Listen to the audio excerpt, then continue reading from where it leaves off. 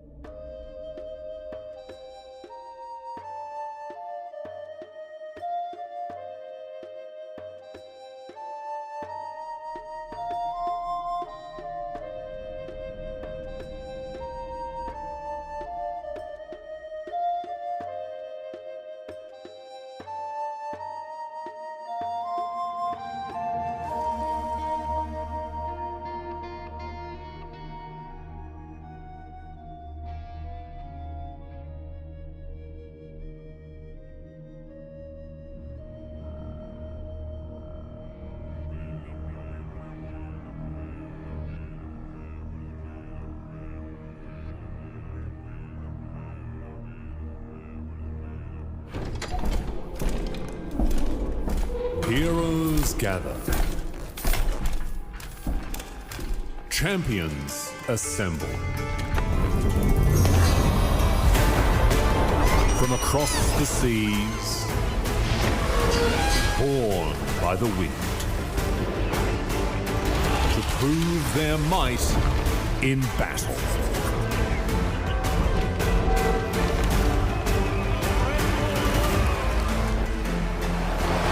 But triumph does not come easy.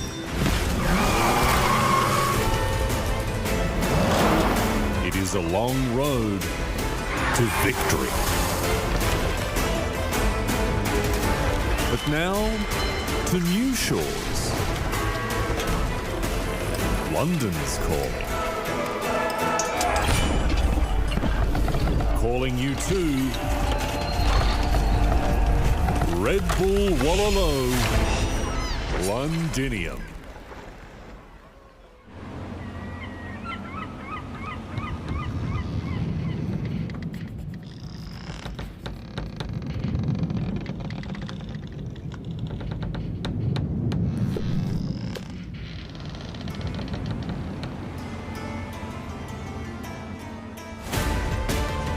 Welcome, welcome, one and all, to continued coverage of Redbull Wololo Londinium.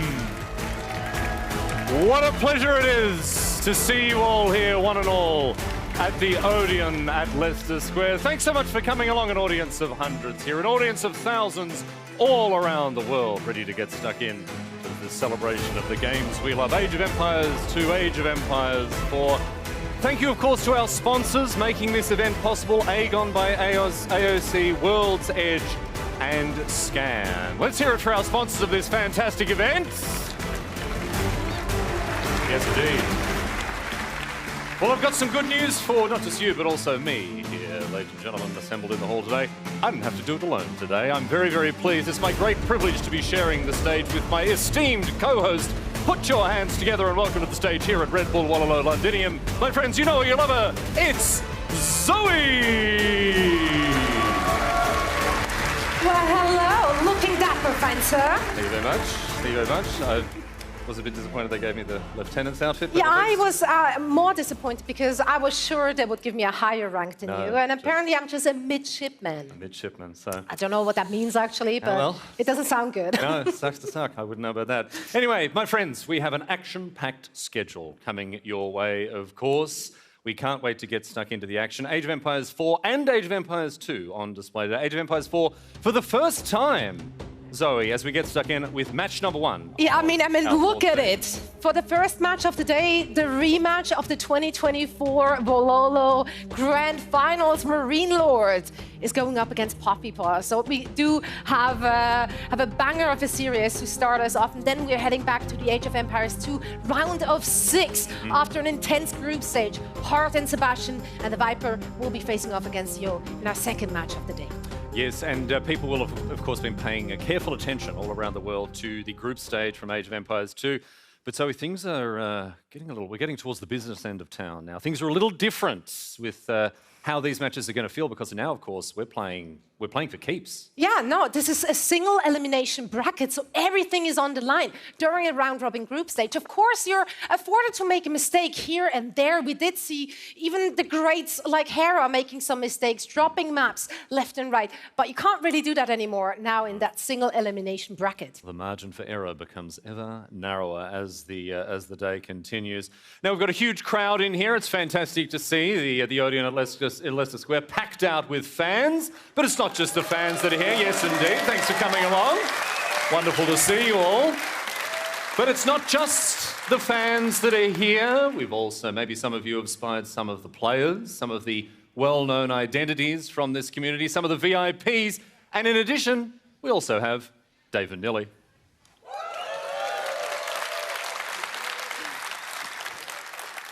And we are excited for 2 matches of AoE 2 and 1 match of AoE 4. Dave, you're comfortable? I'm comfortable. What a show they've put on here. Like, this theater is amazing. The fans are pumped. We've got our popcorn. We've got our Red Bull. We're ready for Age of Empires 4 to kick off the day. And then AoE 2, wrapping it up. Yeah, Poppy Paw against Marine Lord, the rematch. Last time it was 3-0, right? But Poppy Paw and Wham, the brothers, they had a lot of time to train. I'm expecting an incredible semifinal today. Yeah, it's the rematch. It's about as hype as you can get to start the semifinal. Let's take a look at our competitors in front of us. Age of Empires 4, followed by Age of Empires 2.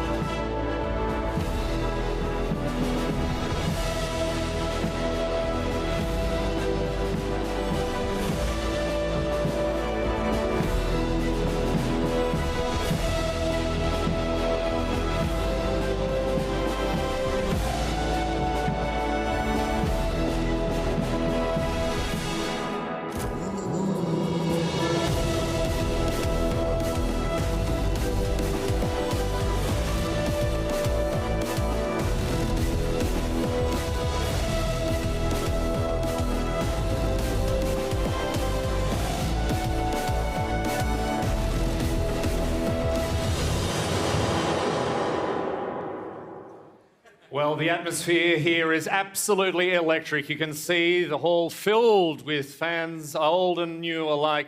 It's terrific to see people. Some people have dressed up for the occasion. Not just, we've got a bloke over here in his Viper t-shirt, big fan over there, but we've got a couple of people down the front here and over there dressed up in full medieval regalia. It looks fantastic, although those helmets...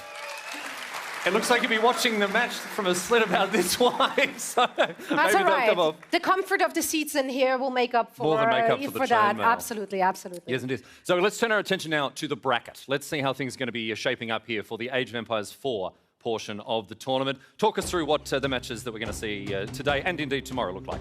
Yeah, as you can see, we are playing in a single elimination bracket. Marine Lord and Poppy Paw is going to be the first of those two semi-finals we're going to see tomorrow. It's going to be Wham going up against Vortex. Now, if the script writers are doing their due diligence, we would see the brothers in the grand finals. But it's going to be a hard ask for Poppy Paw, who did, he did fight through 3 of the 4 qualifiers and did not make it. He ended up being one of the replacement players, but I mean, that's about as high quality a sub player as you can get. He gets an opportunity for revenge against Marine Lord. It's going to be a very, very intense match. Yes, indeed, as will be the other semi-final that Absolutely. we get to tomorrow, of course. But right now, it is all about this first matchup. And to set things up for us here, waiting up in the rigging of the good ship HMS Londinium, perched precariously over the proceedings. My friends, please put your hands together and welcome to the broadcast for the first time today, Winston, Waffles and Demu. Hello, London. It is very good to be here. I'm Demu, joined by Winston Waffles, and we have a great game, a great day, a great weekend set on our hands. Yeah, with Leicester Square beautifully behind us and many great age games ahead of us, it is a good weekend to be in London. Yeah, and it's going to be followed up by AoE 2, obviously, and I know a lot of you are very excited to be seeing that. This particular match that we've got on our hands between these two, though, this is one with a lot of history. These guys were in the grand finals of Ronaldo. I believe I'm saying that correctly. And also, they played in Heidelberg quite some years ago, and these matches were not so good for Puppy Paw. Even though he has been on the up and up for a long time, he has yet to win a map against Marine Lord. Those years in the final, even in the qualifier, which Marine Lord made it here, so looking for some revenge for sure. Yeah, and this is almost Red Bull specific. In other tournaments that are happening around the scene, I mean, Marine Lord isn't invincible, right? But it seems that when we get to the biggest stages, the biggest moments, Marine Lord consistently steps up and delivers knockouts. It's crazy to witness, and I'm really curious if he's got that energy in him today with the way that the draft systems are working, with how everything's functioning. It could be an opportunity for a potential, I don't want to say upset because all these players are so close, but just historically in Red Bull, it could just be, this could just be so dynamic. It could Yeah, go I anyway. mean, of the players here, Marine Lord is absolutely one of the most seasoned veterans that you have, even when it comes to AoE 2. I mean, this boy's got RTS running through his blood, he really does. Even when Puppy Paw has been looking incredibly strong, the people that are beating Marine Lord or giving Marine Lord a really good fight, Puppy Paw has had these times where he comes along and he absolutely smashes them. And then, when it gets up to the stage to really go up against Marine Lord, for some reason, the stars just don't align. Now, that doesn't mean it's always in Marine Lord's favor. When it comes to Wololo, yes, it is. But now, given that he's kind of like a last-minute replacement almost, does he have the pressure on his shoulders? Given that LAN experience, while he has been going to LANs, having the pressure off him, maybe this could be a changing of the tides, if you will. Yeah, and I was speaking to him earlier, too, about that. And, he didn't really seem too fazed about the qualifying experience. And it seems like he's here ready to play, ready to dominate, just as he has been in a lot of recent tournaments. So really excited to see how he's going to handle this. Yeah, me too. I mean, he's against the end boss for semifinals. Yeah. For every player in the AoE 4 scene. Marine Lord has been the GOAT for a long time now. He's dominated from minute 1. I know there was one time he lost to me in a tournament, which was really, really good. But no, he's been absolutely phenomenal. And I mean, old days. He has won every Wololo thus far.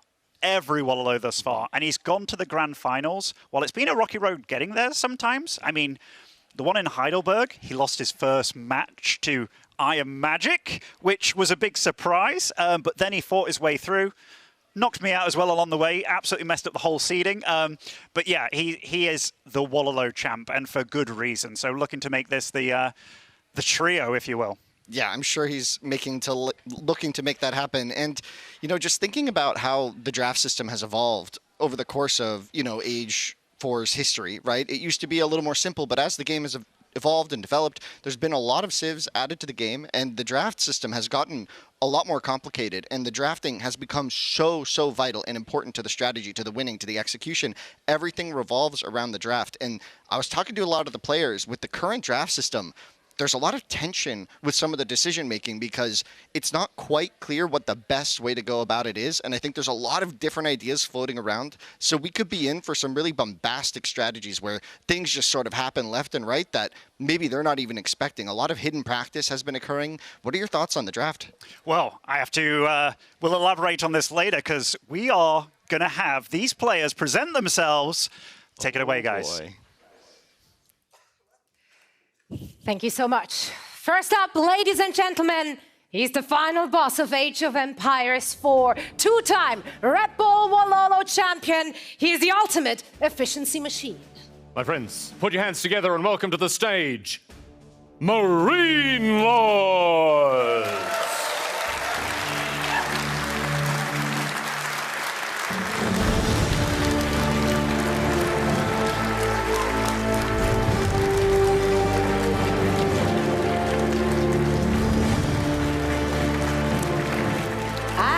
His opponent, a Canadian master of the bow, the 2024 finalist here to take revenge. Your second semi-finalist today. Put your hands together. It's Puppy Paw!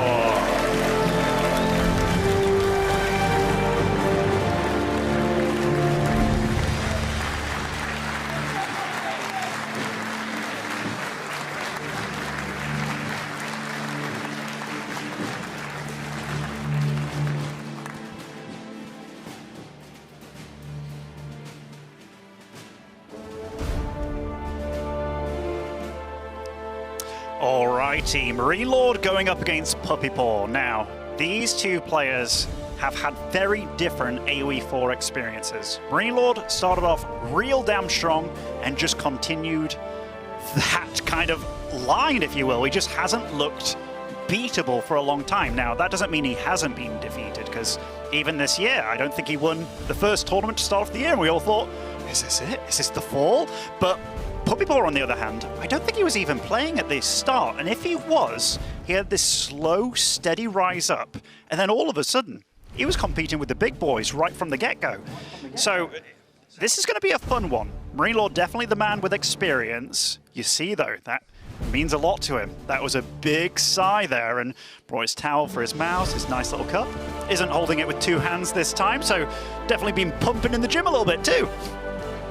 Yeah. No, we saw, man, when Puppy Paw first was on the scene, he was coming from less of like a major league RTS background. He was more of a casual. He's a lot younger, and so he was building up that experience. And yeah, Marine Lord came from big RTS experience, right? Winning or playing and competing in big lands with large crowds, and that was initially a big advantage for Marine Lord compared to a lot of the other AoE4 players. But we've had a lot of lands now across the AoE4 tournament history, and I think that's where Puppy Paw's experience has really kicked in. It seemed like he was, top 8 for a while, and then suddenly it was like, oh no, he's a top 4 contender, and he's here to stay. He's had times where it's like, okay, who's the best player right now? There have been times that Puppy Paw's name will be mentioned by a lot of pro players, fellow colleagues, because he is just that damn good. I mean, both the twins from Canada, it's very cool to have identical twins both be top 4 players in AoE4 right now, making it to the LAN. But yeah, Puppy Paw is definitely a name that you will always hear mentioned amongst the top candidates. Now, you talked a little bit about the drafting system. We do have a different system that got announced to the players, I think, a week or 2 ago. So it's been a bit of a scramble up as how you go about the drafting. We do see here Marine Lord's choices on the left, going for a global ban of Mongols, of all things. Now, the global ban means that it is banned for you and your opponent, not exclusively. And on the other side of things, Ottoman and Chinese banned. Now, Ottoman and Chinese does not surprise me. The Mongol surprises me a little bit, but they are pretty darn good when it comes to the hybrid maps, the weird maps. They can be annoying on a Frisian Marshes, annoying on a Socotra. First map will be Bold Land for both these guys. My map. Yeah, Bald Land indeed, your map. But no, I'm just thinking about it. I think I tend to prefer Puppy Paw's draft. It's got, I mean, it just feels like it has a lot of flexibility to play any of these maps. But at the end of the day, I mean, Marine Lord's on his sort of signature French. Macedonian has just been super dominant in a lot of these games. Malians, I think, and Byzantines as well is another civ that's been favored. I didn't even notice that the English was vetoed as well, but obviously there's 2 vetoes on either side. Nice that red cross in the middle, but that makes sense for a map like Socotra. Now, with the hybrid maps, picking a civ like Tuklak, given that we do have this snipe system involved here, that means that will you be able to actually play Tuklak? Now, for those at home that don't realize what the snipe system entails, basically both these players will get to choose 2 civs for each map.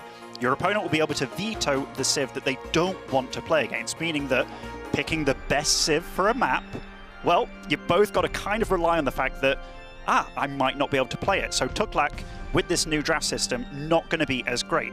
Talking about the players and what their strengths are, Marine Lord, people have called him a meta player, somebody that follows the trends, but very often I think they discredit him a lot. I've always known Marine Lord as, yes, a silly Billy, but an RTS mastermind. Very often he's the one that sets the meta of how games are meant to be played. He's very good with his archers. He'll very often prolong a feudal, realizing that there are certain goals that he has to achieve in feudal, and he's so good about making it happen, forcing his opponent to play his game.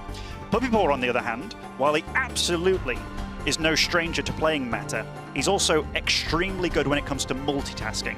Not necessarily out of chaos, but he does make his opponent strive and be all over the map. And I think that's one reason that he has found Marine Lord to be a little bit tricky, because a lot of players will crumble at some point, and in RTS, if you crumble early, the whole situation gets out of control. Marine Lord can very often keep up and then kind of ride the wave, and we're going to get right on into it, Winston. Indeed, and here we have the big pan around the map to take a look. Looks like we even have a Golden Horde. And I mean, this will be Bold Land. This is a map with several deer out on the map. Some of them a bit harder to reach than others. Very often in, I want to say, slightly older metas, Pro Scout being very, very, very prolific, because there's extra deer on this map as well. So Golden Horde versus Delhi. Now, Delhi, exceptionally strong. They're good at holding the sites, getting that extra gold. They get Pro Scouts for free. They get all the upgrades for free. They even have very good cav in Age 2 with the Ghazi Riders. But one thing you have to be very careful when you go up against a civ like Golden Horde is the fact that once they get going, and this is usually you as a Delhi, once you get going, it's very hard to stop. Golden Horde's exactly the same. And their feudal-type army, given that it will consist of potentially Keshiks, definitely Torguds, they can actually go toe-to-toe with Delhi for a while. So this is not going to be easy for Puppy Paw.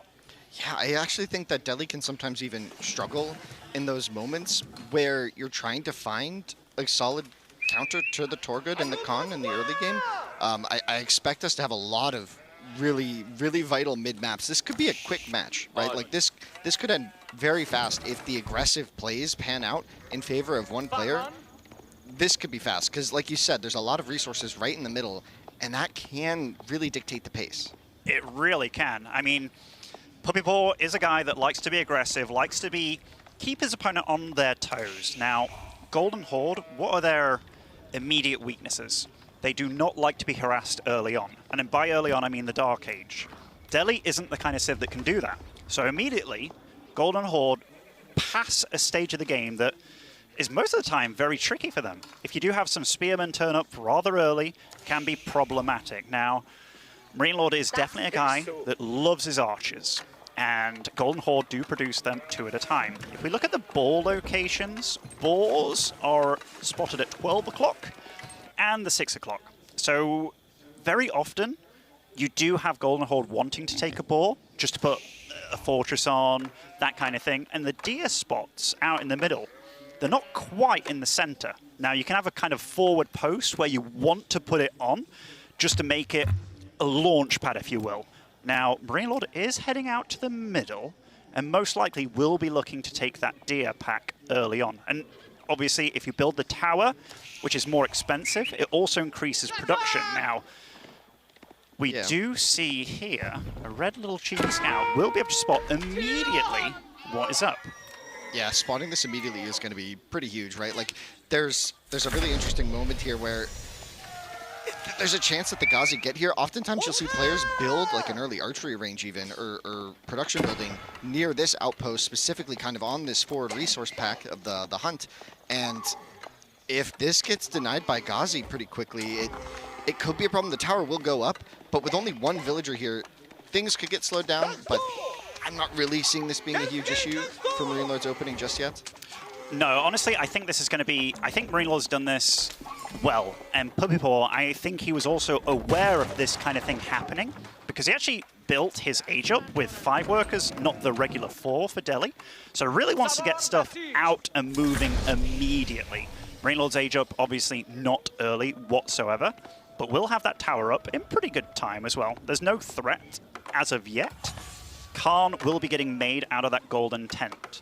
Now, Marine Lord is getting his second Ovu, so his economy is flourishing behind all this. Got the deer pack, so he doesn't have to worry about food for a long time. What is Puppypaw's goal this game thus far? He's going for pro scouts, getting the military flowing, and that will be Ghazi early on. Just going to try and do some pick action, make sure he can defend against that Khan early on as well. Yeah, it's sort of a slow opening from both. Nothing immediate from Marine Lord. We haven't even seen that first production building place just yet. Yeah, there it is. We have the barracks. So yeah, just the immediate counter, a couple spearmen out. That's not uncommon against the Ghazi, but yeah, we're wondering if we're even going to get a lot of forward momentum. We're going to be seeing Ghazi spearmen is the composition. No archers for Puppypaw in this early rotation. Oftentimes Delhi players kind of commit to a 2-unit composition, right? They do, but I've noticed that Puppypaw and Wham both like to go for the trio, which is, it's harder to control for sure, but if you can control it, it's very good. And thus far, Marine Lord is the one that's saying, okay, you know what, I'm going to be a bit defensive with my Khan, my Torg would take a good minute to build or so, and Puppypaw, behind this, is getting pro scouts going. He's also on a second mill, by the way, so really emphasizing getting out these upgrades nice and quick, lots of scouting being done by him, and both of them opting for this spearman comp early on. Delhi have to be careful about going for archers, just because they are on a clock. If you go for archers against Golden Horde and the game does prolong itself and they end up hitting age 3, their armored units immediately all hit +2 range armor, meaning that those archers will just be tickling those armored units of the Golden Horde. And we did see the archery range as the follow-up, so it's just going to be archer spear for now with the Torgid and the Khan to front line. And this is just a little bit of poke, a little harass, nothing major. A little damage there, but it's not the biggest deal, right? Just go back and heal it. One thing you will see from Marine Lord throughout this series and throughout the tournament as well, he's very good about paying attention to the counters of units. So if he sees you've got a lot of infantry or a lot of spears, he'll go for archers. If it's age 3 and he sees you've got a lot of infantry, he'll be thinking about springolds. He's very good about reading his opponent, scouting thoroughly. This game, though, Puppypaw is all about the aggression. Now, it isn't senseless, because he does know there's going to be points of interest out on the map, such as Uvus to harass. And he is going to be trying to get pro scouts afterwards. Pulls out a bunch of scholars here to try and heal, just making sure that he's not going to lose anything. Those Torgud and Khan do not deal a lot of damage. Their charge is somewhat substantial, though. Yeah, now we just have a little bit of harass on the Uvu in the north here. This is one of the weaknesses of Marine Lord's opening rate, is he's got these slower spearmen trying to defend like 3 open points on the map. He's got his forward resources on his base. He's got his tower on the hunt for now, but that leaves the Uvu rather exposed in the north. And yeah, just going to be running around. The spearmen going to be plenty to defend for now. The Ghazi count isn't too scary, but you can see in the queue, Puppypaw is not slowing down. He's keeping 3 fresh in the queue, so no matter what happens, there will be Ghazi. And I think that's going to be the vibe for quite some time. We could see a big battle soon. We could. We do see that Puppypaw is going for a wall. Kind of cutting off quite a good chunk of his base, so looking to secure those berries in the back. Potentially a gold as well could be a lot safer over there. in the future, is getting a nice +1 armor as well for his, well, I guess all his melee units. And he has stopped gold entirely, meaning that he's at 5 scholars and 5 scholars only. That's a lot of emphasis on units. He's got a lot of guys on wood as well. We could very well see an archer switch by him at this point, and he's also very flexible when it comes, you talked about it, going for this trio of units early on, like the 1-1-1 kind of situation, and Delhi can do some very nice switches.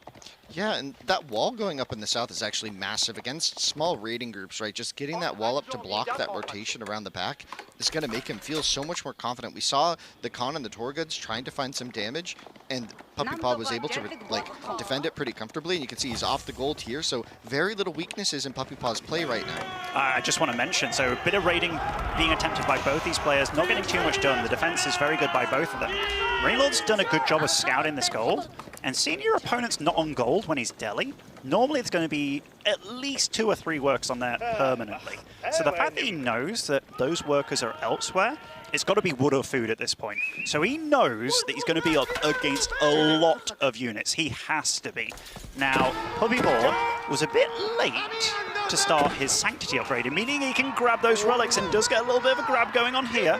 Both these players suffering a little bit of losses, but that does mean that he is going to be producing way more units than Adeli does at this point in time. And if you look at the Torgud count, it's 6. That's a lot of meat there. Could body block with these villagers if he wants to. Tries to body block. Yeah, so going to get 1 Torgud for the trouble. If you're wondering why that one died when the Khan was getting hit, well, if a Torgud is around that Khan, the Torgud will be taking the damage. And we see here that the armies of both these players, this is very similar to their matchup in, was it Spain? Where it was a lot of feudal. A lot of big feudal armies. These two players tend to trend towards that in these games, especially with this Civ draft right here in front of us. And I think what we're going to see soon is Puppy Paw might feel a little desperate. Sanctity's in, and he's not even on the map with the scholars yet. Sanctity allows you to capture those sacred sites early, and that's something that Puppy Paw's going to want to get going. But Marine Lord, just look at what that engine has produced of the Golden Horde. That's a formidable force here. And you have a lot of Ghazi, but yeah, they can struggle against the Khan and Torgud, right? They definitely can. I mean, even the little dudes, what are they called? The Koreshas. They add +1 armor to all your infantry units, which that is a pretty big deal as well. Now, Puppy Paw is amassing a huge amount of archers. He's now not only caught up with Marine Lord, but he's going to be overtaking him pretty soon. Ghazi count still incredibly high. Now, does get a couple of workers for his troubles as well. And I tell you what, that's a big deal. That is a really big deal. Those workers could have been carrying food, but also, do you really want to bring more workers over to that spot that is vulnerable? And this is what we talked about before the games began. Puppy Paw likes to play a style where he's attacking in not just 1 or 2 points, it can be 3 or 4 sometimes, and it's the way that he plays. Yeah, he's forcing Marine Lord right now to really make a decision. How are you going to protect your base, right? It's not so straightforward when the attack's from one location. And this sort of raid and pinpoint, we've already seen it break Marine Lord here. 2 vills down is a big deal against the Frenchman. This is not something that's super common, especially when he's playing his sharpest. So Puppy Paw bringing the heat and bringing it early here. It really is, and still no extra guys on gold. Stuck with 5 scholars. That +1 range missile is coming on pretty darn soon. Pro Scouts is online for him as well. These Ghazi running through enemy lines here, and I tell you what, that is a lot of Golden Horde surrounding, but going to march on through. He luckily can get back home and heal these guys up with those scholars, and we do see he's moved out into the center of the map as well. Yeah, he's forcing Marine Lord to make a decision, protect this sacred site, because I'm going to start capping them. I expect the scholars to be just behind this, and it's like, okay, I'm going to raid your base with my Ghazi, and you're going to have to make a decision. Are you going to defend your eco, or are you going to protect the middle of the map, which has been Marine Lord's strategy, has been to try and do both with reacting to the raids by pulling vills, but this is a lot of Ghazi. There's a lot of units circling around his base. There's 2 groups of like 8 to 10 Ghazi each, and that's a scary number where you could start tanking TC damage in order to kill a couple vills, and there's a couple vills right here exposed that could be caught out in the next engagement, but we'll see if Puppy Paw strikes. And he does know that these wood villagers have moved, and we see another squad in the north as well. If all these Ghazi do get together, he can start picking off a lot of dudes, and Marine Lord very quick to pull here. So even though Puppy Paw has been sharking around and looking for damage to be done Only 2 villagers are dead this game so far. And again, it's the way that Puppy plays. He likes to be on the map, in his opponent's face. And again, this isn't chaotic at all by him. This is all thought out. And that is so many archers. Yep. Those spears from Marine Lord will not be alive for a long time. He's had his army sort of staging in this area in the north of the map, just waiting for the right moment when he felt he had enough. And he's not going to overcommit. He's going to maybe roll the dice on some archer exchanges, but he's got the Ghazi here to play. Are there enough spears, though, to handle the cav of the Golden Horde? Oh, I tell you what, those scholars got picked off incredibly quick. Only 3 remaining. I mean, pro scouts being done, but it just looks like there's too much Golden Horde here. I mean, a bunch of Ghazis are sitting in the back, lying in wait here. They don't want to engage against those spears. But damage is being done. Another Vil. Yeah, another Vil. Some spears at the back as well, trying to get a little charge off on these Ghazi as well. Puppyball's army is strong. I almost feel like he's paying Marine Lord maybe a little bit too much respect, or just not really worried about this moment in time. If we look at the income in the top as well, Puppyball is gathering immense amounts of resources. I would not be surprised if those 2 scholars are in production buildings and he's just trying to whip out as much as possible, realizing that Marine Lord is at his front door. Yeah, this army is coming, and the Golden Horde, it can be really relentless. Like you said, they have these little tools that really put the pressure on you when you're defending against them, right? You need to be able to snipe the Karash with the archers. Otherwise, your archers are going to just deal a lot less damage across the course of the fight. And we saw that attempt at the raid where the split, but Marine Lord was able to just use a few spearmen almost as bait to fight Puppy Paw in the north of his own base. And yeah, this army from Marine Lord, I feel like that first engagement really went his way, but Puppy Paw does have the population lead. Could he maybe swing this in a fight in defense? We see the Ghazi swooping around the north. A couple Vils might go down here, but the Ghazi are looping behind on a big reach around, but like the archers, they're left alone. Oh, that was definitely a good play by Marine Lord, picking off a good number of gold villagers over there. And these Torguds, they are tanky boys. There's even a couple of Keshiks in the mix as well. And where are all those Ghazi? They're not here. They're going to Marine Lord's base. He's looking for some sort of trade, just going to say, okay, you're going to run through my base. Maybe I can defend it, but you have nothing at home to deal with my 23 Ghazi on the field that are now about to show up on the gold of Marine Lord. At the same time, Marine Lord is diving into Puppy Paw's base. The Cav leading the charge. The archers pulling back. Demu, there's so many Vils going down. I mean, it's 10 to 9 apiece, as close as it gets in that regard, but the spearman count has been thoroughly thinned out, and you see still so much emphasis going on to picking off these archers. And I tell you what, or rather the spearman, and if he picks off all of those while the Ghazi are heading back home, this could be a cleanup. I mean, Marine Lord, how does he get out of this situation? He's doing a really good job of picking off the spearmen as well. Lots being produced. We have those villagers have to run away from this fight, and the Ghazi, they're going to join this fight pretty soon. Honestly, I think Puppy Paw's got this. Not the game necessarily, but the situation. So many Vils just off the back half of this. They just went down again. 14 Vil kills in this raid, though, is so much when it was basically 0 before. And Puppy Paw, you could see the stress there. Not sure exactly what to do with the Ghazi. Maybe a bit of indecision in the top of the map, but now let's see the follow-ups, because we're going to have a soft reset here. Maybe a few raids from the remaining Torguds. Marine Lord is going to essentially be forced to make a choice. His macro is a bit messy here. He's floating 1,000 wood. He is, but he does love his archers. He really does. So he's going to be producing a lot. He had a lot of gold before that engagement as well, which he has spent on a couple of Keshiks. And you have to remember, double production for Golden Horde does mean that a lot of the production will cost a lot. So stacking up some resources. He's on a few stockyards here. There's a lot of production at this front door. Puppy Paw, though, 26 Ghazis. One of the lovely things about Ghazis, yeah, they can kind of fight with the Torguds and Keshiks. Granted, they aren't better than Knights at doing it, but they are highly mobile. That production point at the front, if it was to be attacked, could be in a lot of trouble. But Puppy Paw, he's looking to deal some home economic damage, and both these guys, I think it's Puppy Paw that's going to be aging up, you know. He's got so many guys on gold. These Ghazi can all be incredibly well upgraded. I am worried if he does hit Castle, the upgrades will take a long time to come out, but Marine Lord is nowhere close to getting Castle himself. He is, I don't want to say stuck, but he has to make do with what he has.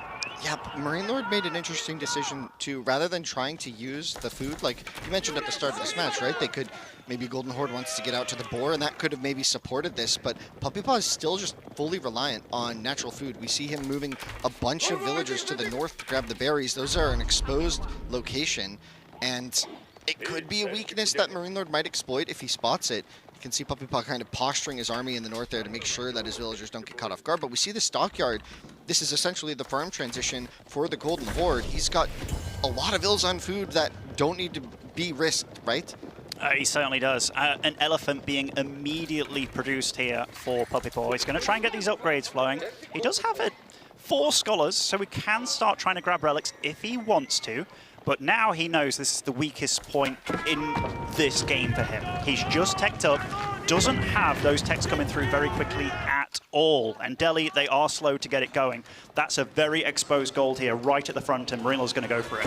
Yeah, that's going to be tricky. That elephant is a game changer, though. It can swing the tide. It is so tanky and does so much damage to those cavalry, but the villagers being forced off the gold means there's not much of a return on this invest, like not much coming out behind this. The sacred sites are being capped. Oh, and this is so crazy. The villagers, they're just tanking hits. I do love the fact he's whipped out a knight as well. I mean, it is currently running through that army, but it will buy some time. These archers are not running in. Villagers are being killed for sure. Puppy Paw still with a huge amount of Ghazi out on the map, but they're not really getting much done. And this elephant is the big boy on the playground right now. There's also going to be quite a chunk of deer under that TC. Puppy Paw did gather up not just 1 or 2 deer packs, he even gathered a few of Marine Lords as well at the front. And Marine Lord, he's now done a big switch. He's got a lot of guys on food, as we saw, but still, he is non-stop pumping units, and he realizes to take down this elephant, he's going to need a lot of spears. And what is he doing? Lots and lots of spears. But look at the right side of your screen, folks. The Delhi Sultanate, they want to get their techs. They're free, but they take a long time. We see a lot of techs coming in. The Ghazi as well with the elephant. Gonna be a lot to take on the archer mass, but I mean, I feel like the elephant in the room isn't even the one we see on the screen. It's all the techs ticking in, and Marine Lord's not even close to being up to castle age. Tell you what, that was a really good fight for Port's sake. That was a lot of these archers getting thinned out, but we do know that Marine Lord does love his archers. Have any relics been claimed thus far? Not yet, but 2 are being headed back home. Now, those can definitely make a difference. We do know that Puppy Paw has been aggressive on the map, contention of slowing down and getting a castle, so Puppy Paw needs to hold on. Yeah, and there's some interesting information games have been going on. There's been a scout from Marine Lord in the north of the map, and it spotted all the villagers up here, and here's the response. We do see a few units. I thought this might be some Torgoods or something with a bit more damage, but I mean, 2 spears will do. It's going to be a nuisance to deal with, and it's letting Puppy Paw know, Marine Lord saying, you are not safe there. Do not stay here, which is going to idle a lot of ills. They just made their way up there. Now they're going to leave, and even the gold mine was spotted as well, so we do see some raids on both sides. Still Marine Lord with increased villager kills, but we can see the techs are just coming in now. Things are going to start really kicking in for the Delhi. And Marine Lord, he wasn't worried about not hitting the age up real fast. He realized that that was a weak point in time for him, and he has been out on the map himself. These villagers, are they going to be able to do anything from this point in time? We do see that Marine Lord is closing in with a healthy bunch of spears, and those Ghazi, they won't be able to deal with that. Yeah, that could be a lot of trapped vills in the north there. They're going to have to make a run for it. But where to? Oh, no. Going for a tower. He's got a lot of stone banked up as well, so he was thinking about this, trying to get like a fortified going. That will be incredibly hard to kill, but Marine Lord is here.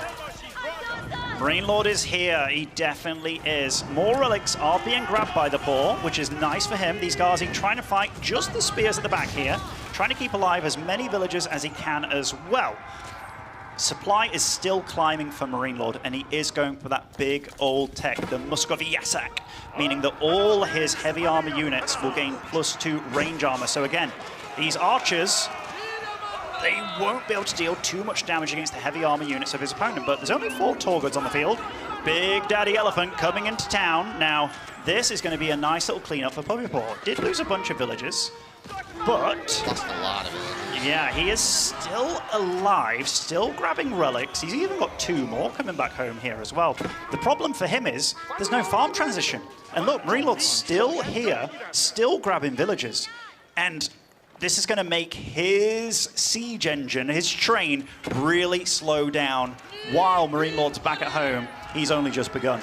Yeah, the core to any army in Age of Empires 4 is food per minute. You need to have food income in order to keep producing units. And if you look at that difference, can we just pan over Marine Lord's base? What is his stockyard situation? Even more now, up to the 7. That's hard, adding an 8th now. That's a lot of villagers gathering food. It's going to be really solid. And the elephant even on the run. Old Bessie better not go down. That's sort of been the tank in the fight. You know what's really sucky for Puppy Paw? 0 food income per minute right now. And I tell you what, even though he's going to keep over here, which won't keep him alive. Oh, and even the other is taken down. I just want to look at that camera on Puppy's face right now, because seeing that your Golden Horde opponent just hit age 3, that is when a lot of problems start to arise. Yeah, and the game's been going fine for Marine Lord, fighting an age down, honestly. He's been able to keep up with the production, and now Puppy Paw maybe feeling the walls closing in, has no food, barely any gold, hasn't even gotten onto a sacred site once this game. Golden Horde has seemed not dominant, but just seemed like Marine Lord was able to put himself in a good position with those big exchanges and battles that happened in Puppy Paw's base. Yeah, I mean, I've liked a lot of how both these players approach this game, but this is just so much Golden Horde, and look at all those upgrades coming in as well. I mean, this, even one of the relics getting sniped here to get things going. We've got more Keshiks being added, the Karash as well. These archers will be upgraded pretty soon as well, prioritizing the +2 armor on his units, and that little Delhi army over there, that is just not enough to take this on, especially with the fact that they all just hit their upgrades like that. And now, how does Puppy Paw hold on? He's got 11 dudes on food down in the south, but compared to 32 of your opponents, that's also going to be infinite food, as long as they don't get knocked off. This is problems, big problems. Yeah, Puppy has acquired a few relics, and his economy isn't as terrible. I think he's gathering a lot of wood to start doing a farm transition in the back of his base. We do see a big migration of villagers away, though, so things are just a bit messy, and Marine Lord's going to keep pushing, so it looks like we're going to try and see a keep defense, right? Just build a bunch of keeps, hold the line against these units, and buy time, something that Delhi can do quite well. I'm curious about this position, though. Really nice holding by Puppy Paw, honestly. Yeah. This Springald Tower can't be taken out by just that amount of infantry, although I say that, look at that big chunk behind the webcam of Marine Lord. There's a lot coming, and it won't be slowing down. The stone hasn't hit massive counts. That is the weirdest little stockyard and camp going on over here, but you know what, I like it. Even a siege workshop produced over here, so Marine Lord is looking for just advancing, and Puppy Paw just doesn't have the numbers right now. He really doesn't.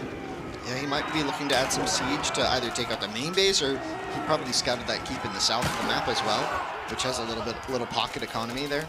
The elephant might not be enough. This is brutal. This is brutal. I mean, the scholar count has gotten higher for sure, but those techs have just taken such a long time to really get going, and most civs get bullied around by Delhi in the feudal age, and you saw this game.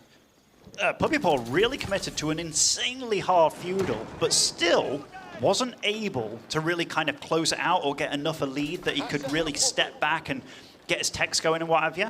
And that is one of the real strengths of Golden Horde. They don't get bullied in feudal. They really don't get bullied in Castle Age. And once they hit Imp, they are a scary beast entirely. So when it comes to draft, I do feel that this particular matchup, even though this map, I don't think it's bad for Delhi at all. The fact that you got most of the Deers on the map, just kind of one northern pack there in the middle, didn't quite clean it up.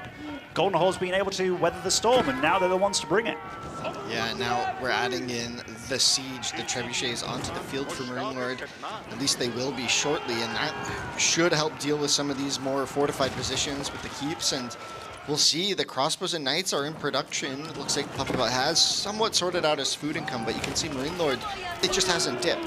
He's been just churning food, and you can see that reflected in the population. Marine Lord's pop is just so comfortable, so cozy. He's going to hit 200 pretty soon if he just pumps out another group, but he doesn't feel the pressure anymore. I think he's feeling very confident about this game state. The Khan even being fully committed here, but I mean, what can Puppy Paw's armies do but run? Yeah, I mean, he's doing a really good job of trying to pick off all these spears, but right now, this army that's right here, the only killer of the elephant are those spears, really. But we do see in the production tab, 6 batches of crossbows at a time. The count is already 18 for those bad boys. Those deal with these elephants very easily. So I dare say once those guys cross the field here, it's going to be lights out for Puppy Paw. Yeah, that's some desperation Wololos at the end of the match, probably. We'll see if Puppy Paw is able to hold on any longer. Wololo one last time. The hope and the dream, the prayer, if you will. And look at Marine Lord going for siege engineering here as well. We'll be able to start really producing out a bunch of rams. And I dare say this is it for map 1 between these two players. Last few villagers here trying to run to that TC. Do get there. No gold income to speak of. Does have a bunch of gold, but 64 pop. The rams start being produced as well. GG, Marine Lord with a pretty darn exciting game 1. Yeah, that was basically fireworks from minute like 4, basically. We saw them ramping up as soon as we saw Puppy Paw take no more gold, and we saw that Marine Lord wasn't looking to age up. We knew. I think everyone here knew it was just going to be a big fight in Feudal Age, and I think the little maneuver with the Ghazi could have had been a misplay, because it sort of felt like maybe with the Ghazi together with his army, he may have had a slightly better army at the time in the middle of the map, and could that have just been a premature? Actually, I don't think there was any faults in either one of their plays. Like, if I think about it, Marine Lord, I talked about it very early on. I was like, Golden Horde want to be out on the map. If they can grab a boar, great. But these ones are a bit too far away. It's nice to have this launch pad where you can get production forward in your opponent's base. One of the first pro players to really utilize that was Vortex with Golden Horde. And Marine Lord did that well. We saw a few villagers die early on. And the way that Puppy Paw approached the game was, I'm going to go for a very fast H2, slightly faster than normal, and I'm going to stop producing Scholars at 5. I'm going to focus massively on producing a lot of units so I don't get rolled over by Golden Horde. But Marine Lord was so damn careful about not taking the bait, not taking too much eco damage, which was a big deal. That's actually incredibly hard to do. So given that the plan was to make sure you don't get bullied and do a little bit of bullying yourself, slowing your tech down, your gold income. But the thing is, the Ghazi, there was a few fights where they were too far out on the map, like you say. They didn't get back home in time.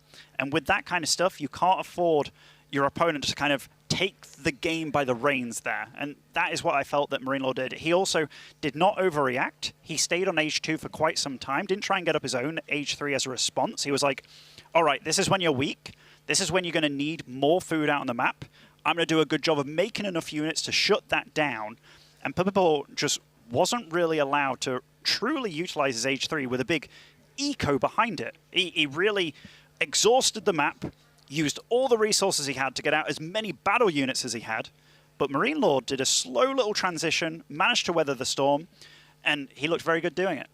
Yeah, and we even saw by the end, Puppy Paw was able to sort of secure those northern and southern food points, but with keeps, but that left the center of the base exposed. And like, there's times where it feels like Delhi can sort of enter that turtle play as a comeback mechanic. They have such a strong late game that can really surprise in Imperial Age once all those techs come in. And you don't need big map presence necessarily to get there, especially if you have a nice keep coverage. But it seemed like this map didn't really facilitate giving him like that really defensive layout that would have worked against a big feudal and early Castle Age army.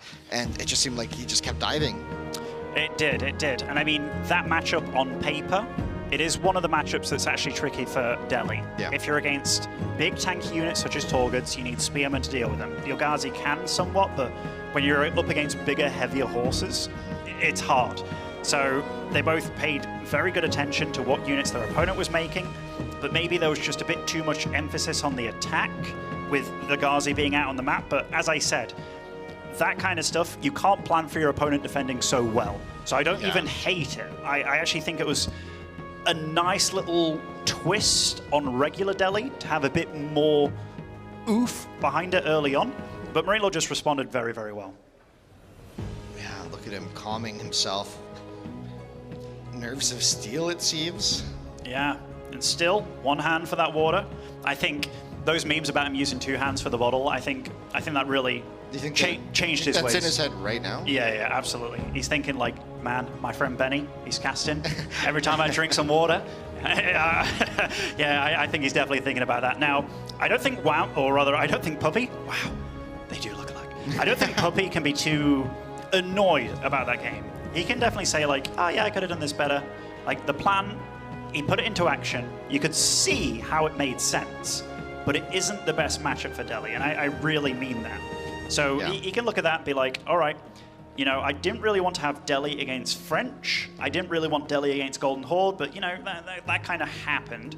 I do wonder what the Civ choices were for both of them, because that was a bit of sniping going on. Yeah, probably. So I don't know if it was like French and Golden Horde being picked there for Marine Lord. It was like, oh, I don't really want to play against French. Or Byzantine, potentially. Byzantines. Both those Civs are very good there. And I also don't know what the first Civ choice was for Puppy Paw, because Ayabid's very playable there, Zushi very playable there, and the rest of the maps in the pool as well.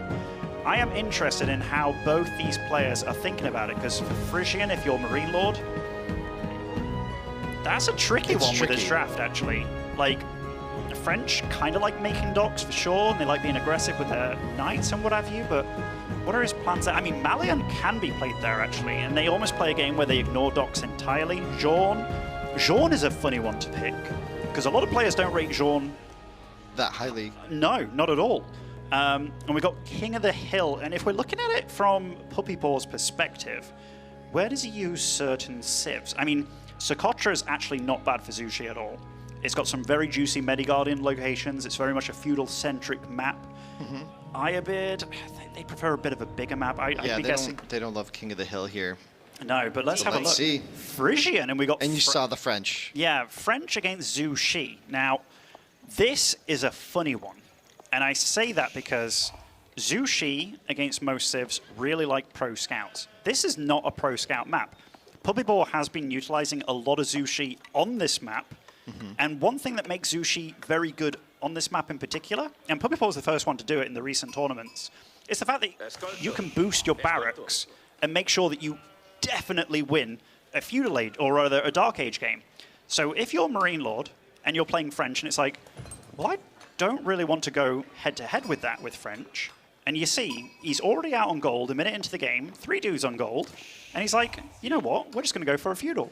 So I like this choice by him. He's going to be maybe economically behind early on, but I am very curious how he wants to go with it. But the thought process from him is solid, because going toe-to-toe with a civ that can be very good in Dark Age, don't do it, avoid it, and that's exactly what he's doing.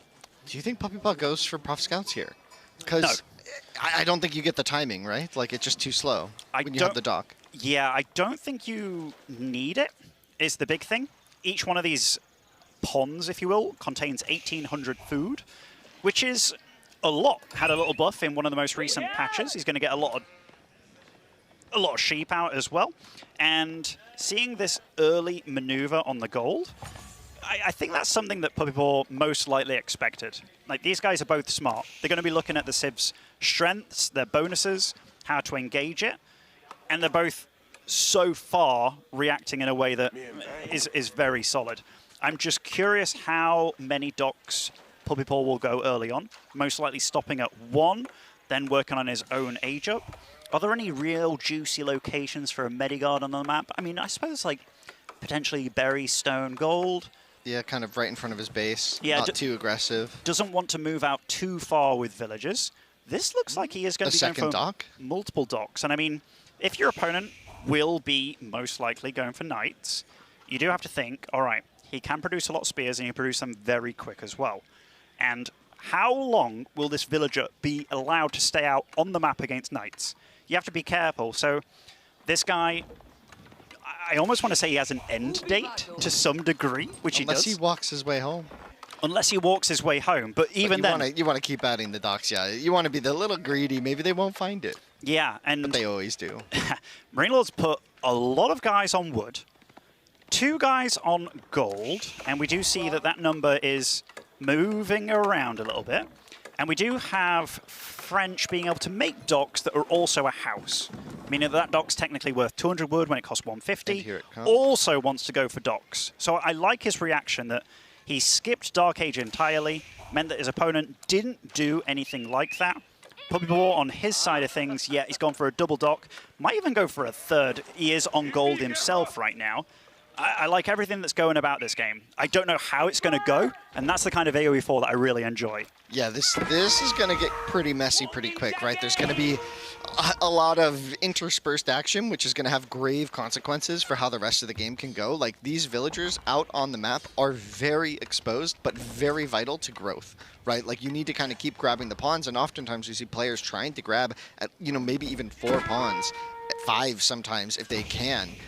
But oftentimes those villagers are denied, and then you maybe try and send another, and then that one gets denied, and then your internal food in your base starts to run out, your sheep run out, and then you try and move out to the deer, and everything just sort of gets stretched like a big, it's a big issue when your eco gets that stretched, and raids can be really scary, and that's where, I don't know, Marine Lord Earth French, I feel like in big S tier moments, it's a civ where the simplicity is just something that he appreciates and comes back to, and you called the spot for the Medigardens there, but that simplicity is just something he comes back to time and time again, and he just dominates with a really clean French play from the French. You know, French has been a civ that it maybe had one patch, one moment in time over the past 4 or 5 years where it wasn't the best or wasn't that good, but when it has been good, Marine Lord has been second to none at playing it. He got enough gold to produce a knight. The timings were very clean by him. He does have wheelbarrow. He got it incredibly early, as French do, so he was able to get a villager out, build a dock.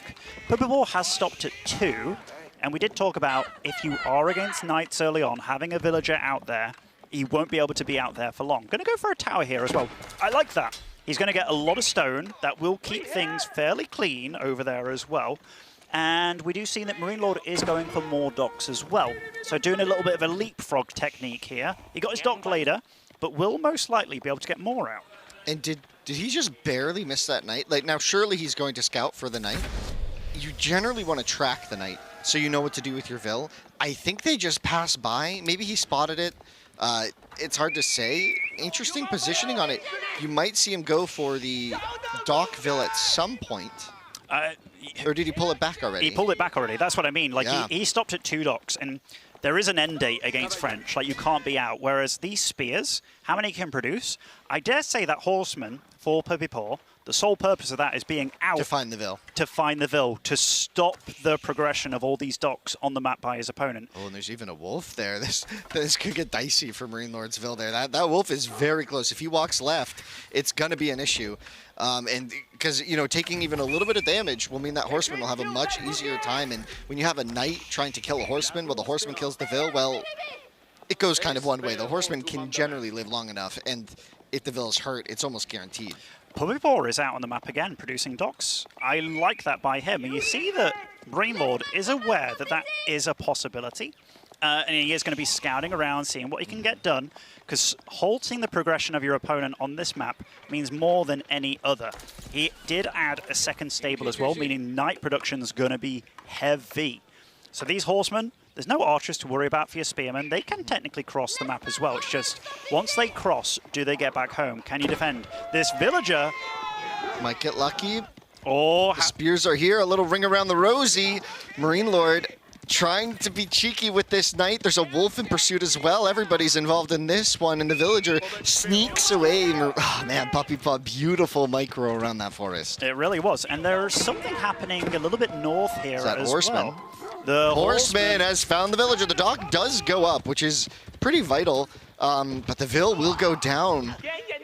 And one of the things about this is, very often when you are taking docks, to try and take them later in the game when there are more units out on the map, it becomes incredibly risky. And are you willing to stake losing another worker on just kind of like a hopeless mission when you know there are going to be more units? But now Puppy Paw is going to be absolutely matching the dock count. He's Zushi as well, so he's going to be gathering a lot of wood, boosting it. And also, he's got a lot of units out already. That's a lot of spears, horsemen. We do see that the archer count is going to start growing from Marine Lord, but this is when Zushi shine. They can get out a lot of units and choose which they exactly want to be producing. Oh, nice micro there from Marine Lord. Gets the point-blank charge, and those spearmen take a big chunk of damage. And yeah, like you mentioned, when the unit count gets really high with melee units as well, this is sort of the threat that happens, right? Like the docks become the target, right? And you don't even need to find a way to kill the fishing boats. And oftentimes we see players try to defend maybe with a cheeky demo here or there, but these ships are so expensive that you really don't want to have to protect a pond with 3 fishing boats from some melee units. You don't want to have to build boats to do that. And it's sort of seen as a last resort, but if you're really behind, it could be an issue for Marine Lord to try and... It could be a solution here if he feels like he's continued to get pressured, but we see the mobility of the Knights now starting to wrestle control of the map with some clean micro, trying to bait out. The Spearman Brace does just go straight for this fight. A lot of damage onto the Spears, but a lot of damage onto the Knights. Chivalry surely in queue now that we have some hurt Knights that will heal those Knights up over time. It definitely will be, and only one Zugnu was joined to the field. I dare say that might change fairly soon. And we do see here, more docks are made by Puppy Paw. I don't see any villager moving out on the minimap right here. 4 docks for Marine Lord. Still, he did produce quite a few more fishing boats now. Well, 14 for Puppy Paw, 11 for Marine Lord. This game, much emphasis on feudal. Like, a lot. These horsemen do have to be careful, though. And I mean that, okay, there is a Vil here, so Marine Lord being careful. He's the one that has to be a little bit careful about these horsemen. And this is something that a lot of players don't necessarily think of, how to slow down your opponent. Puppy Paw constantly thinks about it. And what is the best unit to harass with? It's a fast one. Yeah. So if you can't make Knights, he makes Horsemen. He does a lot with that. We saw it in the first game with Delhi, and we see it in this game as well. And that Spearman count is still very scary. Yeah, we're even seeing Zhuk Nu in queue here. At least one has been produced. Interesting. I actually... Ooh, these horsemen do get called out. A bit brutal there. I don't think Puppy Paw was expecting Marine Lord to still be there. If you have a unit on the map, you want to be active with it, you want to do something. And we do see here, there are units absolutely all over the map, trying to deal damage, trying to defend. Now, there is one thing that Marine Lord has to be careful about. And I think he's already thinking about it. He just moved a lot of dudes over to gold.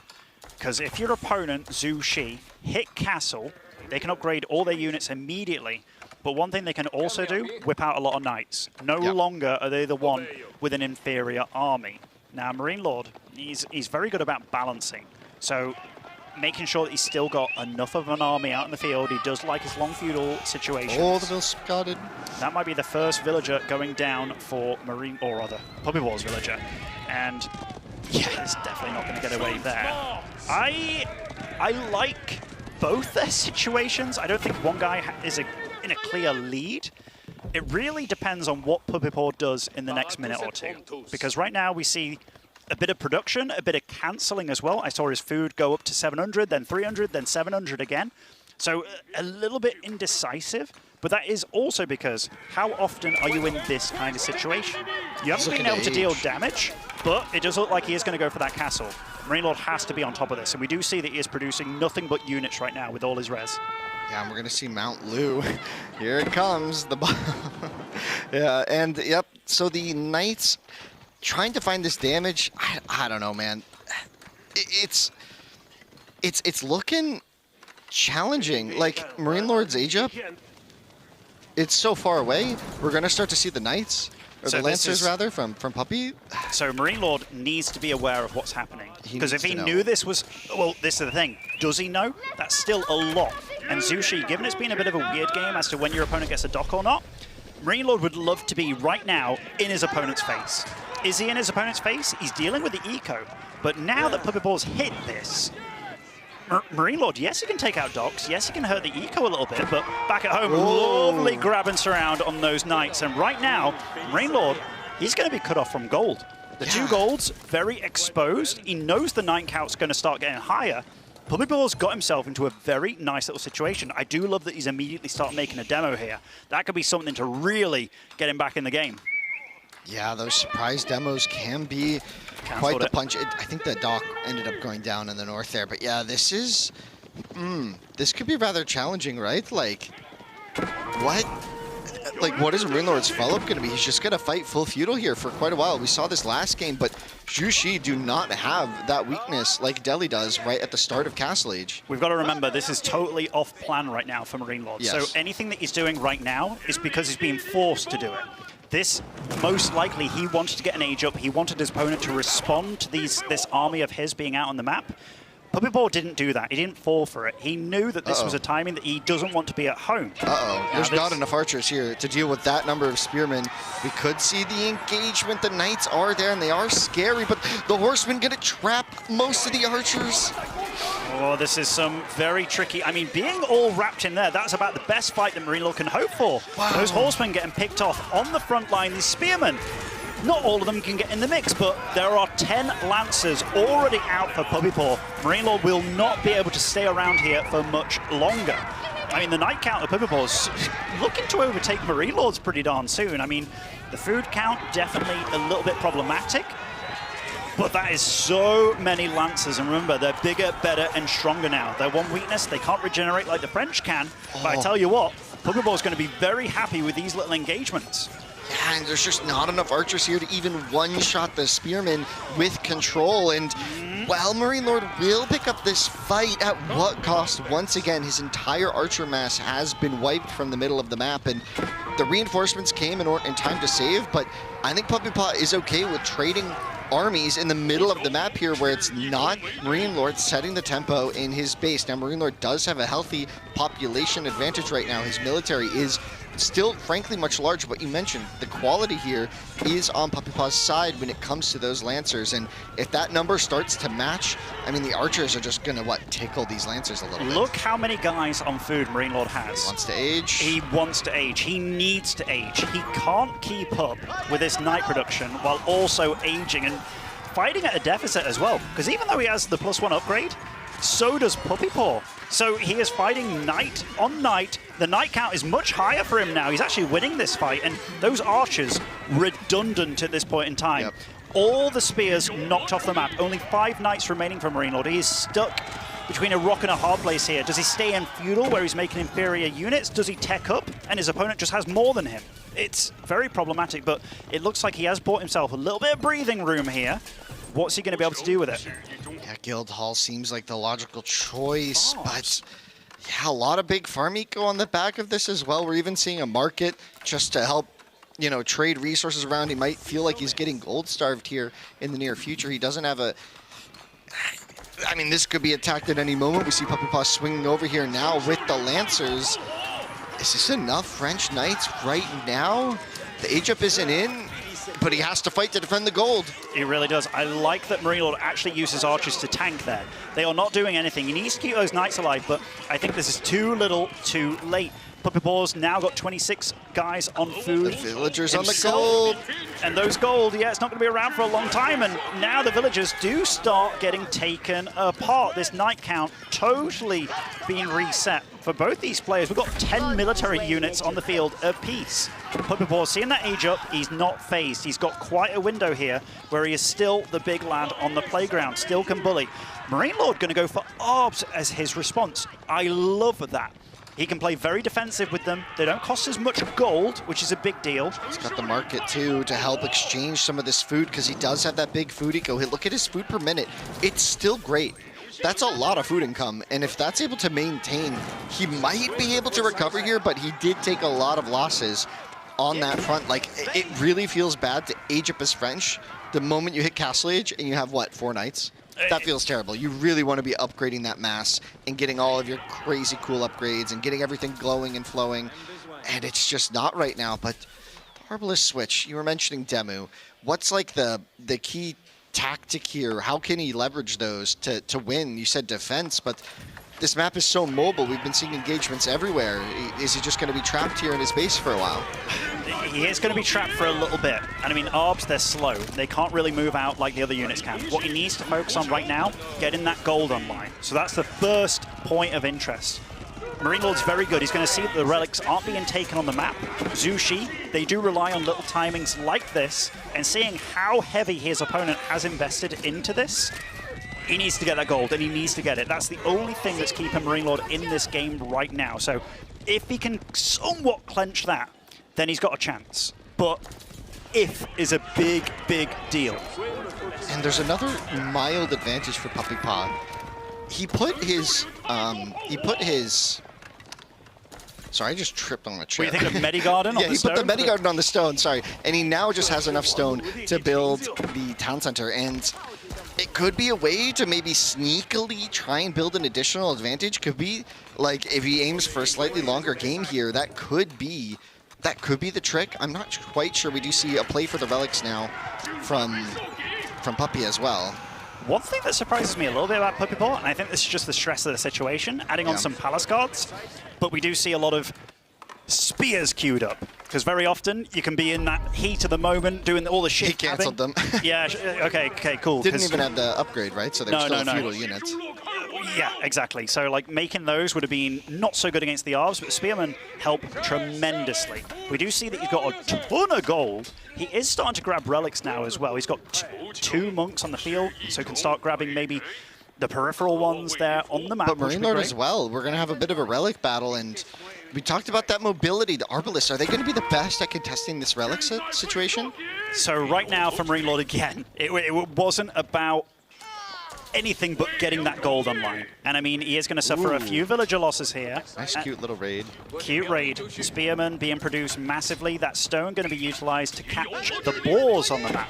I really like that by Puppey Paw. And we don't see Tang Dynasty being changed by him, but later on in this game, we might see some Song coming into play for a farm transition. Might see some...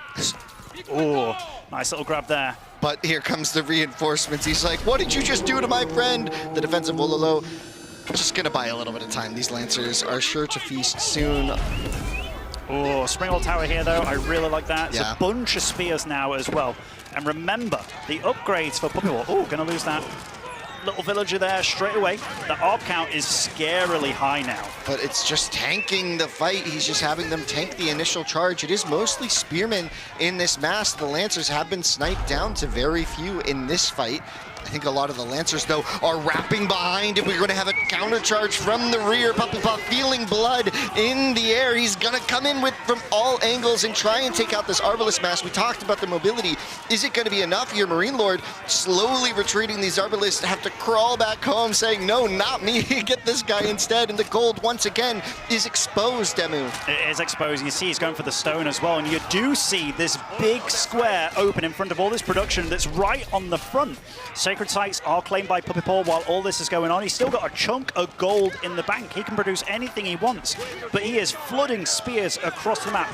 ARP count still decent, and they don't do too bad against spears as well. I think he does have the +5 melee armor on these guys available.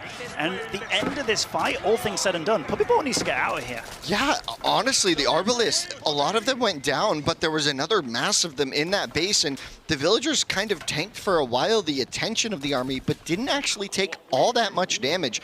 I don't think a single worker went down there. 7 was the number that Puppey Paw had a few minutes ago, and he still does now. Now Marine Lord has enough resources for a keep, probably right on that front, just to defend, like you said with the Arbalest before. I just need this bit of gold to go my way for a few minutes so I can get Puppey Paw off my back and then maybe start to look at the other resources. We see some blue going out to the right as well as the villagers still kind of frontlining for the Arbalest here as there's nothing else, only 3 knights on the field. This is one of those situations where Puppey Paw knows his opponent's weak for gold, massively so. So would he have taken that fight in another situation with the keep right there?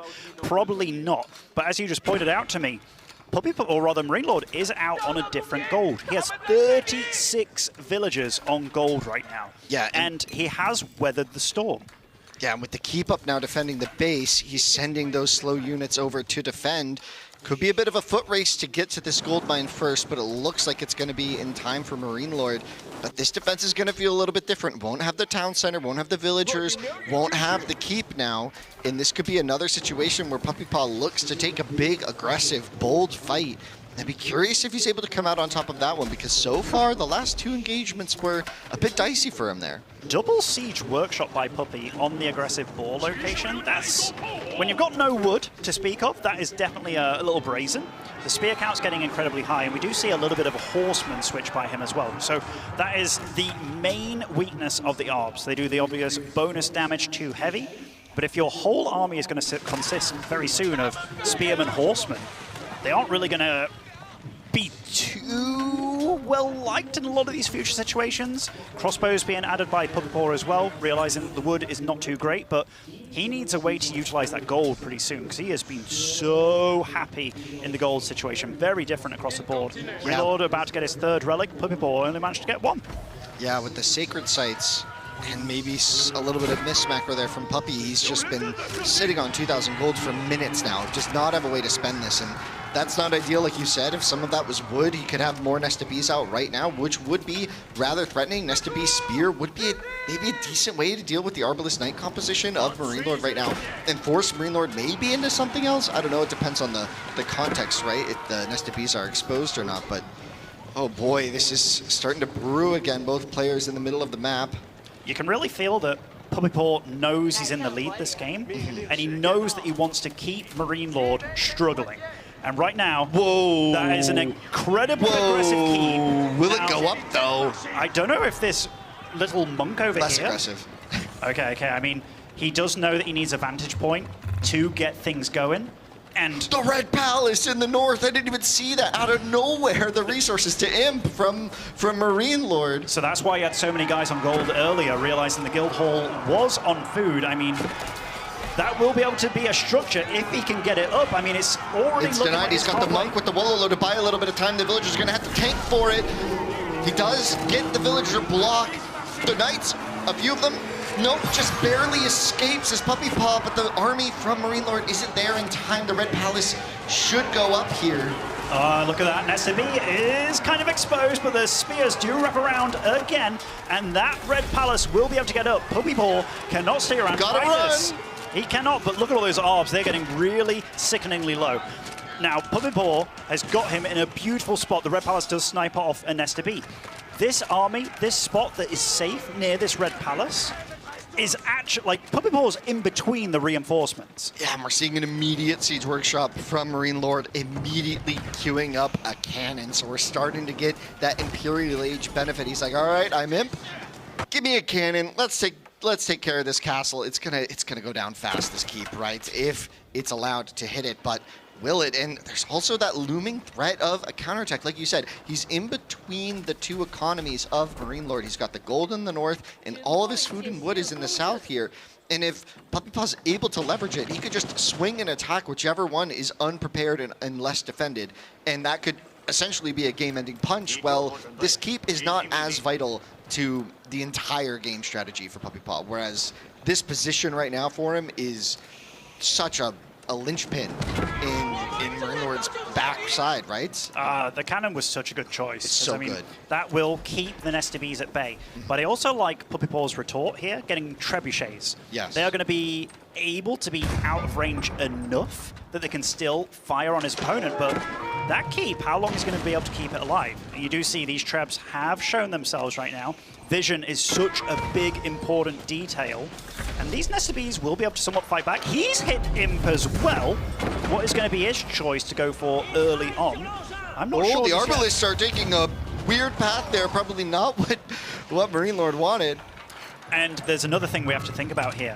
Like, Marine Lord, food-wise, he's got a lot of farms now in his main base. Like, he is sort of relying on not only defending, but he does know that he's not on a clock that if this game goes on for 20, 30 minutes, that he's going to be in a bad situation food-wise. He's doing everything he can in his power to make sure that he still has a chance later on down the line as well. Well, there's a really important clock as well on Puppy Paw's side. It's Sacred a little side. cut off, but 4 minutes left. And he just got denied from that kind of cheeky denial.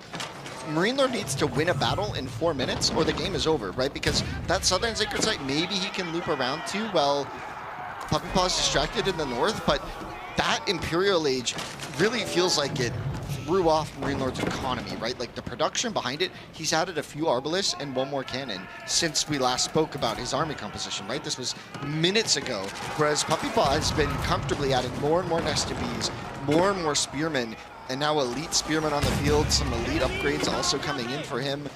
the speed upgrade as well for these Nest of Bees so they can come in and poke these cannons a bit. Really nice cannon usage, by the way. He Yes. picked off 3 siege units there from Puppypaw while keeping these 2 cannons alive. We'll be able to start working on that keep again. The real issue that Marine Lord has is, if his opponent gets enough melee that he can really just wrap around your entire army, you're going to be in trouble. But he has to be thinking about, how do I stop that sacred site situation? My opponent's army is just so mobile, and I see that he's getting more stone. Yeah, my cannons can take out your keeps, that's great, but how does my army, my ARBs, get into a situation where they're going to be feeling good against so many Nest Bees, the horsemen, the spearmen, you name it, he's got everything. Feels like he's got everything he wants, and now Puppypaw is just mass gathering stone, and once again has a ton of gold to work with, so he's really comfortable just getting a bunch of these Imperial Age technologies. That's, you know, before it might have been a weakness, this macro, but now it might really just be a strength. His food income, though, is very low, so if Marine Lord's able to take some form of decisive fight, this could start to look very different, and we have a bit of an engagement here. That's a lot of spears. The crossbows, the arbalists, rather, aren't the best against this. Big shots from the Nest of Bees. The spearmen looking to engage, maybe just try and buy a little bit of time for the Sacred Site victory. The clock is ticking down. Can Marine Lord get this into a 2-0 position?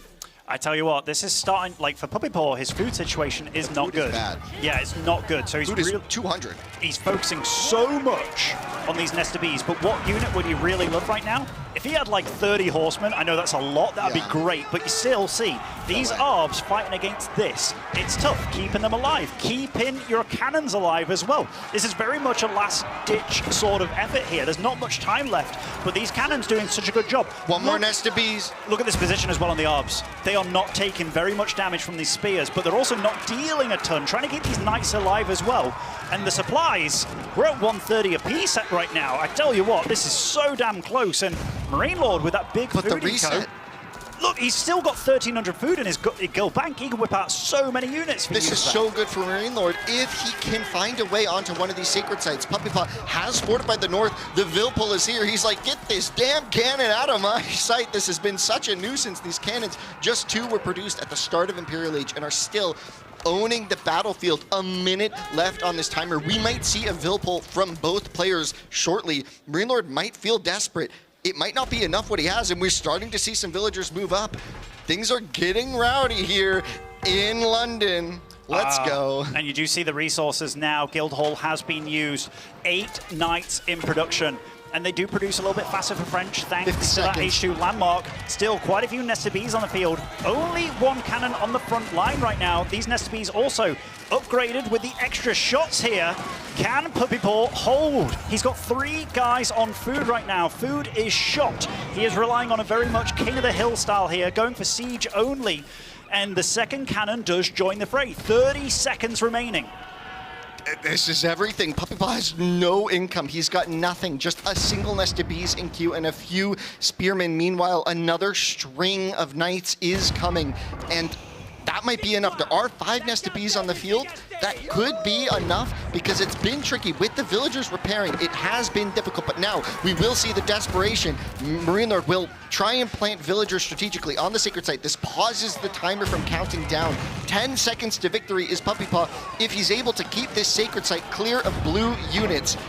I don't know, can he do it? I don't think he can. Marine Lord now with a 50 supply lead. He has taken control of the site. Puppypaw does not have a leg to stand on. He's no longer got any spearmen alive whatsoever, but Marine Lord has to be careful. He has to stay on this stay on the site, stay on the site. Everybody stay calm. Keep your hips in order. Stay on the right spot. And wow, down goes Puppypaw, but what a battle. What a fight for the sacred sites there. It really seemed like Marine Lord, when he hit Imperial Age, it seemed like his economy wasn't in the best shape, but the follow-up Imperial from Puppypaw, he bankrupted his eco, and the fish must have just all capped out, all the natural foods tapped out, and things just got rough for him there. And you could see maybe a look of relief on Marine Lord's face that he didn't lose that one, because that was insane. That was insane. And this man, I don't know how he does it. Like, that, for all intents and purposes, looked like a win for Puppypaw. And you really felt that if these were boxers, Marine Lord was up against the ropes for a long time. He was going full Muhammad Ali, doing the swinging, tiring out his opponent, and then eventually, all the things that he went into, such as the farms behind, it really allowed that to flood through. And that's one thing that Marine Lord does so damn well. He walks this fine line of staying alive and knowing what I have to achieve, but also thinking, well, if I achieve this in 5 minutes' time, will it get me anywhere? So he's constantly thinking about what to do in the next situation. Puppy Paw, I think a lot of the game was very much in his hands. He got himself out of a lot of terrible situations and really planted himself in a lot of great situations. It was just that cannon choice by Marine Lord, and I think this is something that I mentioned at the start. He's very good about saying, okay, what do I need right here, right now? And that cannon, like, in his situation, I might have been thinking about ARB upgrades since I got like 20 odd ARBs on the field, but no, his first thing was, okay, a cannon. Let's really start making sure that I can try and get myself out of this, because if the game does go on, I'm going to get myself into a situation where I have to stop that sacred site, 10 seconds or 9 seconds remaining, and I'm going to be in good shape. But it was just a real crazy game, man. It really was. That was insane. And I really think that call on the Arbalest as well, when the map is so stretched thin, to make the choice to go for the slow counter unit that doesn't even, like, it's not bad into spears, but it's not great into spears. It's not like an archer. Just to have the wherewithal to make that choice and to almost be punished for it. Like, Puppy Paw did have that crazy dive, and it looked like it could have been a runaway situation, but Marine Lord somehow mitigated all damage in that dive. And here we just see, you know, at this point, Puppy Paw's just last breaths here. He's got 3 vills on food. Just nothing. Yeah, nothing in the tank anymore. Like, this is one of those things where if you ask Puppy Paw, what could you have done differently this game? It might have been, well, I should have balanced my eke out a little bit more, but honestly, I've not been in this kind of situation where somebody's held so well that it's like, normally the game's over by then. So getting to this point in time, a lot of this game was very freestyle by both players, and you really saw that. So there was a lot of things that were totally off the book and just going how they had to. And how many situations have both these players played like this?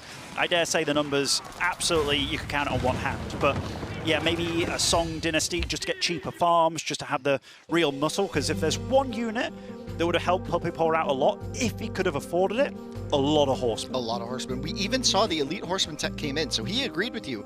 And then he made 10 elite horsemen, and then he couldn't make any more. He just didn't have the economy to. He just said the spearmen are too important for dealing with the cav. I only have a few spearmen left or a couple horsemen. I have to pick. He kept with the spearmen, which had more upgrades, and just we're doing more for him to defend the nest of bees. But yeah, I think what you said about freestyle, I'd like to dive into that a bit, because from my perspective on Frisian, it's like that early opening. It's not rote, but there's a lot of different ways to approach it. But one of the big plays is how are you going to handle the pawns? And I think in both games so far, we've seen that Marine Lord's farm transition, once with Golden Horde and then now with French, has just seemed like he's squeezing in these farms in a way that Puppy Paw isn't. Puppy Paw's kind of stylistically different almost, where he's saying, okay, these maps have a lot of natural food. I will take control of the natural food and I will try and win, right? And we've seen that food transition from Marine Lord into the permanent sustainable food sources. What's your take on like the playstyle difference there? So the playstyle difference here, like we've definitely seen that Puppy Paw wants to be active, wants to be very much in the face. If you are doing a farm transition at any point, be it like you add a few farms here and there, 3 at a time kind of thing, yes, it will prolong your food on the map, but also you have to realize every farm that you put down is potentially like 1 less spearman, right? So the fact that Marine Lord has been very careful about being the defender, your opponent takes a longer time to get across the map than you, that you can still eke out a few of extra units even if you are at a deficit.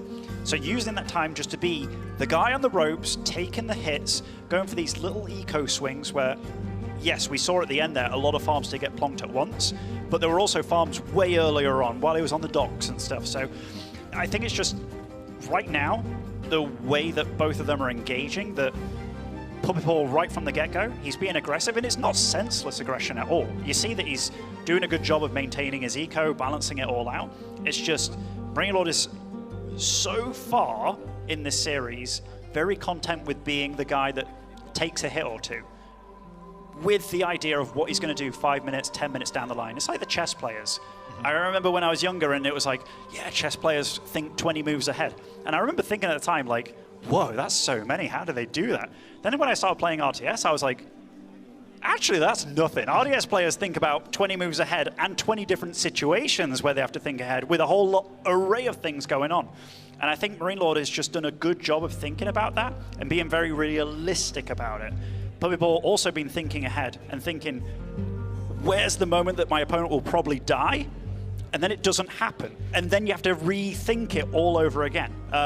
So I do think they've both been playing incredibly well. I don't think either one is playing badly by any means. I think they're both playing really damn well. There aren't many players on this planet that can do what Marine Lord just did, and I think the only ones that can do it are here right now. Indeed, and we've seen that recently, and I think we'll see it throughout the rest of this tournament here. And yeah, look at Marine Lord's face though right now. He looks like a like mouse. at the start of the set, he looked a little more nervous. I think he looks a lot more calm here. Looks a lot more collected and ready to just execute on this. And Puppy Paw, I don't know. Does he look a little? I don't know. He looks. I think he looks pretty focused. I think he looks focused. I think he looks very focused. And you know, these games, I said it. I don't think he's played bad. I've really liked a lot of his ideas going into it. Realizing when he can't do things. Realizing that Marine Lord needed gold so badly, and putting so much emphasis on making it awkward. Because for a lot of that game, it really did look like it was his to take away. Just maybe a little transition here and there that could have gone a different way. From the map and the look, it does look like this will be front range, and that does look like it will be a Byzantine on it as well. Indeed. Macedonian dynasty Macedonia against the Japanese. Yeah, I mean, variants. Macedonia, they have the same kind of buildings. And look at that very early on from... That wall. Yeah, from Marine Lord. So I'm not sure if he went across the map to scout initially, or just kind of being like, whoa, Japan's obviously going to open up with the barracks, right? And that is something that you have to kind of decide very early on. That gold as well can't have that many villagers on it right now with the way the wall's set up, but it's also a very tiny gold. Yeah. So it's something that, you know, Only won't 1,600 need. gold. It's gone before you blink. It feels like most of the time with these maps with the small golds. One of the issues on this maps is you don't want to pick civs that are too gold reliant, right? It can be sort of a problem early on if you're like, say, French and you're trying to make all these knights and then suddenly you have to move out to another gold. This could be a big issue. But here we see Japanese versus the Macedonians. What do you think about the matchup here? Who do you think came out ahead? I'll be super honest. I would always give Japanese a small edge, given that they are one of the few civs in the game that have a cav unit in Age 3 that can actually contend with a Riddery. But I am so perplexed by this one guy on stone early on. Granted, it is a super forge between a stone and a gold. Pretty lovely. But I'm so curious how he's going to use that. Is it going to be for a very fast daimyo so he can get out, I don't know, horseman aggression early on or something else entirely? But I'm already looking at this because Marine Lord anticipated something, which both these players, you have to. You have to think about what your civ's good against and what it's bad against. Making sure that you don't get harassed early on, he did that. His opponent's very good at harassing early on, and he didn't go for it. So already, I'm very curious. Yeah, we do see something new on this map. If you haven't tuned into AoE4 since the last Red Bull, we now have points of interest on the map. They're these small, little capture points here. We have a lot of abandoned outposts, which just give vision. You stand in the circle, grab it, and so you'll see that Puppy Paw has already grabbed one on that left side of the map. This is giving him just a little bit of vision, and yeah, so your opponent, Marine Lord, would have to come through and decapture it and then capture it himself to get the vision. It's just a nice little game to play there. We see a lot of players trying to make moves towards that north side of the map later in the game. It's not usually the most relevant right away. Sometimes on front range, we see Japanese go for some early plays on the hunt like we did here because it was really close. But maybe even onto that boar in the center of the map as a follow-up in the feudal age, but not sure we will here. No, I mean... It's a bit forward. Yeah, like Japan in general, they're pretty happy with their food income. The Kura storehouse helps a lot with that. They're pretty good on berries as well with the upgrades. Macedonia does like to go out there and get on a spot, be it like a deer pack, most likely.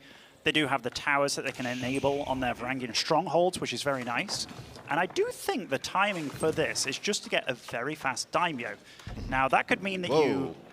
That's a lot. TC? This is TC, something I wouldn't have expected here, or is this just a little buying time? He's going for the boar. Yeah, tower for the boar. I mean, that definitely makes sense.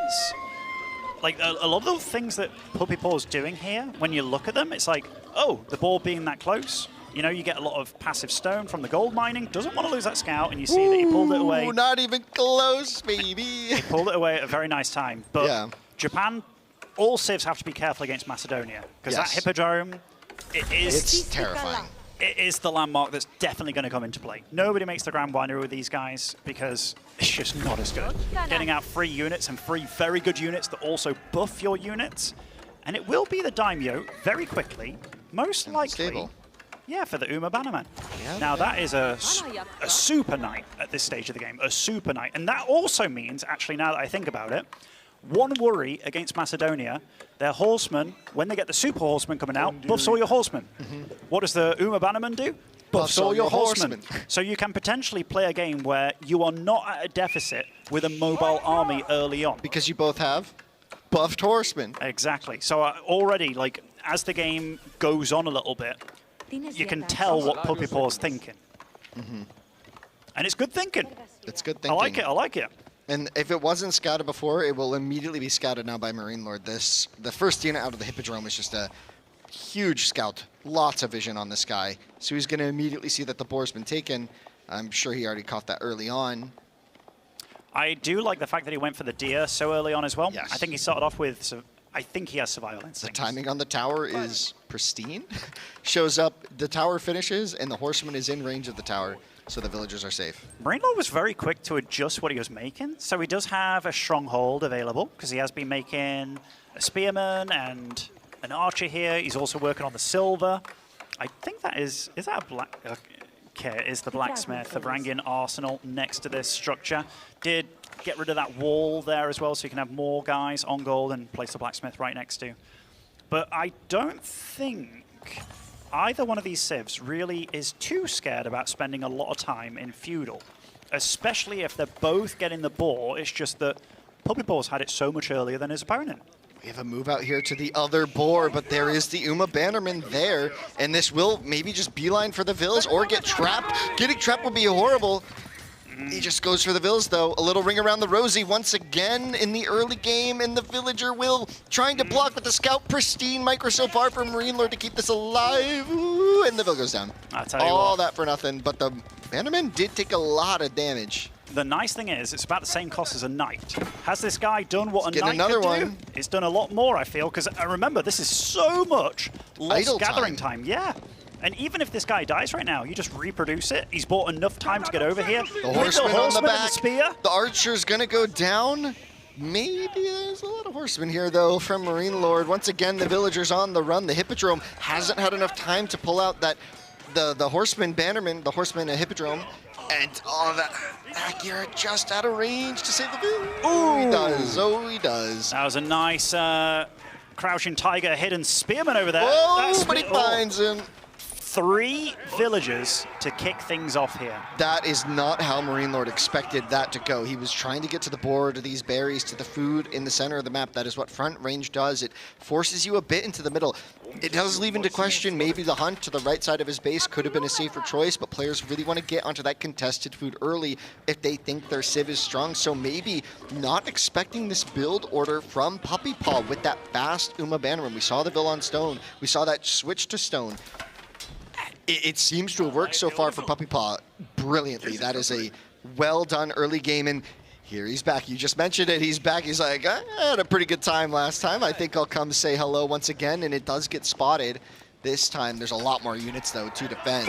There's a lot more units to defend. It does start with deflective armor. Does immediately... Oh! Okay, I think he saw that low health archer thinking it was actually a villager, but does decide to pull away a little bit.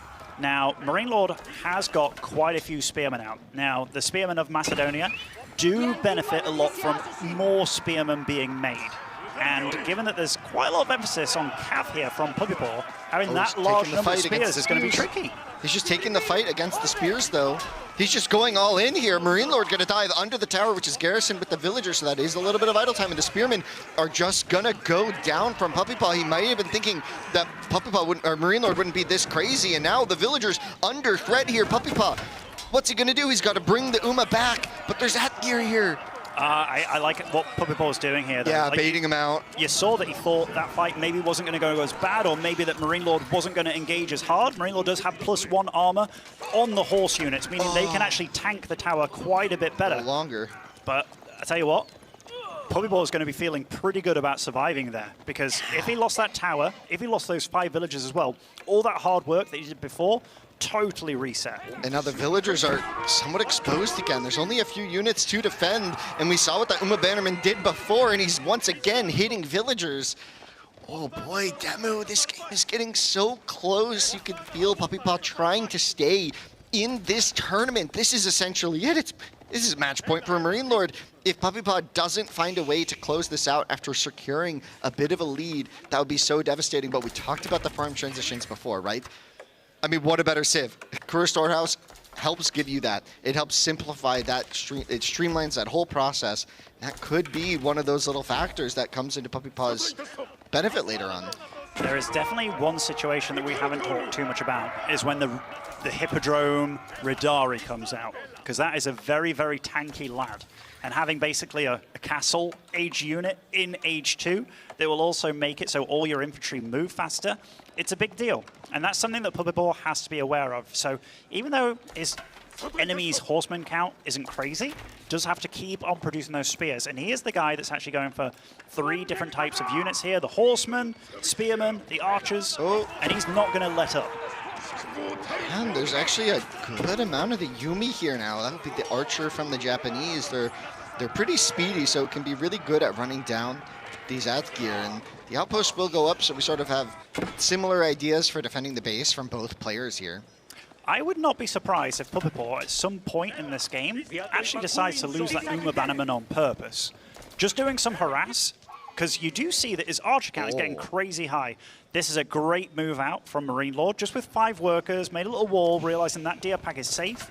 Now he's on 2 deer packs and a boar pack. The Redari is here. This is when it can get really scary, especially if you follow this up with the Castle Age and match that with some Redari. This is when Macedonians start to really feel scary. You mentioned the Redari champion before, this Hippodrome Redari, I mean, and yeah, the follow-up here is when it just gets really, really, really insane. We now see the movement speed on those spearmen to help them navigate the map. It looks like Puppy Ball was maybe thinking about aging up. He's got a lot of food, not too many units queued up. He has been supply blocked for a little bit of time, focusing on that gold as well, quite a bit, and he's out on the map again. So this feels a bit same old for Puppy Ball, where he wants to make sure his opponent stays at home. And what better way to do that? Horseman. And you do see that the Uma Bannerman is very low. He's going to look for weak units wherever he can find them. He's going for the archer upgrades behind this. He's also got the armor upgrade online. Now, will he be able to get home with this bunch of boys? Maybe most of them, probably not the Bannerman. Well, Bannerman goes down. Is that the archer Bannerman that he's got queued up here? Oh, if I get this right, Winston, I am clean. I believe that is. Oh, I'm clean, Winston, I'm clean. So this was a lot about... He's clean. This is so much about buying time here. So much about buying time. And here, with this army, he's got, like, decent map vision. I don't know if he saw those villagers move out, because I don't know if he had that watchtower outside his opponent's base. But the way that Puppy Ball is kind of handling this game, I like it a lot. Now, what's his army actually weak against here? Right now, not much, actually. Marine Lord also potentially thinking about what he's going to do. He will have to change to gold soon if he does want to get an age up, but so far it's nothing but horsemen, which is a bit unusual for Macedonia, because you do need to make a stable, not the Varangian stronghold, but that is a perfect unit to go up against this army. Floating gate. Yeah, it's not often you see this position where Puppy Paw is in right now, where he's got more units. Not necessarily the better army, considering the effect of the Hippodrome champ, the Redari, but this, I mean, he's got a big army, and he's aging up, and I mean, Marine Lord is not too far behind if Puppy Paw doesn't push and force more units, but... I'm so worried for Marine Lord. If Puppy Paw does something that's a little bit weird, if he puts the relic on an archer range, goes for the upgrade immediately, but I guess, like, Samurai are so big. Mounted Samurai, one of the best units in the game. We do see that he's got nothing on wood, basically. I mean, it just went up to 7 from 2. Boar has been mined out. That is a lot on food, a lot on gold. it's going to be Mounted Samurai here. And what better unit to have and assist you in this situation? The archers fire their volleys across, the horsemen charging through the field, front range delivering a large battle in the middle of the map once again, as is tradition, one might say. It's almost in the name. And we do see the little relic there being plopped down by Marine Lord, giving the Macedonians extra buffs for all their units that are Viking-esque. And boom, Samurai start up immediately. Archer upgrade. Oh, he's going to get housed. All the Samurai not coming out right now. Do we have a house in queue for Papa right away? He's got 25 wood. Yeah, I think he's got a house being built. Power built with a lot of villagers. Certainly is. A little awkward. He's fortunate that this Kurosawa house actually ticked out a little chunk of wood there. But won't be able to afford too many upgrades. He actually is getting the +1 arrows and the archer upgrade here. But that Samurai count, where is it being produced? Is it very far forward? I think it's very far forward in the center. In the center, no? Yeah. Oh, the Golden Horn, right, for Macedonian. It does act as like a mini French palace. Marine Lord was talking about this just the other day. He said he thinks this is a crazy landmark, and it's going to give him a lot of crossbows. And these crossbows are going to be able to help deal with the Mounted Samurai. Now, it's not great, like you said, the Samurai is like insane. It's absolutely insane. But, I mean, having a few free crossbows is certainly going to be a good feeling for Marine Lord here. It's going to be a great feeling for him. I mean, anything you can get to help out a little bit, it's going to be awesome. He's also done an upgrade on his range units. Now, gold will start becoming an issue for both these guys, just because of the little golds in your base, and we do see the Puppy Paw currently 0 on gold, has had to move out. Yeah, he's moved out to that left side. It should be, he should be building that mining camp now and feeling, or the forge, sorry, and feeling good about it. And yeah, Marine Lord has that mining camp up there in the north once that deer runs out as well.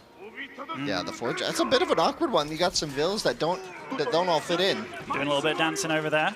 Archer count getting very high for Marine Lord. I do think he is getting the upgrade for them if he doesn't have it already. He's also going to start, well, he's getting the crossbows. No Radari just yet. Going to be trying to get the relic game going on his side of things. That landmark being in the center there, next to the sacred site, also makes it so you don't have to worry about fighting against the timer again, which we all know is a big deal. Yeah, and Japanese actually might struggle to match that, and yeah, we do see some interesting unit transitions here for Puppy Paw. Yeah, so Onimusha being produced, because what is one of the scariest units that Macedonia can produce? Radari. Radari. So he's gearing up to get ready to go against them, but maybe Marine Lord feeling that his gold income right now isn't enough to sustain it straight up. So he's going with other bits and bobs here. Like, he's got a good chunk of the spearmen. Puppy Paw does keep suffering from these little supply blocks. His wood situation, not the freshest right now, but he's been putting so much heavy emphasis on getting out a lot of samurai. Now the Radari production starts after Marine Lord has secured himself some pretty darn good gold. Yeah, and the Varangian war camp is also set to Radari, so if a lot of these archers and spearmen and horsemen get cycled out, we would see those slowly replaced by a Radari mass as well. I mean, it's not a ton, but it could be enough to swing the fight. And yeah, the Onimusha switch is interesting. It could be really good. I mean, mobile archer that's good against heavy sounds great against the Radari, but there's also a lot of archers already on the field for Marine Lord. It's a bit scary. Where is Marine Lord grabbing his gold right now? Is it not in the north? I thought it. Oh, no. I thought it was a bit south of there. Oh, it's. Oh, he's still got one in his base. Yeah, because where the Mounted Samurai are about to find. Yeah, or rather, Puppy Paw has been looking for this. He found him. He's Everybody been run. looking for Everybody this. run. But And there's the army right here. Oh wait, where's the army? It's here. It's a little far away. The crossbow's going to be fodder. A single vill going to go down here. Picking off these archers, or rather the crossbows, is pretty nice, but doesn't want to lose these samurai for free. But from range, it's the kind of map where yes, you don't want to be worried about your side of the map defending, because if you're in the top left or the top middle, if you're a Marine Lord, you're leaving a clear road to your main base. So this is a map where you really want to be aggressive. You really want to be the one that's making your life easier. Yeah, and that's why I love the placement of that Golden Horn Tower. It's like essentially a mini keep, right? And that position just being a little more fortified in the center, it gives him some relief, knowing that there isn't just a threat of an army coming right, a group of horsemen just running straight down mid and finding his wood line. lets him feel a bit more comfortable playing in the north side of this map here, which he's doing pretty well right here. Finding a lot of the mounted samurai that Puppy Paw has produced. They haven't found that much value, probably not as much as he would have liked at this stage, but we'll see how that transitions if they ever hit another large battle here where, oh, the mounted samurai are finding this around, but the spearmen are here. The spearmen are here, and I tell you what, Puppy Paw doesn't want to stick around here. Whoa, I mean, trapped units! Losing quite a few, and Marine Lord's doing a good job of battling with very little, but the right amount of units. And these spearmen do move faster because of that super riddery over there. Walls being produced by Marine Lord on his side of things as well. He's got a huge swathe of, I think, villagers over there moving on to the next gold. But again, he is surviving a pretty crazy time. And you see, he's trying to make the map smaller. Those poor villies, man. They'll figure it out. You think? Maybe. Eventually, I mean... You give them enough time. How many do you think is on that little blip in the top there? They got to get the dances in. It's got to be at least 20. They're filming a TikTok. 10, 15. Okay, I mean, No? 23 on the goal, but lots of them can't mine. I'll tell you what, yeah, they'll figure it out. I'm sure they will.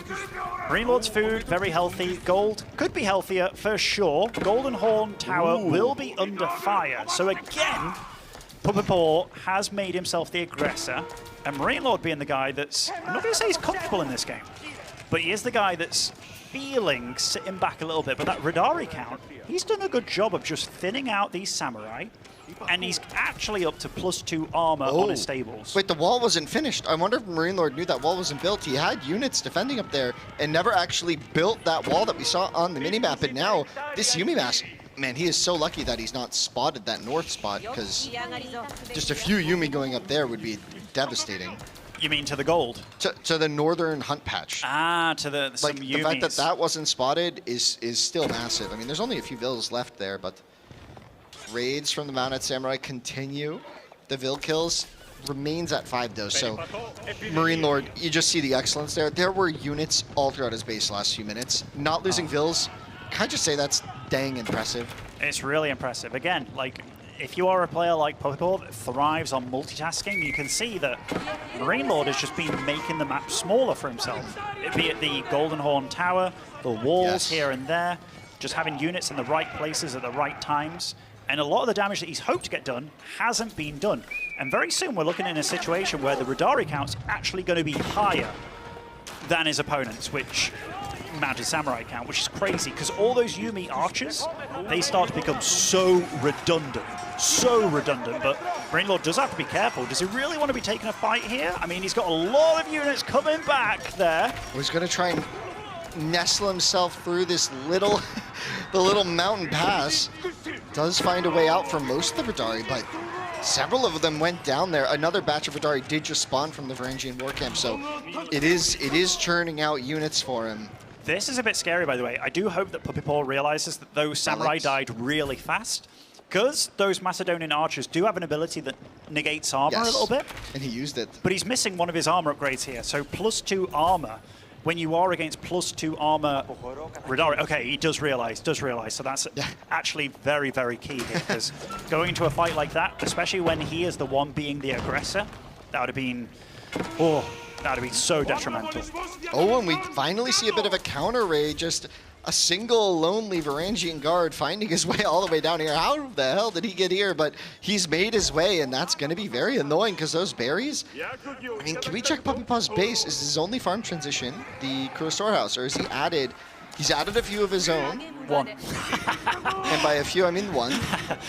Those on Amusha, though, those were starting to be made earlier. Just having a few of them, making a few more, those are going to be the real backline here. That's going to be the backline. And I know that people look at them, they're like, oh, they're not as good as crossbows. They are also way more survivable than crossbows.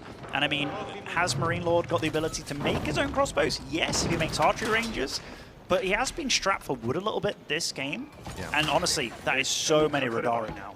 22, soon to be 4 more out on the field. He is getting a few upgrades on his side of things as well, just making sure that his barracks also have the tower emplacement. That Yumi count so huge, but the only thing it's going to be good against, really, is the crossbows or the spearmen. And I tell you what, those numbers are not big on either side of that. I do like that Puppy Paw has been adding spearmen into the mix as well, because that is one thing that will help out a little bit, cost for cost against the Radari. Yeah, there's We're brewing up for a really large battle, I think, very soon. I think something big is going to happen in the middle here, and it's going to kind of feel like it's going to be for all the marbles. We're seeing kind of a classic puppy paw maneuver.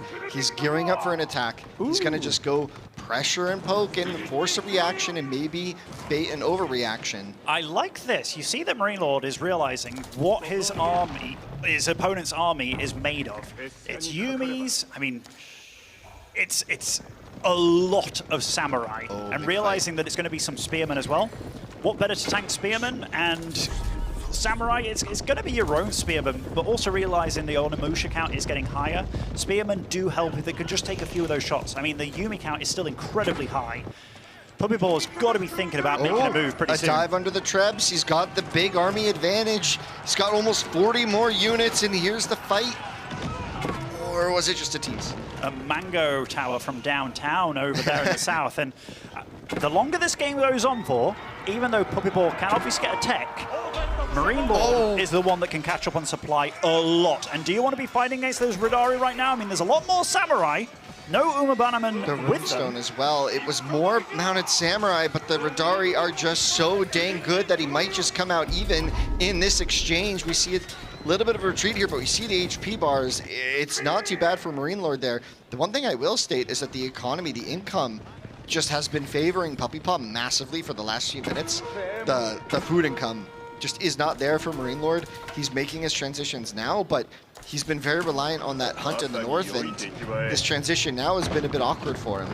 It's been very awkward for him, because you can see that His military count is dwindling. the food, the wood, it's all better. Marine Lord did a really good job of being the one to get the relics, though. Yes. I got to give him credit there. 3 Got to 1.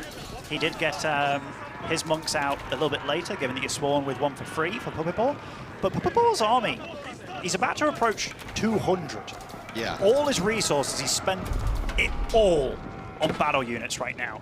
What's he going to do? Where's his play going to be? He really wants to break down this front door. That would really open up the floodgates for him. It has been an expensive siege. Like the Golden Horn Tower has been sieged by these trebs for, what, 10 minutes now maybe? Like 8 minutes? It's been a long time of just trying to repair, and we see the crossbows taking a fight against the Yumi. Doesn't really matter how this, like the Yumi just trading away the pop, maybe trying to make space for more impactful units here. It's actually, granted, it didn't look pretty, but it wasn't the worst. He picked off a couple of workers, just enough to get down this Golden Horn Tower. And as you say, they aren't the most impactful. He's actually reproducing them, which is a little bit surprising, but I guess You see the spearmen. use any resource that you can at this point, Yeah. especially when he knows he is the guy with the muscle right now, but he has to be careful. This is not an easy situation to engage. Marine Lord only has 1 raid left in his base to clean up, and once he does, his whole army could be here. But at the moment, a lot of his Radari are not in this battle, and the mounted samurai count from behind might just surprise Marine Lord. The numbers here might not be in his favor. Where are his Radari? Oh, I mean, This fight is not going to work. I don't know, actually. I think Marine Lord has a good squad of units. There's no Uma Bannerman for the mounted samurai, but you're right, the Radari count's just not here right Where now. are they? Look at the Yumis, by the way, focusing down all those crossbows. That crossbow count getting absolutely annihilated on the back line. Having Where'd to they funnel go? through this little bit over here. The Mango Tower's doing a good chunk of damage. Can Puppyball keep chasing, though? I mean, if he does, he's going to be under a lot of AoE fire. There are all the Radari now in that back line, and Puppyball is the guy with the food Oh, the relics are transition. in the middle. Getting rid of that could be a really big deal. Yeah, the relics are in the middle, and the Golden Horn Tower is taken out. The army was wiped clean, and look at the food income. The food income is just not there for Marine Lord. He can't keep producing Radari in numbers. His economy is kind of wrecked here. It's kind of wrecked. It's definitely wrecked. I mean, it's not as if he's oodles ahead. Because, I mean, that fight started off with Puppyball being 200 pop against, like, 160, 170. And then you look at it and you're like, is this game winnable for Marine Lord? Absolutely. I would say one of the previous games, especially one Frisian, looked less winnable for him. But if there's anybody that can do it, it's that French man over in the pink. don't know, it just feels like Puppy Papa has such a clean understanding of how to win this game. He's distracting up in this north where that precious economy is saved, and the stone walls are going up. That is going to be a big game changer, but it's not the full stone wall. So all these villas, the farm transition is up here as well. Puppy Papa does not want to be knocked out of this tournament right now. He is going to run in with the Mounted Samurai and find so many villagers up here. The whole army of Marine Lord is coming up to defend that, leaving the center completely exposed. Now there's going to be a run in from the Yumi in the middle as well. This is why this map can be so darn tricky. And I tell you what, the Onimusha, being able to be mobile aggressively, this is one of the best uses of them I've seen to date, where it's like, all right, you want to deal with this army over here? You're going to have to bring something that can deal with those Onimusha cost efficiently. And right now, having the floodgates open at the front, he's going to be able to lose relics. Yes, he's really fighting to try and get a stone wall here, which it does look like he's going to be able to start doing, but he's going to attack at the front. Run-ins on the front. Front range is delivering. Puppy Pot, could he make this happen? I tell you what, if he does actually win this game, that is such a sigh of relief for him, because he has yet to win a single map against Marine Lord when it comes to Wololo competitions. And Marine Lord, hands off the keyboard, taking a big swig with that one hand. Puppy Paw, for the first time in many years in Wololo history, takes a map off Marine Lord on land. That's a huge deal, and tell you what, that can be a massive swing of momentum. And it was absolutely in his style too. That's what I find so impressive. He did it his way. He's been trying to get this game plan to work in multiple games in a row now, where he's trying to distract on the sides and build a front push and just sort of tackle Marine Lord from the front with a big army when the position isn't there for Marine Lord. And that has happened not so well for Puppy Paw in the first two games, but in this game it worked to perfection. That fight without the Radari was just not going to go his way. The Radari were not there. The Mounted Samurai were there in droves, and they drove straight through that front line. And man, that's crazy. It's so crazy.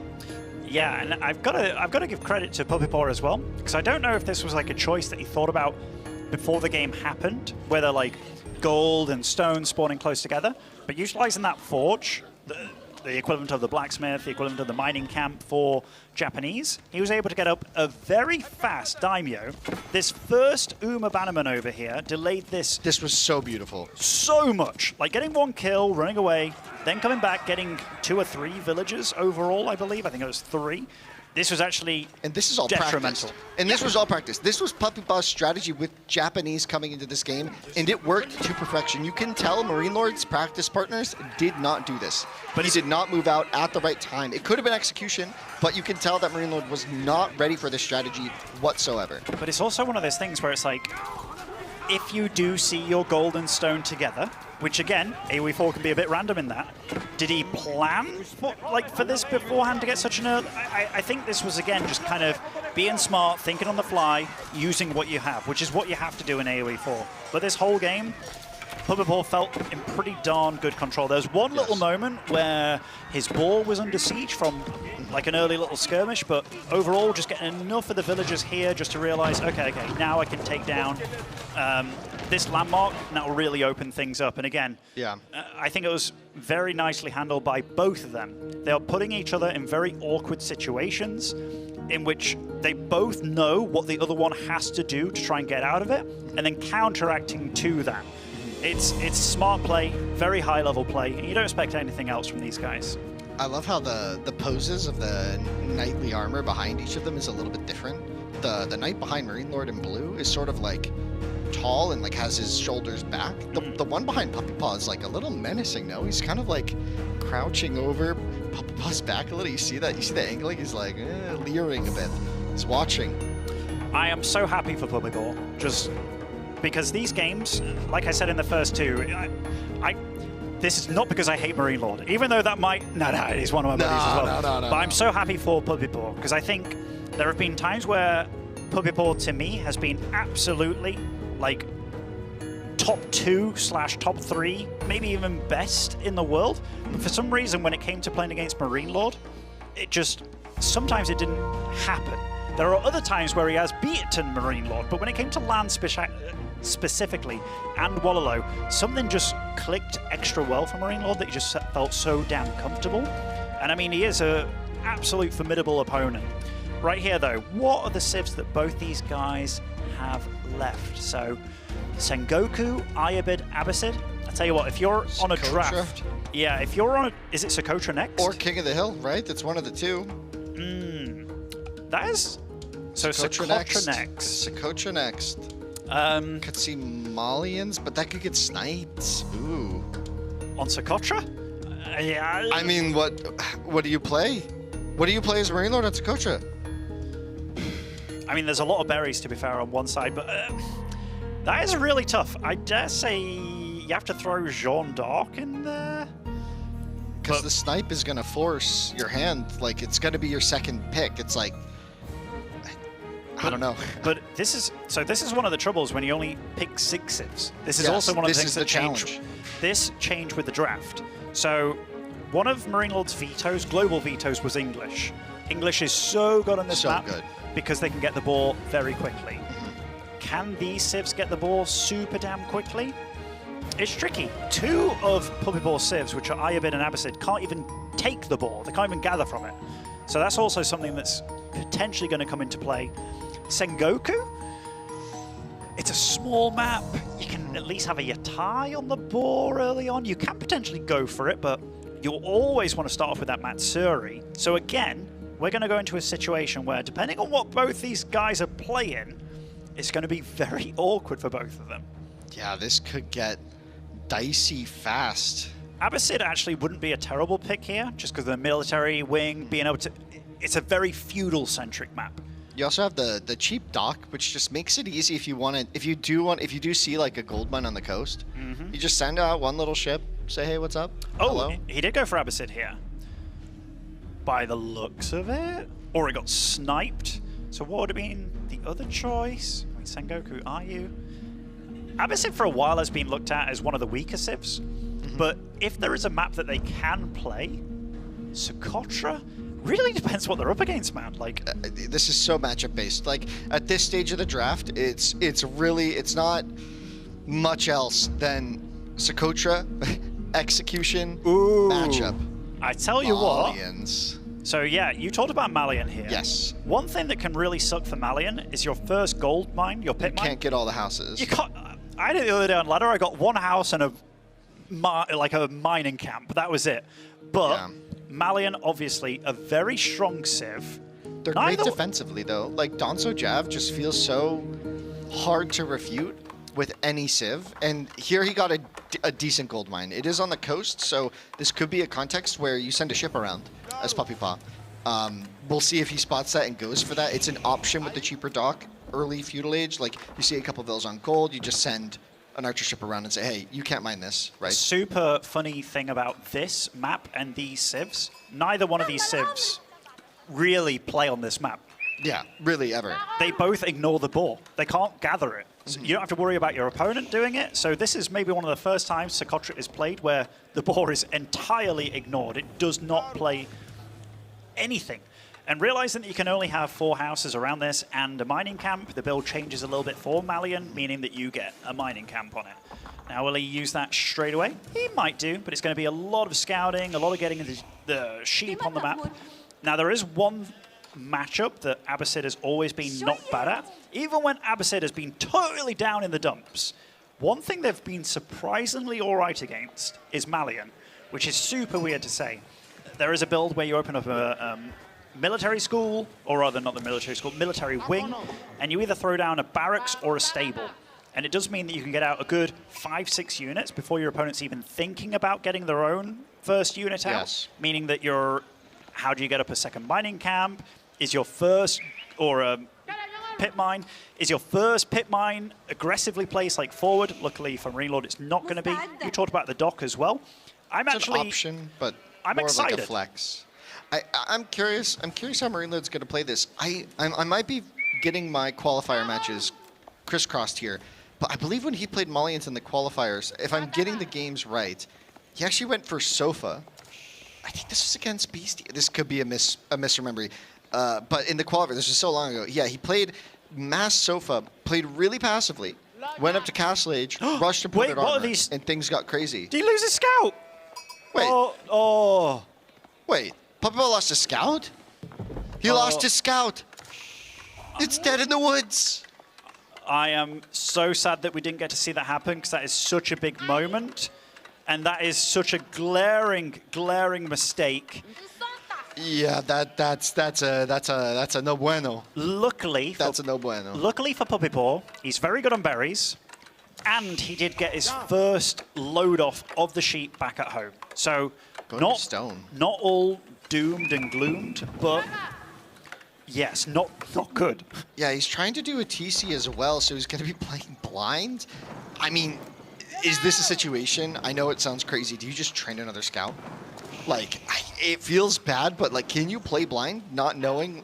Like, I guess Malians are a bit slower to the attack. He won't produce another scout purely because I think he scouted the map, but also he is going to have military units out pretty soon. Sure. So not a good situation, and yeah, he's definitely going to go for a second TC. Yeah. I think this all comes down to the fact that first and foremost, that pit mine is not really harassable being at the back of the base. Yes. Getting to that, it's kind of like a death sentence, because as soon as your opponent makes enough units to deal with your little squad early on, there's no way back home. Yeah. So we'll be a second TC by him. He's got a very nice deer pack over to the left. This map has a lot of berries as well. Archer range to deal with the spearman and the archer for free from the Abbasid here. Oh, boar shot, boar angle. The first time the boar has not been slain on this map since 2021. Sure. Oh, wow. Yeah, and so, interestingly, I think Marine Lord... Sorry, I think Puppy Paw is going to play towards... Sorry, Marine Lord is going to play towards, like, the south of his base here, kind of defending this wood line on the south of his base, and play towards that second gold, maybe, in this mid-feudal age, trying to set up for those berries and small hunt pack later, potentially. That could be a way that he angles his base to be kind of hard to attack into. I'm super curious, because there's a few things that Marine Lord hasn't done this game, such as getting early lumber chopping, early wheelbarrow. Yeah, he might go into... So he's getting wheelbarrow now. Just said it. Yeah. Nostradamus, that. What can I say? That was crazy. I play this game sometimes. Occasionally, maybe? Occasionally, now and then. But yeah, he really honed in on getting up his tech real fast and getting out a battle unit. He's going to have a couple of javelins. And I tell you what, going for the javelins so early is weird.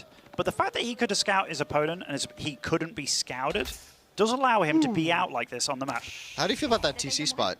Well, I think Puppy Paw doesn't know how he feels about it. I think he just canceled it and might think about it. Yeah, closer to the wood line here. Where would you put it? I think it's all right. Worst case scenario, your opponent makes a ship, which Malian, I don't think they'll make ships. Then you can actually hit the water as well. But it is nice if it's a little bit safer, because the wood line, you only start off with one big one on this map, so you will eventually have to move out and what have you. So being able to make sure that he's got wood, he will be able to get those berries as well.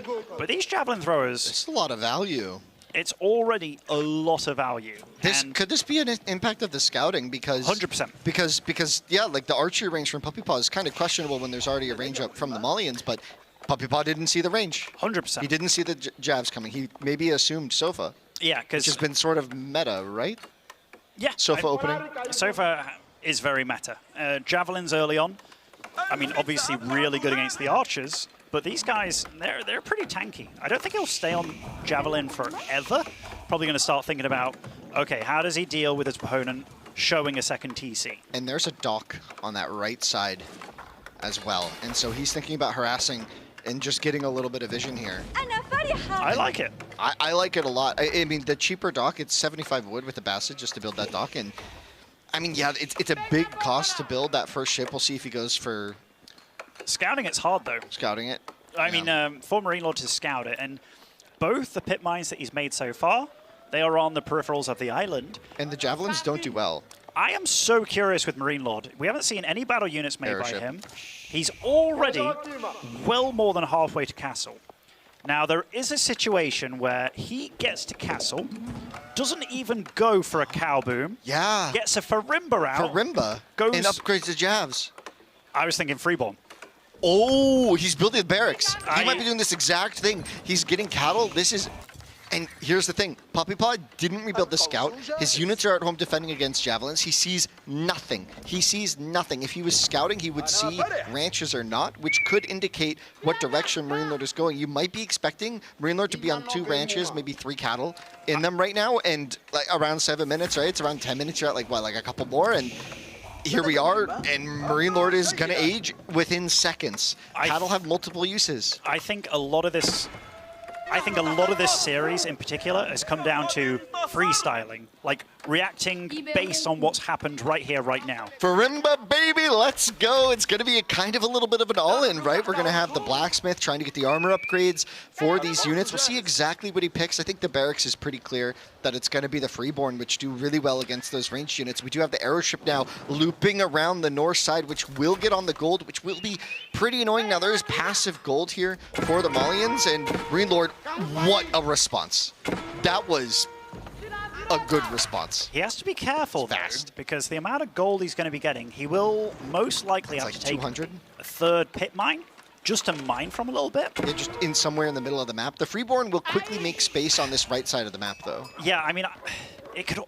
But he can't make cattle anymore. So right now, it's starting to turn into a situation where Freeborn, even though they're tanky boys... He's going to see the age up. He might... He's going to show him the age up. Oh, the horsemen didn't see the age up there. The horsemen have very little line of sight. I was thinking, like, Freeborn are the ones that can stand under a TC and do a pretty damn good job. But the javelins might be the game winner here. It's going to be Freeborn. Freeborn, let's go, though. Oh, that's so exciting. That is, I mean, this is cool. He doesn't have that much production available. Second barracks coming down. Yeah, so he's going to be able to can use the Frimba as well. So he's got 3 barracks here. That should be enough for his economy. It's not that great of economy. Soon. The thing is, Camel Riders can still deal a bit of damage to them, but Horsemen can deal a lot of damage to them. Now, this all comes down to how fast can Puppy Paw see what's happening. Is he going to go for lots of Horsemen? Is he going to get +1 melee? He's still producing archers against this. I'm very curious because he knows that this was a way faster castle, doesn't see any guys on gold on any of these bases. The Javs are still alive. And I tell you what, that Freeborn count, it's going to get pretty scary pretty quickly. He has the first ranged armor upgrade, and there's 2 Freeborn now. It's chilling there. They might be visual. And you were saying, like, going out, like, just needed to secure this north side of the map with the units first, secure the gold. But here's the Horsemen. Like you said, that's a lot of units. And the Freeborn aren't going to be great against that. They counter the ranged units. The Javs are going to go down instantly in the Freeborn. It's been a big transition here, but is it going to be enough? The archers are merely going to tickle. This is about the Horsemen against the Freeborn, and it looks like the Freeborn are going down. But there's a lot of them streaming in. Yeah, the new gold. The big thing for Puppy Paw here is that he has to overwhelm and catch these Freeborn before they hit a number like 20 or so. Yes. If they hit 20, and they also get these armor or melee upgrades, because 0 on gold. He can't gather gold. He can't gather gold. There's just 2 units in queue.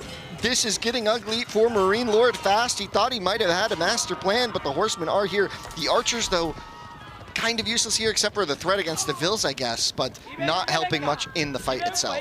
No, I mean, these Freeborn will be able to chase down these archers. Where is Marine Lord going to get his gold? What is that building? Was that a market? It's a mosque to grab the relics, I suppose. He does have a market down in the south, though, so he is able to trade out for a bit of the gold. Trading out the wood for the gold. Yeah, this is getting rough for Marine Lord, potentially, but he's got the strategy. He's got the plan. It's really just coming down to execution here. Puppy Paw at 90 population and now adding the camel archers. I like that he's adding the camel archers, even though, again, they don't deal a lot. It is way better than dealing 1 damage. That Freeborn count getting higher. That's a lot of units, though. That's a lot of units. It really is. Denied the gold, but the market was enough so far. Now, more javelins coming out as well by Marine Lord, realizing that those camel archers can be annoying. Still, this galley has done its job of making the gold life for Marine Lord very difficult. And I tell you what, Puppy Paw, he is nowhere near close enough to try and think about age 3. He has to start thinking about getting like melee upgrades and stuff, and that's exactly what he's going for on these Horsemen with this Blacksmith. Now, archers at this point, they are tickle damage. The Horsemen, though, getting the surrounds, coming from behind, trying to find the damage on these Freeborn. This fight is for all the marbles. It's for potentially this ticket to the Royal Albert Hall on Monday. Marine Lord looking confident, trying to take this engagement. The horseman numbers are dwindling. The freeborn count is going up. Is it though? Is it? It is. This camel. But yeah, there's camel only archers. a few horsemen left. But the camel archers, man. Those camel archers. Right now, those javelins will have such a job. They have to stay alive against the horsemen, which is hard, given that you're freeborn. Don't really deal with them that well. But the javelins now. The javelins has secured this gold. Does he have any relics on the field yet? Not yet. He hasn't been able to produce that monk. So he built the mosque, but hasn't been able to produce the imam. And he's still got no guys on gold, actually. He just grabbed the... Yeah, I guess he's content with the passive income plus the trade for now. He's just focusing so much on food. Yes. So much on food. And Puppy Paw, that camel archer count is getting higher and higher. He's got 48 villagers on food right now. But doesn't have wheelbarrow. So many players like to neglect wheelbarrow.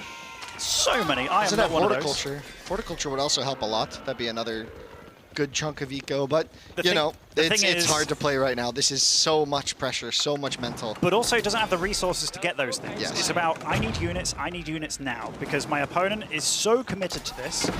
This means that he won't have Falani available. So this is all about just making sure that he doesn't die. Now, what's the best way to make sure you don't die? Be aggressive, be out on the map. You don't want to fight back at home, because then your villagers are under fire. So a lot of this is about Puppy Paw trying to keep Marine Lord away from him. Yeah, and here we see the classic Puppy Paw technique, trying to keep these horsemen active on the map, almost capitalized on the market. And, ooh, little awkward micro there, but the villagers getting to the gold. And, yeah, you're seeing now Puppy Paw aiming for that Castle Age follow-up, but that'd be a bit too greedy. Actually, I think it's necessary. The longer this game goes on for, the worse it gets. The quicker that those deer, those berries on Puppy Paw's side of the map are going to run out. And honestly, you're going to have to start thinking about a transition sooner or later. The camel arch count getting really high. These are veteran jabs now, though. They do start dealing with Chunk, chunk, chunk. Almost 3 going down to just 3 volleys. We do see that damage is really racking up now.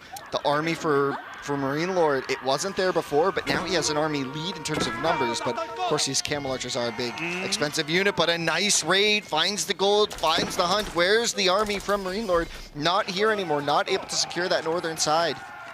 No, I mean, these archers, like, he hasn't made more of them, but you can see how redundant they feel against every unit that Marine Lord's making. And now Marine Lord, his supply is actually closing in pretty massively. Oh my, this could get ugly quickly That for left Puppy spot, Paw. that left spot on the map, what is on that? Oh my god, that is so many villagers on gold. That is half of the economy, but it is not spotted by Marine Lord. If there's one unit that Puppy Paw can make when he hits castle that will annihilate most of this, it is going to be like Lancers or what have you. Lancers, but, yeah. But if these Javelin throwers do get their range damage upgrades, they can still somewhat compete a little bit.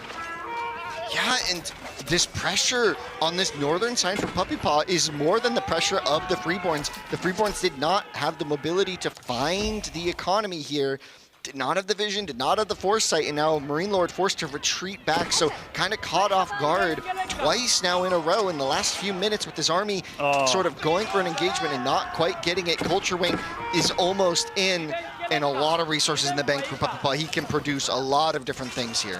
But can he? I mean, 800 food, that's not going to get you too far in the grand scheme of things. And I mean, these camel archers, he's going to need to upgrade them, but they're on a That's a lot of clock. bills too. That's 35 idols. I am so scared for Puppy Paw right now. The Yes, he javelins. hits castle. But what can he do against this army? I mean, okay, he's going to start getting camel archer upgrades and regular archer upgrades. Is that? That archer doesn't feel like the option when you only have 5, but there's a lot going on. Maybe he just needs some knights. The villagers on the run, going to be taken out here. There's some little bit of hope left for Puppy Paw. Is trying to find some Lancers here. That's it, right? That's it, but his food's gone. No villagers on food anymore either. And now there's enough defenders at home for Marine Lord. The counterattack is not going to be enough. The Camel Archers aren't going to be there in time. And now the exposed economy once again under attack by Marine Lord. The situation is getting crazy and out of hand fast for Puppy Paw. It's out of hand. It's spiraled. I mean, the supplies have switched now. This all started off with Marine Lord on 50 supply against 80. Puppy Paw still on 80, but now Marine Lord's the one on 100. His army's better, it's stronger, there aren't going to be enough Lancers coming out into the field. I'm not sure if there's pressure is there. I'm not sure if there's a market. I think there is a market for Puppy Paw because he has been mining so much gold, swapping out, trying to get some Lancers on the field. But the thing is, these Javelins can somewhat still deal with those Lancers. You're going to see it now. Now, they don't have any plus damage upgrades, but still, they're going to do the job. There's just not enough that Puppy Paw can do. And the only working villagers right now for Puppy Paw are the 33 on that gold mine. They just spent the last bit of what they have to build a market so that that gold income can do whatever. That is not a sustainable economy when Marine Lord is just pumping units into his base. But Marine Lord also 0 food. He's got 6 guys on food with 0 food on per minute. But this is how crucial it was that he made this happen right now. He had to make it happen right now, and he has made it happen. And here come the Javelins. They're going to find all of these villagers, and oh, you can see a big sigh there from Puppy Paw. He is not pleased with this situation. The villagers on the run, they don't even have wheelbarrows still, so they are just slowly trying to escape. It's not going to be enough. They are on the walk home, trying to get somewhere, but Marine Lord smells blood. The Javelins crashing down upon the economy. He wants to attend the grand finals in Royal Albert Hall on Monday. He definitely does, and it does look like he will be able to do it here. Not much chance for Puppy Paw. The villagers! So many villagers lost very close to at sea here, and they have a long walk home, and those Javelins are faster than them without the wheelbarrow. And that, I mean, this is not just the beginning of the end, it's the end of the end. This is the end of the end. Puppy Paw just playing it out, trying to make something happen. He's got a little bit of a counterattack here in the north with the remaining Camel Archers he has. 3 units trying. This is a valiant last stand of... He wasn't able to do it. He wasn't able to take down Marine Lord, but Marine Lord, look at the composure. So precise this whole series. Yeah, he's been good. He's had his plan. He's known what to work with. Both these players have been very adaptable and malleable with how they approach the game. But you can really see when they smell blood in the water, they absolutely do. And just like his logo, his animal, his Wololo animal, the shark, yeah, he really embraced that today. And the last bit of food here for Puppy Paw being gathered out, those berries in the north, 45 pop against 95. Marine Lord also grabbing the relics, the sights, adding insult to injury, even getting a little bit of a cow boom, a farm situation going off, and Puppy Paw, hand off the keyboard, rubbing his head a little bit, not feeling good about this one, and yeah, this meant a lot to him. GG is called. Marine Lord will make it. He will do it. He's done it. Puppy Paw unable to make that happen. It was really good play. Honestly, a good series. I think a lot of these games and situations could have really went either way. And guys and girls, we're going to hear from the winner himself. Take it away, Zoe. Thank you so much. Once again, please give it up for Marine Lord. A hard-fought victory against a familiar foe. Marine Lord had to approach that because the second map was really close. The third one actually went Puppy Paw's way. How did you rally for map 4? What adjustments did you feel you have to make in your game plan? I mean, every game is going to be very different because the draft is always something very important. So I was just trying to make sure I had good plans for every game, no matter if I lost or not. And after game 2, I was confident my draft was pretty good for the rest of the games. But I still managed to lose Macedonian against Japanese, and I was pretty confident in this one. But I often lose, right? So like, it's not like it's gonna kill me to lose 1 maps. So I made mistakes, and I tried to not do any mistakes in the second one. And here I am. Here you are indeed. Marine Lord, what kind of changes did you feel you had to make in preparations, looking at a new drafting system, right, that hit just a few weeks before this tournament? Did you adjust your approach to the draft at all, or do you feel like you can still kind of run it the same way as you used to? You have to approach it differently because, like, for example, some civs like Tuglak are only good at water, and if you pick it here, you are going to be forced to play it on land because you can just force it. So I'm trying to work my ass off to make sure I figure out the draft, but I think it's very, very hard.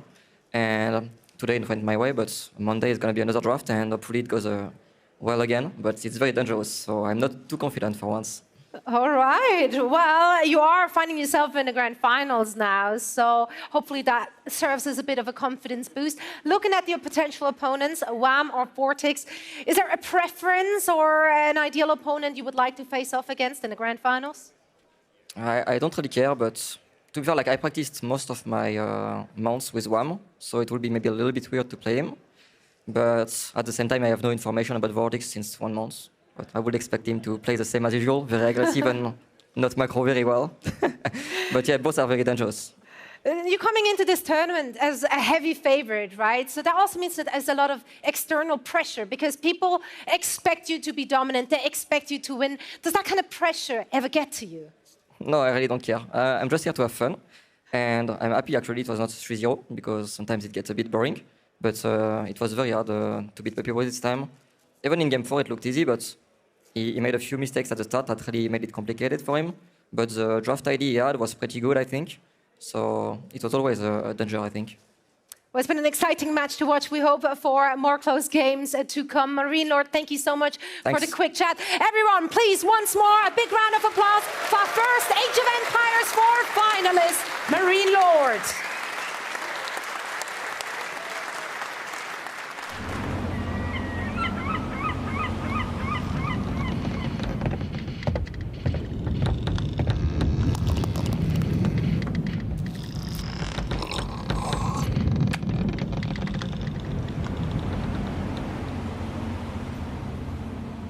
An intriguing story, this, of Yu Fei, the great hero of the Song dynasty. Yu Fei's career unfolded during the later years of the Song dynasty, when the empire was prosperous, cultured, and under considerable pressure from its warlike neighbours.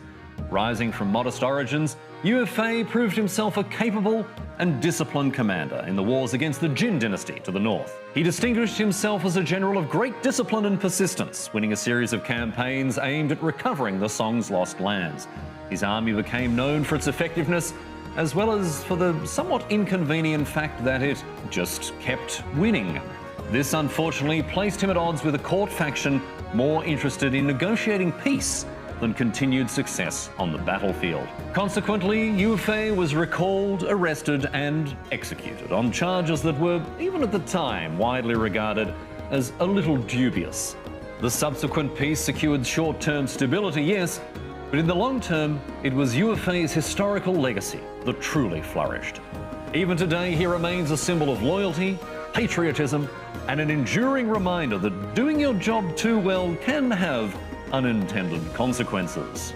The story of the Song dynasty ended long ago, but the story of Yu Fei is with us still. Generals, swiftly march your armies to Lushu. Heaven has granted us this opportunity. Do not waste it.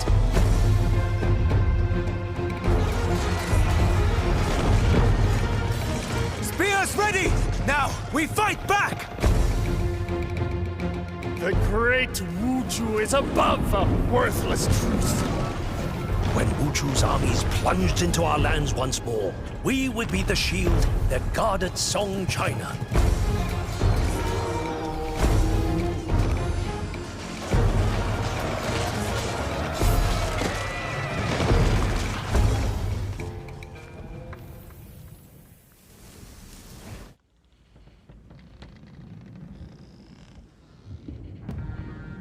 Day 43.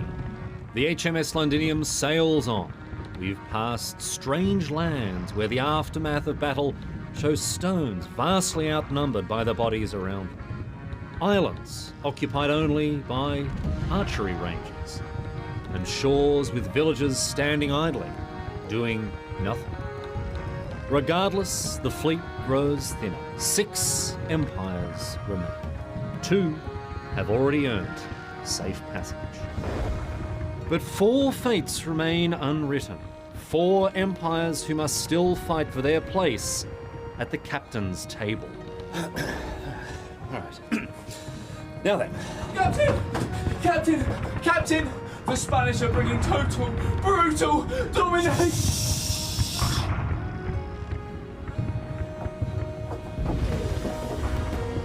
The next trial awaits. May Wololo have mercy on us all.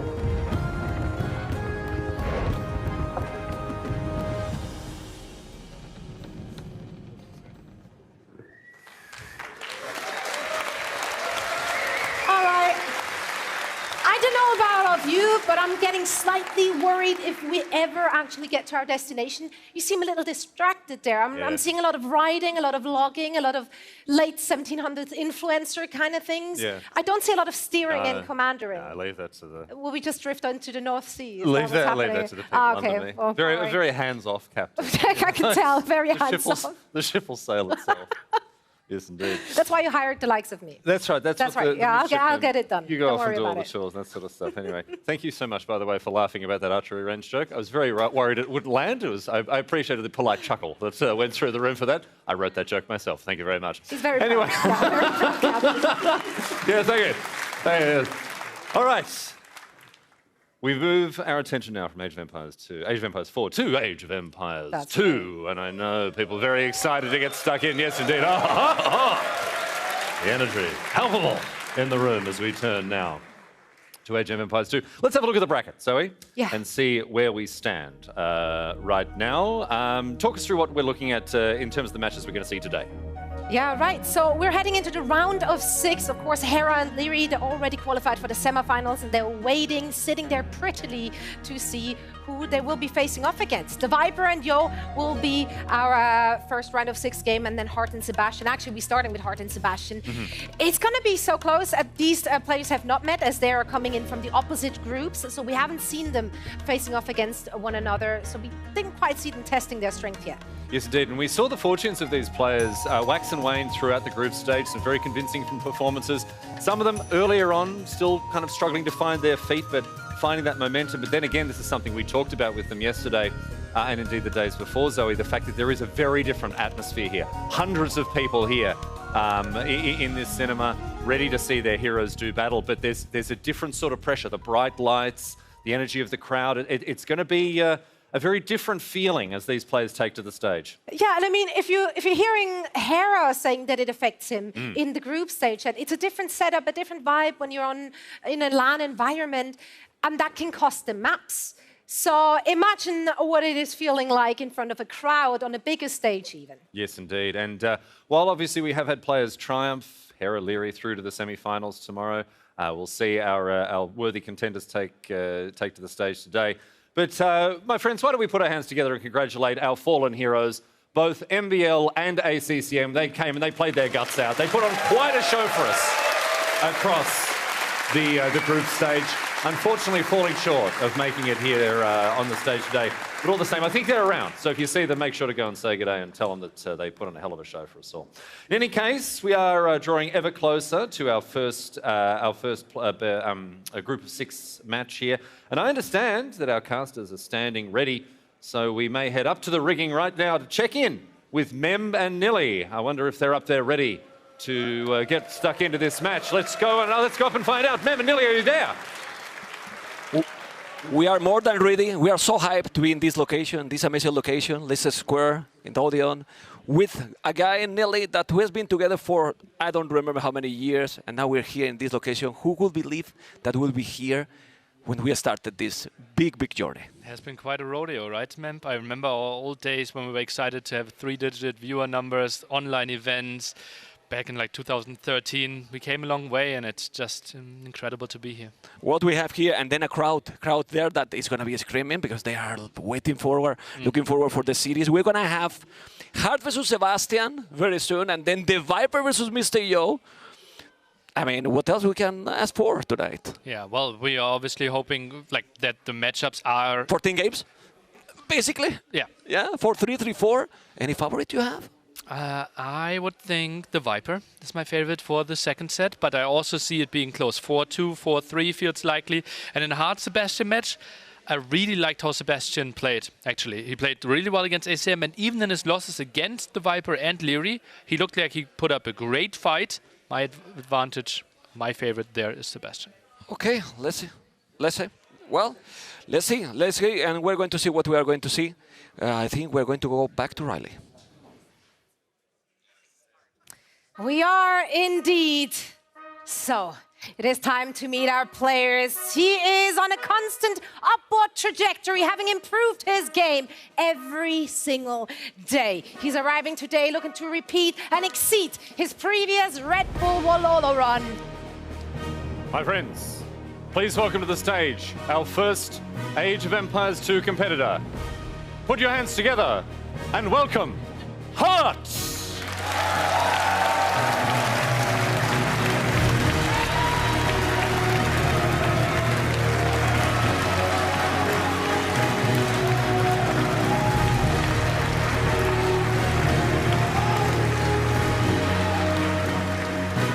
And his opponent, who's been impressing all of us with his unshakable composure during the group stage. He will be representing Uruguay with the speed of a veteran and the hunger of a challenger. Here is our second valiant competitor. Welcome to the stage, Sebastian!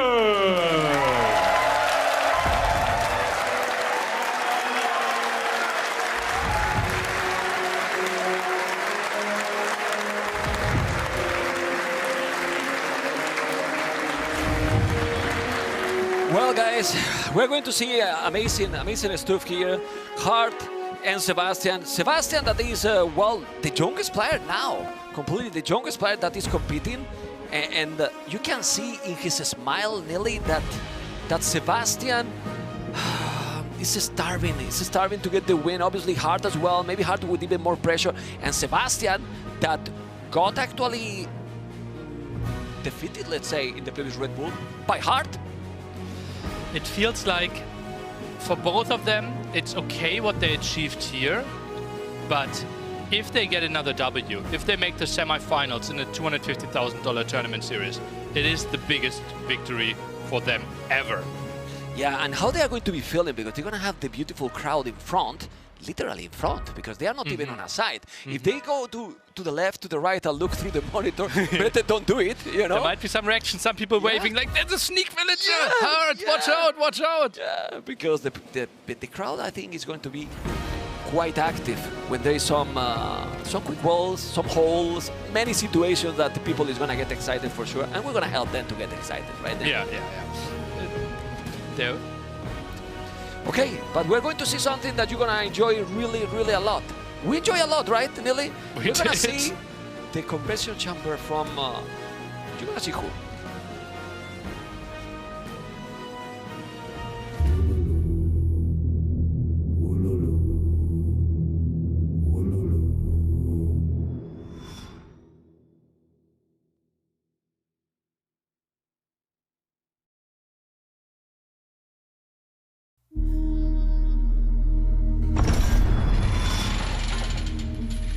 You stand before the conversion chamber. Conversion chamber. Three questions will be asked. You will receive no indication of success or failure. Only at the end will your fate be revealed. Answer all correctly and walk free.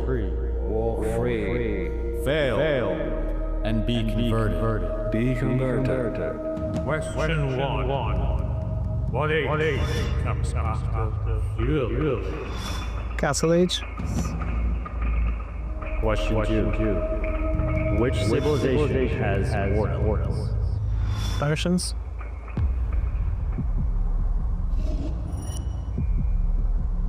Question 3. What is the airspeed velocity of latest cavalry? 1.52, I guess. Not sure. We have heard enough. Hear the know.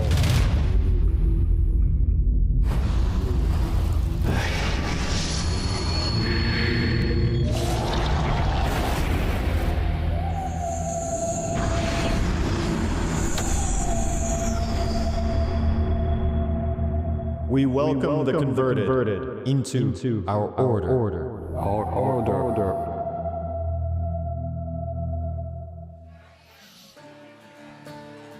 Well, it's very hard to now explain that we're professional casters. You know, after those, it's going to be very complicated to keep going with the casting, but we will do the fourth. For now, everyone has been converted, Nelly. Yeah. So far. 3 out of 3. 3 out of 3, 100%. Let's see how we continue, man. Let's see how it's going to be. We're going to see the draft soon from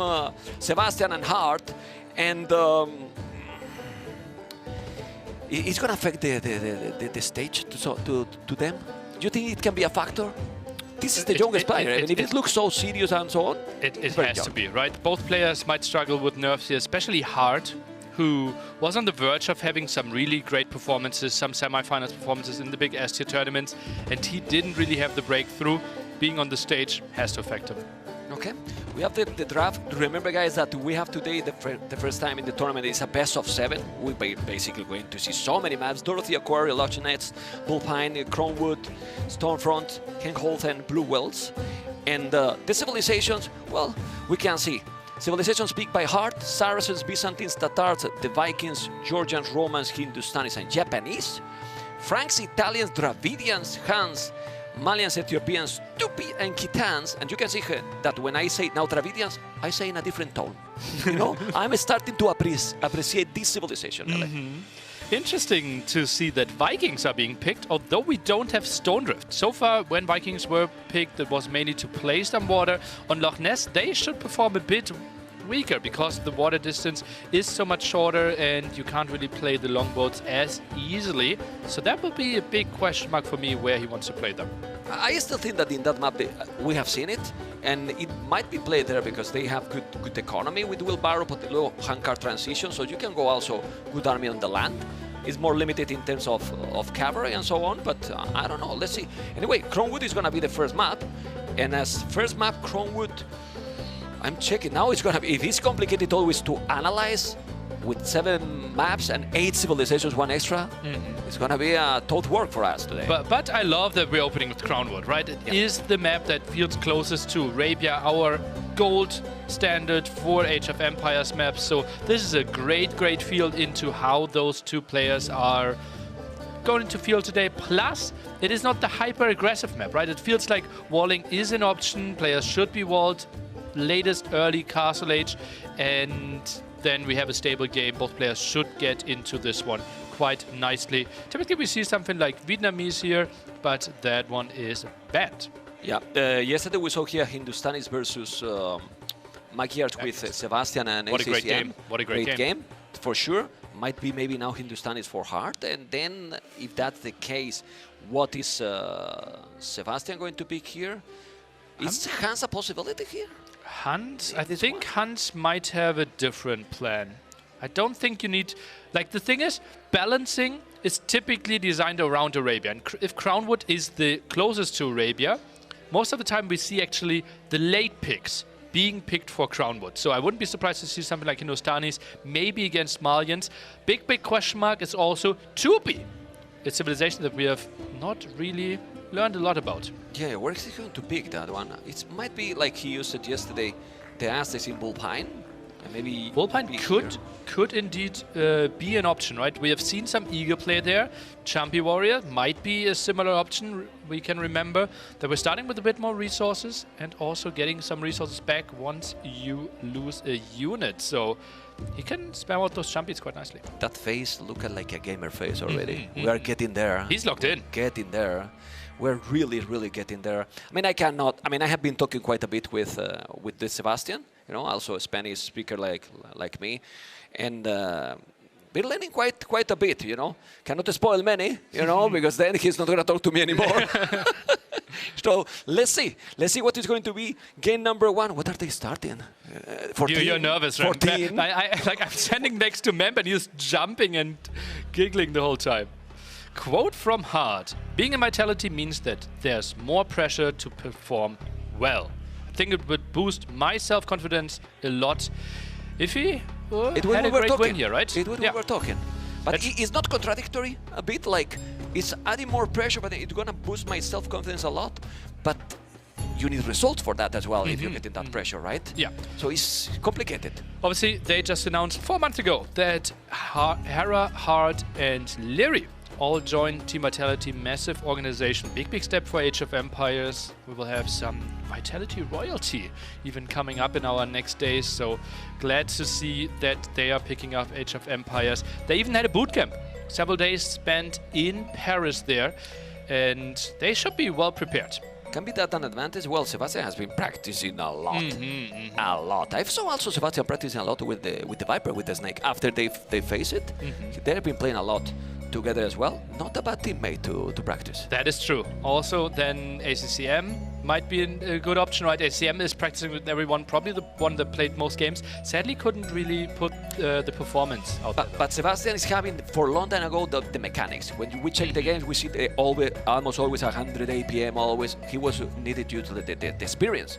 And now, that's been practicing and being in this stage for several times already, is what is going to bring him into the next level? Hopefully, right? It is some form of a learning experience. Yeah, obviously he has to perform today as well, but no matter how he performs today, I'm pretty sure next time he will show up even better, simply because he can also soak it in. Oh, guys, there we go. Game number 1, and you got the answer about 2P. Georgia for heart, 2P for Sebastian as a blue heart, Sebastian as a red, archery range open for Sebastian, and a scout for heart. Nelly, what do you prefer in this situation? Oh, interesting. 2P and the archer range opening will be Spearman Archer. That is quite a thing. We're starting with 25 extra per resource, as mentioned earlier. Some people might not know too much about the civilization. Also, those building there is a settlement that replaces basically the mining camp, lumber camp, and mills.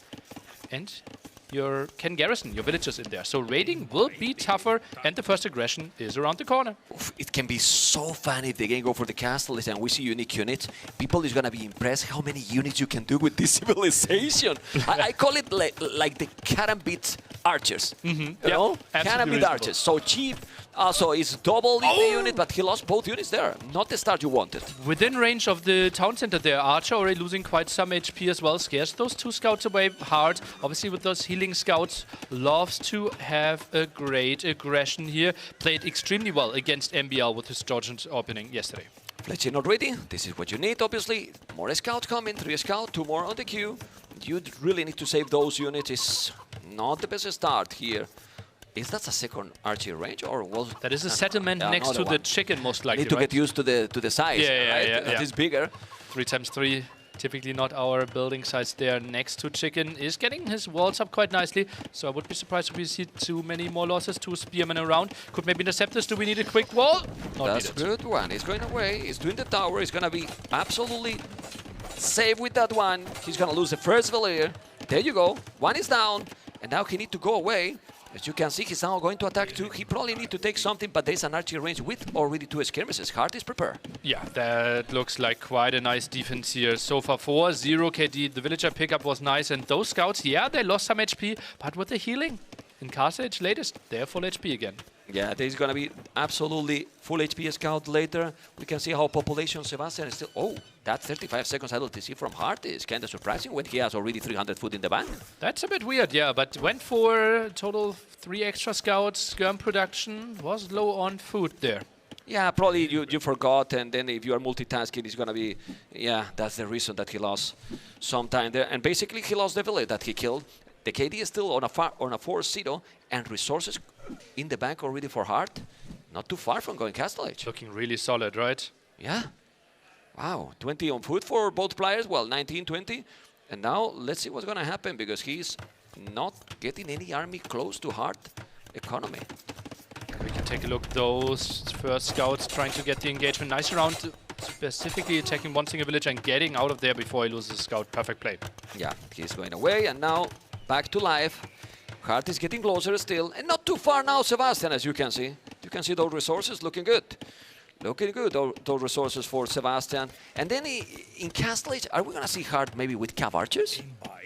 It feels like the likely option, right? Against 2P, are you expecting that many skirmishers? Yeah, they can go for it, but Sebastian didn't tech into anything there. And CA, you absolutely love them, right? Also healing for Georgians. And you can just poke here, poke there, and if you get some hits, healing them up.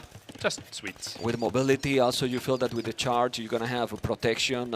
You boost your economy, feels smooth. Ma'am, my eyes goes into the top right corner. 7 villagers on stone for Sebastian. He's going to build a castle. He will go for the Blackwood Archer. Well, I don't know why they call Blackwood Archers, because this will be, I mean, it's going to be spamming archers all the time. Remember, guys, that when you make 1 unit, you're going to have 2. It's true that they are very low HP, so they are not super strong, but you can spam like forever and not so expensive. Yeah, they're really cheap there. They spawn in pairs. Only 20 HP per archer though, right? So once we get a hit in, Magnals, for example, are incredibly good against them. I'm hype already thinking about the badaboom. I can see it, you know. I can see it on my mind. Anyway, let's see what's going to happen. It's now palisading. He's going to try to palisade the whole thing. He's there. Gold mine and upgrade. He's going to have the stone as well. What is very clear is that Sebastian has a plan, and he's going to execute it, because it's definitely what he's doing right now. All in all, he's mining the stone. He wanted to do this with Tupi, and probably Hart know what is coming. The question is Cavarch, as we were talking, or is Skirmish is going to be an oath against this spamming army? He only has 5 on gold, so it actually won't be the Cav Archer play, right? Or if so, he can't afford too much. Might be 2, maybe 3 TC approach, some CA, bit of map control, maybe thinks about a lot of relics that could be picked up as well. Okay, so maybe it's all these Skims, but Ballistic will be needed. They are so fast also. We didn't mention about the speed, but they have good... Oof, I was shut up for a moment. Okay, I thought it was going to be in. The castle is fantastic. Why? Well, because that goal is going to be completely protected. And if we think about it, there's another goal exposed on the left, another goal at the back, but far. And this is Siege Workshop. Siege Workshop together with the Blackwood Archer. That is interesting. That comes up really quickly. Hart for now only goes for cavalry. So Blackwood Archer needs to gain the ground first. And then, did he delete a Vil? Yeah, he deleted the Vil here. Sebastian deleted the Vil by accident. Yeah, that's a misclick. I think he will also cancel that Siege Workshop. He's rolling that one. He wants to make another Siege Workshop at the back. Then I don't like too much the option, because Hart, as you mentioned, is doing Knights. Knights are great for sure, and at least that you get so many unique units, the Siege and the Blackwood Archers are not going to achieve too much. Let's take a look. Some pressure here. Elite Skirmisher is now finishing, so those Blackwood Archer would die quickly anyway. Siege Workshop will finish. I like that Sebastian actually is adding the extra town center. I was a bit scared that he tries to play 1 TC from home. Okay, he's doing the second town center. He has the second TC already hard. I don't know if he has some charge at home. I don't see any monks, so I believe he didn't. Honestly, most of the people... Yeah, he deleted, right? Oh, man. Well, this is the pressure. This is the pressure we were talking. This is the pressure we were talking. He wanted to delete the palisade or the stone, and then he deleted the villager. Wheelbarrow now. Wheelbarrow with 4 villages on foot. Not the greatest thing. Not the greatest thing. Obviously, a lot of them are walling right now. Typically, farm villagers, the ones benefiting from the upgrade the most. He has now, well, quite a lot of army. That's what you expect with the civilization. For now, not a lot of aggression, because both players nearly are completely walled. Yeah. You can still shoot a bit over wall to rest the woodlines a bit, but Hart should not lose a single villager there. Now with Vodkin, 1 villager down, he's gonna take more. This is the problem with this civilization. I don't know if now maybe Ballistic will be too much. I'm not sure if he's like taking the heads-up engagements, right? Could have maybe gotten 1 extra villager for now. I think 30C over Ballistics should be the reasonable approach. Yeah, 30C also for Hart. He has to be careful. He didn't overchop. He's going around with those Blackwood Archers. And, well, he's not taking villages, but at least he's forcing some... Yes. Oh, he took 1, so already 2 villages down. Resources collected, though, he has more Hart than Sebastian. And putting some pressure. Population is still ahead for Hart. But... he can't take an engagement here. Skirmishers would completely clear this up. Has to run, tries to go into the left-hand side corner. Can still squeeze behind the wood line, but...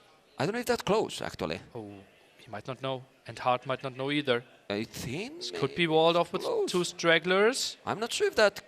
Tries to squeeze through. I mean, seriously? Okay, there's 1 tile there. He needs to go back now, but the Knights are coming. And that army is going to be... dead in a moment. I mean, he's trying to get as much as he can with them, but with the Skims and the Knights, those units are going to go down. And still, he has so many.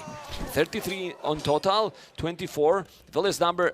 Ooh, got another? Oh, he takes 3 more. Look at the Echo KD. Solid 5 stuff. village kill, and now he's taking so many Knights. Whoa, those units are are working a lot better than I expected. Killing so many knights, doing an amazing micro, nearly.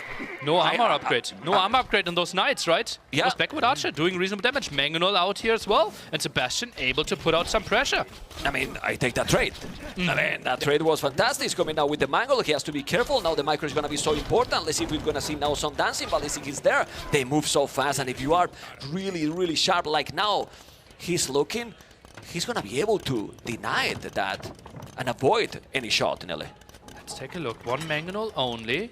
So I don't think he can stay for too much longer because Skirmishers and Mangonel can potentially clear this one up. Behind the Sebastian went for the third town center and Ballistics. Scout should be running away. Mangonel shots. Let's see how well they're connecting. With micro, he's sending more and more units. He got so many. Look at the numbers. 31. They are so cheap. Like really, really cheap. Ballistic. He got also all the Echo Abrises except Handcard's second castle. Interesting spot. Right there, more forward. Yeah, a little bit more forward. Taking that goal. Risky with the Mangonels, right? Trades off 1 for 1. He needs to go back even further with the castle, ma'am. Sorry. Yeah, he wanted, but he saw the Mangonels there now. He said, no, Neil is right. I go back. And you can see he's going back. He's going to make the second castle. Well, he's taking map control here for Sebastian. This game is going for Imperial. It looks like he's going to go for Imperial, Nelly. I don't know what you think, because this is, you can see so many Bloodwood Archers. Mangonel here, and now Heavy Blow. Well, doing all the upgrades. They are working on the late game. It looks indeed like that. Nice ground attack against by Hart. He's trading off quite nicely, and Sebastian, yeah, sitting behind 2 castles. Should not take too much damage, but can't really push either. So therefore, I agree with you. This one is shaping up to be an Imperial Age game. All right, as you can see, guys, only 2 villages different. Sebastian has 50 army. 50 army. 47 unique units. Oh, wow. They are not great HP, but there's still so many units. He took 1 Mangonel. He didn't expect that castle take another 2 Mangonels down. He's going to take the 3rd Mangonel. This is so many units killed. If he's taking another, it's going to be 4 Mangonels down. Super expensive here. He's taking great bada-boom here by Hart, but he's still taking the Mangonel. I still take that trade. Yeah, totally fine. Those backward archers are cheap enough, and you keep the aggression running. Put more threat into the head of your opponent. Hart needs to build a relatively defensive castle now to protect this area. And meanwhile, Sebastian is using the market, thinking about him. I mean, this unit seems like Blue Marches in asteroids. Seriously? Just look how it's on the way to Imperial. On the other side, we have 100 food. Hart will be so far behind when it comes to him. He keeps building more skirmishers here, more Mangonels. Nice moves here with the outpost. Great vision for Sebastian. He's completely surrounding Hart. Yeah, it's impressive. And this, look, with only 19 farmers, this is how cheap these units are. You know, he's not spending any food at all, only that the village number, which is 80 villages. It's not like, I mean, it's 80 villages behind. But you go up to Imperial with 2 castles. I love his position. Blackwood Archers, actually, the imp upgrade is not really giving you that much, only 5 more HP, but the main thing is that you can get yourself to chemistry and Bracer, more range, more damage output. And also Trebuchet, that you can go forward, make a third castle. You need to be careful with those. Still killing so many, still killing all the skirmishes. He's now moving away. There's another Mangonel that is going to be down. He's trying to make as much damage as he can, and he's raiding everywhere. It's raiding everywhere, killing more villages. He's still but that's what we said, right? Okay. They are fragile as well. I mean, you make a whistle with them and they die, you know? It's a bit windy here. I'm thinking, you know? Maybe the wind is affecting them as well. Okay, Mangonel, so many blue... I don't even remember the name of these units. Bloodwood Archers. Okay, and going now away. Look at the amount of archers. He just lost now 20 and he still have 55. Madness, absolute madness. Crazy. More in the queue, still keeps some villages on stone. So much aggression that people could only pick up 3 of the relics so far. And Sebastian, he's buying himself stone. He's building forward castle. Would you make even more forward? Trap his opponent. I think now he could do even more forward. Maybe a bit, right? He has so much control. Villagers move forward. No, he will finish it there. Yeah, okay. I mean, don't want to take any risk, but a castle here now forward will be definitive, in my opinion. Yeah, but maybe he was too scared. Mangonel skirmishers can still deal with this. He wanted to keep up the numbers, right? He is happy. Maybe just denying and taking out all the archer ranges. Then it will be tricky for to find some counters. Yeah, and probably he will do a fourth one soon, if he can. Yeah, he's going back now with the +3. Won't be afraid of those units anymore. He's doing a castle on top of that hill. He's in a very good position. The score is talking about itself. He's doing a really good job. Box formation. He's doing a lot, the box formation. A lot. Not only in this game, in general. He's going to take that Mangonel. No. Oh. Just get a shot off. Yeah, they die really fast, but now with the +3, as you mentioned, is something else. More range and more damage. Yeah, goes at mining as well. Chemistry is on the way. You still have now 70 military. You know, they are weaker, yes, but he has the timing and the momentum, Nelly. But only 2 traps out right now, right? Or not even out, right? In production. So he has imp, but that's only for the Blackwood Archers. He's not really pressuring the castles yet. Yeah. And Georgians, remember that they can repair, and it's cheaper repairing those castles. It's going to take longer. What do you do now with Georgians? Full skirmishes only? I think that's the only answer, right? Trying to tech into cavalry is not really an option. Try to continue building the counter for now. All right, let's see if we want to see a fourth castle here. Will you make something else? Well, for now, he's just going to go these units. I don't know if he's going to go then into champions or halves, but I think it's going to be full unique units and traps. Theoretically, champion would be the next step, right? He can soon afford elite upgrade, has the resources. And he goes for the imp tech. Oh boy! Poison damage, right? Poison damage for those Blackwood Archers. So you do damage and they do take more damage even after you hit them. Basically, they die no matter what. It will stop eventually, but yeah, that's such a nice tech there and just adds so much more damage. He has to be careful. Army numbers are now getting closer. He needs to go back. He doesn't have that much army anymore. He needs probably now a castle here. What about that tower here, you know, to make damage with those skirmishes, because those unique units now are dying really fast. Look at the score, Nelly. Hart only has 2 armor upgrades on his skirmishers, being the Georgians cannot go for more. Therefore, the Blackwood Archers will still do reasonable damage. Traps being threatened though. Archer ranges are going down, still no threat onto those castles really. He's losing all the unique units. All the unique units are going down with the skirmishes. Remember that he has also only 1 armor as well. He needs to upgrade those units, but now he's taking so many skirmishes as well. And the good thing here is he's still having the map control. Yeah, but still, like, if all the skirmishes are clearing this one up, the major thing for his push was that he had the crazy numbers. But now he's down to only 27 Blackwood Archers, and now he's taking into Champi. He's going to Champi as well. Hart only has skirmishes, no hussars, no unique units. No Monaspas, no nothing. This castle is going to go down. He's 5 trebuchets now. He's doing the +1 armor. I feel that Sebastian needs a little bit more farmers, but he's still producing like crazy. They are so cheap. And then Hart cannot keep producing because his economy is also really, really low. Down to 6 skirmishers here. That won't be enough against all those units.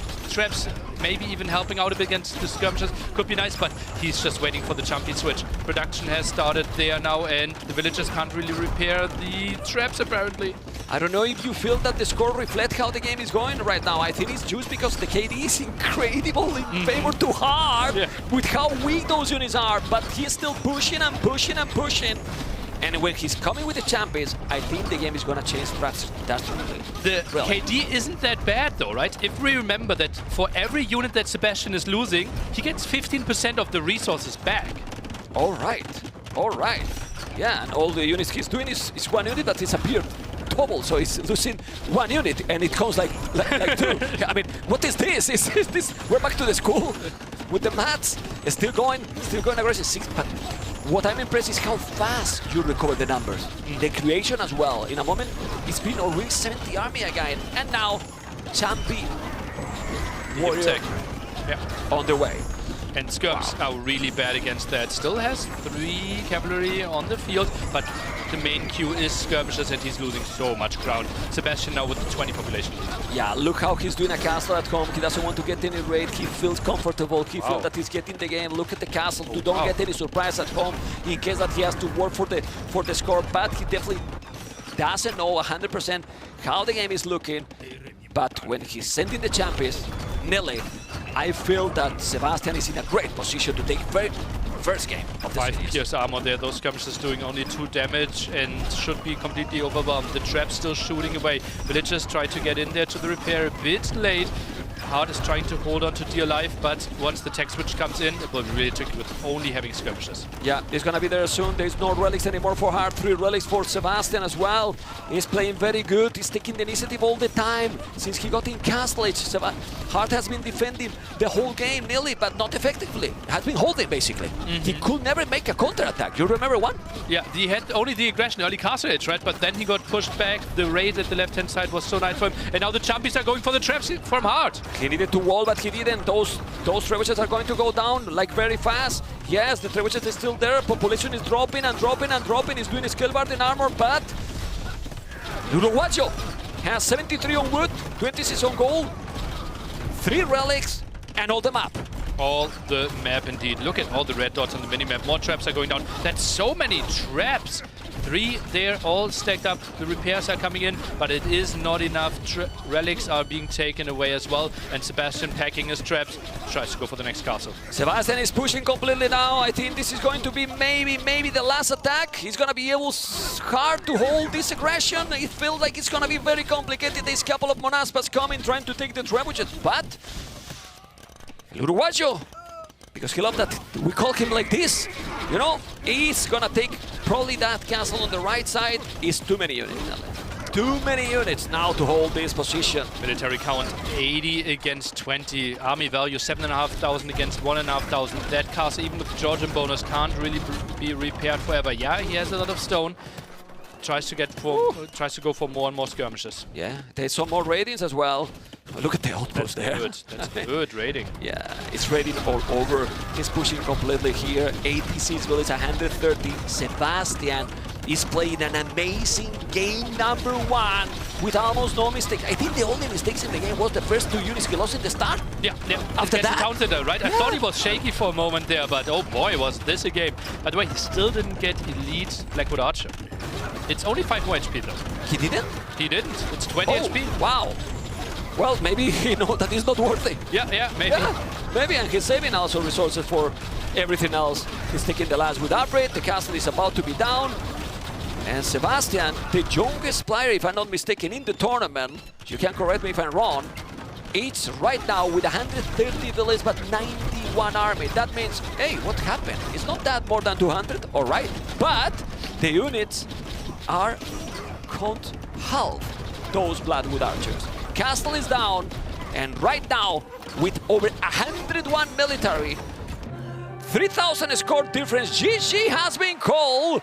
Sebastian taking game number 1. Oh, this has to feel so good. Such a late pick. Crowd is loving it as well, giving the well-deserved respect, and that has to be sweet. One of the maps where we feel this one should be a true showcase of skill, a true showcase of strategy and execution, Crownwood, and taking that game number 1, he has to be so happy going through this one. Interesting to see what's up next. We can take a look at the score here in the end. Sebastian obviously with quite a nice score. KD was better for Hart, but as we remember, he killed a lot of half units. But that's kind of usual, right? Like if you are playing with gods, usually it's gonna have always a negative one, you know? Anyway, 6,000 resources collected more, and we can see some highlights. We're probably gonna see here the 2, well, it already passed, but that was those units that he lost in the start. Then that village, but from there, and that village, it was like, after that one, hey, I need to focus. And he did focus. He did focus indeed. 8, a Not big anymore. shot here. Yeah. And it's like, it's crazy how long he avoided all those shots, right? Because those units are so small and have so little HP, it's so easy to eat some shots there, but dodged most of them. But have you noticed how we are now in the playoffs, best of 7? How many times we have seen 2P during the group stage? I think not at all, right? Not at all. So incredible preparation by Sebastian. Like holding some specific civilizations and then use it now in the first game of this series. Sebastian quote, maybe you get nervous or you are on back foot, so you start making more mistakes. But that's my idea, to get an advantage and maintain it. Or keep it the aggression always, that as well. I love that. Is what he did. Indeed, that's what he did, right? It was the, okay, I go for the aggressive approach, like he did in the start, then walled up the defensive castle, and from there on, it was only forward. How can I affect this first game to both players? in a positive, in a negative way. Well, Sebastian has to be super happy, right? Multiple factors. Late pick civilization pick against medium civilization pick. Skilled map also leading 1-0. This is the dream start. You know what I want? I want his doing push-ups in front of the crowd. I mean, can we tell him? Maybe both of them. Yeah? Well, if Hart is doing push-up, I'm scared. Oh, yeah. You know, he's strong, man. He's really strong. How many push-ups do you think Hart can do? Too many. Too many. And you can't count that high. Look at that. Yeah. Those. Good moment, you know, to show his arm, you know. Too many push-ups. Not sure how he got through security with those guns. Well, you can imagine how. You can bye-bye security. Anyway, let's see what is going to be now. Game number 2. After this one that has been, what you said, like Arabia one in quotes. What it can be. We're gonna see the map now. That looks like Alpine. Yes. Me like it. One of the maps that was played the most in the ladder, right? Tree line in the middle. We can chop through Wonder there. Villagers are starting next to foxes, collecting gold for them. There are extra resources spread around the gold, the berries, and extra stone to start. Surrounded by walled terrain, so therefore it is tricky to fully be walled and to farm around your town center. Oof, this matchup is so interesting. We have seen also this matchup yesterday with Hera versus Mr. Yo, if I'm not mistaken, in another map. It was Loch Ness, if I'm not wrong, with the Saracens versus the Huns. He did the stone walls, but here, no stone walls at all in that one. And Saracens, you want to go to the late game, I believe. Yeah, you want to play for your camels, right? That was the storyline from yesterday as well, where the plan is that the Huns are most likely playing something that is on a horse, and camel riders would be really good against that with the extra HP for the Saracens. But Sebastian, for now, opening with archers. But still, if you get that aggression with the hands and you keep it, you get the initiative like he did in the previous game. And if you got the camels, the mass of cav archers and raid in maps like this that you cannot wall completely, it has to be dangerous. But camels also can raid, right? All the CA need to be on the same spot, and we see Hart playing double archery range. So this will be mass ranged units. Sebastian on his side actually added a stable. Okay, he's doing fletching already. Hart. Would you make the market early with the Saracens? Try to use it right away, or wait to see what your opponent is doing? Right now, he wouldn't really benefit from it, right? It still is draining some of the resources. He can still wait a bit longer. He has enough gold, and I think after the double range, he can then go for the market. Okay, so focusing on what we have now. What we have now is 2 spears, 2 archers, chasing that scout. You have to be careful. There's a 3rd archer coming. Population is exactly the same, so he's going to go back a little, Sebastian. And wait a little bit, but both have fletching, right? Yes, 2nd archer range as well, and is stable. Full feudal? Long feudal, more than full feudal? Long feudal, right, with 3 production facilities there. Not unlikely. Sebastian's village is a bit exposed in the right-hand side. Therefore, he felt, okay, I need to produce more. Stops at 3 scouts, big question mark. Is Sebastian staying on double archer range archers, or is he mixing in some skirmishers now that he has the armor upgrade? Look without, in quote, village on gold for Sebastian, because he's getting the foxes. How much gold he's getting with those. They are so effective. Wow, 37 villas, both players going back a little bit, getting the hill, trying to get that position. Surprise, scouts are coming, and then you have archers. The scouts are going to be there. Let's see the micro. There's 2 spears. You need 2 micro. Gonna take those spears. He's taking those. Is this a good engagement? Feels like the scouts are evaporating. The 2 spearmen got a lot of distraction in there. Hart can't be too unhappy with this engagement. Yeah, Hart with archers. Feel like at home, like really at home. He's doing an amazing job with those archers. And now, wow. Great micro by Hart. Whoa, he's taking so many, nearly. Yeah, the 2 spearmen there, they didn't get the greatest hits in, but that just meant that the archers for the full time were focusing on those spearmen. Now we can take a look at the engagement again. It felt like the 3 scouts are coming in, but all the archers were dying in exchange here. The same they come, the same they go, right? So, exactly the same speed, super fast. Now he's coming again. Is that deja vu? This is the live now. It's the same. He's coming with those scouts and the archers. 1 spear, 5 archers, more scouts. It's crazy how much he's investing here. But take now Hart. He sold the stone, check his resources. This aggression for Sebastian is not working. He needs to get something done here because he sits at 50 food while his opponent is on the way to Castle Age. Whoa, but then he's doing forging, so he's feeling that he has to do the damage. The problem here when you go up is that you're gonna stop your production quite a bit. It's true that he still has 7 archers. Sebastian only have 9. I mean, 9 is a good number, but if you have only 2 more when your opponent is on the way to Castle Age, definitely you need to make the difference here. And forging and those archers, I don't know, Nelly, if this is going to be enough. Stable is coming in for Hard, wants to add some camels behind this. For now, it just tries to buy himself some more time. No skirmishes in the queue. Has 16 on gold, Hard right now. Okay, you gotta be careful. You have 3 villages more. Good amount of army. Well, makes sense, he's still on gold with Saracens, but you need to kill. He need to kill. If he's not killing, it's gonna be a big problem for Sebastian. He's taking the spear, but the scouts are not achieving too much. This is a great micro by Hard. It's the same numbers. It's taking everything. There's no problem. Those scouts maybe could hold nearly with bloodlines and skill better than armor, but not with forging. Yeah, it's interesting, right? Typically, if you have a melee unit and play against a ranged unit, you go for the armor upgrade first. Sebastian, he decided to go for forging, so he really wanted to kill, but didn't survive long enough. Yeah, it's true that he's about to go up, but I don't know if he's gonna be able to hold these potential crossbows and Bodkin arrow 2 minutes. It's possible? It will be tough, and those are chewing through all walls, so palisade walls won't really be an option, Soldier Stone, so tower won't be an option either. The most important thing for Sebastian here is to actually not fall back. He needs to go forward. Yeah. Indeed, that's And what he's doing. He needs to buy time for himself. Yeah, great move here by Sebastian. He has himself 7 archers. He's trying to take some damage here before he's doing the upgrades. He's definitely not doing, but the good thing is that he's getting time. It's forcing him to go back. You know, it's forcing him to go back. If he's taking 2-3 archers, he's gonna be happy. That's why he's going to the town center, and now he's killing the spear, going away. But I like this for Sebastian. He keep him away. All the army will die for Sebastian here eventually, but Hard can't really use the timing that he wanted. And Sebastian, he will reach Castle Age, probably without losing a single villager. Well, and maybe he's gonna lose the archers, not the scouts if he's going away. Okay. Is he still trying to, is he still attacking? This is really good for Sebastian, really. Yes, I love this. Scouts all down. Knight might die as well, if not microed back. He didn't kill it, but still he's going back. Well, he's sending some archers, if I'm not mistaken. I check a blue dot on the right side, and he's coming. He's only 3. 3, I mean, with Bodkin, if he has some units at home, and he probably has. Triple range at home. Wow. Sebastian is doing an amazing job here, really. Oh man, he's holding so well this situation. He's up already to Castle Age.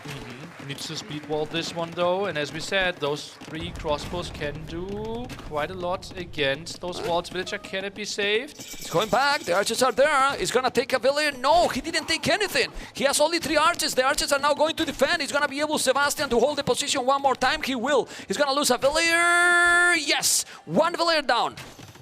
All these taken in consideration. 1 villager down with this uptime. I'm happy. He should be fine with that, yeah. It looked a bit scary. There's obviously some disadvantage there that the scouts did not do the damage that he wanted, but after that, the recovery really nice.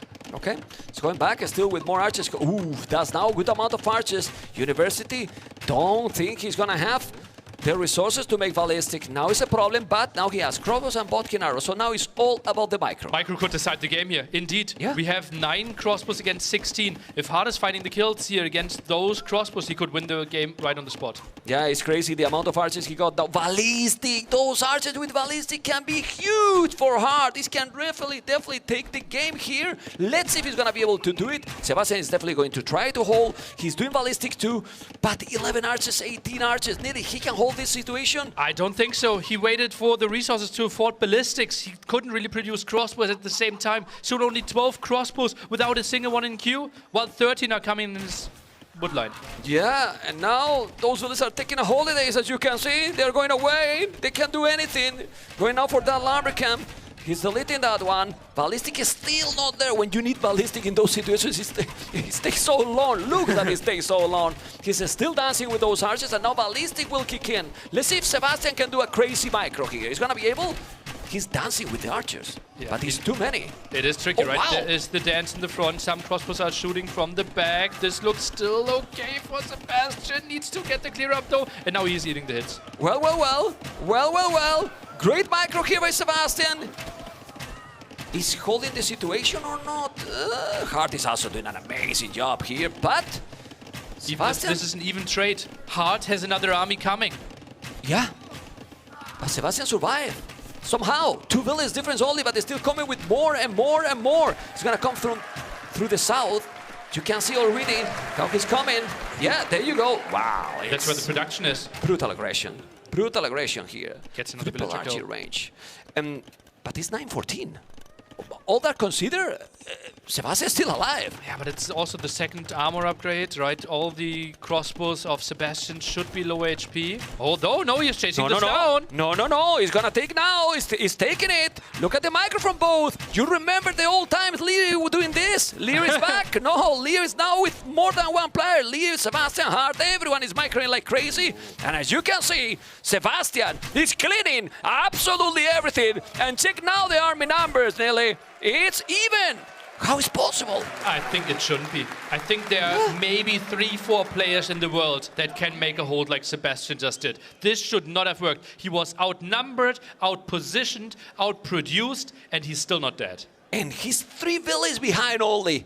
3 villages behind only, and the second TC is up faster by El Uruguayo. But he's not producing villages. His economy is still in shambles, so now he needs to attack. But Sebastian, that's a risky move. Moving out with the crossbows without a lot of vision on the right-hand side will be tricky there, but should be able to deny that monk. We still have 3 relics already picked up, though. He will. He will take it. Doesn't want to take it. Yeah, but look at how. Oh, healing! Yeah, but he's really. 4 HP, he tries to killing the other. He's killing the Oh my God. What a move. Great move there by Hart. But now he's here. That's what you were talking. Yeah, he's moving, but then at home he's going to be in danger. He has the second TC, but he's killing villages here. Still 7 villages behind. 18 army to 22. These lose like a bad battle. This can snowball the game so badly for both. Cross villagers go in the wrong direction there as well. Hard now with the 10 villager lead. The dance continues. Yeah, 18-21. 18-21, but now he has a lot more army here, Hart, with 9 villages more as well. Both with almost the same economy balance. 7-6 villages on foot for one, the other with 8. Coming again is full crossbow. Full crossbow, no other units for now. And he's still coming, trying to attack again. Now the difference increased a little bit. 10 villages, but if we go to the red side, I think those archers, if we find that town center, and he will find it, he's gonna now take all the numbers back. It's only 2 villages, but he's gonna deny the third TC. 1 villager down, 2 villagers down. There you go, and it's open also. Oh man, he denied that TC. He could attack if he wanted. How is it possible that they're still the same numbers, Nile? I don't know. This is absolutely impossible how Sebastian is making this hold happen. Is dancing this one, and well, let's see how much damage he can find here. All of a sudden, Sebastian the one with the crossbow advantage. Dumping though. It's incredible. Yeah, but they're still. Oh my God! Now with those archers, he's gonna take how many? 3, 4, 5. How many villages? He's taking so many. He'd leave that one alive. No, he's sending 1 archer and moving to the left. He's doing an amazing job. It's incredible, this game. Full aggression with archers all over. Now take the monk. He converted while he was dying. Okay. And they're dancing at the same time, right? In the picture-in-picture there, in the base. And this is just incredible. How many hands do they have, man? More than you and me, that's for sure. Oh my God. Okay. Let's see what it's going to be. Okay, let's see the crossbows. He's going to take it. You have to be careful. Uh-oh. Uh-oh, he's dancing. He's dancing. Yeah, well, the scorpions are there, but now 13 villages differ. The scorpions benefiting from ballistics there is really helping out. Crossbows now trying to chase this away. 4 TC play is the plan here for Hart. This will be nice for him if he can stabilize. Is there a chance, ma'am, to switch into skirmishers? From who? For either player, right? We're playing full crossbows. Yep. Well, they should. I mean, look at the cooperate. What I need to check is how many archery ranges has been hard all the time. Eco upgrades is only at 1 right now for Sebastian. Hart at least has 3, gets the second wood upgrade. Triple range at home. Tries to find another aggression there at the right-hand side. And cross production continuing for both players. 9 on food only for Sebastian, though 22 for Hart. Okay, he keep going. Now with more and more archers, the eco difference is getting there. It's really, really getting there. With 26 on wood, 25 on food, 14 on gold, 4 relics. It's looking good for Hart and Ele. And now he's sending a villager forward here, just try to get an outpost. Mangonel could be defending this area, might be trapping this Mangonel from the right, but he also gets one Mangonel to the front himself. He need to be careful. Are they mining a stone? Not a lot. Well, Seven villagers on stone. Is still trying to make the pressure. He need to definitely make some damage. The village difference now is really too big, and it's almost triple the village on foot. What is the building at the right-hand side? Is he trying to build an aggressive siege workshop? Trying to put on the aggression there. Scorpion are ready to defend this. And crossbows. Oh, they should find some villagers, Memp. They are around. And oh, another raid here. How many armies do they have? Yeah, let's see what's going to happen. We have another Mangonel, the Crowos, and the Scorpion. Oh, this is what he needed. Is what he needed. He needed more than this even, you know. But he's taking 4 villages now on the goal. Now the farmers as well in danger. He's coming with the siege workshop. But I like a lot. Yeah, it's great for Hart. But I also like a lot how Sebastian is reading the game. He knows that he needs to do more damage, and he's going forward. 8 only on food for Sebastian. He is playing this one so incredibly all in. Mangonel's retreating is not what he needs. Doesn't really have the wood and gold, as we can see right now. So many villagers idle. Yeah, he's still trying to attack. The siege workshop forward on the right side. Now those skirmishes that you were asking for are there, but not elite yet, so they are going to die. I think Sebastian never made Thumbrin, if I'm not mistaken, so that is definitely an advantage. But army numbers now he has more. Mining a lot of stone yet, but you can kill some villagers. You got ballistic, 1 down. Okay. He's going back, and the Mangonel is coming. Crossbows. Army at the top is getting cleared up as well. Siege Workshop is producing the Mangonel. Finally, this is cleared. Maybe Outpost at the left-hand side or right-hand side could have helped him a bit earlier. Has them now, gets a bit better vision, but the crossbows sneaking around at the right-hand side over and over again. But now this can snowball a little. Sebastian has so many units. Nelly, he has so many units. It's true that he's behind in villas, but I don't see... Yeah, more than 4 skirmishes. He needs the Mangonels with him, man. Crossbows alone against Skirm Mangonel won't do enough. He needs 3-4 Mangonels to really put on the pressure. Yeah, he's trying. He's trying. He's building here. He's also going to the left. He's on the right. He needs to make a lot of damage. He's so many villages more. He's almost 30 villages more. His economy is looking really good. He's about to go up to Imperial. And then in Imperial you can do whatever you want with the Saracens. So now he's going to lose these crossbows. Hart is in a great position. Castle on the right side. And Relics under control. Hart seems to be where he wanted. In a comfort zone now. Yeah, some more aggression, but he still have some good numbers to counter this. And that castle feels relatively defensive. Won't really protect the gold, won't protect all of the farms, but will protect the TC there. And basically means it will be tough for you to attack this area hard. Yeah, he doesn't see how he built it. He did it already. This is so many villages on stone. And you might say, well, it's unbalanced economy. Well, he has 1,700 gold. You can buy a little bit food, go up to Imperial, and then Sebastian will have not much more to do because Saracens in Imperial are amazing. Yeah, just the brace upgrade on those elite skirms should be dealing with everything that Sebastian has right now. Mangonel dance needs to be impeccable for Sebastian to keep up this aggression, but it feels like Hart is watching very closely and should be able to defend this. If he's able to close this game, very important after losing the first one to get that 1-1, maybe those nerfs going away, and then we might have a crazy strong series in front of us with a 1-1 from the Peruvian player and the Uruguayan player there also playing very good. What was the key? Why it was the advantage that big? Like those scouts he did in the start and forging probably? I think so. I think they didn't really pay off. Bloodlines could have been an option. The armor upgrade could have been an option. We will look through the highlights and try to find the analysis there again while we try to figure out what Sebastian's next steps could be. Has enough stone for forward castle, but we already have defensive castles on both sides. Ooh, those were quite some losses. But just look that after 29 minutes Empire Wars, I don't think that he got, big balaboom, more than 14 farmers. I think this is the most farmers he got in the whole game. I think so as well. So. Is adding TC number 3 and 4 right now, but I don't think that that's going to help him too much. Let's take a look at his face reaction in 1 minute and 10 seconds once Hart gets in. And we're getting herbal medicine. Okay. That's faster healing for units in a castle or all buildings. Yeah. A tech that we rarely see. Okay. I mean, it's gonna be an Imperial in a moment.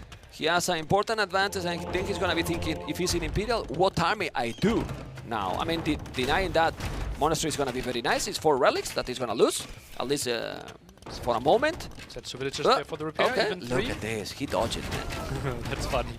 But why he didn't dodge anymore? Well, he was microing the Magna at the same time, gets the kill there, got a good shot in. Oh, doesn't get the kill. Magno survives, but now gets cleared up. Well, it's down, and now he's gonna take it. Population, though, is a big difference, and he's calling the GG. And as you can see, 1-1. Hart played this one very, very strong. And you can feel that he feels relief. Look at the crowd there. Look at the crowd. They're loving it. They're loving it. We need to see the crowd energy. We There's need a to lot feel of it. popcorn consummation there. Yeah, why they all have and we don't have? Shame. What a shame. Yeah, we don't have anything. What is this? How do you think your casting would sound like, Mem, if you were constantly eating popcorn? I don't want to imagine. Okay, and what is this now? Well, the KD seems similar, but it's not important how much, in what moments, right? He did it earlier, he got the advantage from there, and this is 7,000 resources collected more, which is very nice, because when you are with the Saracens, you think, oh, maybe he's gonna be market abused, but no, it's not. This moment is the key of the game, in my opinion. Yeah, look at the resources for Hart. He already has massive amount of resources. Thinking about Castle Age, while Sebastian is investing everything in Feudal Age, and still, Sebastian did not really advance here. He only advanced once we have Hart in Castle Age here. Look at those scouts. They barely find any damage. Yeah, I think Forging is a mistake here. Would you mention during the casting? Yeah. Bloodlines or even the Skill Burden Armor is better, especially against those archers with very, very fast micro by Hart, because he was controlling the units so good. Yeah, incredible there. We had some beautiful dance. Like this is world class defense by Sebastian. He lost this game, but he should have lost this game 3-4 minutes ago here already. He made a real game out of it, gave Hart chances to throw this game by having impeccable micro here and dodging all the shots. But actually it's also for hard decisions, because there was a moment that it was the same population. We were surprised that he held it, and you said, why? Be careful sending that army. Look at this. And he's healing the monk, dancing with the monk, dodging the shot, starting the conversion, and Sebastian has to delete. That was my highlight of the game. Okay, no, it's not push-ups, but something. Okay, wrist station. Okay, that is really important as well. I mean, with how fast they are clicking, with how fast they are clicking, it's normal that they are doing that all the time here. Okay, but now what we are going to see? We have seen already Hans Tupi and Georgian's Saracens. Still, top 3 picks still left for Sebastian. So if he converts them, he should still be happy. Okay. And what is gonna pick now? Do we know the map already? Can we get some cheating from production? Maybe we can think about it, obviously, right? Yeah. It will be Sebastian's pick. He just had Crownwood and Vulpine. I think a small mix-up would be nice. I think we're gonna see Blue Wells. Blue Wells, something I could see, man. Yeah. But then Dravidians most likely against, I would think, Japanese. That would be at least my prediction. Could be. What about Byzantines there? Byzantines, well, if you have Hulk battles, Byzantines really doesn't help you on water. You can play skirmishers, which is nice, but then Dravidians can still open lots of men-at-arms. Yeah. Byzantines aren't bad. Let me think, where else could we see them? Loch Ness, I think on Henschel, Stonefront, they could be better. Okay. Okay. Like fishing ship bonus is just so incredibly good for Japanese. I think it makes sense to get there. It's reasonable. And that fishing ship bonus worked for gold also, right? Yeah. And it will be Loch Ness. Oh. So it will be the switch up. We wanted to see a bit of water. So he's picking whole map from Hart. Indeed, indeed. Okay. So this is a semi-water, semi-land map. We have only a small shallow in the middle, trying to get to the other side. Relics at the sides where we can still cross to the opponent. We have seen different approaches here. Very aggressive play. Dravidians, for example, can open either double archery range, can open men-at-arms archery range, or can open docks and try to wall and secure the center. So that will be really interesting how Sebastian's approach is going to be. On the other side, Vikings, we will think they are going to play something with water. Yeah, it has to be. So maybe he's going to make the stone walls himself. today. Wow, that's risky. Directly stonewalling? Well, not directly, but if the a bit of delayed is coming. Oh, Game number 3. And Sebastian is sending the scout right away because he wants to go very, very aggressive. He's doing dog and archery range. No double archery range yet. Let's see what it's going to be. You know what I love the most about this map? Or basically the only thing I like the most about this map? You can imagine, right? The Loch Ness Monster. Exactly. It's roaming somewhere. Love it. Where it is? We're sending our best cameraman to find it. Vamos, Vodka. Find it. The dock there kind of implies that Sebastian also wants to go for a wall later on. Goes for the galley now, is trying to block all this area. And Spearman is trying to get a bit of vision there. Both players going for the wood upgrade. Wheelbarrow for free. 4 Vikings should have a good economy. And a dock for hard to respond. Sebastian's dock. Hard with fletching already, which is great. I think Sebastian did it as quick as he can. Archer of position, but no, scout around. Okay. Oh, a galley already there. Spawns the galley and hello! I need to focus. Goodbye. Bye-bye. Uh-oh, careful. The Spirit is doing the job. He's trying to deny it and he's denying, but don't lose the galley. You need to go back out of the range. That the scout is going to be down, but now you need to attack the scout. That was a misplay by Sebastian. He could kill that scout. He was so focused on that valley and he lost a lot, but he killed the villager. At least got the villager, indeed. That was an okay straight-off. Scout was already low HP. It is the double dog approach here by Sebastian. Whoa. After building the archer range as well, 3 archers, is adding some more villagers on goal to keep up the production on the other side. Adding some more farms for Hart here, is thinking about Castle Age eventually. And the dance should be really bad for Hart. Oh, I think he overstepped. He didn't expect the double dog. He didn't expect the double dog by Sebastian. And those galleys are going to eat that army. The scout is going to be bye-bye. The fire galleys are there, but then you need to go back and those galleys will kill the army, killing the archers. Wow, did you expect this opening by Sebastian with Dravidians? I did not, right? But he has the extra resources, so he can spend them somewhere, right? Hart just built the dock and the archer range himself. So where did Sebastian invest them? He went for the second dock.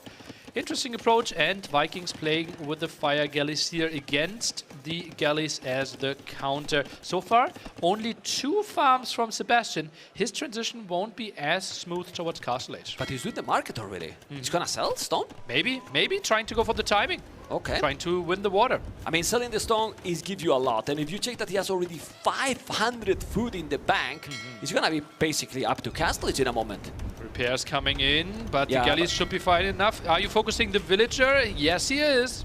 Yeah, that galley is going to be down. I like the opening. I didn't expect this opening, and it's feeling smooth for Sebastian.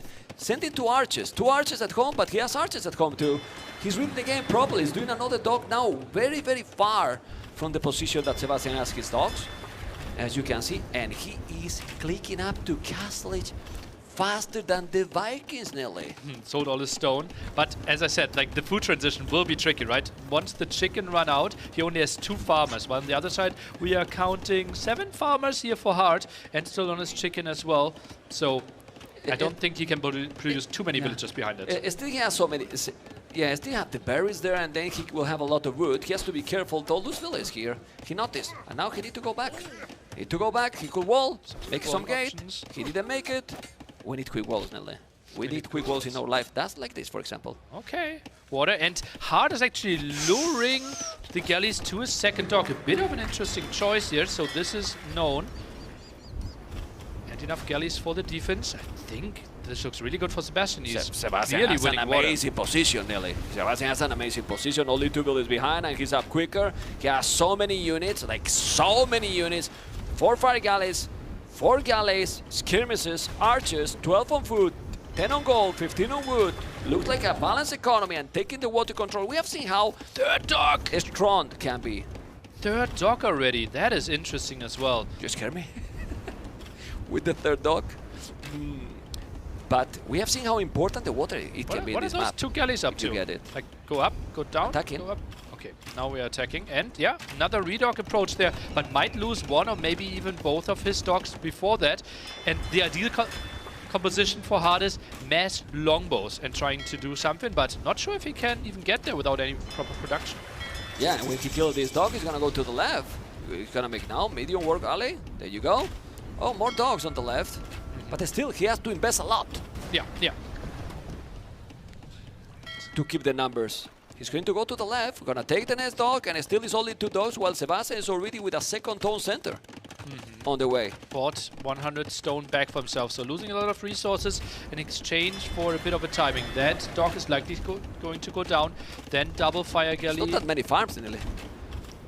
For Hart, right? The berries should last a bit longer for him. Yeah. Medium warship upgrade finishes. Dog likely to go down, and then longboard production did not start instantly, ma'am. Yeah, he's going for a TC first. I think he didn't finish the second dock that he was building on the left. He cancelled it. Oh. He cancelled it. Look. That is going to be a long game. Yeah. Full water control for Sebastian. Should also add some fishing ships next. Hart won't contest water for quite some time. Is playing triple TC.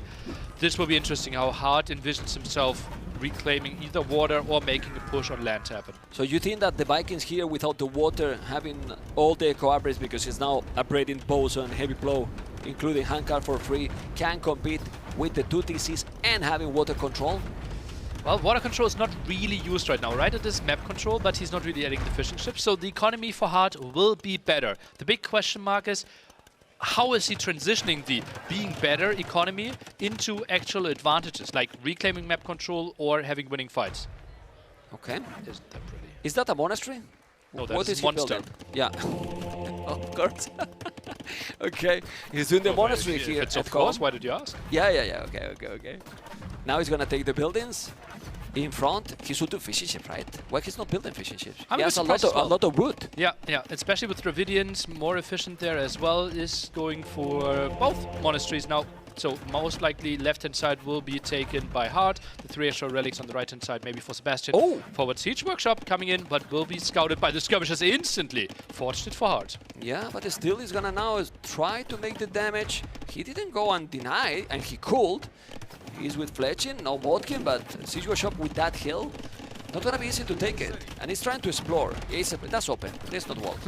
Yeah, so much effort for nothing, right? The barrels didn't block anything next to the blacksmith. They're just pathing. They're going down the other side. Okay, they are coming here, you know. They know that we are in an amazing location, so hello, we're coming. Okay, more galleys, you have to be careful. It's going to go around. It's going to be around or not? To be careful, there's few skirmishers only, but now it's about the siege, because as you mentioned, I see what is happening here. I think Hart is gonna make. Well, he's doing the siege workshop. That is interesting, no? But if I was Hart with the amount of farms he has, what is happening here? Mangnul shot is big. What are you doing, man? I don't understand this. I don't understand this. He saw the siege workshop. Yeah, why he's doing the siege workshop there? I was about to say that with Vikings economy and all he has, 25 on food, double stable light caps. Maybe, yeah. He's doing now. He's going for the stable. Yeah, I mean, he has a good echo. This move by Sebastian is only to have a bit of map presence and to keep your opponent honest. And get all the relics. Yeah, he's not trying to finish the game from here. Okay. Getting all the relics could be great here. Remember that there is 3 on each corner, 3 on each side, but this is so weird, you know? It's take 1 and now it's gonna take another 2. Bam! Was trying to dodge and he lost it. Okay, TC, under the pressure. He need a monk because Hart is coming with his Skillbarden armor. I also don't understand why is Skillbarden armor. I will do forging now to take those units quicker. There's no army. Yeah, maybe to dodge the war galleys behind it a bit more. Well, okay. And I think you're 2-hitting anyways, right? Yeah. So forging would not make the biggest change anyways. But yeah, Hart getting those 2 relics, has to be happy with that. Trying to set himself up for the long game. Not happy with this. The 2 Mangoners attacking now the Tone Center. And then Sebastian now with the 3rd TC. Village number though. Hart with more. He's doing now a couple of knights. He has a couple of knights doing now scout. I think he should do the light cap. But the next move should be, in my opinion, for Sebastian what? Well, he's doing pikes. No, is this Baron? No, archery archery ranges. I think he's going for elephant archers as the next step, right? Has the monks as well. Has the Mangonauts already, so the typical counter of skirmishes against the elephant archers won't really be an option. Uh-oh. Doesn't really have the full setup on the foot though. Now we see why he did armor, tries to dodge this, scout around, tries to... Oh, that's a nice pickup. Oh, that's a really nice almost. pickup. Got a conversion against the knight though. Oh, that's great, and now the galleys are there to defend, so he's not gonna lose the mangonels, he's gonna repair. Now he's maybe gonna lose one, but well, losing one, he's gonna feel fine. He can make another mangonel, but hard resources. Looking crazy. Looking crazy. really good. Vikings economy, right? Yes, amazing. Wheelbarrow and handcart for free. Your villagers are walking faster, carrying more resources. Just so sweet when it comes to collecting resources. Did he? Oh no, okay, the relics are there because I was checking and the relics were not yet there, and now he just got the relics. I thought that he maybe lost the monks on the way to drop the relics, but no, they are there, the relics. Okay. Elephant archers are arriving. First one's there. Oh, he actually pulled them back a bit. I don't think he wants to show them yet. Yeah. So the question here is, Nelly, the score say that Sebastian is really ahead, but now we see he's gonna take that one. While we see to go for the conversion, and now he switches onto the knight, and why a massive long-distance instant conversion. Super, super nice. He's on the way to Imperial, but he's going to Imperial with no army at all, no presence in the map. Is this good transition to Imperial for you, Nelly? Also, the thing is, he doesn't really have a unit that clearly counters the elephant archers there, right? It has to be even in skirmisher bracer, right? Yeah. That's the only option. Okay. The monks are not great. You have to be careful, and he's going back, using time to don't lose that one. He's gonna take it. Oh, that's really big because he keeps the pressure. He can now stay taking that tone center, and the elephant archers keep coming with Vodkin, no ballistic, doing more and more villages now. It's still the Imperial, maybe not the best here because you don't have any map. Elephant archers, and this should be really tough for Hart. Now the knights are going in, not really sure what the approach is there. Could eat some conversions, eats one. Monks are trying to return the favor, jumps to the town center. Really nice micro by Hart. Yeah, it's really good done by both. Devotion now here, he has to be careful, don't go in, don't lose the monk, he's healing now. Now he's dodging though, not anymore.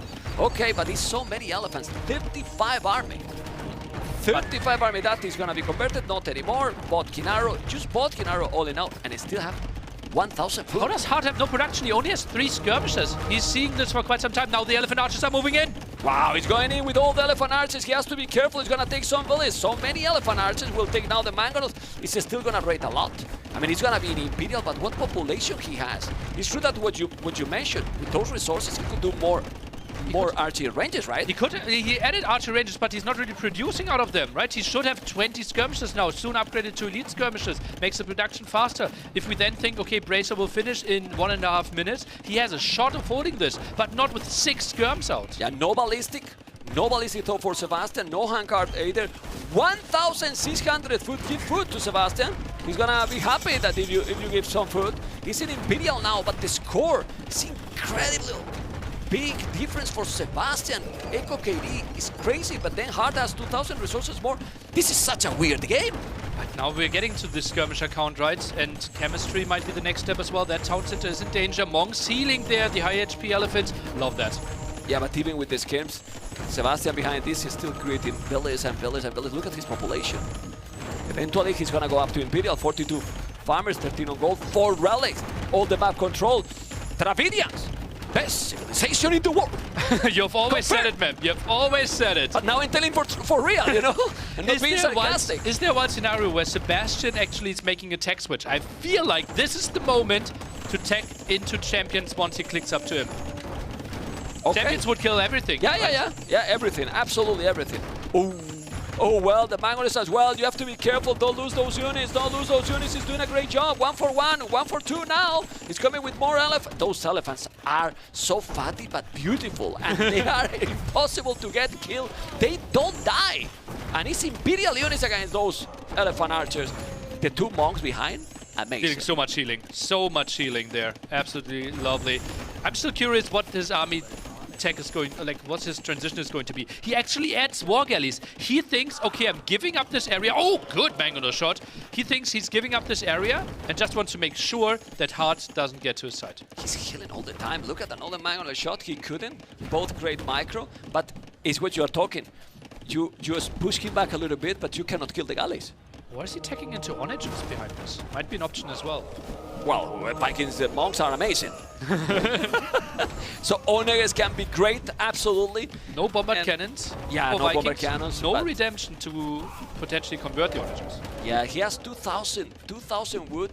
You have a lot of resources, but then is when you see how the Vikings are the new Dravidians, right? Very weak in Imperial. No, but for real, you know, I'm joking obviously, but they are very limited in options, depending on the situation. And this is one of those situations that Dravidians are going to be better than the Vikings.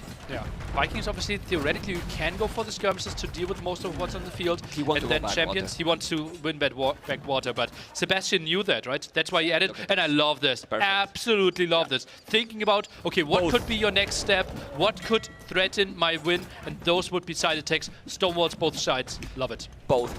I mean, Hart is feeling like, hey, I keep going little by little. It's not yet in Imperial, but when he's now going to be in Imperial, those upgrades are going to be massive for Sebastian. He can do whatever. He can really do whatever. He's gonna make the +3 now. Chemistry. It's not doing the +3 yet. He just wants to go for cannon galleons, right? Demo Chemistry, ship. the most important thing. Demo ship was probably a misclick there. Is indeed going for the Imperial attack for his ships. Heavy warship is coming in. Chemistry as well. And Sebastian goes for mass skirmishes. Faster shooting for Dravidians. Honestly, I think this is an amazing game by Sebastian. You know, because both Strategically. were trying, yeah, exactly. Hart was doing the 30 siege. You saw how good was Boomin. He's doing now a castle on the left. He's walling on the right. He's playing this map perfect. Yeah. Perfect, really. I absolutely Really love good. his thinking, like every single step, right? Okay, what's the next step to get ahead? What is the next step to prevent you from allowing to get a comeback? Strategically, so incredibly good. Yeah, he got the big Civ advantage there and the nice opening advantage with Dravidians. Played it after this one. And I like a lot that he's not greedy, you know, he's having a lot of army. Okay, you go Imperial faster. I'm gonna keep here the position. And then look now, all these skirmishes against Galleons. He's gonna try to make the castle, yes, but then you can make anything. Look at the resources he has. He can do elite elephants, he can do onagers, bomber cannons. Just with water he can kill this. Shipwright could be an option as well, could fully check into champions. Onagers, as you mentioned, would be nice as well. Tries to deny this castle, that's a lot of arrows in the air. Now, it is so complicated position for Hart. Sebastian is doing an amazing job and he's taking game number 3, 2-1 for Sebastian. Well, great games. The game's won by both players till now. Very good play by the winner. Yeah, that was just really nice. And this is tricky for Hart, right? This is not something you can really learn from in any of your future games, right? Dravidians, the extra 200 wood at the start. Simply having the option to add the second dog, having the option to build that first archer range a bit earlier. And Hart tried to contest that, was maybe a bit ambitious, going over the shallow there and got punished hard. Yeah, you can see how at the enemy with Vikings economy, of course, he was disturbing him a lot, but he got so much more gold. So much more gold. Well, he was trying to deny this. He made the dog, but he killed the villager in the start of the game. Good, but he took the water. He took the water so quick, and then he was up to castles also faster than his opponent. Yeah, used the market crazy thing. quite heavily, right? Hart set himself up a bit more for the long game, built some more farms as well, and had to invest more, right? At this moment, we can see KD is 10-5, and here we have the big push. And look at that, we just jumped 10 minutes, and KD barely improved. It was a really passive game for a long time. Yeah, because it's a slow saves also, especially Dravidians. You get the initiative, you want to have the map control. This is beautiful. Ooh. Beautiful. On the upper ranks. Hello, wave guys. people, wave Hello, people. Where's the people We see here? you. He seems very nervous. Drinking his mate, you know, and there you go. Hart, focus as well. It's true that you don't see a lot of reaction. He's so concentrated. So focused, Sebastian. Still has Franks and Italians. Has to love that. 2-1. We're playing a best of 7 here. Whoever wins 4 maps first advances into the semi-final. It's huge result, semi-finals already. For both of them. Both of them. Would be the biggest huge one. result, really. Oh, hello, party people. Hello, hello. Oh, they have a nice view on the stage. We will be here at the Odin Lux on Leicester Square. Yeah. Tomorrow again. Yeah. On Monday. Be ready on Monday, guys. Be ready on Monday. Albert Hall. I think they are not ready. They are not ready. I think nobody is ready what is coming. Yeah, yeah. Huh? Nobody is ready We what know is stuff coming. behind the scene, Map, Huh? and we have seen, heard crazy stuff. It's going to be an absolute beast. It's gonna be fantastic for sure. It's fantastic here already. It was fantastic in the group stage, and it's gonna be, well, record over record, right? Yeah, record over record. This is the biggest AoE crowd we ever had, and it's a fraction of what we're going to have on the finals on Monday in the Royal Albert Hall. Gonna be amazing, and not only for the amount, you know, also the place, right? The place, it is how it is, you know, it's fantastic. But we're gonna focus now in game number 4. That is gonna start in a moment. Let's see what is going to be the map, and let's see if we can see the draft one more time and see what is the big slap, because Ravinia was one of the 3 top 4. Exactly. Every time. Oh, someone is Wololoing here. Was he the person that converted Sebastian earlier? Maybe, but this is gonna be conversion now. No, because we have game number 4, and honestly, with Tatars and Malians, Tatars for hard, Malians for Sebastian. I like Malians a lot, but the longer the games goes, I feel that Tatars, I mean, Fariba Kames are there, but... This will be tricky. I like your thinking there, Mem. Malians, I think, could struggle having a good counter to mass heavy CA. We have seen Hera having a beautiful game there yesterday, getting the win. But you want to say? The generation is extremely close. Ooh. Many times the generation is opposite of the map, and now they are kind of connected. So for Malians, if he spot it, can be really, really great. But that's the thing. They went again for the longer path. I think they didn't listen to you when you need to check the path, you know, to follow. The brown road. Yeah. Observer is showing it to us. You could know that it's a short distance here. And short distance typically is better for the player that opens archery range together with some spearmen. Tougher to defend sometimes with the scouts. So close. If he was here, he's so close. He has the archery range also there. He could be already here with 2-3 archers and the spear, and then those scouts are completely denied. Look how close they are. This will be interesting. Sebastian, yeah, he has the range, but he will play really low military commitment. Will be 1 archer range, full wall, place the dog behind, and beautiful wall by Hart. Oh, he trapped the scout. Not what you want. Not what you want in the early game, but he's coming now with 2 spears, 2 archers, no fletching yet. Fletching is needed. He has quite a lot of food, only 1 on goal, so you need to make up the fletching right now. Need to do it. Vamos. Do it. Save that scout. I think he might just be poking a bit and then running back. It's Yeah, this will be a timing. Oh, it's actually open. It's open. This is open. I mean, is there any difference? Okay, It's only it's 1 not archer. open. Oh, it's not open. ma'am, calm down. It was you. I never thought this would be open. You're learning. Anyway, look at fletching there. You have to be careful going around with the scouts. 4 scouts. Gotta be careful. But it was fully open. Fully wall, sorry. Still thinking that was open. Okay. Tone watch. I love tone watch early. Really. I like it a lot.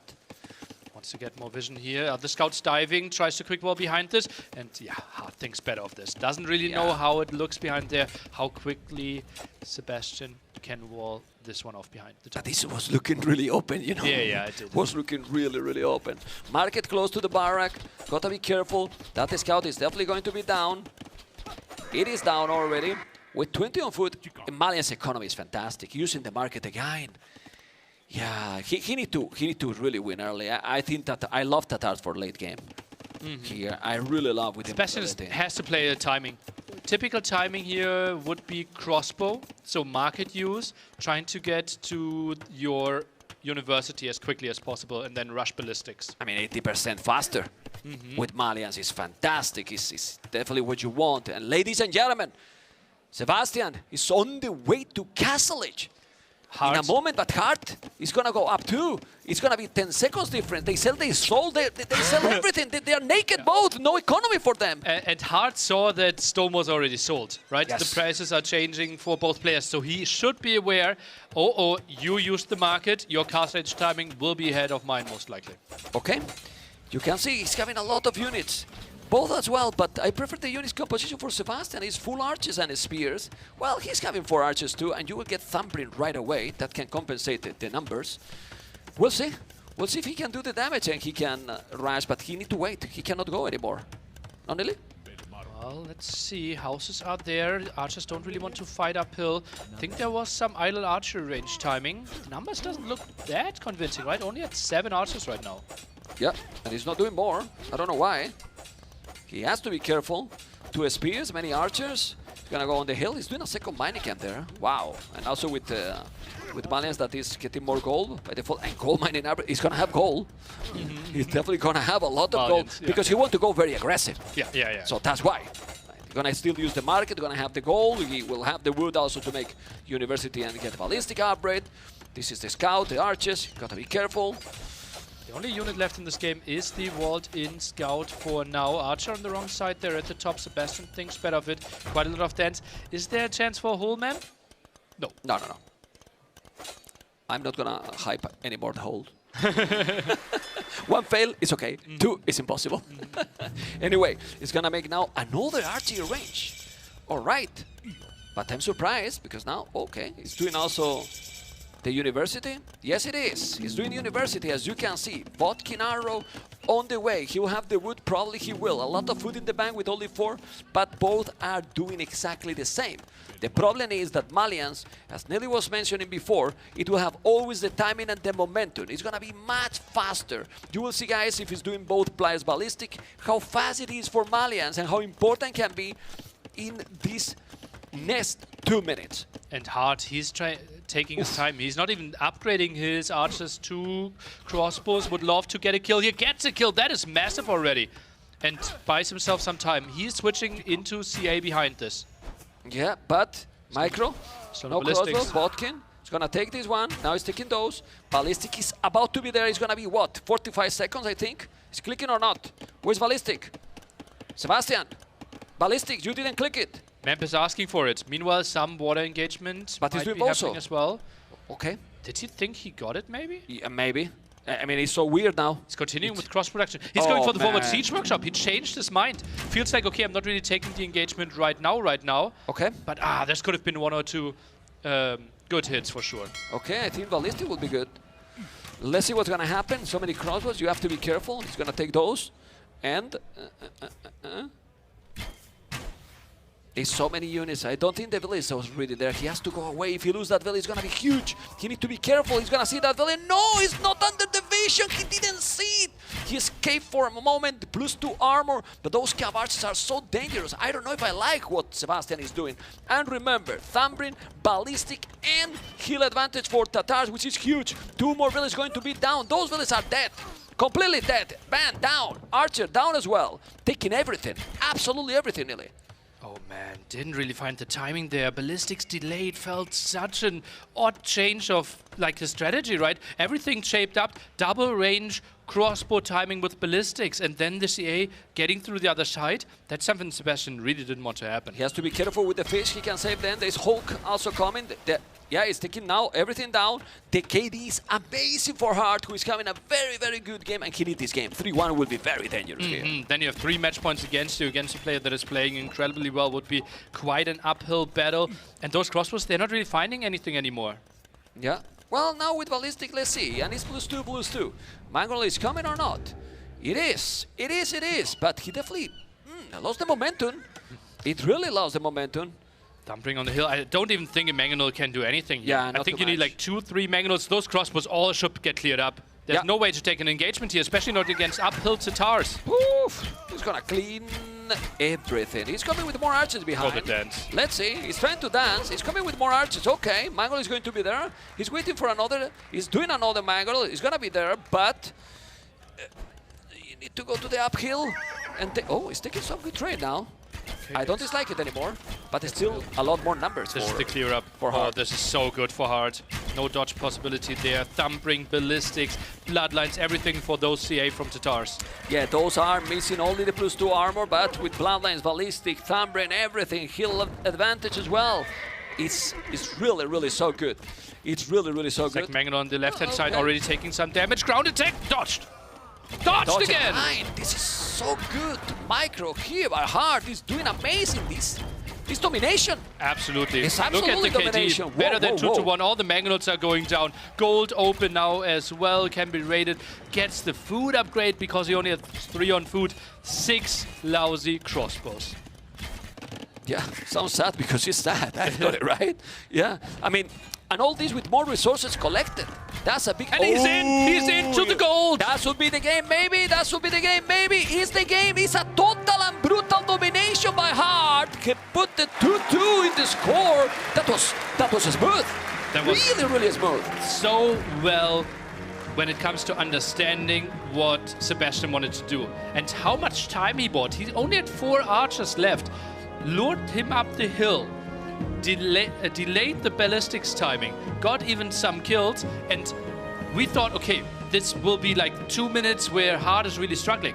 There wasn't a single second where he struggled. Yeah, he lost some farms. That's the biggest loss against a civilization that only wants to play one single timing. Didn't Sebastian want to do too many things at the same time? He did university, he did the second archery range, but also then didn't make ballistic, then go forward, you don't finish in time the siege workshop. Too many things in a row. I think the second range makes a lot of sense, right? Because that is your timing. But indeed, the siege workshop before finishing ballistics was a bit questionable because he could have prevented those CA from moving out. I believe that the siege should be when you get that initiative moment, that you get the ballistic and you are pushing, then you go forward with the siege, not before, because then what you push, right? And starting from here, well, he lost the scout, not big, but here, I mean, here was already under control, everything. The game was already lost. We have all the upgrades, and then Tatar's just played such an easier game. You see how he's dodging at the front and also chasing from behind. Incredible play. Meanwhile, getting some damage done. Now the Mangonel at the left-hand side pops, and he's just getting dodge after dodge. It's a Malians, damage. It's a Malians civilization, especially, I don't know if for all the maps, but for this map, that it tend to go for late game, kind of predictable. You are kind of telling your opponent what you are going to do. I think this was specifically bad because against Tatars, right? There might be other Civ matchups where Malians could play the late game, but in this one, I think it was basically impossible to play. But it's not expected, kind of... What is happening on stage? It's for you and for me. This is... Oh, hello, hello. Or did he see himself and is now waving? Well, but now... Hola! Hart! ¿Cómo estás, Hart? How you doing, Hart? It's not Hidden Cup. Yeah, you can say hello to the camera. Yeah. Oh, this is Meditating Cup. Sebastian is not... What do you prefer? Because now we see that Hart more relaxed, more, you know, chilling, even saying hello, and then he's still on his full focus. Well, but seeing Hart like this, I like it. He is in a good mood, right? I like it. So much pressure? Yeah. I would not have expected that either. Stonefront and Handshot, still the 2 home maps. Look how he smiles. Look how he smiles. He's listening. You're handsome, Mr. Hart.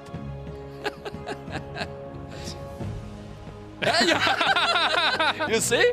He's not surprised that you're saying that, ma'am. Okay, okay. Like, what you spent, ma'am? It's obvious, man. It's obvious. You don't have to remind. Anyway, very good play by Hart in the game 4. We still have Hart with... What civilization Hart has here left? Byzantines as a first, then Romans, Hindustanis, and Japanese. 2 first pick is still there for Sebastian. So he lost with Malians, his 5th pick. And maps left are all his home maps. Yeah, that's crazy, right? Yep. Byzantines. Let's try to distribute civilizations a bit. Byzantines for Stonefront, Japanese for Big Wells, then for Blue Wells, Handshot, probably Romans. What about Franks? Franks on the other side. Handshot Franks. We're missing Italians then. Italians. That is a very high pick. Blue Wells and Ethiopian Stonefront. Or maybe Kitans. And Kittens to the damn hell. Yeah. It is pick number 8 in a best for of 7. Reason. For a reason. Yeah. It's more of a backup. And Japanese was a really late pick for Hart. Because he didn't really need a water civilization that early. Already had Vikings at that point. We have all 100% for Hart then, also distributed? I think so. Yeah, it is a bit of a question. Romans or Byzantines distributed Stonefront Handshot, but it feels reasonable. Handshot Romans, Stonefront Byzantines. Oof, looking forward. So well, we have the cities in the point we wanted. Close cities to do best of 3 in quotes. And you know, great games. Yeah. In addition to that, right? Yeah, yeah, yeah. Because people is confused many times. Like, are the greatest games the one that go so long? Not always. Not always. What if ACCM is playing? Shh. No, but seriously, not always the long games are the greatest. You know, sometimes. Oof. But guys, we're gonna have a special guest now for you. I'm here with Leary, who, of course, already has made it through to the semi-finals. Leary, I imagine you'll be watching this match with great interest. What are your impressions so far?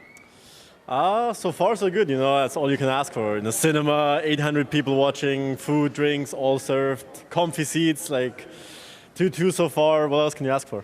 Well, in terms of the people we're watching, Hart and Sebastian, is there someone you'd prefer to play, maybe based on how the match is going so far? I think either one will be a good match. They both have similar playstyles, but obviously I'm rooting for my teammate and friend Hart. And what sort of preparation is going into today, other than relaxing at a very, very luxurious cinema? Well, watching the match, and apart from that, just play some games, get used to the atmosphere, and just enjoy the moment. All right, mate. Well, enjoy. Thanks very much for joining us, Leary.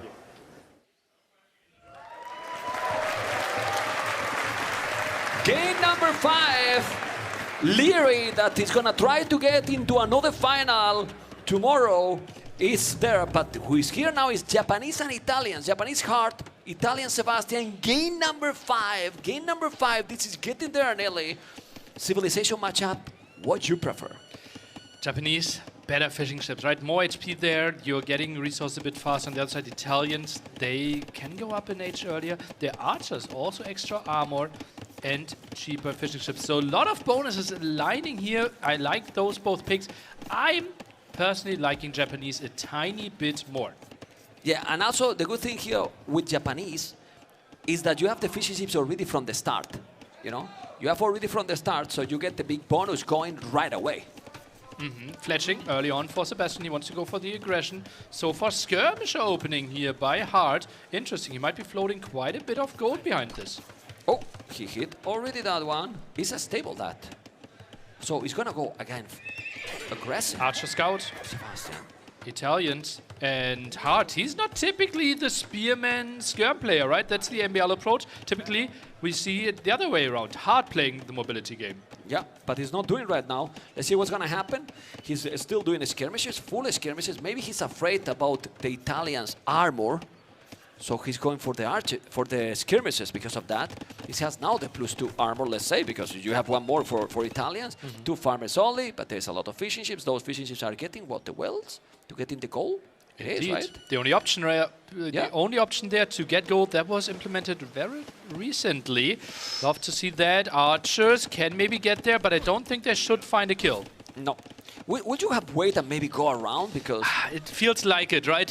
With us seeing everything, I would have loved for him to do that, but he didn't really have the vision. He's not expecting the scout, Nelly. He's not expecting the scout this early. He can go now with the scout. You need to take the spear. You need to go. It's only one spear. Now it's the second one. Now. But he's taking it. The scout are going to take the skirms. If he's taking that spear, and he's taking it, now he's going to kill all the skirmishes. This is really bad. Really bad for Hart. But one scout was on stand ground, not really participating in the fight. Could have been more hits, more damage there against the villagers. They're trying to fight, but with the archer fire behind, it's questionable. Oh, this is a snowballing. This is so snowballing. He could take even more village there, but he's not. He's taking all the skill. Where's the spears?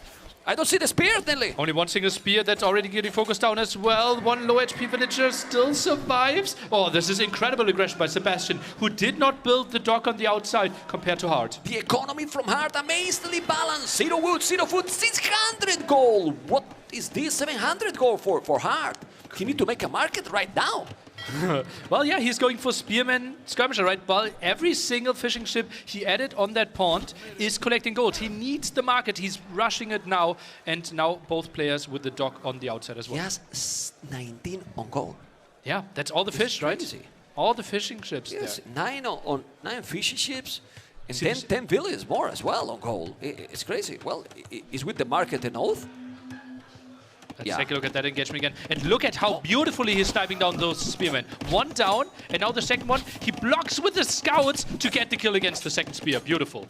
Yeah, let's see what he's going to be able to do it now, how the game continues. He's still coming with more army. And heyo! Hello there, we're attacking too.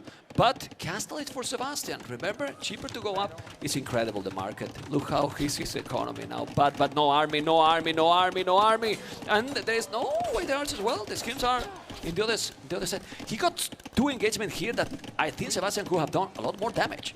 Well, it's low HP scouts as well, right? And the archers couldn't really get to the scouts. Tries to go for the block here. Oh, that is a nice trap. Hart just needs to continue this wall and maybe a spearman behind this. Oh, this is really well played by Hart. Yeah, it's very good. I mean, still he can do some damage in those skirmishes. The skims are not doing anything to the scout, but are destroying the archers. Still, the scouts can go away. This is still fine. He's killing so many. Those scouts. Hart was a bit too greedy there. Yeah. Right? He could have waited a bit, danced a bit. Like, he had him trapped. He didn't need to take the engagement without the spearman. The gating is now double for Sebastian. Also, he killed 2 villagers, 200 resources collected more, and he's coming with more and more archers. I will go siege your shop right away. You are a killer, man. You're an absolute killer, right? Some others might even consider double ranged, full crossbow, maybe a ballistics timing. Italians having university techs a bit cheaper. I don't mind that either. You know, I don't mind that either. I think that's killer too, you know? Anyway, Doc in the corner. Denying the second range. That's making so important. it even better for his crossbow play. Yeah. Okay. It's not too... Oh, now the reinforcements are dying. No armor on the skirms, man. Yeah. 700 gold floating again. And those archers that if we check one archer only vodka, the viewers can check how strong they are. And this is a good engagement. Yeah. And look at this. Like, It's so many skirms going down behind this. The scouts are just getting so many good hits. And again, Spearman is getting sniped down. Yeah. Oh, the spear didn't touch that scout. Yeah, and that's why the scouts are continuing to do damage here. Impressive play. Impressive micro. Okay, he keep going. And what is he doing? Siege Workshop. Memstradamus in the house. It's a killer, but not me. Sebastian is the killer, as you can see. He's doing the war upgrade, the galley upgrade, sorry. And now he's coming with so many crossbows. He's 18 army. Oh, man. It's so snowballing this game. Botkin, at least skirmishes, I think Hart need to go back and make his own siege workshop. Otherwise, the timing and the momentum is going to be brutal here for Sebastian. I think he's doing the siege workshop, and yeah, he's doing it. But now he needs a great micro. The advantage is still very solid here. Oh, do we see Sebastian diving? Numbers are so much better. Maybe he wants to go into minimum range. Feels like he wants to punish. Still only 1 armor upgrade. Crossbows are diving. He's going in. He's taking so many skills. The Cavarses are there. Not anymore. They're going to die. He has to be careful. He's +2 armor, but he's going to be +2 armor for 0 skirmishers. Won't have any units. With the extra armor, that's helping out for to them as well. And the question is still, like, wouldn't you want to have more crossbows left to protect your mangonels here? It feels like they're a bit underprotected now. Nice attack. Oh, great job. Really nice job. And he's going to have a second mangonel. Now he's going to take some fishy chips. Not anymore. Okay. Got to be careful. He's going back now with the mangonel and those crossbows. He's doing a second tone center while Sebastian is still going all in. All that said, Hart hold it. Yeah, all in, but behind this, you still have 12 fishing ships, right? So you have a really strong economy. Not adding a town center for now could buy it himself, and mangonel trades could decide the game here if Hart is losing them without trading them off at all. That was a great shot, but... Okay, 1 HP or 2 HP here. He's gonna take a villager. No, he's not taking. He needs to repair and quick. I would love to see an outpost here. Why they don't say no? Oh, God! Oh, that badaboom there by Hart. He took so many arches. He has to be careful now, or the game can snow badly for Sebastian, especially because he's going aggressive. He got the mangonel. Sebastian need to do the job now. He's on a TC only, and something is attacking his town center. I don't know what is he killing because I see it. Oh, man, he doesn't see it. You see? There's a lot going on. Scout under the town center, killing villages, Nelly. Mangonel dance. Archer range is falling here at the front. The CA not really finding the damage that they wanted to. This is tough. This is so easy to mess up here for either side. He killed it. 73 population, 80 population. The games are being so aggressive. So aggressive by both players. Really, really aggressive. At this point, 3 on foot, 30 on wood for Hart. And now he's inside with the Cavarses. The mobility matters. He's doing the counter-attack. He's reading the game so properly. And now he's taking few villages as well. And he's leading in terms of villages. Crazy. Really nice play by Hart here, getting the counter-attack in. And that's one of the reasons why he wanted to play those CA. And now the Mangonels trying to take out the dog. It's very important in this map. Yeah, that could be like 10 fishing ships basically destroyed. Yeah, even if they are not killed, it's idle completely. Valir down and Mangonel down. Amazing move for Sebastian. So many units being killed. Now it's going to attack as well at the back. But Sebastian has so many units. So many units. It's double the army. Crazy. 17 crossbows. Still trying to be active here. Tries to get the warship upgrade. Won't even finish. And then the question is like, is he trying to get a second dock in? But nice raid. It's a good raid. I think that house should be deleted. It's blocking yourself. All those fish idle. Yeah, Spearman raid against the fish. Are idle. Well, it doesn't matter, you know. Those fishing ships are idle, and that's what you want. That's what you need. Crops are coming. Ballistic for anyone? No. Will Barrow now. And is the second echo upgrade they're doing? It seems that they stop a little bit the aggression, but he still have so many units, and that's the replay that took so many crossbows. I love that replay, by the way. Love it. All right. And then the second dance behind that. Sebastian now falling back a bit, right? He knows, okay, I forced a lot of reaction. I actually killed your dock. Your economy will be way, way worse. You should have a lot of idols. Now even coming in with some aggression here. Not a lot of vision for Hart in that area. It's very good, that dock, Nelly. That dock is very good because he's trying to recover the put the fishing ships, and then you're gonna get there work galley upgrades that he doesn't. He didn't make the upgrades. True. Hard. Yeah, the Hulks will just easily win this pond now. Yeah, he will take it. So he's trying to rebuild, and he can. Another mangonel down. It's an amazing play by Sebastian now. Population is only 10 more, but resources the same, completely the same. This galley upgrade is really big. Tell you now. Oh, more raiding. Ballistics finally coming in for Sebastian here. That's a really nice group. Those crossbows getting lots of kills, but finally crossbows there for the defense. Crossbows are there. This is now the TC number 3. He's gonna have the dock as well, doing Hulk in the pond. Those scouts are still alive, but they are on a strike. As you can see, 3 mangonels going if they forward. give the info, fight at the bottom. Would like to see that, how the armies are clashing against another here. That's great awareness by Sebastian. And no bloodlines in those cav archers. That matters a lot. No bloodlines is huge here. With ballistic now, those cav archers are going to die so quick. 40% more HP there. Yeah. The swing with bloodlines. And if he's doing now Hulk, these units, the fishing ship could die there quite quickly. Could be gone. Could be gone. Not a lot of on foot for Sebastian. That's something that he should fix, especially with 3 tone centers. We're gonna have a lot of idle TC. For now, Hart. 5 minutes, 35 seconds idle tone centers. Sebastian is now getting more, but he has 3 tone centers, so it makes sense. Still, he has the map control. And those galleys in the middle. Love that as well. Like with ballistics, he gets so much control, and that basically takes all the control away. Hulk's now being added here at the pond on the left-hand side, and it feels like Sebastian gaining more and more advantages for himself. Yeah, he's gonna go and take this one. He's taking that. Those fishy ships is doing the upgrade now, but he's being always one step behind in all the moves hard in this game.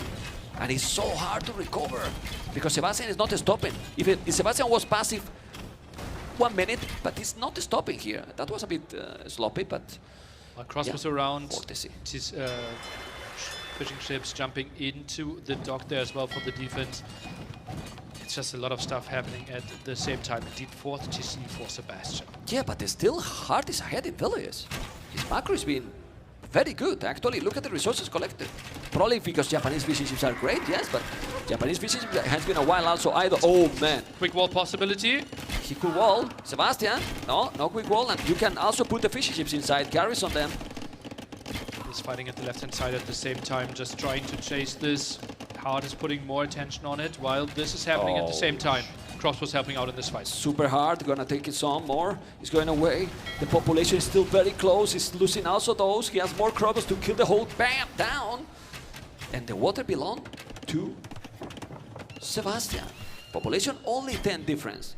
And resources collected. Oh, but winning all the fights. But those CA, they're finding so many kills over and over again. It feels like that CA group alone killed 10 villagers and could be up to 12 now any second, but finally should be getting cleared up. But there's one problem that can happen very soon to Hart.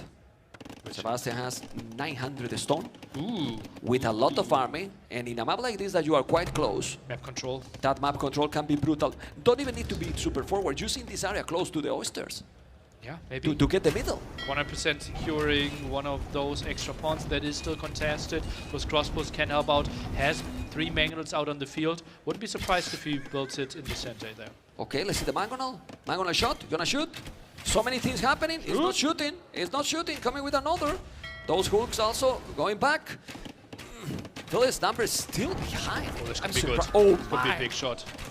Too much happening for Sebastian to handle all this. Okay, he did it now. It's just look, guys. You can check out the minimap. It's flashing almost everywhere. There is a couple of pawns there on the left and the other at the bottom. The middle you have to control, and then it has been cap archers all the time going around. Oh, that Magnolia got so many kills. There's 7 crossbows killed, another raid over here. Absolutely crazy how many different angles they're trying to approach in this game. But the castle is what this can be the real threat if Sebastian is able to manage to do it. The problem is that now Hard keep raiding like crazy with the cap archers. 14 villages behind, population almost the same. That castle is the castle you expect from him. I would Maybe he doesn't feel comfortable, right? To be a bit more aggressive, right? But he has to deal with so many other things, right? If the game was a bit more stable, he could maybe put his full focus on, okay, where exactly do I want to build my castle? Can I protect this? But since he's vulnerable at 4 or 5 different spots, he feels a more defensive castle is just giving more stability in this game. Yeah, he got some problem there with the multitasking. Those cap archers went through the DC. He could kill a lot more, but there's a lot of villains going down. No! No! 5 villains going down by Sebastian. Hart now 6 villains ahead only. I'm gonna kill so many. This is a massacre, Nelly. It's a massacre. So many archers killing now so many villains now. There is a mangonel, but he didn't use it against the crossbows as well. That was a massive swing. That was like 10 villagers gone within 10 seconds. Yeah, he's killing some crossbows, yes, but at this point of the game, I think that was a much better move there by Sebastian. Not that he did on purpose, you know, it was happened because it's happened, right? And now? Morgelli helping out so much there, doing the damage against the mangonel. Tries to dodge this. How many Badabooms we have seen in this game? So many, and great mangonel trades as well on both sides. Yeah, those are now with the bloodline, so those cap archers are very tanky. That's why he's moving into these skirmishes. Mangonel down, not for Hard. He has to be careful. Population is still the same. How the population is still the same, I don't know. Absolute madness. No idea how Hard is this well positioned in this game. More villagers being pulled to the center. Tries to go for another tower, but there's another mangonel around. This time better protected though, and Hard is winning the mangonel trade. Yes, this is a great job. For the first time, Hard got more army here. He's gonna take now the galley. No! And now the mangonel is down. Cap archers going forward. Look at the mangonel. Remember that if he's doing a castle, Jasama towers from Japanese can be insane in this situation. So the castle is great here for Sebastian, but if Hard keep going with a better economy, he has to be really careful. This is a great move here. Genoese and skirmishers both really good against the CA when it comes to everything except mobility. Now tries to go for the dock there. They want to fight for this center area. Do you want to see a defensive castle or an aggressive castle, ma'am, from Hard next? No, forward. Defensive, nothing. I mean well, defensive chicken? Okay. No chicken, man. Okay, ma'am. Okay, what do you think would be better? A forward castle? No, castle at the back now. Anyway, like, I think he needs to do it because he has killed a lot. For the first time, he has the map control. He has the army numbers. Look at the army now for Sebastian. Well, what army has Sebastian now? He lost a lot, and he's still losing so many. Check the KD. The KD now is 124.99, and now he's gonna take even more. He's taking so many units, and Hart is taking the score lead. This is an insane aggression by the Peruvian. Crazy how deep we are in this game, and both players are putting all the resources on the map. Combined feels like less than 2,000 resources in the bank. Absolute crazy macro by both of them. If Hard builds the castle, every resource kind of put on it. Love to see this kind of level when it comes to macro. I honestly think that Sebastian was having a huge advantage in this game. Again! Yeah, not anymore. It's crazy. Like, Sebastian has 1 village on gold, and he's still losing so many. He's behind 3 villages. Army numbers is almost the same, but I insist. If he's coming forward now with a castle, he's coming with 4 villages only, so it's not going to be a castle. No, he's also taking the oyster there. He's not going anywhere. Oof. I don't know. Who's winning this? It just feels like the last 10 minutes were so much better for Hard. It feels like he's playing this one sharper. There was such a great opening for Sebastian. Some slip-ups here in the center because there's so much happening at the same time. I think it feels like Hard is making all the right steps right now. The castle is very, very aggressive, as you can see, Nearly. You are right. It's going super aggressive with the castle just at home in this area. But why here? I think he knows, okay, this will be tricky in the center. If he goes into a trapdoor, he's facing potentially cannon galleons, he's facing potentially bombard cannons. So he feels, okay, I need to stabilize the game, make sure to get Jesama. He's selling everything. It's selling everything, Sebastian. He wants to sell everything to go up to Imperial as fast as possible, but he's having problems to get the gold. Why? He has no villains on call, so he's selling all the time. Now he's gonna sell some more food, some more wood, we'll try to go up to Imperial, and as you mentioned, the Castle is at the back because he doesn't know if Sebastian is going up to Imperial quicker than him, which he's doing right now. Why he's not selling food? He need to go up, and they are going up. Obviously, this game deserves that both are going up at the same time. Perfect, absolutely perfect. And Sebastian is struggling with gold, right? Lost all his fishing ships on those center pawns. No more oysters, no more whales for him. And couldn't really get the villagers on there. CA's diving under the tower. This has happened multiple times. Multiple times in this game. But skirmishes are here. Skirmishes are here for the defense. Maybe some quick walls behind it. Tries to go for the gate. Okay, I don't understand those houses, but yeah. Some gate in diagonal there would be great. Anyway, Mangonel, Skirmisher, still population, Sebastian ahead. How he's ahead again? I don't understand anything in this game. It's a wild, wild game. So many switches, both playing incredibly well here. And it feels like the map is pretty much split. DC number 6 for Sebastian. Well, he's only at 100 villagers, right? And he got raided over and over again. That tower, oh god. Yeah, that was a tower, killing so many. But now, while this replay is happening, he's upgrading Jasama Tower. Oh, we love that. It's an amazing upgrade, doing now fishing lines. What? They didn't make this upgrade? Yeah, yeah. Oh, wow. Might be the second level there as well. And Jasama Tower, all the towers are now shooting more arrows, so don't be, or you shouldn't be surprised to see mass towers all game long here from our Japanese player. All over the map for sure. 140 population, 125. We can feel, Nelly, we can feel that this is game 5. That after this one, the winner is getting match point already to be in the semifinals. And it's definitely the longer game, the craziest one and the closer one from all the series. Tech switch from Hard. He's going into Samurai.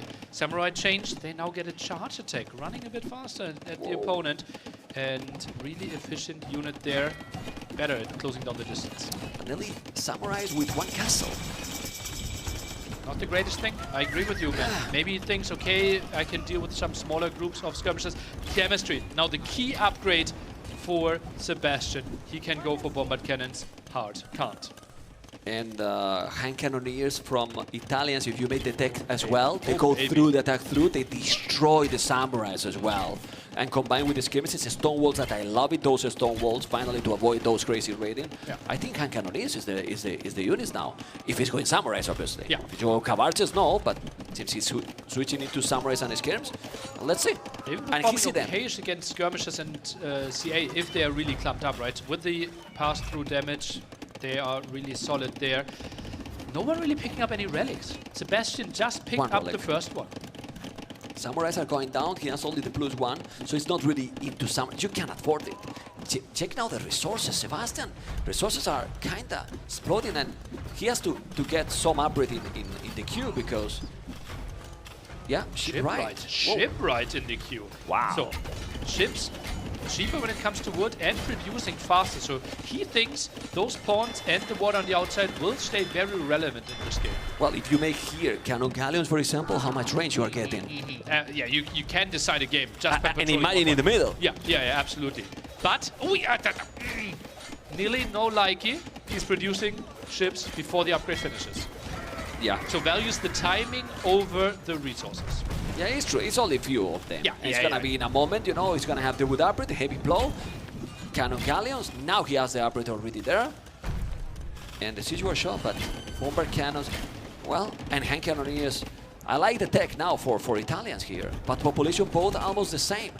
Oh man, super intense. Yeah, I think he's pulling the villagers there in the back. Can he get them? Can he save those cannon galleons? Feels like both are going down instantly. He's not repairing. He's there, but he's not repairing. So yeah, the Hulk are killing all them. Now taking third relic. Cataparuto Trebuchet, and he's coming with 3. You have to be careful, but bomber cannons will appear there or not. You need to save that castle. Hard is playing to all the strengths of Japanese. Cataparuto basically instantly. Those workers in the traps, packing and unpacking really quickly, shooting faster as well. He's making his own bombard cannons, although the tech tree actually says those aren't bombard cannons. Yeah, definitely. Super quick. He's gonna repair, but with what stone? There's no stone. He has no gold. He need to buy. He need to sell then some fruit, some wood. Now he's doing guard tower. Japanese can be very dangerous, but you need to repair this castle. Cannon Galleon can actually hit it. Tries to go for the big repair. He's repairing now. You have 100 stone. He's moving. Those reps are so fast as you can see. Conscription now is... The castle is down.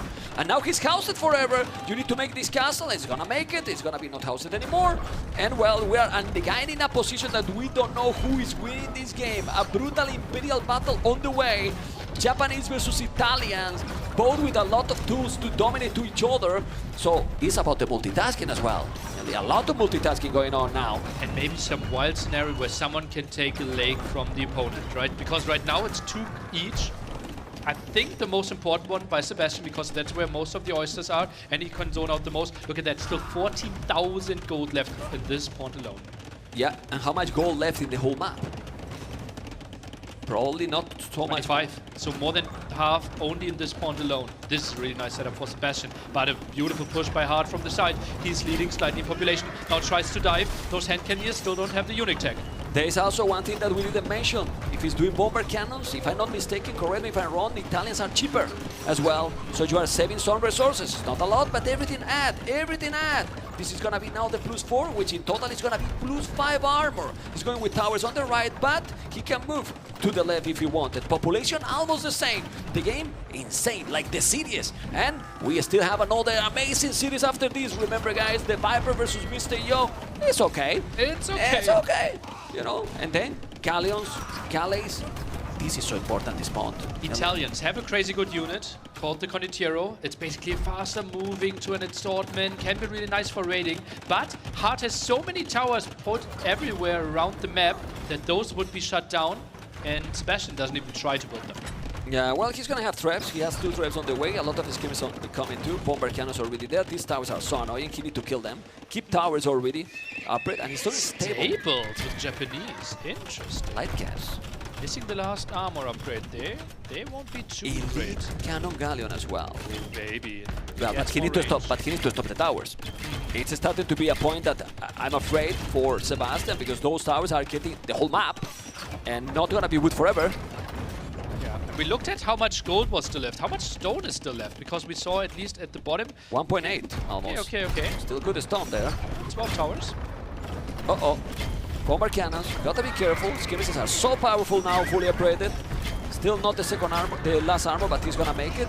He has to be careful. Population is still almost the same. A bit of an overboot maybe, but well, you can always delete Goliaths. And those elite cannon galleons now are insane range. They have crazy range. Still, army is almost the same, but no, we don't see a clear raid, a real big push, because both have tools to stop each other. Look. I would love to see cannon galleons on the outside. Like 2 cannon galleons aided by like 2-3 hulks. I think that would be a really nice group, and he could try to clear up the towers from the outside. He can take everything. He's not doing that. Oh, the bomber cannons are so great. The skims is still there. He's trying to dodge those. You need to save those bomber cannons. He's gonna go back, but the skims are so powerful. Need to repair. He's not repairing. He's now going to repair. No, it's not. The cavalries are amazing, nearly. Crazy how much value Hart got out of this. Like the whole time, how many villages he killed. Yeah, crazy. I think he killed like 40 villagers only with CA. You were talking about going outside, but maybe he doesn't need it. Those elite cannon galleons got 15 range, crazy range. He's attacking now the trebuchet that you shouldn't. He's gonna make the mill. Population the same still now. Skillbard and armor. Remember that cavalry is better for Italians, at least the hussars. You got hussars, but the heavy cav archers are on the field. Oh, crazy that he's adding those, that he can afford this. And he will add the light cav, right? Will be good against these skirmishes. Not incredible, but, well, in those numbers of the skirmishes, this will be good enough. Sebastian, he's crumbling here. Yeah, the towers are being really, really annoying. The towers are very annoying. He's getting more and more map. Just check blue in the map and now red. He has the middle, yes, but what is he doing hard? And I love it, he's ignoring the middle. I'm going from the side and I read you everywhere. Well, the only option that he has, right? And finally, the skirmishers and hand cannons from the middle are arriving here at this pad as well. The CA are diving, trying to go for the bombard cannon, but nice spike through there, dodged all the shots, and that was costly for the CA. Oof, Sebastian now is doing a great job. You need to send it back, all those cavalries. How many cavalries left? Not that many. While skirmishes from Sebastian, a lot of them. If he's able to do hussars Hazard's fully upgraded is gonna help a lot, and he still have Trebuchet here helping. This is insane game, really. Absolutely love this. Bombard cannons are moving in together with the trap. The scouts or light cap are trying to go for the trap, but probably won't be able to finish the job. Yeah, but those light caps, as you mentioned, don't have the +4 armor. They are not that great. Still, he's doing a great job. Taking one bomber cannon is great. He's gonna take the second. The second is down because the Cavarces are there. Those towers are killing a lot. The Trebuchet is going to be down. He's coming now with the Cataparuto Trebuchet. And ladies and gentlemen, Hard, I don't know how, he's coming back from the hell and he's gonna take probably game number 5 because he's doing an amazing job. Plays this civilization to perfection. Heavy CA, light cap behind the so many towers, even adds more production. All the traps, he doesn't care about the middle. This should be a winning condition. Hard ignores this and just wins anyway, so what's happening here? I don't know. It's true that if you check now Sebastian, he has 55 on food, 30 on gold, 2.4k gold in the bank. You could even buy some food at this point and try to make more army because he's really in problems. He has 4 relics that are going to drop now from that monastery and more towers. Those towers are absolutely epic. Really epic. Engage into this here. Sebastian, he builds more bombard cannons, but the CA are so good at jumping in, sniping those bombard cannons, and then the traps are doing the job. Indeed, now the monastery down, -4 relics for now. Yeah, many bombard cannons there when he tried to take those traps, but those are light caps versus escapes. What you prefer here? The light caps. Yeah. I mean, the light caps, well... CA are diving to the left-hand side, trying to find something, trying to clear up the middle. There's not enough protection. Those villagers, only some war galleys helping them out, but still no galleon upgrade. Yeah, population is dropping a lot. 130, 190 population. He got Hazards, but those Hazards are not +4. He's going to die with 3,000 gold in the bank. It is possible that can happen. Yeah, and it's happening. It seems like it, man, indeed. And so many villages are lost there, so that makes it tricky to ever get proper economy there. It drops down to 90 villager, and more towers are coming in. I wouldn't be surprised if Hard soon starts buying stone to build even more towers. This is an absolutely brutal game by Hard. Game number 5, 3-2 for the Peruvian. What the hell was that game?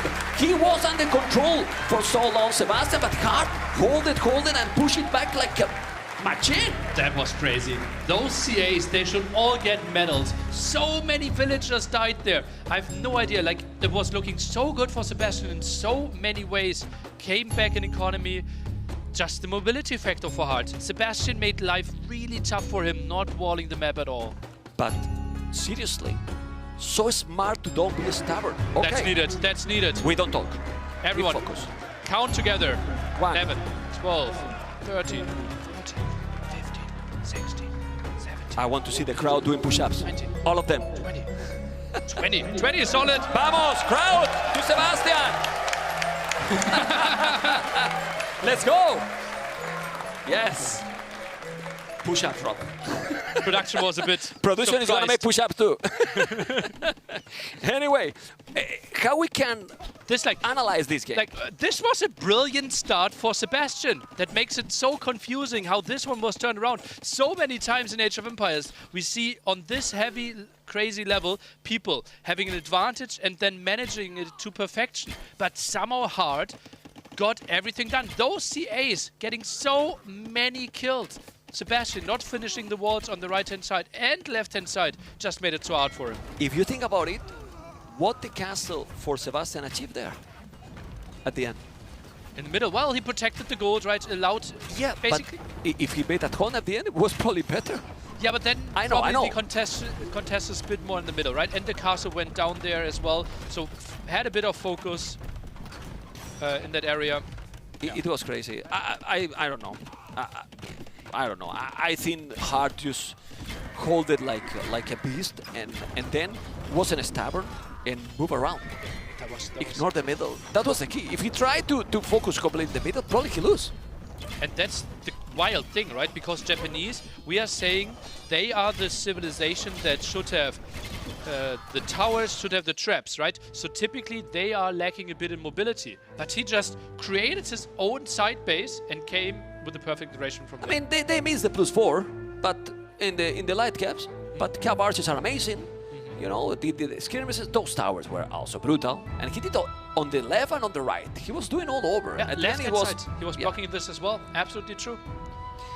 At the end, it was like 30% of the map for Sebastian. Yeah, well, it is obviously at the end of the game, you rarely look great, right?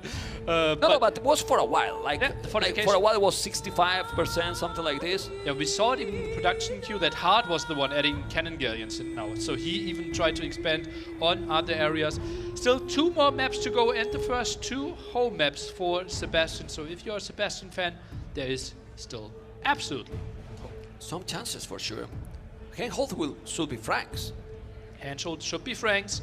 Stonefront Ethiopians. Maybe slight chance for Khitans on the other side. It feels like Stonefront, Byzantines, and Handhold Romans.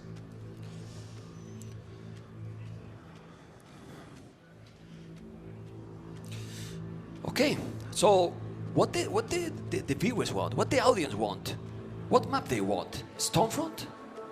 Handhold? Maybe we ask them. Guys, if you want to see Stonefront, cheer for Stonefront! I don't see them so excited with the map. What about Handhold, guys?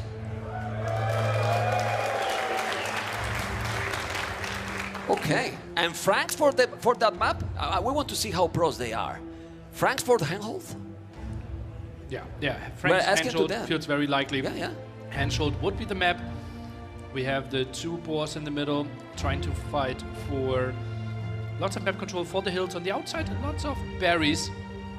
So we feel like Sebastian, this is one of his home maps. Franks should be a really solid pick because with all the berries on the outside, Franks, faster berry collection, he should just fly with his food count. Do you know what I'm sure what the crowd want? Game 7. Seven. Game 7. Do you want 7 games or not?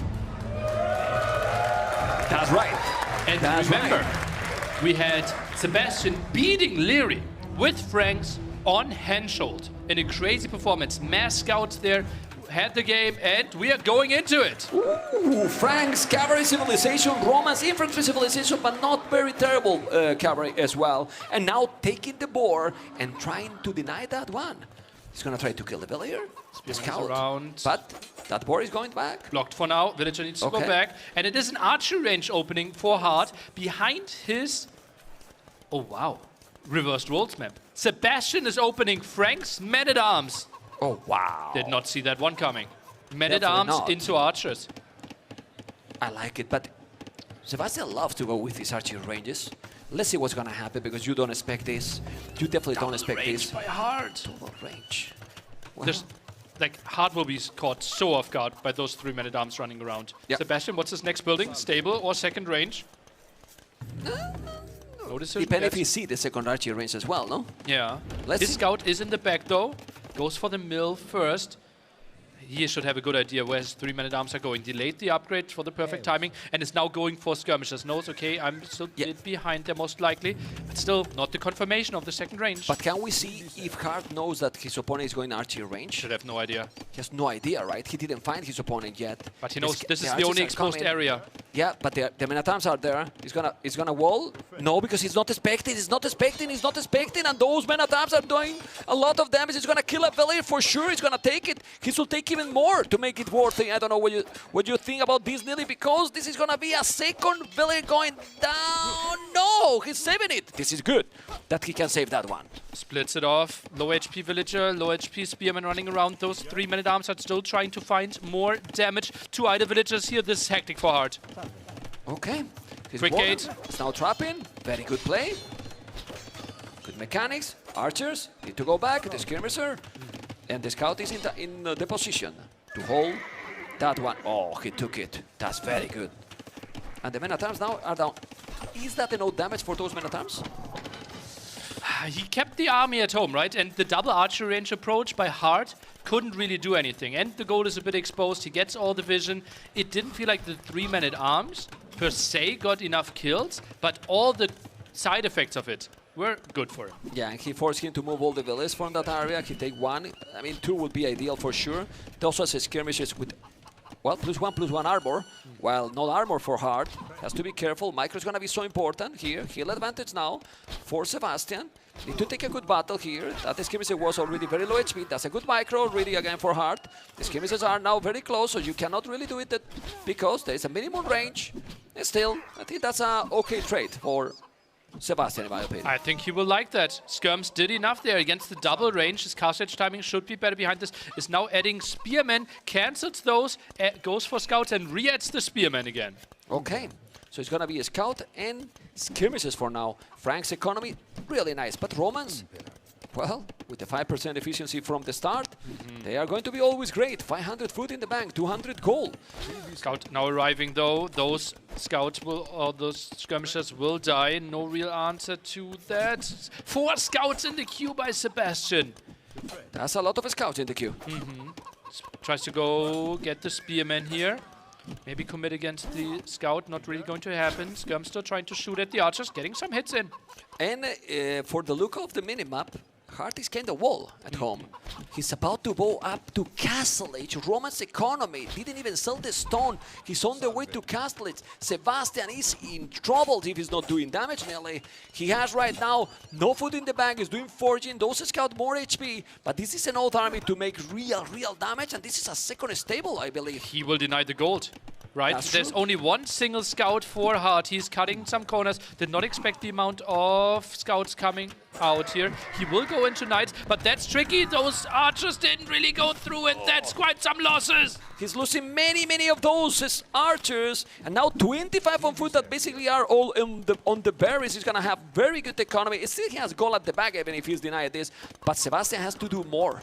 I think he needs to cancel all the Scouts. I don't think that there's a difference between 4 Scouts and 8 Scouts here. Yeah, and a scale bar in armor, don't watch all the upgrades. Oh man. Well, he's killing something. It's not killing really. anything. He didn't kill a single. Oh, he canceled all. He listened. He canceled everything. The Scouts, skill bar in armor, all, and now he's up to Catalyst. Okay, this is fine then for Sebastian, but still, he probably needs some walls. Or you think that with 1 minute, 20 seconds is okay? He doesn't know where the army is really, right? I'm surprised that he gives up that gold area. Doesn't force the archers to go, or like maybe he's trying to intercept the archers. Yeah, he's back at it. He's coming again, but he should do some more damage. He's not attacking. Why not? I don't know. He still didn't find his opponent base. He's going now. Yeah, he looked in the wrong spot. Okay. There. Scouts at least confirming that the archers are still at home. It will be the double crossbow play from Hart. Tries to go to the other side. Intercepted there. Scout won't really do too much. No, this won't be an easy hold for Sebastian. But he spotted. Unless he can get the kill. He's getting the kills. He's getting the kill before the upgrade. This can be very good. He's gonna take it before he's doing the upgrade. And if he's taking those archers, it's gonna be okay for Sebastian. Those Scouts that are more HP and the skirmishes are just doing the job. Archers numbers, bye-bye. 4 archers out only here. He wanted to have the timing, had 8, 9 crossbowmen. Skirms are now shading this away. This was a massive find by Sebastian. Brilliant map awareness. Yeah, because look at now his economy. So check his resources now. 5 on gold only, 700 gold there, and 28 on food. And that's not a lot of farmers, map. Most of them will be on the berries, and they are basically for free. How many knights he can do now? With 3 stables. 3 stable knights! 3 stables. But he will lose a lot of his skirmishes, well, right? probably he doesn't need any more, right? There is no Krobus on the field, only 6, and he's gonna go full knights.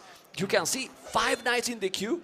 With +1/+1, he should do the +2. Yeah, I think he will do that. Goes for the wood upgrade first. 7 knights in the queue. Someone really wants to put out from Frank knights on the map. Yeah, well, he needed it. His opponent has 4 knights and 6 crossbows. He needs to be very quick. Oh my god. He catch up everything. It's going all really well now for Sebastian. He's microing really well. He's killing absolutely everything. Look at the army numbers. Look at the army numbers and the economy now for Frax. It's gonna explode with all these eco upgrades. Check the eco upgrades for him. Only double attacks. He will have 5 eco upgrades already. That's really sweet for him. Obviously, Romans collecting 5% more. Now trying to get to the safety of the monk, threatening some conversions, but still continuing with the skirm production. So skirms there to kill the monks potentially. But I'm sorry, I prefer Franks in late game. Against Romans? Yes. Well, it depends on like how with late we are hacks. thinking. For now, we have to take a look at the engagement first. Knights, not having the best pathfinding there. Not sure who to blame. Yeah, well, don't blame anyone, Ellie. Okay. Well, I typically do. Botkin arrow. Knight going to be back. He didn't make the +2. I think it's a mistake. I mean, obviously, Skirms +2 is nice, but he's converting one. He lost the Monk. The conversion is so important. He killed the Monk as well. Crazy micro. Yes, by both, because they went for the Monks. Right, both went for the Monks. 13 army, 16. More village for Hard. Still, the scores say that Sebastian is ahead, but population is not what he's talking about now. You have to be careful, Hard and Sebastian. One conversion can be a lot when the game is that close, right, Nelly? Yeah, could completely swing this. 9 knights against 4 knights, 4 more in the queue for Hard right now. Some more monks for the healing on both sides could be nice. There are a lot of relics here in the center. That's why we're so heavily contesting this. Oh, crossbow a bit out of position. It's so many knights. So many knights for Sebastian. He's keep producing all the time with 3 stables. Only 1 tone center. He need to make a second TC. I think 1 TC all in is the play here. It's just like both players aren't fully walled, right? So it feels Chamber and armor. He gets it. This could be a 1 TC play from both players. No, feeling no, that they can do he has 2 already. The 2 TC play. Okay. Well, I wouldn't be surprised if Sebastian tries to finish this in 1, though. Yeah, I mean, he's going to have really good army now. His economy is still going to be fine with all the cooperators, so even if he's 1 tone center, he still have a better economy in theory, you know, even if Roman has the 5%. Now doing the Bloodlands, Chamber and armor, he's waiting for that. Also, the monks are healing both knights, so they're going to be full. It can be a very snowbally battle in the next minute. Crossbows a bit to the front, love that. The knights there to jump. Monks trying to get more relics for himself. Maybe a bit greedy for Hard. Skirms are diving for the monks, but won't find the kills. He has to be careful. There's a couple of monks as well. He's going to go with so many knights. +2, 23 army, 25. He's going to convert. The skirms are coming. You don't want to get any conversion. Look how they're microing all the time, Nelly. They're microing every single unit. Looks absolutely beautiful. Now tries to lock in summon conversions. Crossbows a bit too far to the front. Maybe does Sebastian consider engaging here? Doesn't look like it. No, because also he's in the downhill. He needs to go back. It's not the best moment here to do it. He lost a knight, but he's going to convert now. He gets to switch the target, but 1 conversion, 2 conversions! This is 8 conversions, and now he's gonna dive in, because those monks are not with the faith, and he's gonna take the battle. He is taking the battle. He has 1-2 upgrades on all his knights. On the other side, we only have 1 single armor upgrade. This should be better for the Franks player. Crossbow numbers are going down. Knight fight will be won by the Frank as well. He's taking so many units now. The knights are going down. Look at the army numbers. He's gonna snowball so badly. And if you kill everything here and then, now you can go and raid. And he is keep producing monks, knights, and skirmishes. The timing, the momentum is for Sebastian. He's trying to push into a game 7. He tries to give us the perfect show. Gold exposed at the front. There are only 2 gold tiles protected in the back. And that's a whole map. Oh, he's inside. He needs to send now everything. Don't lose the skirmishes. The knights are going to be around. He's now losing some units that you don't want to lose. But he's still open. No, it's open all the time. He's now taking more villages. And the army numbers are dropping and dropping and dropping. Uruguayo is forcing game number 7. He needs to do damage here. This is not okay. I won 1 fight. This is fine, and I can just go back. It is still 2 TC against 1 TC. Some of those knights are low. Hard can still make a hold happen here, but must not overcommit against the monks. There's still a lot of farming. You see 9 villages more, but that doesn't matter. He's doing now extra tone centers, and he can still destroy now with the amount of farming he has. But he lost the monk. Wow, good snipe. That's a monk kills behind the Sebastian. Got 3 relics. I didn't even realize. What an impressive move. Knights are diving again under the town center, but monk jumps into it. I like how you relax. Okay, because the army relaxed, right? Is he still going? He's going to go back. Sebastian dives. Yeah. He has to. There is no army. There's no army for Hard. There's no army. He's going in. Then he's going to make all the units to be idle. These farmers are going to die. There's nothing here to defend. Full aggression by Sebastian. He's going to take those knights first. He should do it. Taking villages. But you need to focus in the army. Don't you think? Well, if you focus against the army, the monks have more time to maybe get some conversions in. Knights are running away. Now you feel like you are guaranteed to do damage against those villagers. Check the mini-map. He's spamming. He's still spamming army. Constantly monks, skirms, and knights. Full production. Full production. Absolutely love to see it. Behind this, he's adding TC number 2 and 3. More commits to more berries. Monks are getting some conversions in, but might be exchanged. Yeah, it's not an altar right now. It's still 5 knights. He's still raiding. How many monks he got now? 6 monks. Yes, Franks. 6 monks with Franks here. It's just absolutely brutal. TC number 4 by Sebastian. TC 4 tone center. And check now economy against Romans. Look at this engagement. Gets the conversion super long. Pass to the last second, basically. It was going to be out of range. And now, well, a big battle here. Takes the fight there. Monks are trying to heal this one up. Crossbows are microing quite well behind the skirmishes. Not really getting the kills against them, but the upgrades are so much better for those ranks. He has one more armor upgrade and one more attack upgrade on them. Well, you can see all the knights is still going and is still attacking that spot, but in that spot now there is only buildings. Well, the monastery as well, but one relic only. He could do a lot more damage now. There's nothing here. Yeah, 4 against 1 relic, he can chill, right? Goes for the stone. As you mentioned earlier, you like to see Axemen, think that that will be tough for Romans to deal with. Some counterattacks by Hart. I would be surprised if they find too much. Yeah, it's Sudan, but he has no army there at the back, so he has to be careful, Sebastian. Need to pay attention, because there's not a lot of units. Well, there's not a lot of units. No, there's nothing here to defend. Send some knights back. But they are far. They are really far, and there is nothing now also. Well, he's coming now with some knight. Might lose 1 or 2 villages, maybe more. Maybe a bit more, right? Yeah. 3 knights without forging those, so they need 5 hits compared to 4 hits at the moment they had. Still killing villages, and now more villages for Hart. He needs to attack. He has so many units. He needs to dive in, really. But he's catching up in economy, right? Plus he's controlling all the gold. There should be a lot of gold control for Hart. And all the cooperatives still, well, Oli Dolovitas and Horse Kona are still ready now. A super complicated position for Hart. He is still ready. You can see more villages going down. He is all over. And he could send also for the other side. He got 13 knights fully upgraded, only missing the +2 attack. Some nice kills here. So much map control for Sebastian. Gets more villager kills, and what can Hart really do is trying to still rely on his economy. Is now going for some light casts, hoping for some snipes against all those monks. Still 8 monks out on the field. Yeah, but how many knights got now, Sebastian? 16 knights, doing 2 more. He's not going greedy at all. He's just going aggressive all the time. And how many villages now moving just hard that are not working, right? Echo KD 23-4. And the column bottom right, worker efficiency below 60%. There's something you really don't want to see, so not a lot of resources are actually being collected. Those knights are trying to intercept against the villagers, getting some kills. Yeah, it's very crazy that Hart is still ahead in villages, to be honest. You know, it's very crazy. Impressive. Yeah, really crazy. But Sebastian has been all in. Ladies and gentlemen, game number 7 will happen. Sebastian with the 3-3, and now the tension is gonna be in the air. Oh, God. Oh, man. I don't want to change spots with them. This is so much sure? on the line. $5,000 more for the next spot. A spot in semifinals. The biggest achievement for either of those players is 1 single game away. Oof. KD, Honestly, much better for Sebastian. Got the better economy there in the end because of worker efficiency and all the faster working villagers on the berries.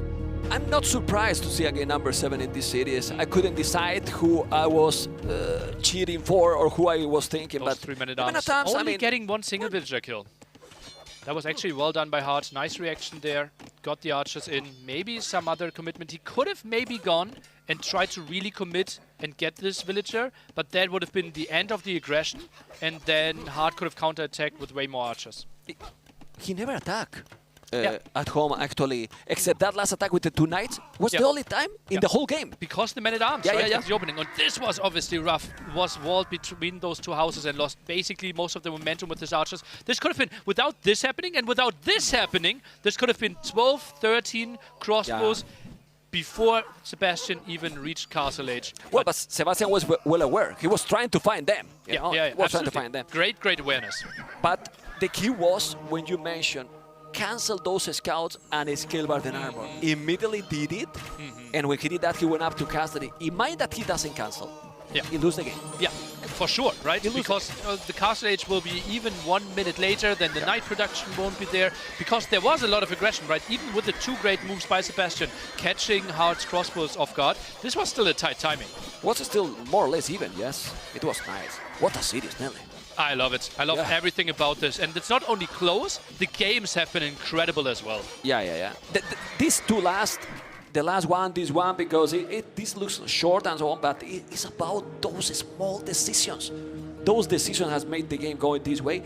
And now we have a brutal map for the game number 7. And what civilization we're gonna have there? It's going to be Ethiopians versus Byzantines on Stonefront. Crowd, who are you cheering for? Do you want to see in the semifinals tomorrow Hard?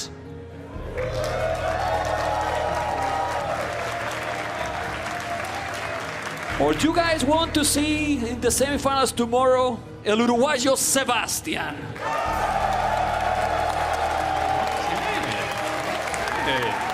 I'm not gonna say anything really, but people have spoken.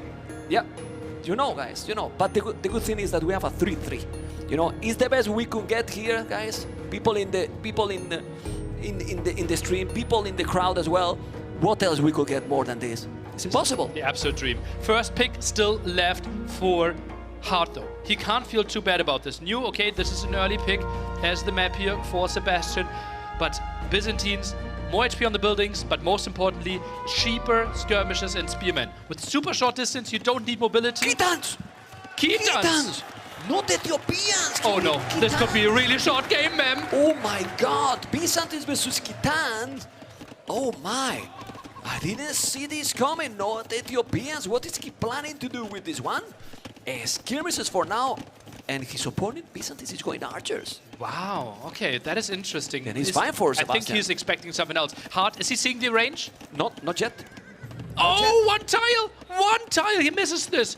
He's gonna see now. He's gonna see now, but still.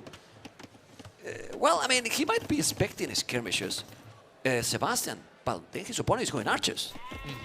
Does he see it? He sees 2 villagers on gold, so might be expecting a skirmisher approach here. Sheep moves away. And now he's gonna see the. He's gonna take the sheep. Oh! Well, not the most efficient, but still. He gets a hit. That's a nice thing for Sebastian. Even moves closer. That micro. And he's huge now. Micro. He's huge now because he's going to skirmishes. You need that scout. You need that scout. Khitan skirmishes produce faster. Gets the upgrade for his pastures. Pastures for Khitans replace farms basically. 2 villagers can work on a pasture. And I think Hard. He won't be prepared for this. No. And Sebastian want to go now full feudal. Potentially. With domestication, then going now the next step is stable, forging, and try to go full aggro. Yeah, forging, double the effect for Khitan, so those scouts could have 7 attack instead of 6 attacks after forging, and the same effect then later even in feudal. With one thing that is very good here, that his opponent doesn't have bloodlines either. Oh yeah. So this is very good for Khitans. True, we have seen some counters against that, right? Hera played mass scouts there with, I think, Portuguese or something. But with bloodlines. And with bloodlines. Yeah, but not without bloodlines, it's not an option. So full feudal will be so good for Sebastian. It's very good. It is very good. And that's probably now why Hart is going to go in defensive mode activated and will try to go up as quick as possible. Oh, is he trying to make something sneaky at the side? No, thinks better of it. Has to house wall this again. Yeah. He needed it, and he see both archery ranges. This is a repeat of the game before. Nervous now? I'm so nervous, man. Right? You have no idea. 400 gold though, flowing for Sebastian. I'm very close to you, you know. Anyway, scouts are going. Stable is coming, is what we expected. Now let's see. Forging, I mean, it's a book open for us, this. Yeah, you know? for you Memstradamus. Who can full Memstradamus? But honestly, like, this stable is a bit late. Yeah, maybe. Well, but it's good to have a good economy going. So then now you can expand. Maybe if you do earlier, you have less economy, so he did more pastors now. How many he got? His Castle Age timing will be really late for Sebastian. Or like the scout timing in general, right? Like you want to have like 2-3 scouts out already, but this is only 1 single spearman map. Yeah, and this is many units. You have to be careful. Tone watch is needed. I'm always mentioning, but I think he needs. I think he sees the army now. Okay. Scout needs to go back. Anything, right? 3 scouts in the queue. Okay. Maybe double is stable even, but the resources for Hard are super nice. Oh man, really the intensity of a game 7. It's always great, right? Yeah, but you cannot be super greedy if you are Hard. We have seen what can happen. You go up to castle, it's so quick, and your opponent has the army, and then you clean you, and then your transition is useless. If you take the spear, the scout will destroy everything. Goes for the archer as well. This will be a clear up. Spearman should die a bit out of position. Yeah. This is so good for Khitans now. Now, wall at the top could be an option maybe for Sebastian if he's sending some villagers. No, not really. Hart is thinking about Castle Age here, while Sebastian is playing full Feudal Age. Yeah, so many spear again. He has no villagers on gold, 400 gold in the bank, a lot of villagers on wood and food, but you have to be careful. Still, he's going up to Castle, super fast. Population, the same. Military, the same, but this can be a clean, so quick and snowball badly. And the pass disasters will explode the economy. The army is completely cleared up now. Yes. Hart, I think, needs a defensive tower. Oh, man. I think this is a crazy risk not building a tower here. With this army approaching, Yeah, Hart won't have good army to counter. He won't be able to stop it. And then check resources now for Kitan's. Kitan's economy is going to explode. He's going to explode. He's going to go up to Castle Age. I think he knows what is going on here. And I'm talking, obviously, about Sebastian. You have to be careful, the Spirit. You don't want to lose now more HP, but the schemes are there. Those scouts are doubled. He's up to Castle Age. What? He's up to Castle Age. He said his soul is against, you know, without anything. But he's up, and now he has the army. The timing, the momentum. For who? A deal with the devil. For Sebastian! Let's go. Okay, scout and skirmishes. You need to get those archers. 50, Yes. 56. And great he job. clean all. It will be It's completely clean reset all. of the armies. Yeah. And who's that better for? Oh, man. Well, I mean, better for army versus no army. So, Well, right now... I think both will have very low army. And then, like, let's think about it. Like, camels should be relatively good against Khitans, no? Why? Byzantine camels? Because Cheaper. Yeah, cheaper camels for Hart are just really good No, against you mean everything good that for Sebastian. Khitans. Yeah, plus 4 attack when he's doing the second attack in camel Castle versus Age. camel? Plus 4 attack for Khitans. Or is it step lance approach? Well, he's going infantry. It's the Fire Lancers. Fire lancers against Fire Lancers Byzantine. and skirmishers. Is he building a second barracks behind this? Can He we has to check? be. There you go. There you go. Oof, oof, oof. Fire Lancers. They are not Koreans, guys, so you don't have to hate it. Anyway, let's see what's going to happen. It's incredible. Now it's confusing for Hart because he doesn't really know what is going to come. Yeah. My opponent. And the camel won't do And the anything camels anymore. are there. The camels are not doing anything anymore. No more production. If he snipes this camel, this would be incredibly good for him, just to deny the vision. Actually, Maybe well. going through. Oh, that's lots of damage. A lot of HP down. Already Tries to buy here. time. Yeah. It's good. If the camel It's fine. dies, honestly, Nah, he the can even jump for the skirts. You just kill it. Yeah, the camel is just so weak against units, against range units. His food is also good. His economy is good. He can buy a stone and go up. And go DC, sorry. Only double barracks. Did he add a third barracks now? Yeah, he did. He did. So Yes, a triple triple barracks barrack. production. Goes for elite skirmishes behind this. Has only 4 skirmishes though. And it will be extra town center and university. Population, the same. Score, the same. Everything, the same. 3-3, same population, but now Fire Lances +2. How do you stop those Fire Lances right now with that army he has? He doesn't. But he has so much gold. He can switch into crossbows. But then skirms are already prepared for Sebastian. And he can produce Would you them make some faster. monks if you were Byzantines here? Doesn't hurt, doesn't hurt. But then again, if you're playing against mass skirmishes, not really an option. He is going for some... He's going for the monks. He's doing the monastery right Nice now. save.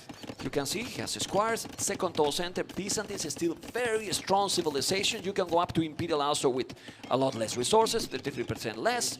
But the amount of army that Sebastian is going to have and the quality of that army is going to be sick. Game number 7, and Sebastian is going forward with a siege workshop to try to finish the series in a brutal aggression and get into the semi-final in his best result ever. I don't know if he's gonna make it, but oh boy, the personality of this guy is insane. Yeah, absolutely great mindset here. Knows how much is on the line, knows how strong Fire Lances are. Is going for a monastery himself as well. Tries to go for some raid here. Monks is scaring this army away. Maybe skirmishers are diving for the monk. Gets a conversion, but can't kill against the monk. Numbers is still so good, and check the ideal DC with all going on for Sebastian. 24 seconds, that means his economy is really good. He's gonna beat the job, no, and now that bill is going to be down. He has even forging. This is an absolutely amazing approach, in my opinion, for Sebastian. Crazy how long we did not see elite skirmisher upgrade here for Hart. Army on the left hand side, army on the right hand side. Siege through the center is being prepared. It is Rams, not Mangonels. He wants to get the kill. Oh my god, that is not doing only one ram. He's doing a second run. He's killing villages. He's going all in. Look at those units. They are going to go back now, or is they still taking the battle? He doesn't care. He's still going. He got so many units. Is maybe too aggressive now? It feels like those could have maybe been safe, but there's so much going on at the same time. He has to care about the economy at home. What at are you the doing? same time. Kill it! That was a double click. I think he's just moving to the other side. Defensive siege workshop is needed by Hart. He will need to go for the Mangonel defense. Well, but if you take the archery range and the stable is already big, he's taking 2. military production. Still, the same village number for both Goldmine and Arbret, and I don't see yet a second town center for Sebastian. Second monastery for Hard. Byzantines more HP on those buildings, really helping out. Goes for the monastery now, that's why he has to rebuild the second one. So far not a single relic being picked up. Now goes for some conversions. He's even doing campstones now. Gambesons. Yeah. More armor there for against the skirms. Fire Lancers. Yeah, basically he's gonna take it. I think he needs to take the monastery. Rocket card is coming out. Oh, the rocket card is so important here. Maybe micro houses. You need to be careful. He's gonna go back. The this guy decides serious. So important. So important. He's taking the Mangonel. The 2 rounds are taking out the monastery. And Sebastian is killing so many buildings. He's gonna make him houses. No, because he got so many houses. But he's taking the monastery. The aggression is real. Nearly gonna take the stable now and all the houses. This pressure is probably an oath. No villager for the repair though. No. Needs to send someone forward. Villagers at the front here, a bit surprised. Oh, the skirmishers! Playing with their life. Yeah, doesn't matter. The camel is not like a knight. It's now gonna take so many villages or not. Mango will come in. You have to be careful. Need to see. Can we check Sebastian Fog of War, please, to see what he can see? Let me see what he can see. If you see the Mangonel coming. He sees the Mangonel, he has to know about it. That's a bit surprising that he's trying to dive in there. He's trying to finish the game. This might be a suicidal move. Skirmishers is doing fine, but the Mangonel behind is doing so much damage. He's trying to go for the kill, but he has the advantage maybe anyways. Yeah, well, he's killing so many camels. So many camels. The Rammies need to go back now, and he's doing now what? Extra town centers now? Hard is sending some villagers there at the bottom. Tries to... This Hussein did it probably. He take the monks as well. Ooh, the Mangonel there. Why not a villager forward to repair that? Yeah. Villager forward certainly missing. Mangonel, Hart is aware of this, is getting more kills. I think Sebastian maybe wanted to go for the kill a bit too much there. Well, still the economy efficiency for Hart is 40%. Yeah, you know, but like just because he had 10 villagers moving at the bottom, right? He's now at the bottom area there at the extra golden stone. Oh, he still didn't kill it, but now ooh, he lost it. Finally lost it. Hard took now the rocket card. Need to make an order, but the camels are going down. Population the same. It's still the same after all this aggression. Just imagine Sebastian sending like 2-3 Fire Lancers at the bottom, checking all this. He has some vision at the area at the top. Actually going for stone here is hard. Does he want to go for a defensive castle? Feels like it. The jump here, I don't really like this against triple Mangonel, Skirm and Monks. Nearly, how many villages on foot has Sebastian? 0! Why? How? 0 on food right now is crazy. He need to make pastors right now, but still, he's producing villages, you know? But need to make pastors. He's going all in. He's maybe so afraid about Byzantine's Imperial. Maybe against the Skirm defense. I'm a bit surprised how few rocket cards we have seen. Ram push was stopped there, is now going for the range behind this. Crazy hold by Hart. This is still a game. Yeah, for sure. For sure, 97 population, 99. And he's gonna have a stone to make a castle. He might make a castle and cataphracts stand against these units, you know? Cataphracts against those Fire Lances, still killing another building. That's a nice micro, still doing now many pastors. He need them and quick. How is crazy possible that... Oh man, another rocket card going now. Now the micro from Hard is OP. And seriously, he should add something else. Maybe now, I don't know. Well, he has no food. There's no food for the switch, right? Yeah. More rocket cards might have been an option earlier, and maybe an outpost at the front, some more villagers at the front for the repair. He is still absolutely doing okay here, but I think he's like 2 big Mangonel shots away from losing all his army. Yeah, he need to now kill some Mangonels with the rocket card, or he's gonna be in problems. Skirms. Need to be careful. Those rocket card kills. This game's like if we're nothing. Vision for Byzantines was there all this time. Great Mangonel shot by Hart here. He's doing a great job with the micro. What a tense game right now. Hart lost 8 villages, but I like now Hart position. Castle at the bottom for Hart. He will secure this gold and stone area. Feels like he can secure everything else. But he's gonna see that now. He can send now the Fire Lancers. He has to be careful. He see the castle there now. He's going to convert or not. We will see. The stable is still not down. And I don't know what is gonna be the following here now. He's gonna try to go Imperial? Maybe. Mangonel down? Yes, it is. He's gonna kill another now? No. You have to be careful. Trying to go to the castle. Denial there, I don't think is really an option. Gets the kill. No. I think that's a mistake. He's doing some mistakes, and ladies and gentlemen, Hart is on the way to Imperial in a moment. Byzantine is beautiful for this. You know, it's the best defensive civilization. It absolutely feels like this. Cheaper skirmishers, more HP on the buildings, buying him so much more time, having all the vision as well. So many great things working for him. This counterattack will get some villager kills here, but Hart has the full control over a gold and stone area. That's true. On the left, it's still the right side. And now he's what? How is he up to Imperial? Didn't he just have 0 food on food? I mean, he's up to Imperial. He sold everything. What's going on? I have no idea. The pastors are still broken? Maybe. He's up to Imperial. He's ready now. Look at the population for Sebastian. 111, 96. What is happening in this game? Absolute madness here, over and over again. And we will have to think about what is typically happening in Imp, right? We have a face-off castle versus castle. Not really happening. He is building a town center there, though, at the bottom. And most likely wants to go for his mounted traps. Basically, the bombard cannon replacement here for the Khitans. You gotta be careful, but this is the thing. What is happening in this game is that Sebastian has 21-0 Echo KD. 21-0 Echo KD. Check the village number now for Hart. It's true, Byzantines need not so much economy, right? But 72 village is still not enough.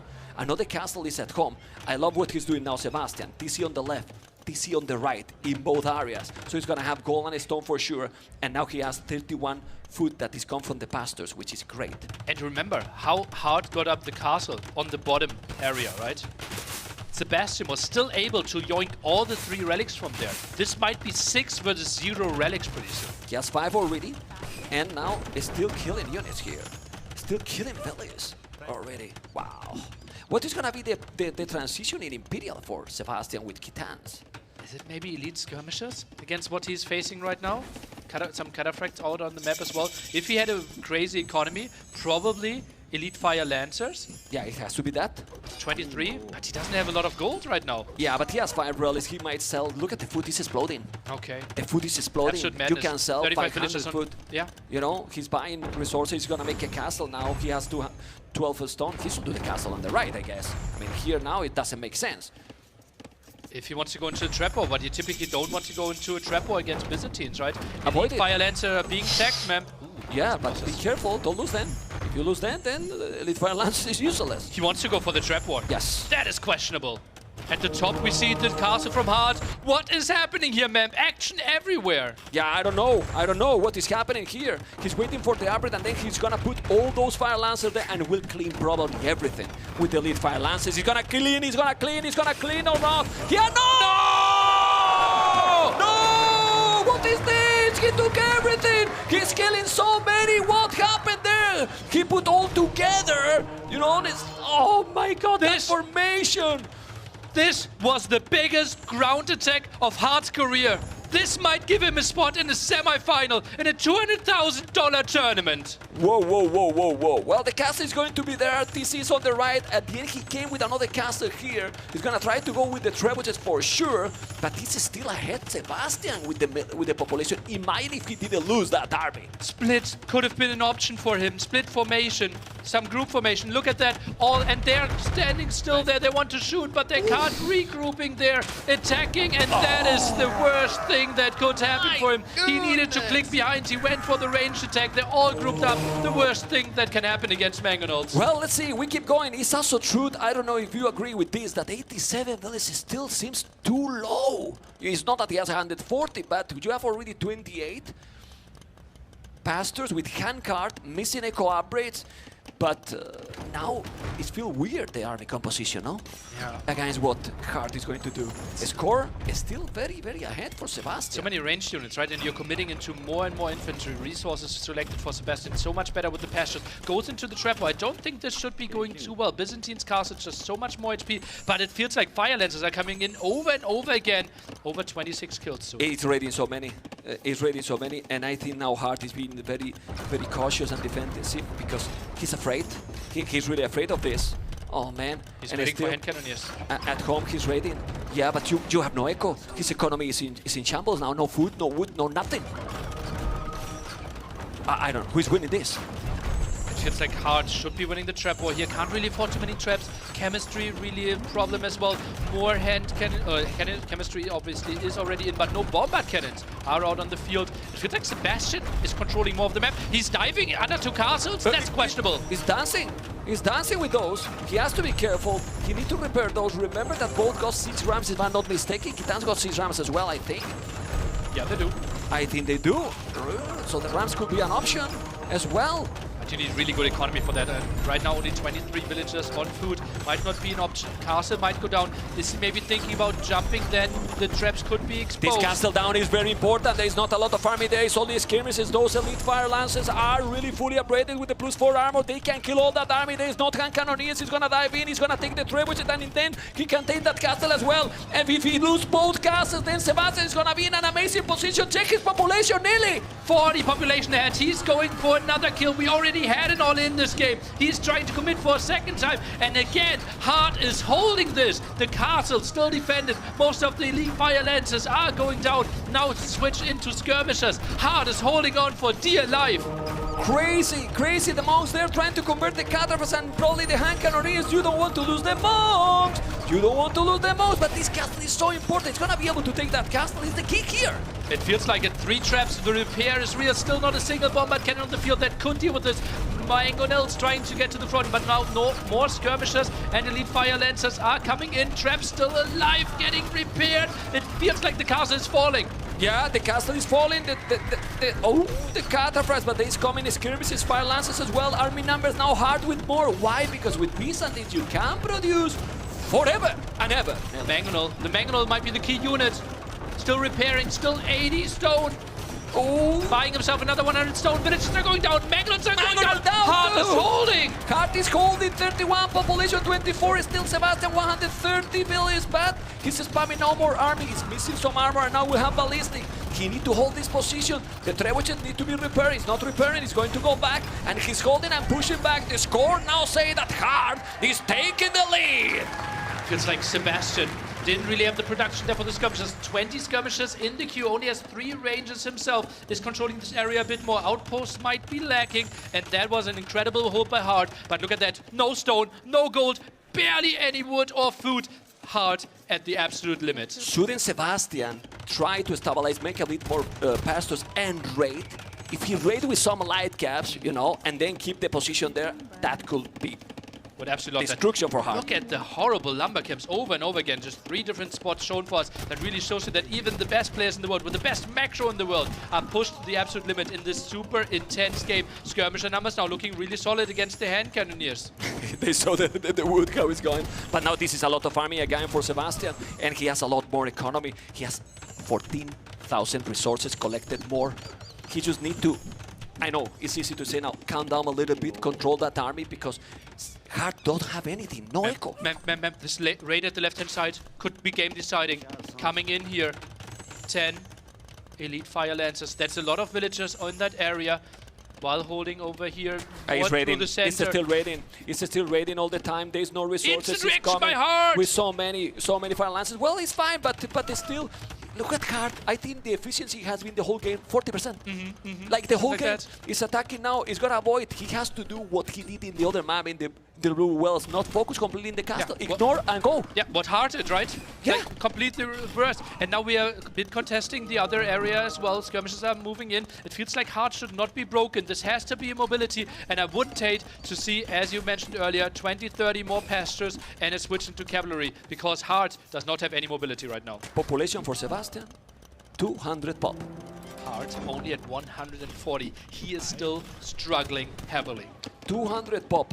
It's true that 20 feels little, but these pastors, they are like, what, 30 farmers maybe? not that good, but it feels like it. Feels like it, man. Yeah. It feels like it. It's still going aggressive, and now keep ready. Look at the population. Population is struggling for Hart a lot. He's gonna be able to kill here. Look how he's surrounding his army with so many skirmishes. The hand cannoneer is going down, and they're still ignoring. He's doing great ignoring. He's ignoring, and he's going for the economy. He's going for the economy. I don't know if Hart can stop this.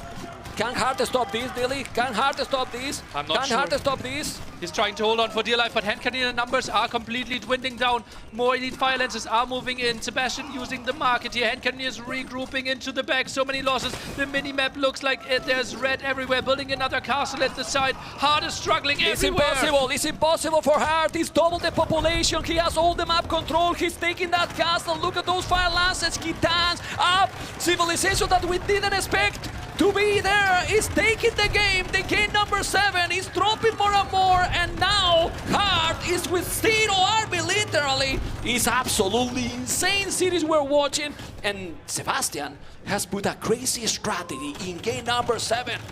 In the biggest set of his life, in the biggest game of his life, in front of the biggest crowd of his life, Sebastian is playing the game of his life. Pop 200 against Pop 100. Hart is trying to make something happen with the bombard cannon defense, but there's just so much Kitan, there's so much Sebastian swarming at him. He's killing the bombard cannon, he's killing the threats, but he's having fire lances all over. There's no villas anymore for Hart.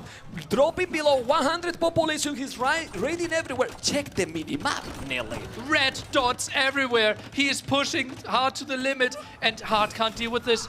We said Byzantines is the best Civ at defending, but it feels like Kitans might be the best Civ at attacking. Yes, that's correct. That's completely correct. Even with those little bastards during all the game, it's crazy. He's still attacking all over the map, ladies and gentlemen. GG called Sebastian, and his reaction is insane. Has won and is in the semi-final from the Redbull Wololo Londinium.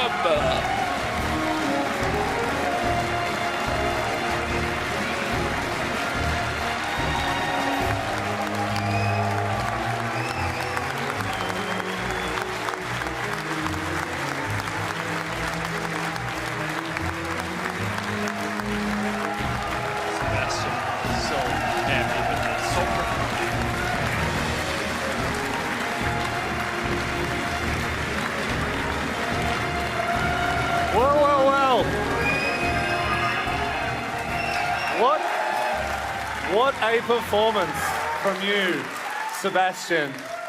My friend, before we get into, I want to ask you all about what we've just seen, but before we talk about that, my friends, let's keep that energy going. Let's once again put our hands together for a valiant, defeated player. Well done indeed to Hart. What a performance he put on for us all here today. I know he was a worthy foe for you, and I tell you what, he put you through your paces, didn't he? Let's talk about what we've just seen, Sebastian. That was an incredible set, an incredible conclusion. All the way, 7 games. What's going on with you right now? How are you feeling? The exhaustion, the excitement. Talk to us about all this. Yeah, insane set, insane energy like from the crowd. Thank you very much. Really well played to Hart. Insane set. Really well played to him. It was super close. Could have gone either way. Yeah, it was super fun, super close. You had a lot of fun, even though it was probably one of the most stressful times of your life, I imagine. Yeah, it was fun, I guess. Yeah. I'm glad to hear it, mate. Let's go back to game number 1. I want to talk about the 2P pick on Crownwood. Was this something that you'd prepared, or talk to us about this Civ pick and the role that it can play potentially in a map like this? Yeah, it's not my idea. I think it was ACCM or Viper's idea, so I didn't have much practice. But at the end of the day, that game was super key. So I'm glad that worked because it was kind of risky as well. Mm-hmm. It was like a defensive play on Groundwood, which can go really wrong. But they had a great map, so I think that was what made me win the game. And you're doing it. There was some incredible micro in both that game and indeed game 2. Was the micro really necessary, or was it maybe for the benefit of the crowd? What was going on with that? There was a lot of dancing going on in game number 2. Tell us about that. Game number 2, which was it? Game number 2, the like insane, you had like 2 different groups of people dancing, like microing at the same time. Yeah. Was that just showing off for people or what? No, it was me trying to get like any win condition, but yeah, there was none. Yeah, okay. Well, look, there seems to be another thing that you rely on pretty earnestly when things maybe aren't going your way. Dropping down to the floor, a couple of push-ups. Does that get you back in the game? Talk to us about this. Is that a little ritual that helps to recenter you or what? Yeah. Like I think it's a good idea to do some physical activity, at least some push-ups. But how do we feel about the push-ups, huh? Happy for the push-ups. Thank you. No, you're done? You're tapped out? Insane support. Insane support. Thank you very much. Yeah. Finally, this is obviously a massive win, right? This is one of the most incredible performances you put in your entire career. You move on now to the semi-finals. What does that look like for you? What does your preparation look like? You seem to be so collected, so calm a lot of the time. Are you nervous heading into the semis? Where are you at in your head? Yeah, today actually was pretty chill, but obviously, I mean, you get nervous with the crowd. At the beginning, I was kind of nervous, but after the first game, I was super okay. So. Yeah, found your composure and... Yeah, I actually like it a lot. Yeah, you enjoy the energy, the atmosphere? You like being in front of hundreds of people? Yeah. Oh, fantastic. Well, once again, ladies and gentlemen, here at the Odeon, a big round of applause and congratulations for our champion today. It's Sebastian! No, stay here. Stay here.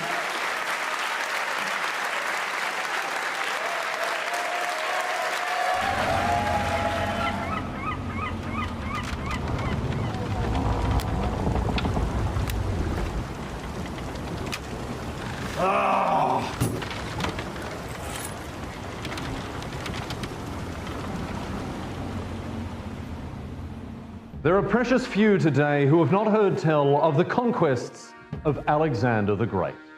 Alexander was born as the son of a mighty king, inheriting not just a throne but also a vast army and an unfinished plan to take the fight to the Persian Achaemenid Empire. Young Alexander, king of Macedon by the age of 20, put his inheritance to good use.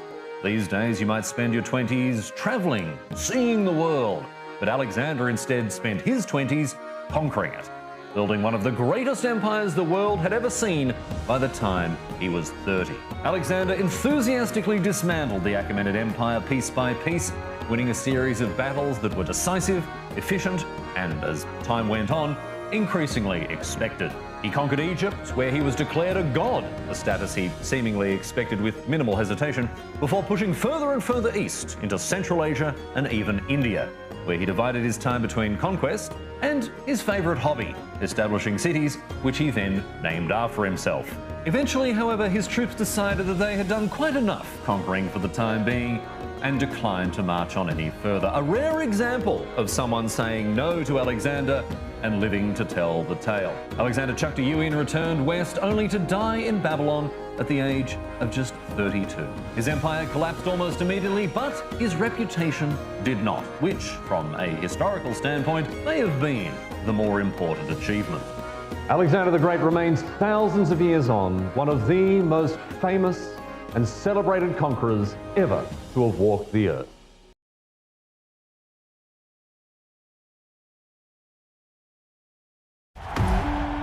Macedonians!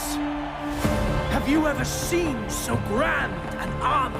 Hear the acclamation that you fought beside Alexander on the day of his greatest victory!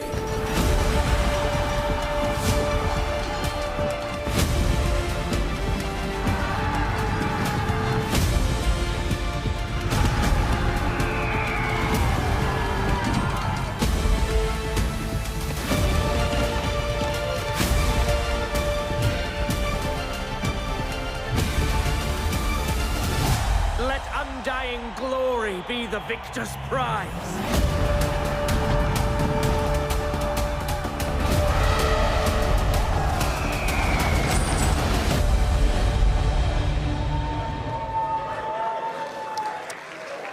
Well, I mean, you can hear the crowd. Everyone is still not over what just happened and what we just witnessed. I'm not over what just happened. No, dude. Typically, the chills come in when casting the epic set. We were in the back room there screaming. And, I mean, congratulations to Sebastian. An incredible series, a long time coming for a short time coming for him, maybe, because he's so new to the scene compared to the rest of the talents here. But that's what competitive Age of Empires is all about, right? Like digging deep, coming back. And I felt at least, one of those games he could have had earlier. I thought, I've seen it all before. He let a game slip away in Game 5. He's going to regret that for the rest of the trip. What a turnaround. It was sick. It all started in that game 6, right? He took one great engagement. He absolutely snowballed the military. Then Hart was on damage control the whole time. And then game 7, I mean, like, there was, what, 10 of us around a tiny little TV in the back. Yeah, all leaning over. Screaming. There was about 5 people who were part of the support staff, and they'd never really watched the game before, but they were locked in. And the whole entire time, because we're trying to get on cue to get in our spots here in this amazing facility. Is it going to end yet? Is it going to end and yet? We're like, I don't know. And we'd be like, oh yeah, Hart's got this, Hart's got this. And then they're like, all right, Hart's got this. And then we were like, what's the status, guys? We're like, no, Sebastian's got this. They might have been very confused. But unbelievable. Anyways, it sets the stage for the next best of 7. Yes. And the next best of 7 also should be incredibly competitive. I was just looking back because Viper and Yo have played each other so many times. They've been around our pro scene 10 plus years. Both players have met each other in finals, semifinals, quarterfinals, whatever. And usually the closest sets between them are best of 7s. The last couple times we've had best of 7s, it was 4-2, 4-3, 4-3 between these two players. And some of them very recently. So I'm pumped for this one, dude. Well, with one notable exception, which happened in the first Redbull Wololo final. Yeah. That was a 4-0, and that saw the end of Viper's era of dominance. He still had success after that, but maybe there's still a feeling there for Viper. Maybe he just wants really good results against Yo, because that was a pretty definitive moment in Viper's career. Absolutely. And I think at that time, there wasn't anything to really look to as far as confidence, right? And we see it from, in Hera's reign currently. It feels like every time he falls behind, you just think, how is he going to come back and win this? But for Viper, things change then. And I think a lot of that is once the floodgates open, once a player's broken once, people start to realize, like, okay, this person is human, right? Yep. And I think for Mr. Yo, he very much feels like he likes playing up against Viper's style. I remember an interview like 2 years ago. Yo's like, playing with Viper, he's like, it's actually less micro or focused than some of the other players out there. It's a lot more like macro and strategy, and that's where Yo really shines. Well, we know Viper, we know Yo. We're ready for this quarterfinal best of 7. Let's meet the players.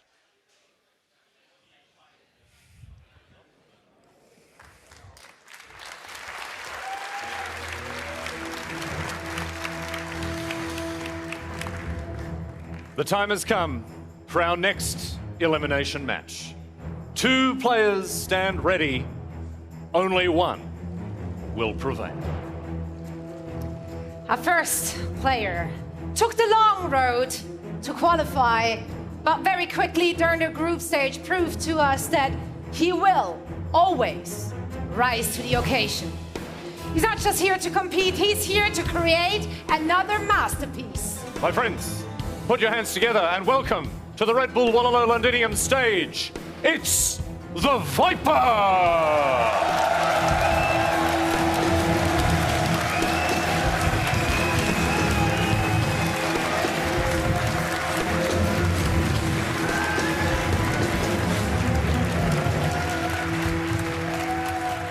And his opponent, the original Redbull Wololo champion.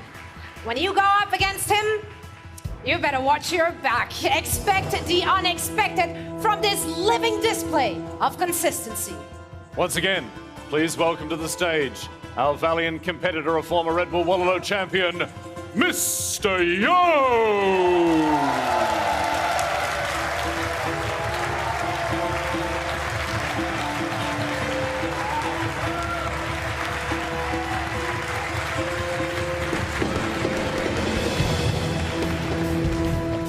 All right, folks. Well, there it is. There's an epic intro for both of them. And again, they go way back. Just scrolling through it here. The first time these two ever played a best of 7 against each other was in 2014. And I know you're probably thinking, oh, that was like 7 years ago. That's a long time.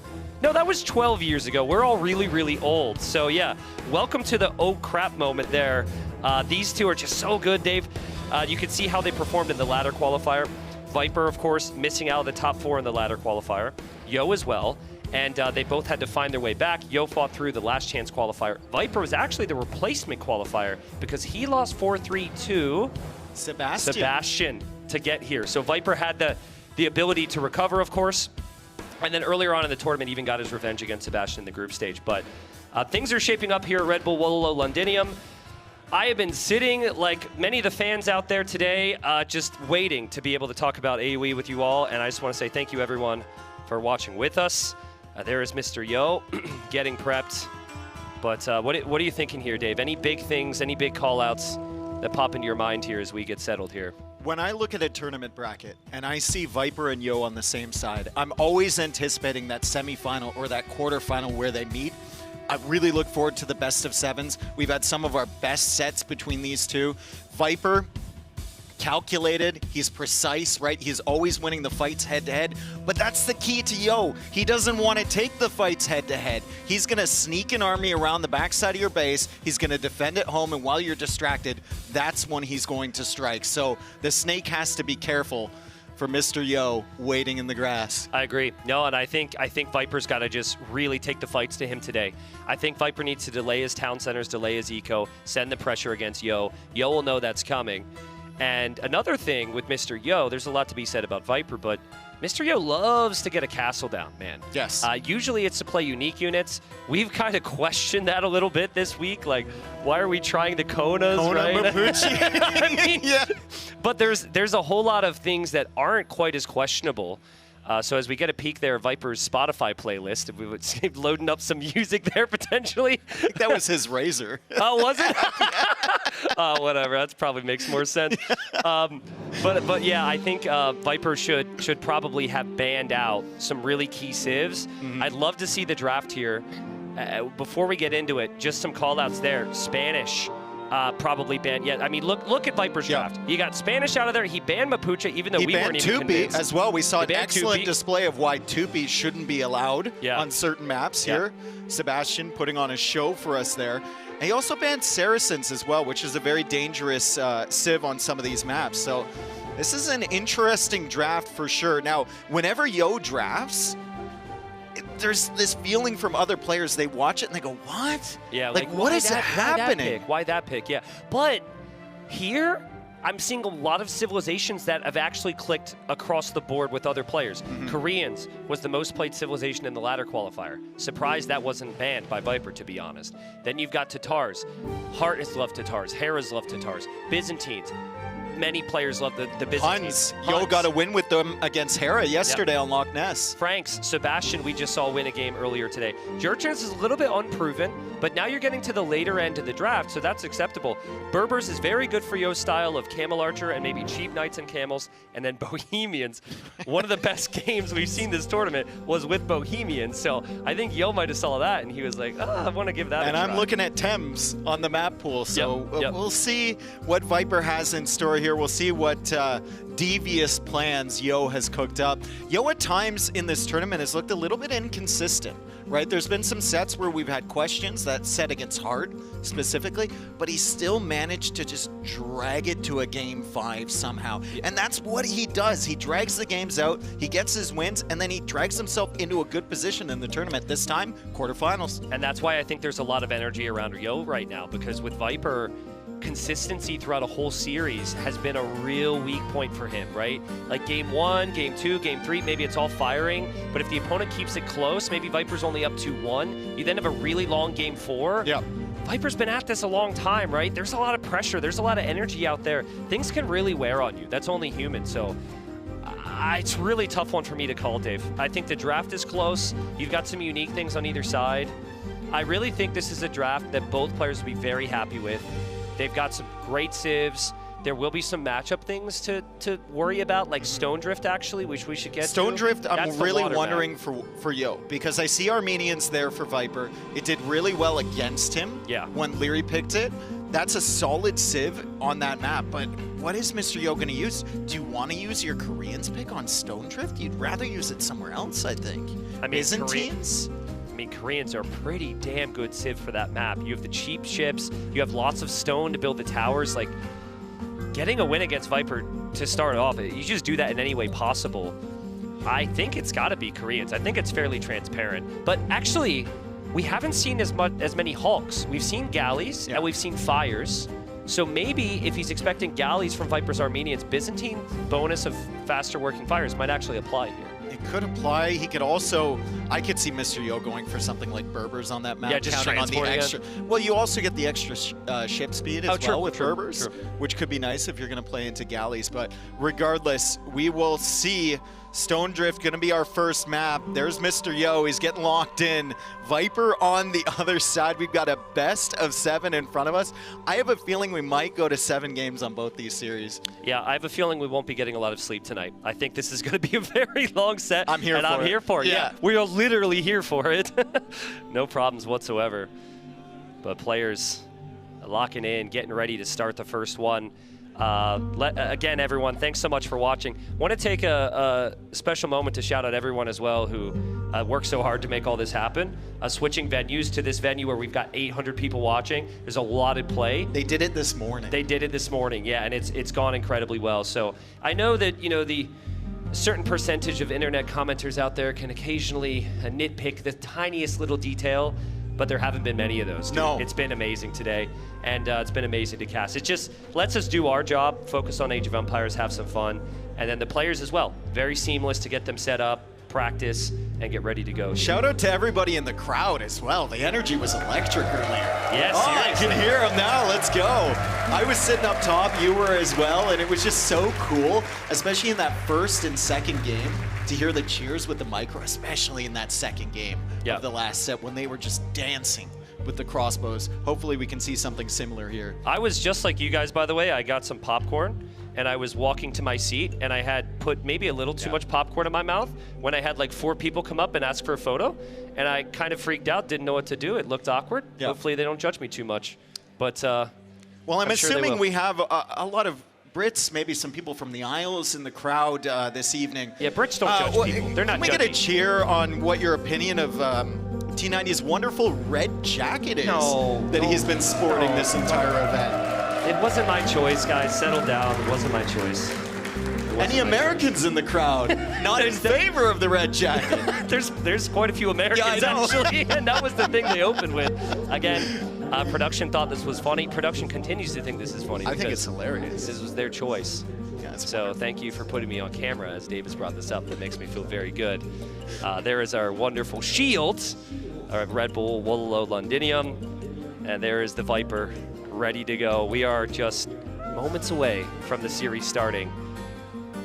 Man, I can't wait. I wanna spam 14 right now. What map are we gonna get, Dave? We know what it's gonna be. We see 2 islands. We see a wonderful map.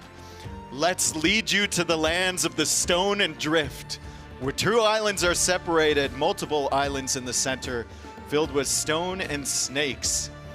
This will be a primarily water-based map, but who will land on their opponent's side first? Why am I turning into Riley Knight? I don't know, but I was really looking forward to seeing Who will sail? Who will conquer? How will this be decided? Yes. And in the room at the back, he's impersonating a typical Canadian accent at the moment, as he so often does. Hey, way better than my impersonation of an Australian accent 10 minutes ago. That was horrific. Thank God the microphone wasn't in front of my face. That would have been bad.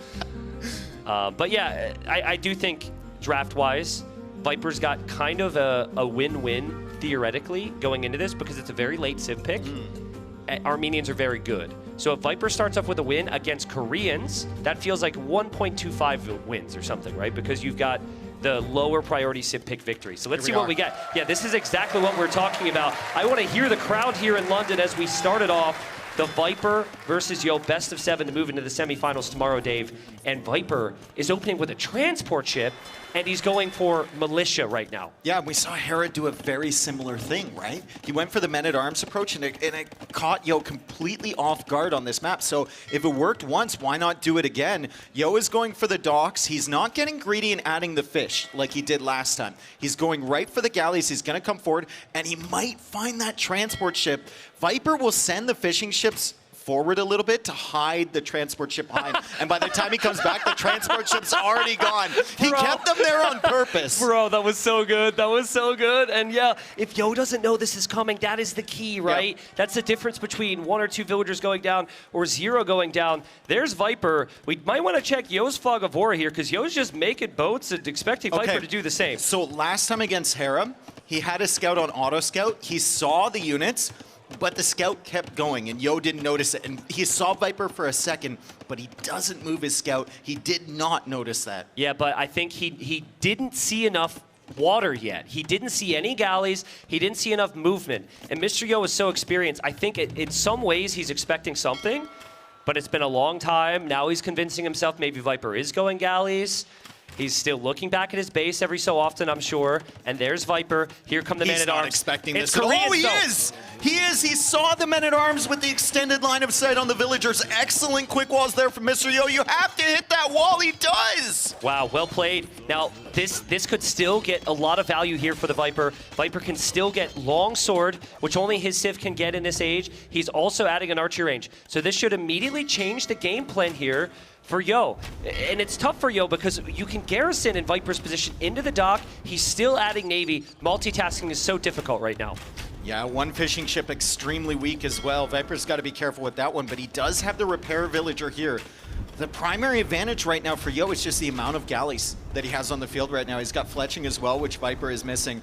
Viper not doing damage against that gold or killing a villager is a huge deal. This is where it gets crazy, though. This is where we need maybe a double box incoming because now the archer shows up. Now Yo's got to work a little bit harder, which should mean it's tougher for him to micro here. Now Viper as well. He also has to micro both sides, and he still doesn't have the numbers next to the dock. He's pulling back. Yo's going to fight. Yo's going to try and trap Viper, which is extremely ambitious, and he blocks his own villagers. What is this from Mr. Yo? He tried to trap the archer as if the men-at-arms didn't exist. Oh, man. And now just being off of gold could mean he can't produce on water, but he has been able to still pressure Viper. But I like the theme of the game so far for Viper. If you just spam boats here against Mr. Yo, I think Koreans are maybe the better civilization with all the savings. He's really testing Yo's multitasking to start the series. Yeah, and if Yo senses that Viper's not really going to invest on water, he can just go up to Castle Age. Look at his resources right now. They're actually looking pretty good as soon as he locks down that gold, but still some concerns at the back as we see the men-at-arms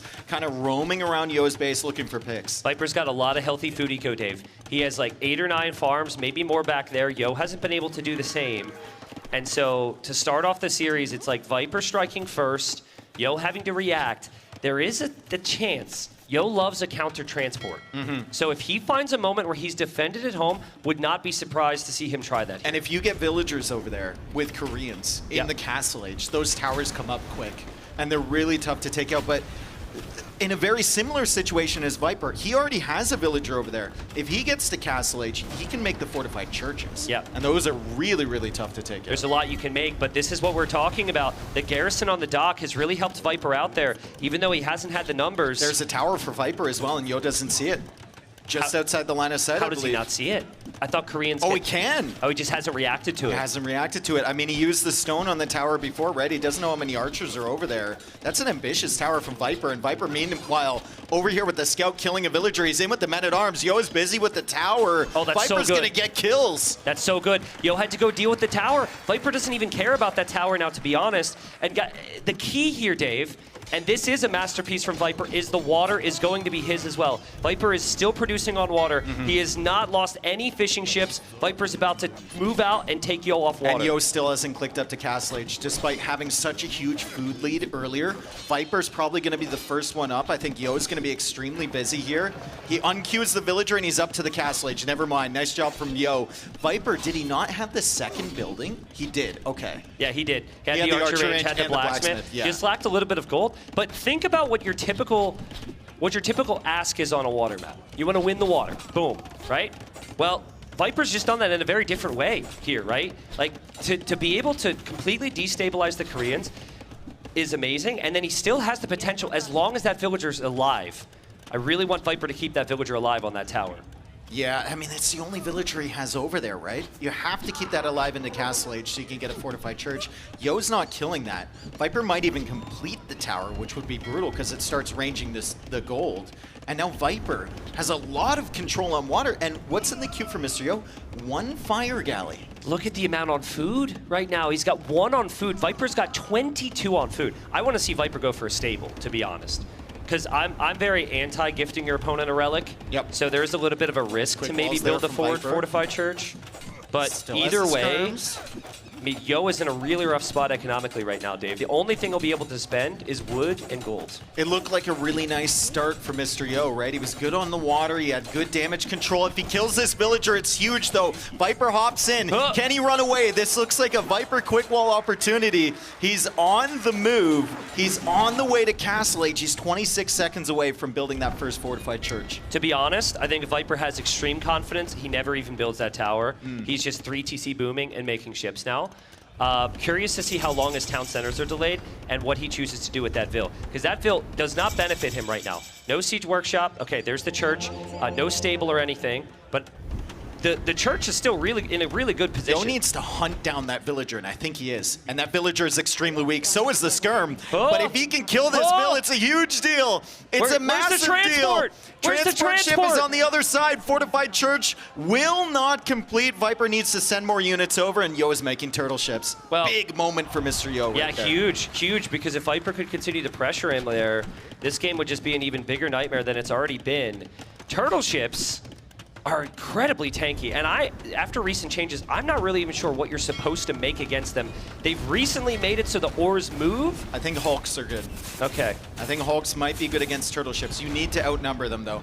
Let's see. It's a perfect testing ground right here. The Hulks are doing okay damage. That's not it. You can't go 3v2. It's got to be like 7v2 or something.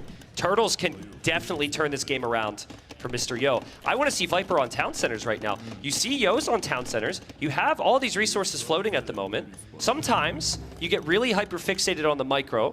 I think and he you needs don't to bring focus Vils on the over. eco. Yeah, I think he needs to bring Vils over. He's going to go for an extra TC, but he needs to get the fortified church push going on Yo's island. If for no other reason than denying the resources over there. Yeah. Taking half of the island and then you just contest water is really, really solid. There's not a ton of resources on the map, so if you can deny them from the right side of Yo's base, that's fantastic. That is a massive fleet of turtles. Turtles are not cheap, and Yo queuing up the transport Fire ship. Lancers as well.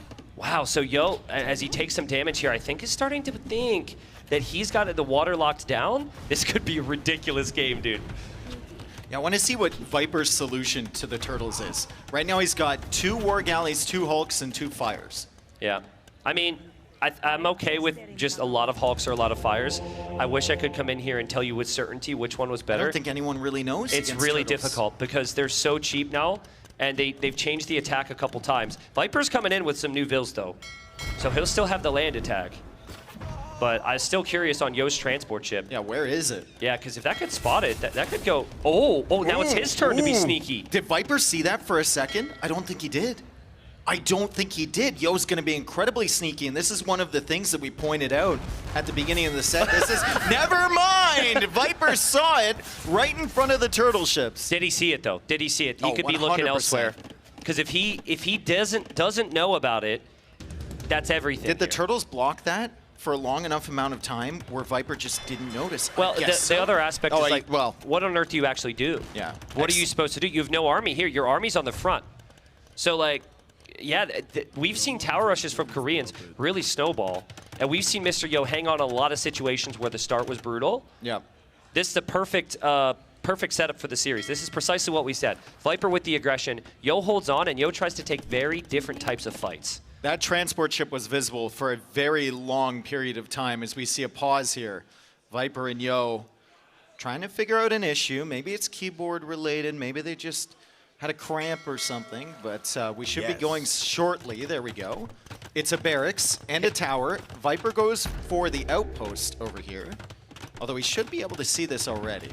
All right, so Yo has been spotted by Viper. It's tough for Viper to deal with this.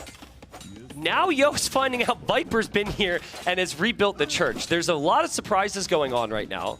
Viper does move in pretty early, though, and he doesn't have any repairs for the ram, but maybe more villagers can come in, and Yo will be pushed off the gold. I mean, one thing that has to be considered is these skirms have gotten a ton of value for Viper throughout the game. Look at the Eco KD right now. Yeah. It is 15-1 in favor of Viper, and I think Unreal. only 4 of those were fishing ships. And Yo is committing against these rams with the villagers. He doesn't have enough? Now he's counting on this land push on Viper's island to really make the damage because he's taken so much at home. Also, like, Viper's fishing ships haven't gone down, Dave, so he still has the fishing eco. And the turtle ships are just not exactly where they need to be for Yo. Yo is still tower rushing. Yo might go for a push himself, but he kind of needs gold for this. If this is a base trade situation, and if that's the win condition for Mr. Yo, he's just too late. Like, Viper has already done so much damage at his home island. I don't know, though. I don't know, though. I don't know. I think there's death on Viper's side. There's a lot of going on over there. I'm pretty sure Viper doesn't actually have an answer to this right now. Yo has another gold in the south, below that wood line. If he shifts over there and he takes down this ram, I think he's actually kind of okay. Look at the Eco KD and tell me he's okay. Well, he's okay considering the Eco KD, all right? Obviously, you can't ignore the past, but, you know, there's positives to the present here. He's got the outpost. Viper not able to do anything about that. That's a nice touch there from Mr. Yo. Unfortunately, there's a snake there. Remember, they do have poison damage, so that villager might actually end up dying as Mr. Yo looks for more opportunities. 2 fortified churches at home. She barely manages to survive, and Viper just converts the forward villager. Yeah. It's actually a nice touch. Yeah, it's a nice touch. Viper will hope to hold with his monks and his Mangonel. Garrison there, too. Has to stop the tower. In the nick of time. I think he did. I'm not entirely certain if he destroyed the tower or not. I think Yo might have deleted, but that was so close. If Viper gets one big shot against those villagers, they all go down. Nice rocket cart shot there from Mr. Yo. But once again, the skirms, the value from these skirmishers of Viper has been insane. Yep, and once again, we learned that building archery ranges on forward islands is very valuable in Age of Empires.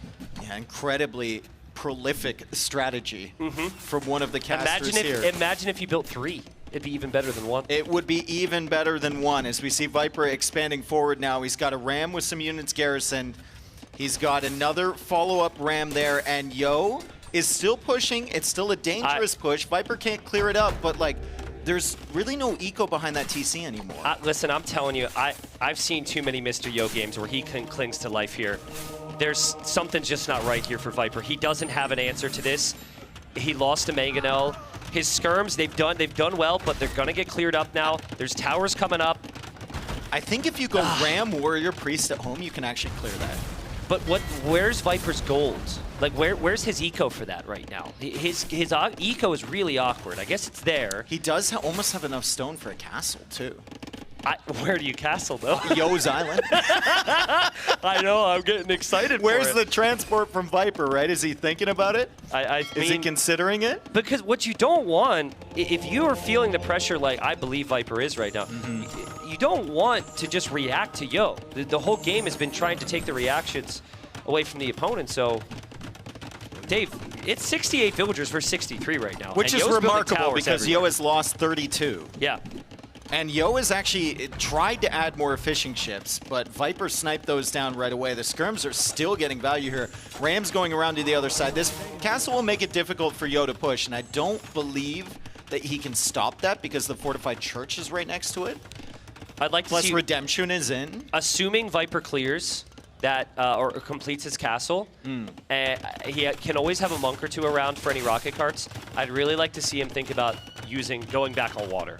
Now that's tough against the 5 turtles. I think if you take the water away from Yo now, it becomes a really complicated game for Yo. But how's he supposed to know that? And his resources are forever at the limit here, so... These are the type of games that Yo just never goes away. Like, He's just way better for always Yo. clinging on. Yeah, the fact that he got that transfer ship going across to Viper's Island, the fact he got that first tower up after revealing the ship, really, really solid from him. Viper is still pushing, and credit to Viper for constantly applying pressure on Yo's Island. These ballistic skirms have gotten an incredible amount of value, and now there's a Mangonel added in. So Yo's going to have to go for defensive towers against this. I know what's going to happen here. Yo can't stop this. Yo's still got the turtles. Yo still has the transport ship. Yo is banking up enough stone. He's going to put them all in the ship. I know. I've seen this story before. Bring over the transport. I have seen this story before. We could be very wrong, obviously. It's very easy for us to simplify what someone should do. I think Viper got a big conversion there. No, he converted. He killed all the forward villagers. Oh my god. What a swing. That's huge for Viper. Oh man, and the town center's almost down as well. That was horrible for Mr. Yo. For the first time in a long time, Yo's taking damage at home, and he hasn't applied any damage to Viper. And this might just be an unsustainable amount of damage. Like, the villagers are trying to repair the TC. Wood! He doesn't have wood, and the TC goes down! Oh man, losing the town center is so painful. Viper's castle ended up defending himself. And he buys another one! No, that's one expensive town center, dude. 300 wood, 100 stone bought to place that TC in the exact location it just existed a moment ago. We've seen that happen before in real life. Third town center as well for Mr. Yo, so he thinks he can just boom his way out of this. Well, I think he has no choice at this point because you can no longer pressure Viper, and now you need to hope that you can rat it out with towers. He also does have a foothold on the island on the center, so he's got a ton of stone available, right? Well, that was my next statement. I think start towering those Viper's up. next play is going to be to reclaim water. Yes. So get some towers up there in the future. I do like the fact that Viper is focusing a little bit more on eco upgrades now. Maybe another town center could be in the cards, although he's at 99 stone, which is incredibly frustrating for him. Maybe going out to secure those middle islands, or at least just get access to a stone mine could be useful as well. Yeah, and Viper's just gotta cling to life with everything he can right now. Yeah. Just try and hold. Now this is going to be funny because Viper's got units in a transport ship. Viper's transport ship, where's he going? No, he's perfectly fine. He's going to the other side. I mean, composite bowmen are pretty good here. They're better than the skirmishers were, and now the turtles have found the redock. But that's a lot of docks from the Viper. Yo has found the redock. Yo knows exactly what Viper is up to. Viper's getting the ship techs in the university. He's roaming around with these composite bowmen. He's going to snipe some vills, but Yo still somehow at 66 villagers. He's lost 52 eco units this game as Viper tries to clear up that last tower. I feel like Yo kind of forgot about the turtles, which is quite sad, you know? Those turtles were patrolling in no man's land in the middle there. I think he really could have been patrolling on the forward shoreline to deny those docks. He'll notice it now, but this gives Viper a lot of time, and again, Viper's not going away on land anytime soon, now that he's got the Siege Workshop pumping out rams and the composite bowman. Nice dodge from Viper. The step back micro. Mr. Yo plans on him doing it again. Viper just continues forward, and he gets more value with these composite bowmen. Range is now going up on the right side there from Viper, but the Fire Lancers are here.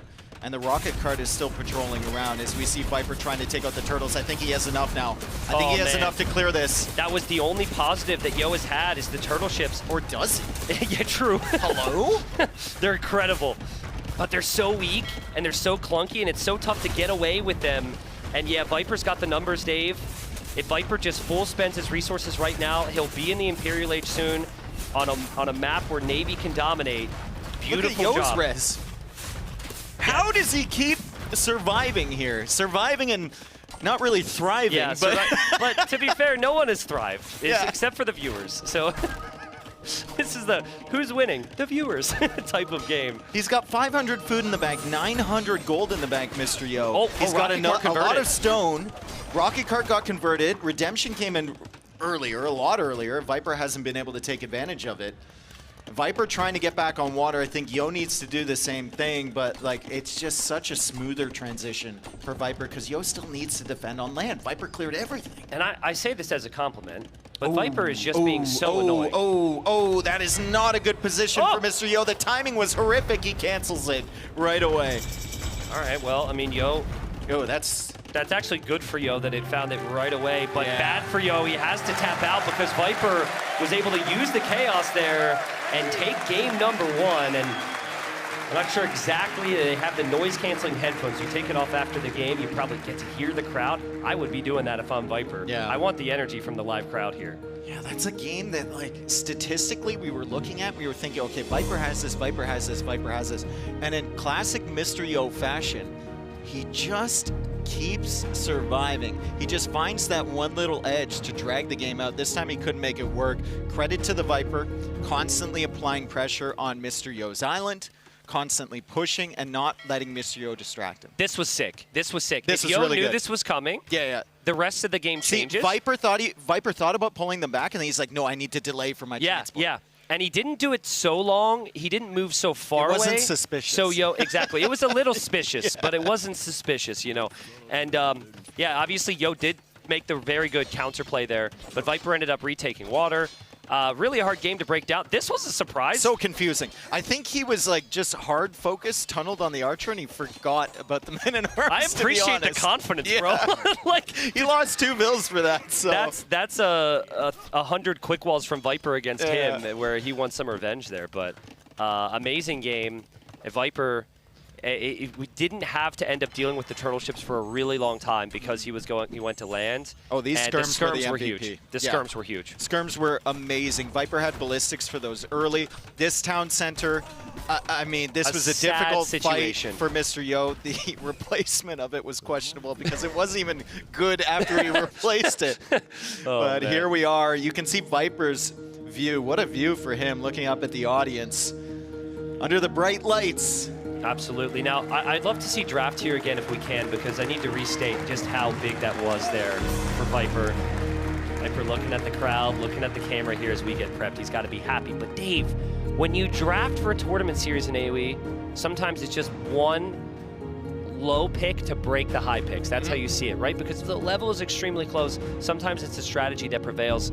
That was Yo's best pick there. That was Koreans. And Viper wins with the Armenians, so that's got to feel so good for Viper. Yeah, we had that conversation with ACCM last night, right? Where he's saying good drafters, they're beating the #1 pick of their opponent with like the #6 pick. Yep. And then the entire draft just kind of explodes for that player after that, right? Because they were counting on getting that win. So great pick there from Viper. Excellent draft for Stone Drift. Where do you think Mr. Yo goes here?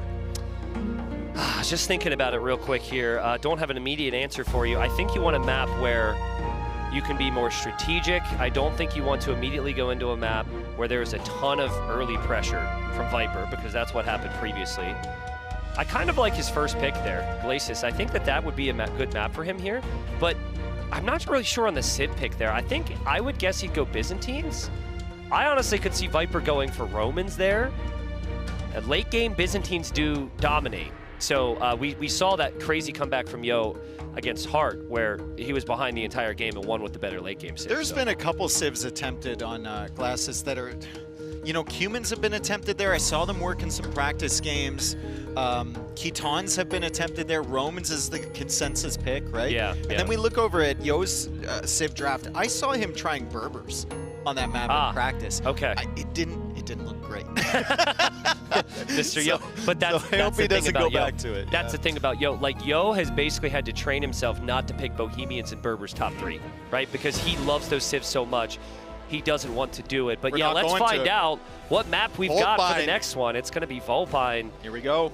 And Viper's got Georgians. There's the pines in the middle. There's the foxes, which will forever annoy me because they're quite loud. But apparently there's a lot of them in London. I haven't seen a single fox. Am I looking at the wrong spots? No? Okay. No. I haven't seen it apparently, either. yes. Oh, man. I'm sure someone here will tell me. But, you know, the civilization where Koreans was actually played the most in the ladder qualifier was this map. So, well, like, I mean, the map where Koreans were played the most is every single map in the qualifier. I guess that's fair. Yeah, it's really a shame for the stats that the Koreans were played to the level they were, because it's like everyone's most played civ was Koreans. But we should be into it here soon, folks. I'm thinking has to be a bounce back game for Yo, because he knows everything I know. If you lose here, you're thinking, God, why didn't I have Koreans here? You're down 0-2. Yeah. It'd snowball very quickly. Yeah. And I could see him playing Huns and trying to go Cav Archers here. I could see that, especially if he thinks Viper's going to play Georgians. You just kind of match them until the Castle Age, and then you out-spam them with the Cav Archers. Yeah, it's a really tough map for farming, and because of that, it's, I think, perfect for Cav Archers. I think it scales towards Wood Gold comps. Yeah. Yep. Byzantines. Byzantines. Okay. Yeah, well, I mean, Koreans would spam skirmishers. Yep. And fire lancers. Byzantines have the cheap spears and the cheap skirmishers, rather, so that's and doable. You can go camels if your opponent's playing into knights or something. Viper, if he's got Georgians, I think he will go for it. I think it's Georgians. And it's Vietnamese. Vietnamese, never mind. Well, talking about skirmishers and fire lancers, there you go. That's Civ. Still a great Civ pick. It is fantastic, yeah. And I think does it scale a little bit better against Byzantines than Georgians does? I think it does. If there was going to be a game in this series to go down to the final moment, it would probably be with these two civs. We arrive to the land of the Foxes here. We have Viper very happy after winning the first game. And yeah, Vietnamese Byzantines, Dave.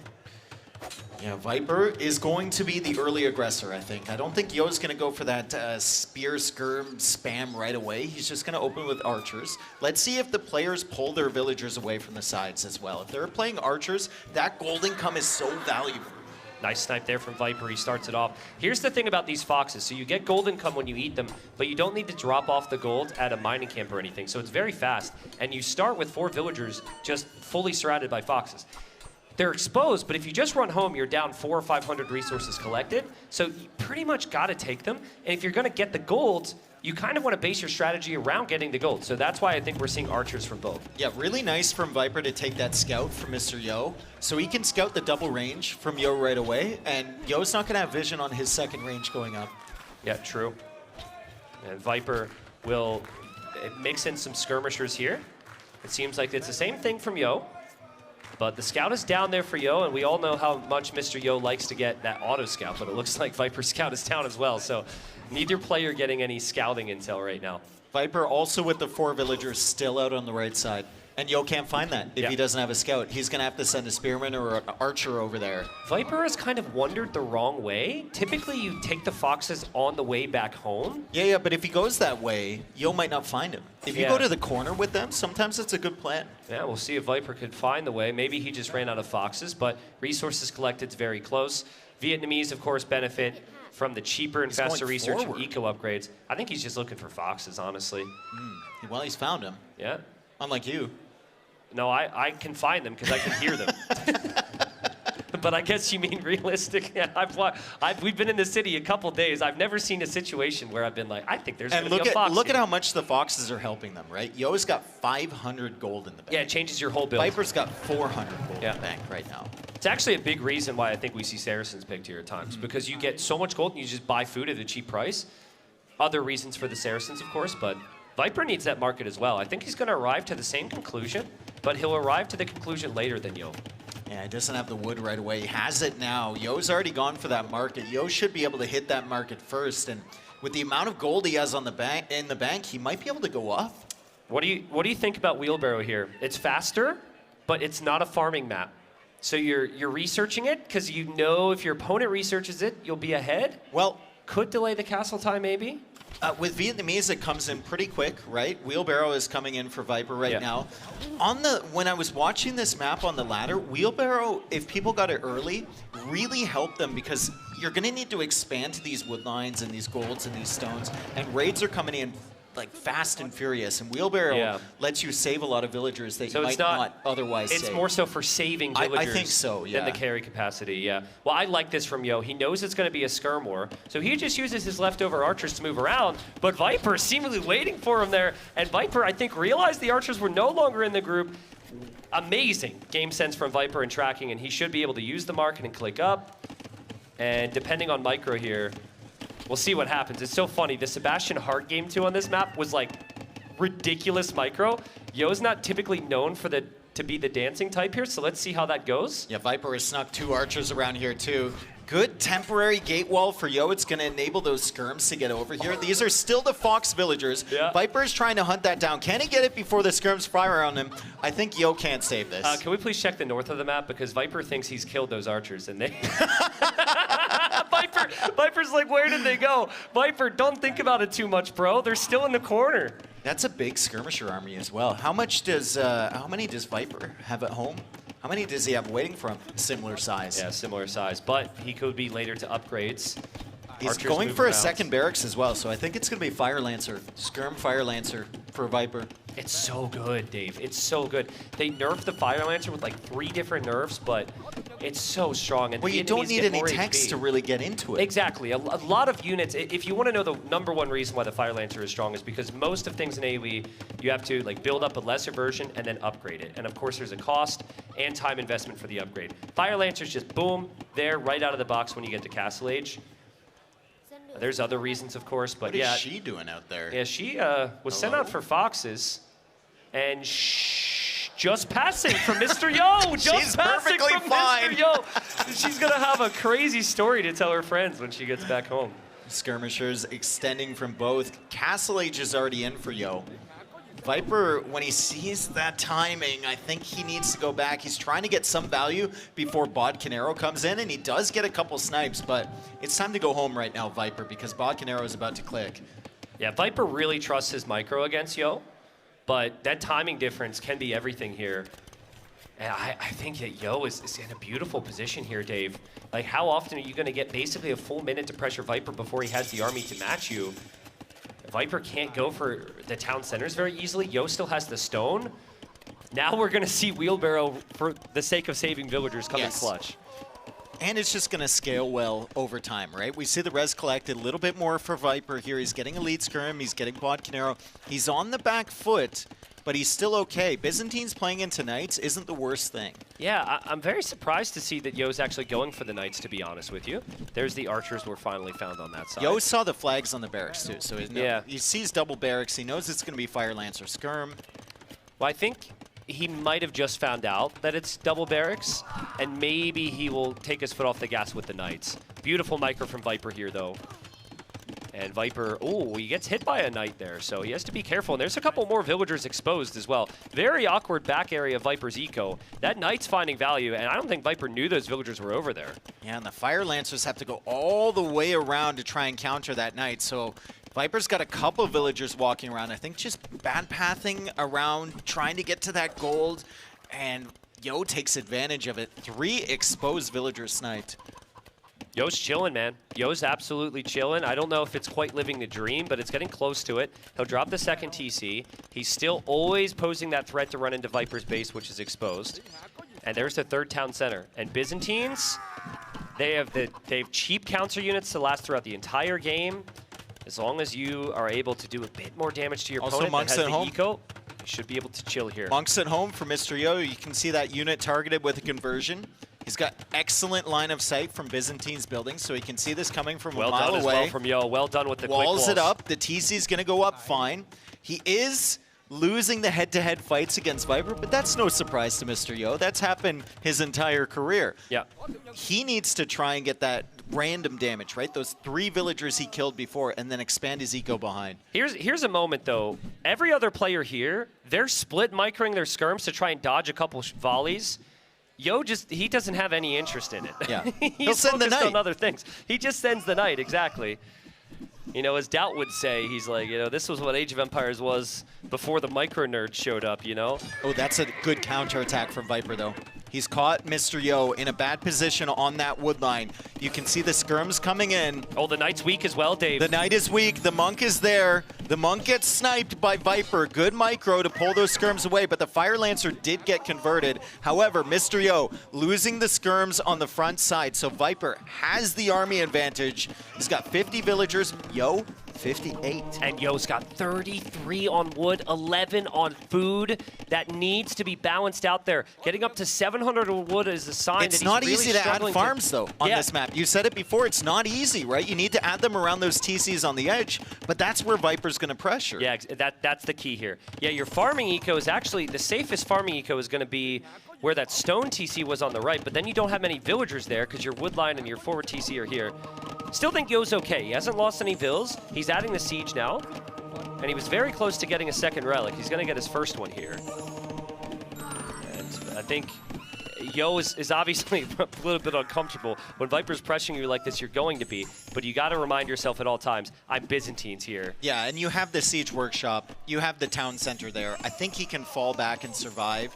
Viper is really extending for damage, considering that siege workshop is right there. When does this mangonel come out? Feels like it's been forever. Well, you have one shot, because then the Fire Lancers can come out, and the Fire Lancers for Viper That is away. not it. You had one shot, and I don't know where you were aiming, Mr. Yo, but nice follow-up, I suppose. I think that ends up being okay. Obviously, everyone would have loved to see the big shot there from Yo and hear the crowd scream, but you still save the mangonel. There's potential for more, and it's tough for Viper to move in if Yo can get the attack rounds. And Yo's still 3 town centers. Viper's still 1. Viper doesn't have any relics yet. The game is scaling better for Mr. Yo. He has a lot of work to do. Second Mangonel on the way. I don't think Viper can push here anymore. And he hasn't added that second town center yet. He's going for a forward siege workshop of his own. He doesn't have a relic yet as well, Viper. Yep. And he's had this middle control for a very long time. I think if Mr. Yo just gets to a castle here, Dave, in any of these areas he's vulnerable, it starts to look very, very good for him. A couple cataphracts mixed in with skirmishers is perfect. Cataphracts are very good against infantry. Now, granted, that's a lot of lancers, but still. And we know Yo's super comfortable with the unique units. Devotion on the way for Viper. So if Yo is counting on these monks to help him out, Viper doesn't want his units to be converted too quickly. Yo misses the attack round. Viper dodges away. And Viper has seen the 4th town center being added now for Mr. Yo at the back. I'm wondering, Viper has a lot of lancers just standing around. I wonder if he patrolled that or if they just ended up getting a little too close. Obviously, that's still going to do some damage here. And, oh, Yo moves out with his Mangonel. Can't do that. It's just, it's so easy for Viper to spam these high-value units, the Fire Lancers. And they have so much HP with Vietnamese, they're just finding value everywhere as Yo goes for the castle. Bought 200 stone for that. Viper's coming in. He's going to take out the Mangonel. There's a Mangonel on the other side. Whiffs on the attack round. Mr. Yo has to push this Mangonel back and has to get this castle up, and I think he will. That was actually not quite a whiff because Yo read exactly where Viper was going to attack round. Look at him, and now Yo is blocking him. He'll complete the castle. Yo still has a 14 villager lead. There's still some problems here, Dave, but he lands his own shot and he dodges. Mr. Yo? And he gets the shot again. Mr. Yo? Beautiful from Mr. Yo. What a moment. Yeah, the eco's about to get really, really awkward to stabilize, though, because he's got a lot of idols, Dave. That town center was denied on the back. That town center's idle. But I still think he's got a nice position here, and we'll see Viper go TC2 and TC3 in the north. That moment told Viper, you can't damage him anymore. You can't damage him with this push. You can raid maybe, but you can't finish him. You gotta add economy. Okay, I want to show something here, and this might just be typical T90 going way too into it, but look at the north, that stable there from Viper. That positioning of the stable, no, very, very north. Vodka can't even find it. Vodka's like, why? At the back, right, bro. right. Vodka, keep looking. There, okay. So, this happens when players get a little scatterbrained and things get a little crazy and they're moving really fast and they can't focus on the details. I just wanted to point it out because Yo never falls into those problems, Dave. He falls into the problems if he gets like overwhelmed by pressure, but he's always super smooth. The positioning of his castles and everything are just perfect. So to be honest, dude, I think you might be a little deep on that one. But I'm super with you. deep. I think that was the bloodlines and a husbandry stable for the cav archers that he's making right now. Okay, but you build it on the front of your base. But you're right. You're right. I'm with you. But I mean, you're with me after mentioning. Okay, whatever. It's not important. The point is Viper was really late on eco this game, and he found enough value to probably be somewhat satisfied. I mean, he still has more res collected because his economy has been more efficient, right? He got wheelbarrow really early. He hasn't been interrupted by raids, but I think that's about to turn around because Yo, with this villager lead, it's almost 20 now, is scaling well, and he's got the castle set up defensively. It's just, where can Viper pick economy anymore? That's the question. With the cataphracts dealing with the Fire Lancers. I mean, this is such a good game, and it's been such a good series. Yo seems like he's primed to defend Viper just enough. Viper always pressuring, though, to the point where he's not taking any big hits back at home. Love the tower there from Yo. He might need to leave, and he might lose a couple of He could get another castle up, Yo. He could get another castle on the right side, and then his base would be like impossible. Yeah, Viper doesn't want to be there. Viper does not want to be there with the Fire Lancers. He dives for the Mangonel. That's not it, Dave. He's going to lose them all. And then the leftover skirmishers can kill his cav archers as well. That is amazing for There's Mr. Yo. another raid on the right for Viper, constantly trying to get damage. The cav archers have a little bit more mobility, and Mr. Yo is paying attention elsewhere, so Viper will get a few picks. Villager difference is only 12 now. Is this one of those weird games where if the score didn't exist and the players didn't have so much experience, Mr. Yo might assume that he's behind by 20 bills? Yeah, he might have assumed that Viper added the second and third TC way earlier than he did. Yeah, but I think Mr. Yo's looking at bottom right. He's like, okay, that is... I mean, there's a lot of things that play into the score, but generally speaking, you've got a better situation if you've got the score lead there. And Mr. Yo's like, all right, not bad. And he managed to grab 3 relics, too. Yeah. With Viper having the middle map control for so long. Yeah. But never any significant damage, never any game-ending damage. Only 9 villager difference. Viper's got like full Castle Age Eco upgrades. This is setting up to go imp. So if it goes imp, it's always going to be skirms from Byzantines. There's no question there. Oh, nice split. Yo with the Mangonel here. Okay, Viper. Viper with the micro. Okay, Viper. Never mind. Actually, I don't even think it's worth it. Yeah. He's going after the cataphracts instead. Yo clips his own cataphract. Always going to be skirms. Can you actually continue to make cataphracts? Where's Viper going? Hello? That's a control group misclick. Viper had another army of CA or something, and I think he misclicked, and it's starting to fall apart a little bit here for Viper in terms of focus. His resources are looking good. Yo loses 3 units as well. I think those were the Cav Archers he wanted to click forward when he clicked that other army. Second castle has to go on the right side there for Yo because the Cav Archers have been getting so much damage. Yeah. He can't keep skirms over there the entire game.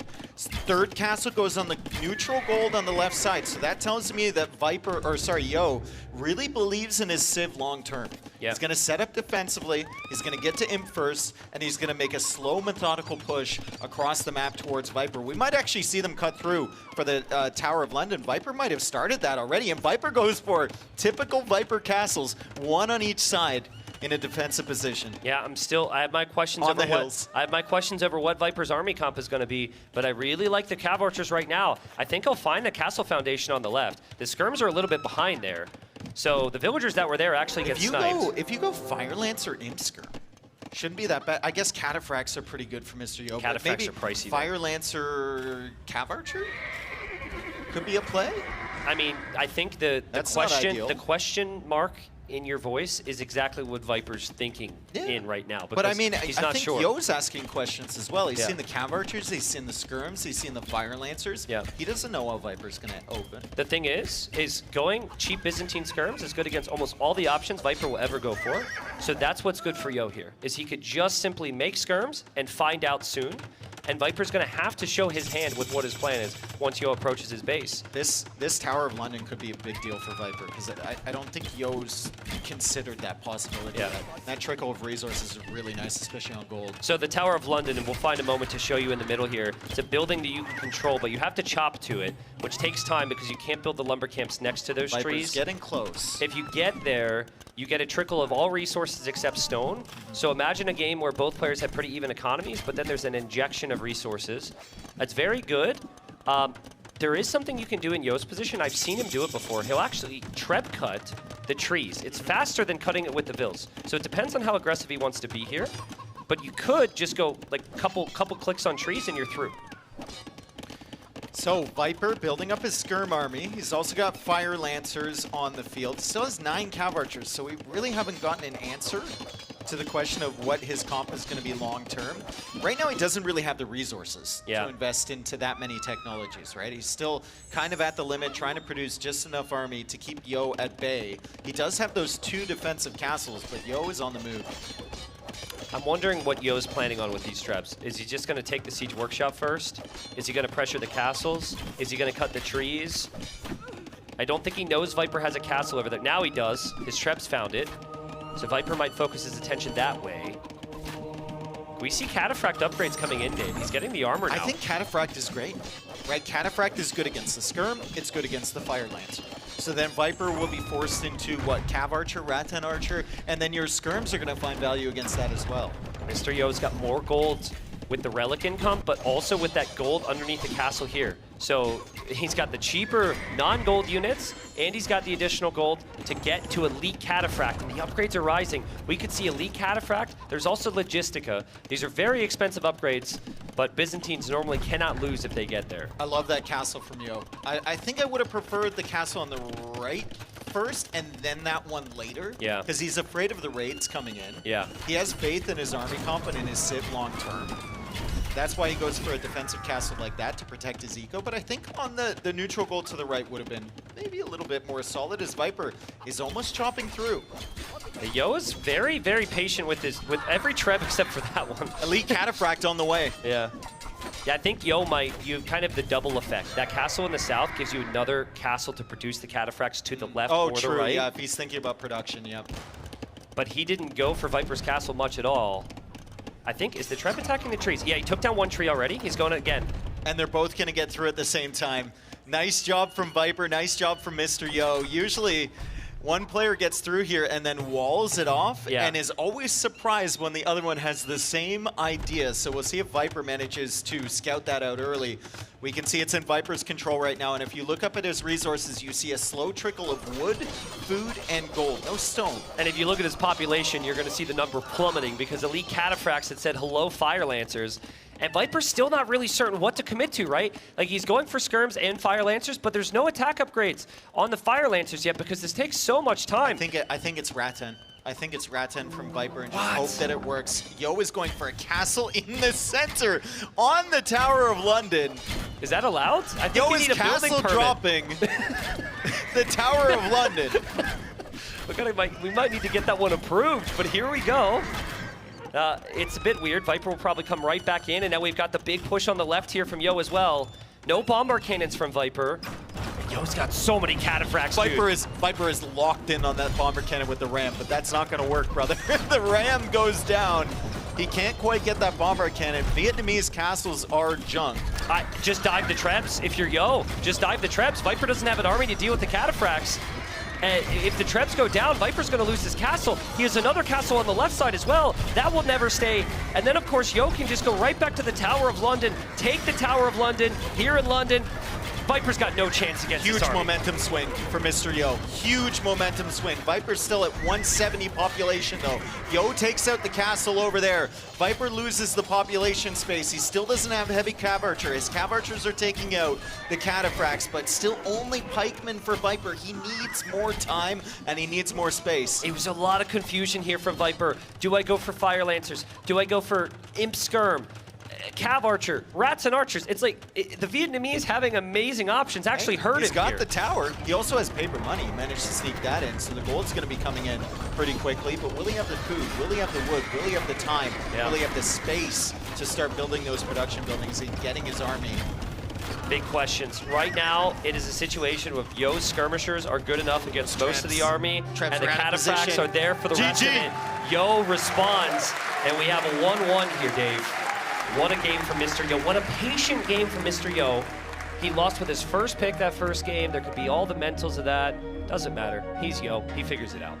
Excellent job from Mr. Yo identifying his win condition. About halfway through that game, he just expanded his economy. He made the castles defensively, and he just slowly and methodically pushed back the Viper. And then once he got all of his techs in, he pounced. Yeah. Reminder, guys, Vietnamese have all the eco bonuses here. Byzantines don't have any, but there was one aspect of that map which both players utilized, and that was the foxes. I really think the key in this game, Mr. Yo recognized this will be a skirm war. I'm going to float gold because of all the foxes, and I'm going to use the market to buy myself the Castle Age. On the flip side, Viper was a bit late on the market, and then Viper also went for the wheelbarrow choice, which may or may not have had an effect there. This was the castle. This felt like the key moment in the game for Yo to just stabilize. The body block there and was the body sick. block was so sick, dude. And Yo then the said, shot. "You shall not pass." Viper doesn't get much value there. Yeah, yeah, and then the shots as well here. He hops out. And like, you look at this, as soon as Viper fails there, instant second, third TC. Yeah. And he plays into the game that he didn't want to play, the late game against Byzantines. I wonder if maybe Viper can apply similar amounts of pressure and be on 2 TCs throughout some of that. Maybe. Like, there's the misclick from Viper. I don't know. You know, Viper won the first game through a lot of chaos. He tried the same thing here on a map that's not typically that chaotic. Yep. I think Mr. Yo is really liking what he's seeing right now. That was a good civilization pick, it turns out, for Mr. Yo. It matched up well against the Vietnamese late game. And Viper just had so much aggression early that didn't really pan out. I think Viper needs Puts to... it behind on getting the techs and getting the army. Really curious to see what Viper picks with his Civ next. Also his map. Will he want the open aggressive maps? Will he go for, I think, humans on a Civ draft, which allows the early aggression with the double archery range? Most of Mr. Yo's civilizations are a bit more passive. He's going to wait and brace himself against Viper's attack. And Viper's got quite a few here. Sorry. 1-1. 1-1, dude. I'm stoked. The setup for the Game 7 is here, yes. man. Please here. bring us there. Game 7. We don't care who wins. Yeah. As long as we get a Game 7. Give us 7 we're games. Yeah. All right, Viper's turn to pick the map. We've got Crownwood, we've got Hengehold and Thames for Viper. You know what I think would be really good for Viper here?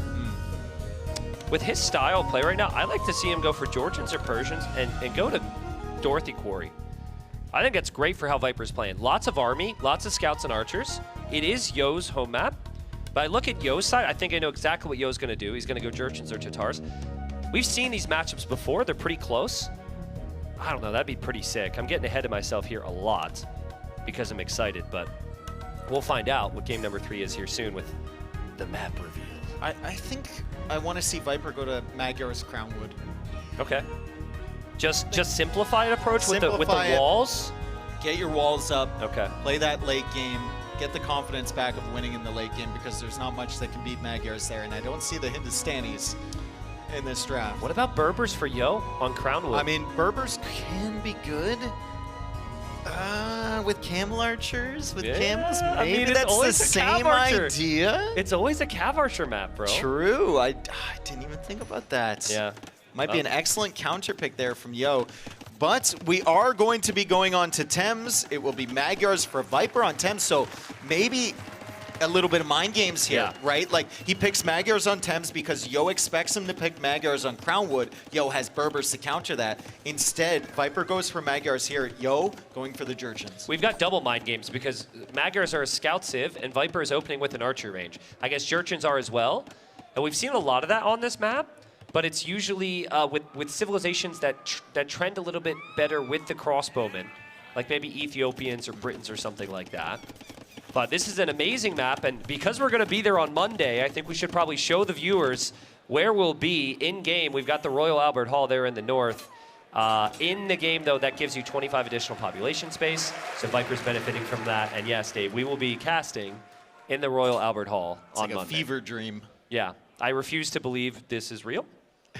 And, we'll find out. We'll find out on Monday. Yes, indeed. But until then, we have 2 more days. We got to finish this one off, and then another one tomorrow with our semifinals as Viper adds the stable. He also got a good amount of damage down on that first starting scout from Mr. Yo. Now, the Jurchens have some potential playing into cavalry and playing into Cav Archers as well. They do. They also have the faster attacking scouts, which if you make that transition would be nice. But Viper gets the first pick, and a tiny detail here to mention because Viper in the previous game used the foxes just like Yo did.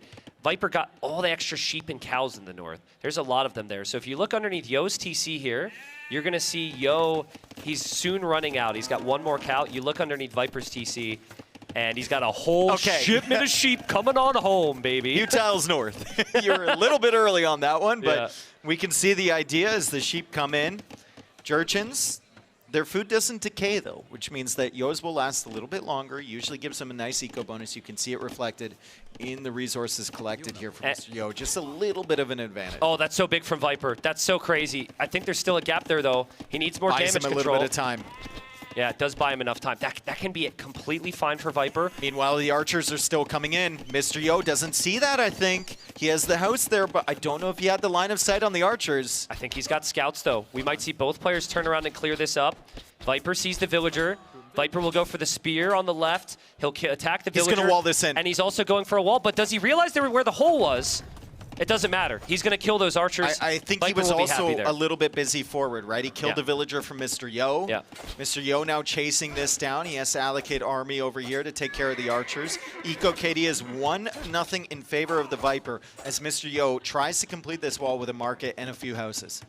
To be honest, I'm not really sure with current upgrades exactly how this would play out with even numbers. But Viper's got armor and forging against Jurchen scouts, which have no upgrades. There's more sheep from Viper. Is he using a spearman in the north to collect them? Is that what that was? Yeah, and he wanted control of the Royal Albert Hall, which gives you 25 extra pop space. Yeah. And 25 extra house space as well. So it's not the final population, it's also the housing. And also plus 25% confidence. Did you know that? Well then.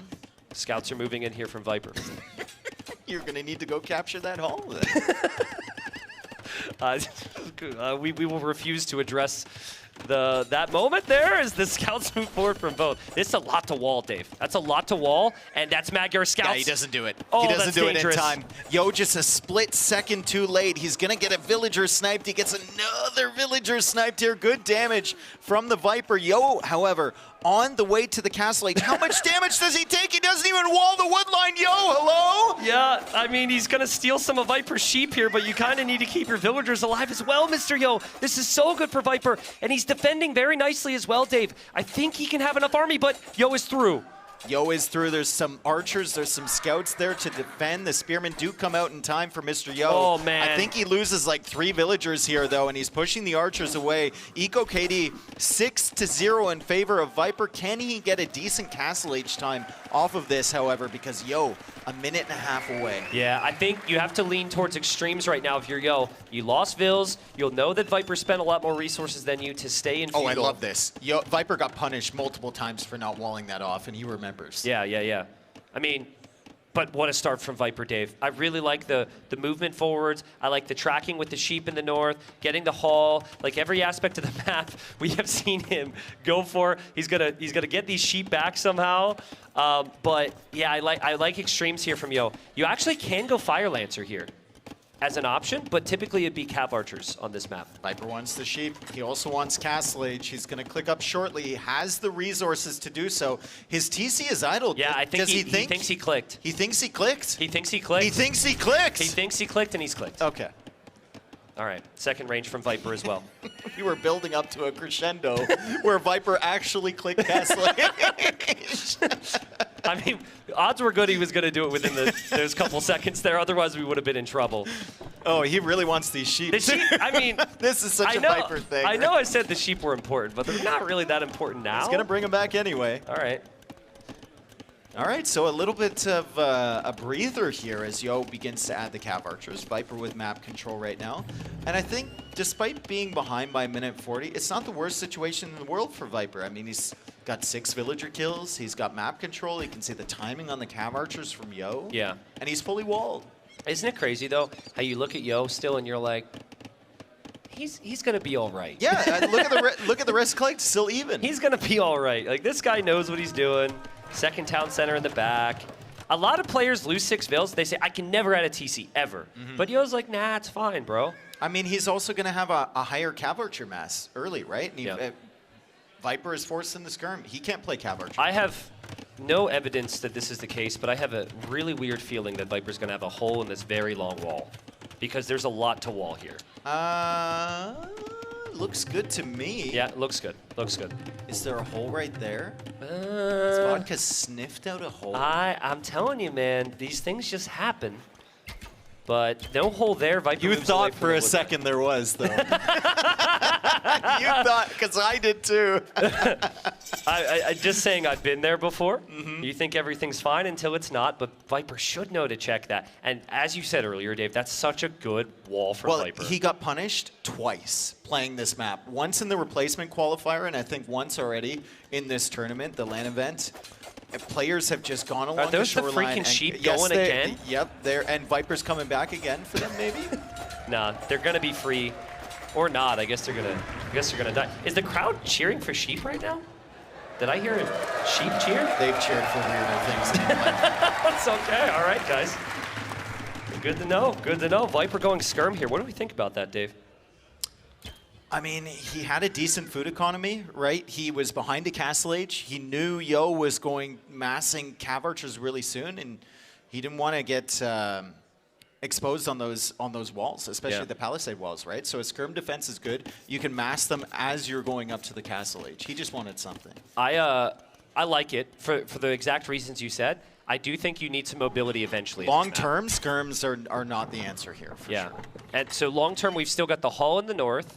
But also in the north, that's the only place where there's relics, and that is there's a higher percentage of wood up there long term. So it's a really interesting map balance-wise. Down towards the south, that's where you see that big area of gold. And I think with Viper's base, we haven't talked about it, he's got 4 tiles of gold in the front of his base there. So there's definitely this pressing need for Viper to control gold, because that's the only gold he has in his base. Yeah, very far forward in comparison to Yo's that are in the back, right? And sometimes the map just spawns like that, and you have to play around it. That's part of our competitive game, and Viper will have seen that, will be thinking about that. Late game compositions, because this one might be gearing up for a late game unless Mr. Yo can make something happen with this siege. Which Civ do you prefer? I think I can never say no to Magyars. I think On a land Magyars map? are so good. Yeah, I think if you can get to elite Magyar Hussar and Cav Archers with recurve bow, it's really hard to stop. But I think Churchins aren't figured out yet, Dave. Ooh, the skirms are coming out right as that rocket cart rolls forward. I think I have faith in Viper's micro here, but Yo might be able to find a pretty devastating attack ground. Viper backs away. The scouts were really helpful there.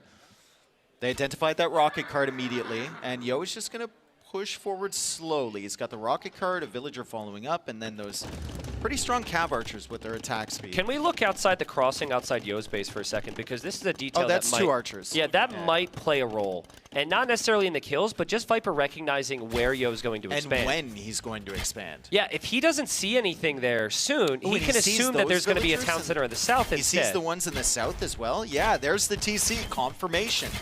In the south, the scouts are here, and they're going to start attacking the villagers, and Yo's going to be like, hang on a second, where did these come from? Yeah, exactly. He's got Cav Archers here, but still, that's annoying. Now, Viper might need to consider his own siege here. He has the siege workshop. He falls back. Very aggressive from Yo. Sending the villager forward. Nice little outpost there for the siege push. Viper wanted to take the map with skirms and then build a castle. And then he ran into the rocket cart, and that delayed the entire timing. He's got crazy stone count. He's going defensive castle there. I watched that entire game on Dorothea Quarry between Yo and Hera with Viper. Yeah. And the entire time, Viper kept saying, Magyar Hussar is slept on. Like, Okay. they're a very good unit. People still don't realize, like, they've never realized how good they are. I think he really, really believes in that. Well, they nerfed him. Well, see, Viper will likely get the unique tech then, which means they don't cost gold. Yep. The unit had an increase in base attack. I think there might have even been a decrease in cost. And then you have the crazy bonus damage against Siege, which everyone's known about. And they look super cool. And in this case, yes, they look super cool, which isn't a unit stat, but I think it matters. Yo didn't even see the castle, right? No. Can we see? Because How no about one's Magyar expecting Hussar? sneaky... Okay, he saw the castle. You thought you could. Oh, nice dodge there from Viper. That was a close one. He tries to get the attack ground here. Yo dodging away as well. We see 20 Cav Archers behind this. I'm actually... Dravidian army is coming in. Magyar Hussar about to be produced. Can I go for a very anti-hype moment right now? Okay, let's do it. Yo doesn't care about these rocket carts. Actually, no, he's going for siege engineers. I'm wrong. Vodka's like, why do I work with these idiots? Well, okay, so from my perspective, Yo saw the castle. Yo's not backing up. He's just expecting to lose him, right? Like, forgive me for thinking otherwise. I thought he would want Viper to go for a big investment. That's massive. Siege Engineers immediately pays off for Mr. Yo. He gets the extended range, the only civ that can get it in Castle Age. And it's so rare, it feels like, from Jurchins, but this is an excellent opportunity for Mr. Yo to expand his control here on the front of Viper's base. The more Viper invests in the Magyar Hussars, the longer he delays Imperial Age, which this is inevitably going to go to. And the longer that Yo can secure Beautiful these stones castle. and golds, and if he can hold these stones and golds, Viper has massive problems. Yo knew the castle's up so long ago. Viper still has not moved out to attack here, and after that big siege engineer shot, I think Viper's a little worried right now. Very good patience on this push, waiting for Siege Engineers before he really pushes forward here. Mr. Yo gets that one great snipe. Viper is taking a huge risk going out with those skirms, but the Cav Archers aren't here. The Cav Archers aren't here to protect the rocket carts. One goes down. Viper sending the Magyar Hussar, distracted with the 4 from behind. Mr. Yo with that extended range, maybe able to snipe the skirms. Here come the Magyar Hussar. Viper baiting him into a shot, and he snipes it right away. Great play from Viper. Yeah, that's what Viper wanted. That's what Viper wanted. It took a very long time. He wanted to clear up the siege with the Magyar Hussar. He's going to the south, though, Viper. He's extending to the south with something. Is it villagers forward? I think he saw that castle. I certainly saw an outpost foundation there from Yo. Yo is going to add into Iron Pagodas. Iron Pagodas. Yo saw the a bills. very tanky melee unit, which you never see really in competitive AoE because the Jurchins are picked for other reasons. I think the unit slept on Dave. Where is Viper running right now? Viper doesn't know what he's about to run into. I think he might have seen that castle before. He had the house over there. He's trying to get a castle of his own. Maybe not. He's sending more villagers. Yo got a bunch of good picks there. He has to make the castle in the center, but that's not really securing a gold. It might kind of be protecting his secondary, and yeah, that's what he's going towards. Yeah. But still, Yo with a very good position in the south, and Viper unable to push forward towards his base. Yo was a little wasteful with those Cav Archers. I think if he expected to lose those rocket carts, maybe he still has like 25 or 30 of them. The Iron Pagodas are always going to make the difference there, though. They're way better than the Magyar Archer numbers Hussars. falling. They're way better than the Skirmishers, too, but Viper's castle is still on the way up. Yo is running around with his Cav Archers. Can he stop this castle? No siege for Viper. The Skirms are getting attacked. It seems like there's a lot of action. Still here. The Iron Pagodas absolutely shredded that army. How much is left on that castle? Viper is hard committing to this. Yo is 102 villagers, Viper 87, but Viper is on the way to Imperial Age. I like a Cav Archer switch now from Viper, which he's already planning on. The Iron Pagodas were costly for the same reason we said about Viper making the Magyar Hussar. The Iron Pagodas were also awkward here for Yo. Yo does have 2 town centers, not 1, 2 town centers in the Golden Stone in the south, and has so far just completely ignored Albert Hall in the north. And Viper still has 32 on food. So the eco, despite losing quite a few villagers there, still looking quite steady. I don't know what his wood gold is going to look like long term if he wants to go into Cav Archers, but he can still keep producing those Magyar Hussar, maybe buying himself some more time. Defensive castle now for Mr. Yo as he stretches forward with a few more units, just trying to buy himself some time to get up to Imperial Age himself. Can we see a stat on just one of the Iron Pagodas here, just to talk it through? Because I think it's the first time we've seen it. Yeah. So you've got decent armor there.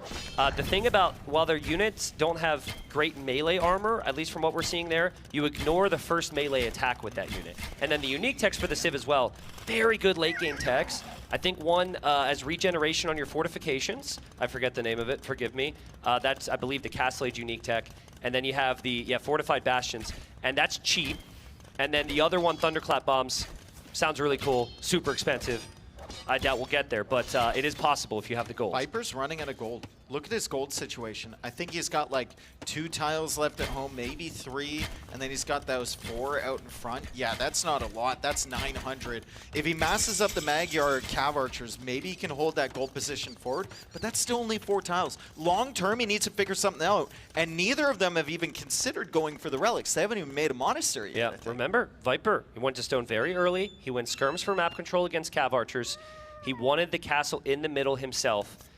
He was not expecting the rocket carts. The rocket carts have actually been the MVP for Yo. That's what gave him the middle. Yo's 80 seconds away from him, but it feels like he's kind of okay here. Oh, he's definitely okay. He's Viper will have Bracer, though. He's got 57 on food right now, Tristan. Yeah. His Crazy. eco is insane. He's got 123 bills. Viper is looking for damage, but there's a castle on one side, a town center on the other, and he's also got the castle in the south protecting the gold. Yo has set himself up into a perfect position here to transition into Imperial Age. Reminder that Yo lost 6 villagers in Feudal Age and killed 0. Yeah. And here we are, Mr. Yo, 20 villager lead, getting raids with a Castle Age army. Viper just does, like you said, he doesn't know where to go. He's trying to go in. It's well defended, and Viper backs away, and this is a horrible loss for the Viper. He doesn't have the res to get his techs. He can't get recurve bow. He can't get heavy CA. I don't know if he has Parthian tactics yet. Like, there's just no army on the field here for Viper, and he's forced to, like, stone gate wall in his Treb to try and assault that castle because he can't consistently protect it. This is what you were talking about earlier. The archers are finding the villagers. They have ballistics and bracers, so they'll actually do a decent amount of damage. It's how quickly Viper will notice this as Yo stretches out for the wood in the north. Those 2 archers are going to be bragging that they killed more villagers from Yo than the Cav Archers did. Yeah. I like this from Viper. This is the way back into the game. Pressure the gold. Sneaky raid in the back for Mr. Yo. The Iron Pagodas and Cav Archers again. How many kills does this army have? Like 20? 20, yeah. So many. And it will continue to get kills and just force Viper into awkward positions. I think that's kind of annoying for Yo. We'll see if anyone sends military to the north. Yo should he's going to let that castle go down, Dave. He researched conscription. He's taking his time. He knows he has 2 more castles. Recurve bow coming in. Remember, folks, despite how good this looks for Mr. Yo, the eco setup and everything, Viper still has enough villagers to keep the army coming out, and Magyars are still one of the best civilizations late game land maps. Yeah. They are phenomenal. And you get those Cav Archers set up. And, I mean, Yo's phenomenal as well, but Viper one of the best late game players and really good at conserving Cav Archer mass when need be. I like it from Yo. He knows he can't go in for those trebuchets. Viper has gone for a really good move here. He's just got to take down Yo's castle, or Viper's rather, and simply repair to buy some time. Going down. Yo took the Royal Albert Hall though, so Viper is housed. He took it over. Yo's got that extra pop space that might end up mattering. Viper still hasn't, in a very un-Viper-like situation, hasn't thought about going for those relics in the top either, hasn't thought about expanding up there in a long, long time. He tries to come in, tries to snipe the Trebs, but this is going to be costly as the Magyar Hussar go down. Can he get the second one? Oh man, Yo just They're so weak! Yo just plays towards positioning in the game so well, Dave. Just like the previous game, get the castles down, get the eco lead, play towards a Cav unique unit with skirms. It's been the game plan that's worked for him.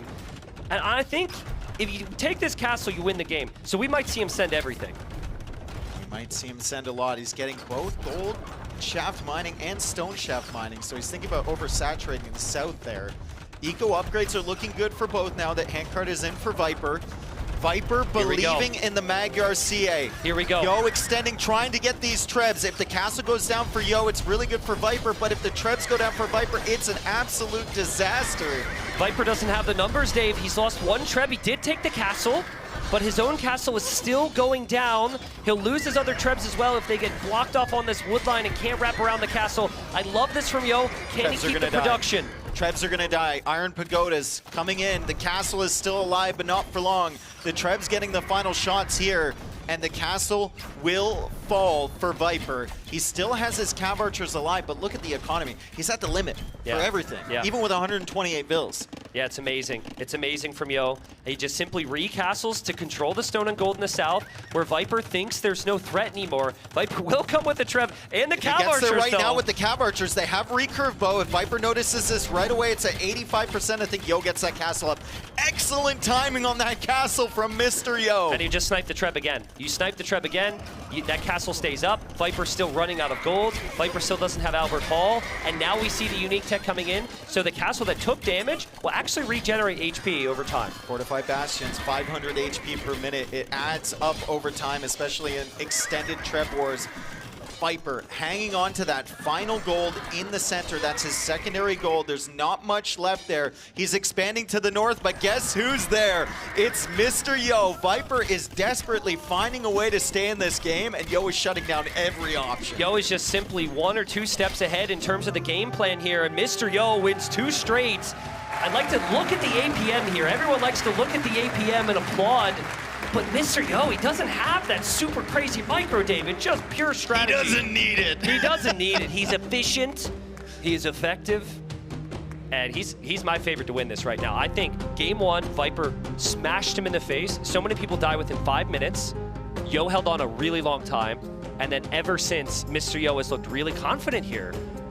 That was such a sick setup. And it was like, he pushed Viper in Castle Age with such patience. Yeah. Despite having the Cav Archers and the rocket carts, getting Siege Engineers there, waiting for 2, it just kind of set up the entire game in his favor. And that's after this early aggression from Viper, making good use of the Magyar Scouts. We were criticizing Yo a little bit for not walling this off. I honestly think Viper could have done much better here, but I think he was busy at home. Yeah, he was busy. But, I mean, you kill 6 fills, you lose 0. Yeah. That's amazing.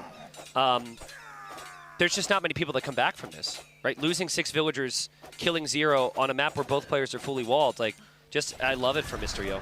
And these Iron Pagodas, they're really good. Such a problem. They're really good for Viper to deal with. Yeah, and you need the gold for it, right? And I think for Viper, it was kind of an oh shit moment when he saw his 4 tiles of gold were on the front. But realistically, I think he got a game plan towards a little bit more map control there.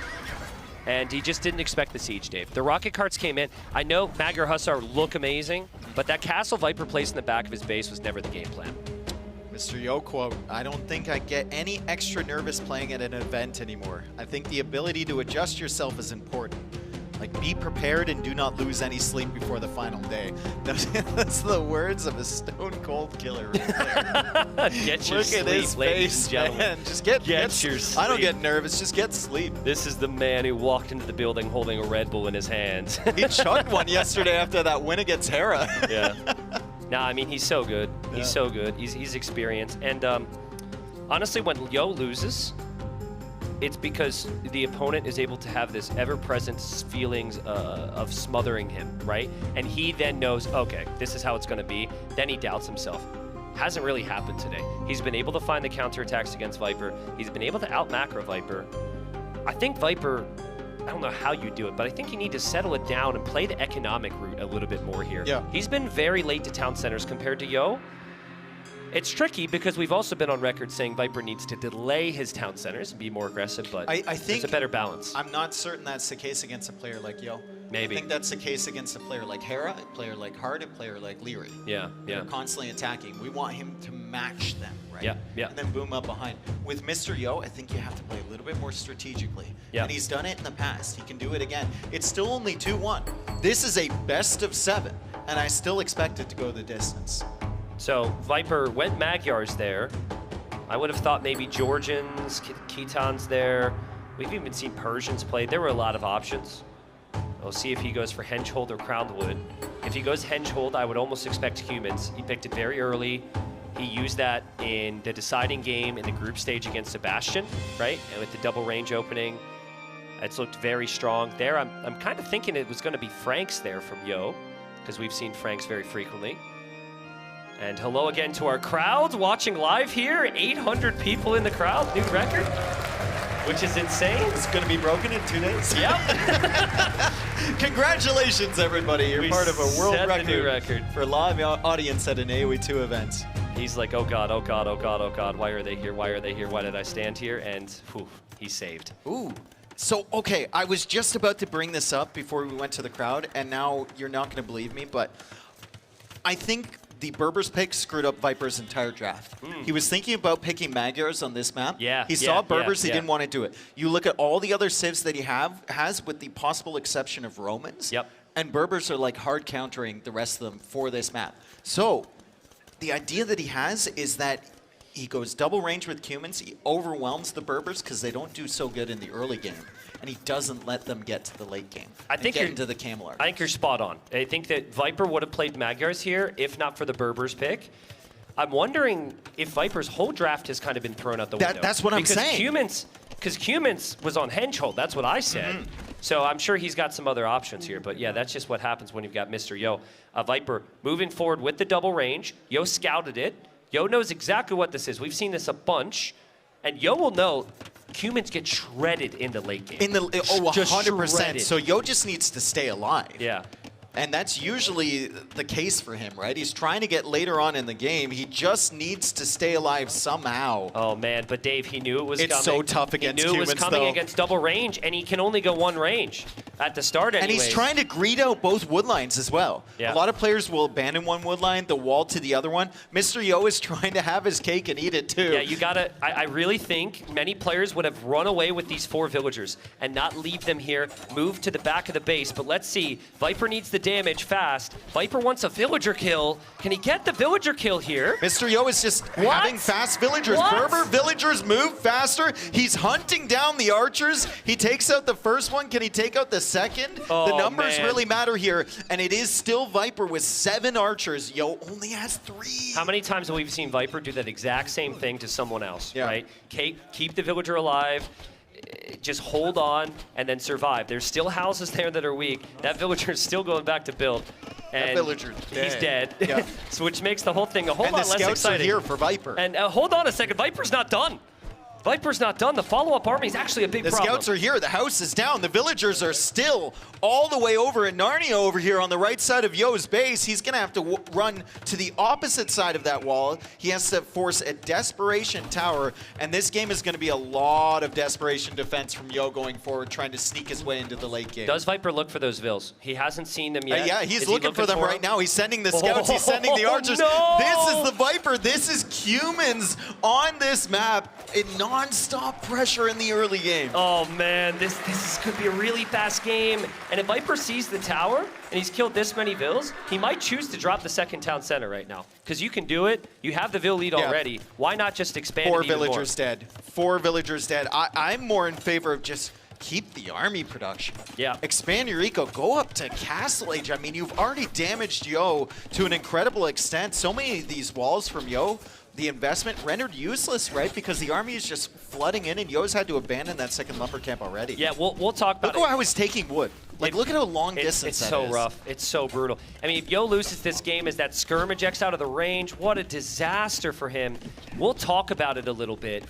But Yo just has not been able to keep up with the pace here. Look at where the other lumber camp spawned in for Yo as well. Yeah, so he just did, like this is not the map that he wanted to face humans. Well, it actually makes a lot more sense he didn't leave with the other 4 vills because he already left with 4 in his mind. Yeah, so he's like, I've already abandoned 1. But the thing is, the wall priority, the area that's to the north, the first wall needs to be the wall between Siege you Workshop and and Feudal Age for Viper. Wow. I love this. Viper, do not let up the pressure. And look at the resources for him. Yo is selling everything. He's selling his soul to go up to Castle Age. Viper going to be able to do it naturally. Yeah, you could still drop the second TC. Now, I'm with you. I think you already have a guaranteed villager lead. So let's just stick with the pressure here if you're Viper. But this is what we said, like Viper needs to, it seems like his intent has been to kill Yo early in every game. The last 2 games, Yo has held on, taken it to Imp and won. Those horses are sadly trapped there, or are they protected? I don't know. It's called a paddock, I think they call it. I see, okay, well. They're protected. Hopefully they're okay. It is the Berbers. The Berbers would probably want to use those at some point. Rams coming out for Viper. And remember, that Siege Workshop's going to be there ready to produce Mangonels right away in Castle Age. The timing here for Viper, the momentum, as Mem would say, is on point. He's working away on the archery range. Yo just has to be feeling under an incredible amount of pressure. And the question is, what do you do? What can you do? It's going to be a stable for Mr. Yo. You do what 55% of people watching do anytime they panic in Age of Empires. You just spam a bunch of knights and pray. That's what you do. Sorry, people. But let's be real, that's the truth. And the Berbers are the best at it. They have cheap knights. Villager coming forward to repair the ram best as well. Viper's covering all the contingencies. He's got the archers here ready to upgrade to crossbow. He hasn't cut the production either. He's getting bloodlines, he's getting the armor, he's got 2 rams working away, and he's about to be in Castle Age in 20 seconds. Man, Viper. He's not messing around here. He's not messing around, dude. This is insane. My God. He's mad. He's like John Wick after they killed his dog right now. He's going crazy. Holy cow, 20 population lead. And this is the only other woodline Yo had. You remember that stable, the Knights and Prey comment? Yeah, well, bye-bye stable. He's only going to have the prayers left. Look at the Vills as well in the woodline. Are they hiding right now? They got to be back there. Yo made another stable Vodka's somewhere. like, what Vills? GG. I mean, like, what do you do against that? Man. Mr. Yo did not have a solution. Viper overcoming the Berbers pick on that map. Mr. Yo picked it to counter so many of his civilizations. Viper was forced to play Magyars on Thames, and he looked at his draft and he said, there's no civilization here that beats the Berbers late game. Let's crush them in the early stages. Yeah, it was sick. It was sick. He used all the aggression. He did what he didn't do in the previous 2 games, which is find the moments with the military. He had the military. I think he had the better military at times, but he didn't know where to pressure. And he was able to get the job done there. Honestly, as perfect a game as it gets there from Viper, there's not a single thing you could really look to. That was sick. That went away. It was crazy. Yeah. Maybe if Mr. Yo pulled the villagers over, but yeah, he already pulled the ones from the front. Yeah. And these archers are here at 3 minutes. And it's 2 archers, a spearman, a scout. There's another follow-up archer there. The houses were open anyway, so Viper would have got in regardless. This is okay, 2 things. First off, an unlucky map gen for Yo, but also you got a wall right away, and he walled the wrong area. Yep. And he actually scouted Viper, but I think by the time he had arrived to Viper's base, he had already placed the walls in the north. Yep. Wall the front, use the army to hold the sides. Maybe Viper doesn't find the moment there. And then the Rams was brilliant from Viper as well. Sending that villager forward, making the Siege Workshop. He still goes up to Castle Age, but he's got that constant siege pressure before he gets there. And look at him. He's like, yeah, I just did that. Yeah, I just did that. This is how it feels to be me. Yeah, Viper's ready, man. He's got that smile. Viper's a happy boy. He's just happy to be here, I think. I think he's so good, man. Yeah. Viper's accomplished so much in his career.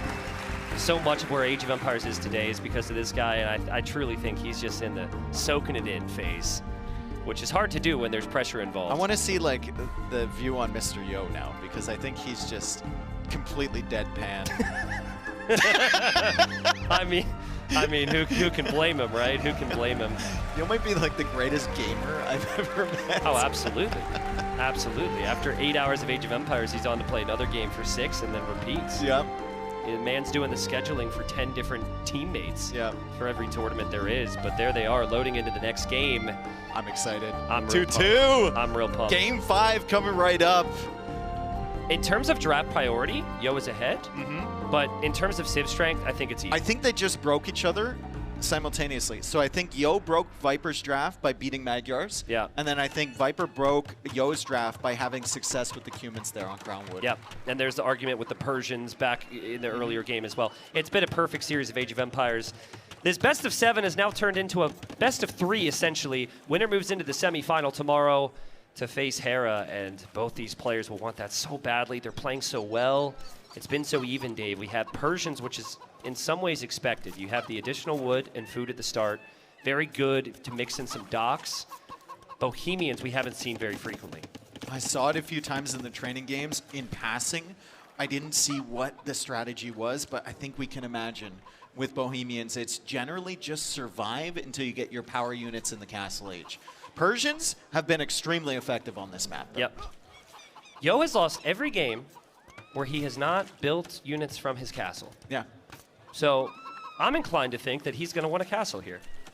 It's tough to get to, but I think if you get to Hussite wagons, maybe a mix of monks, it doesn't get very easy for Viper. I mean, probably the greatest game of this tournament in the group stage, definitely, was MBL on Thames with the Hussite wagons. Yeah. And they were just putting out incredible damage, and especially once you get that elite upgrade, so difficult to kill. But does he get there is the question. His resources are looking decent. He's going heavy Navy in defense. He's playing Protect the River. He's playing Protect the River. Viper needs to try and run around, and Yo needs to body block, because if he doesn't have an archer range back there, yeah, Dave, he wants to get to a castle. Viper should sense hold up and run right past. He just wants to get to Castle Age at this point. Yeah, Viper's going through with the archers. Can he snipe that archer? He makes it very weak with the Hulk and the 2 galleys. Heavy naval defense here from Mr. Yo. So a mix-up from what we've seen strategy-wise on this map so far in the tournament. I'm going to be critical with the cast. Forward dock from Viper is really nice.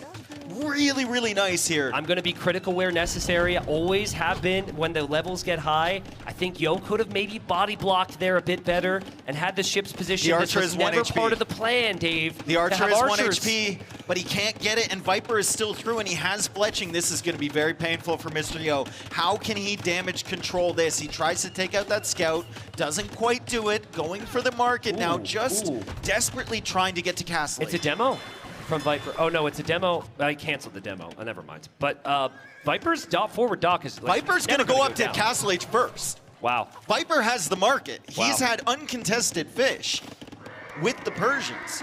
They might click at exactly the same time, actually. Yo just uses the market right now. He clicks up. Viper is going to follow.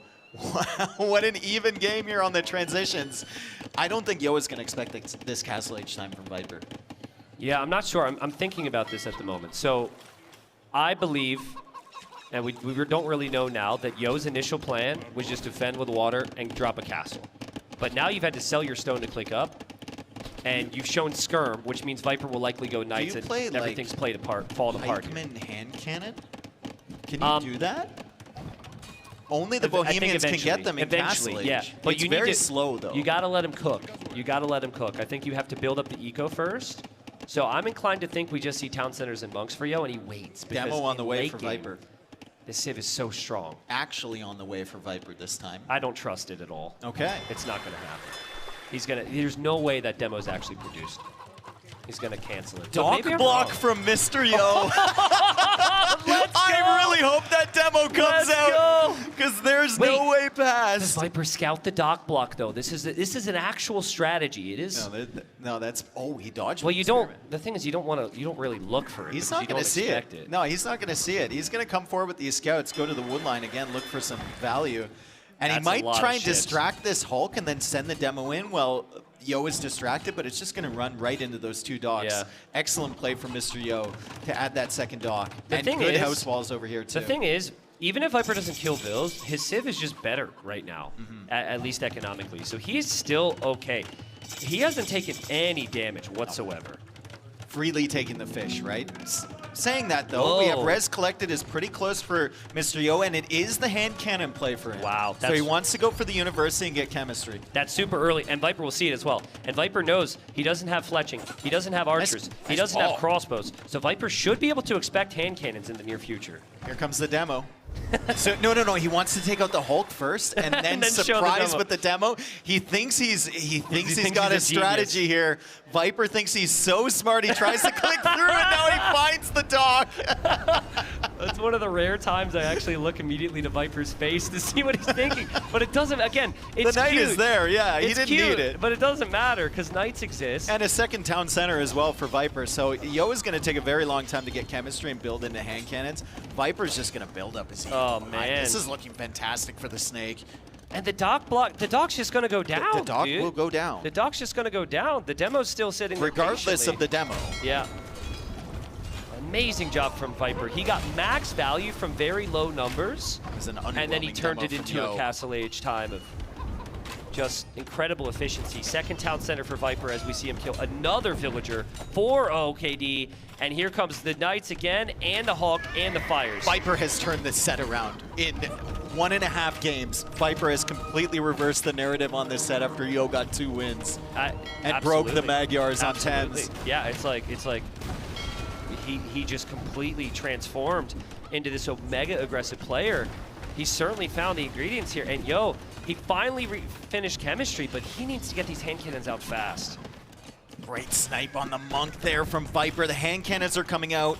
It is a very powerful composition, and that is what Yo is playing towards. Can Yo make something happen? Can Yo get his fish again? That's going to be vital when we're looking at producing these hand cannons long term. You need that fishing income coming in, and you need just a position here forward on the water.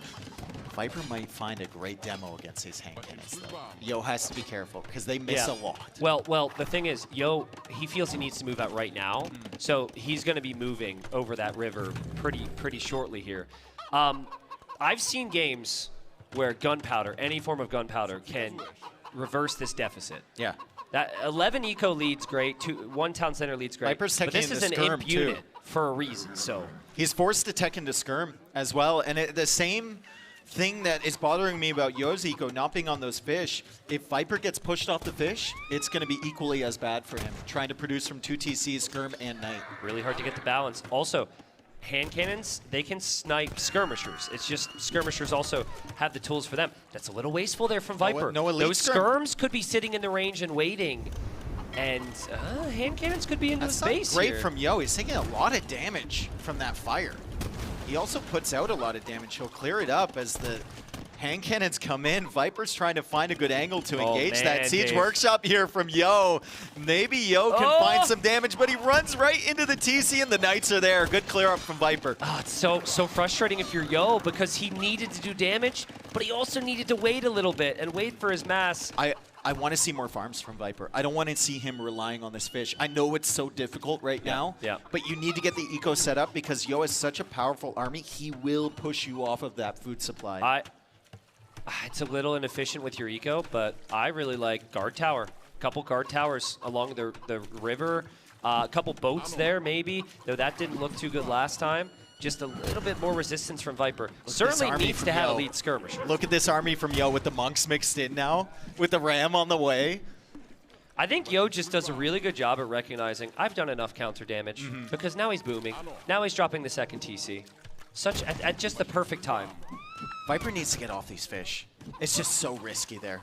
It's so risky. He's trying to go for a fire on this side. He's got the skirmishers defending. He needs to set up his farming eco behind, get some consistent food. As the Knights loop around trying to look for damage. Yo now adding a second town center. He's taken over the map control in the middle. Is it possible for Yo to push this back after Viper got so much early damage? He's ahead by 2k res collected. He's had basically the run of this game so far, but the hand cannons are extremely powerful. Okay, so at like 20 minutes, I still prefer the Persians. At 30 minutes, maybe I still prefer the Persians. We get to 40, 45 minute plus. It's looking tough for the Persians. It's looking tough for the Persians. Yeah. Viper's bonuses are working right now. Eventually the tech tree gets awkward. And that's 17 hand cannons. Viper's got a lot of work to do here, Dave. This gets so difficult. Demo's coming out. Demo's coming out on the pond.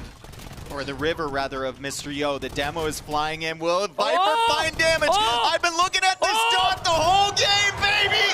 Boom! Wow, and Yo thought he was safe. He thought he was okay to go back for more. Now he's almost 30 villagers behind, but he's still pushing. We'll see if Viper can get another demo. Oh, man. I've just been hard staring at that little dot on the minimap the entire time. I mean, Yo got hit once. Now he should know, right? Now he's got to be careful. That flag should command a lot of respect. And Viper tries, and Viper won't get it. Oh, yeah, man. you can only get one demo nowadays. Viper running away. He gets absolutely sniped, but the Mangonel comes forward. He's on the hill. He takes out the Mangonel and the Villager from Mr. Yo. Great start in the defense here from Viper. And Yo's still trying to boom here. So I think Viper's like, I brace myself, I hold, the game ends, but that might not be the case. Show it again. Beautiful demo. Show it again. Demo comes in. Demo Raft taking 5 villagers, a big part of Yo's economy. Yeah, that's why if I'm fishing, I always try and get away from people. Very dangerous out there. Viper's archer range will go down. Viper is just standing on his hill. I mean, long term, Dave, the stone and the gold in the middle of the map, the wood in the middle of the map is all super important. So I think Viper's got his eco set up at home too. I think he's got some farming, some serious farming going on. Maybe not as much as I thought. Viper, I'd love to see him add some more farms. He's got the wood now. He's getting some good value though with these fires against the hand cannons, weakening a lot of them.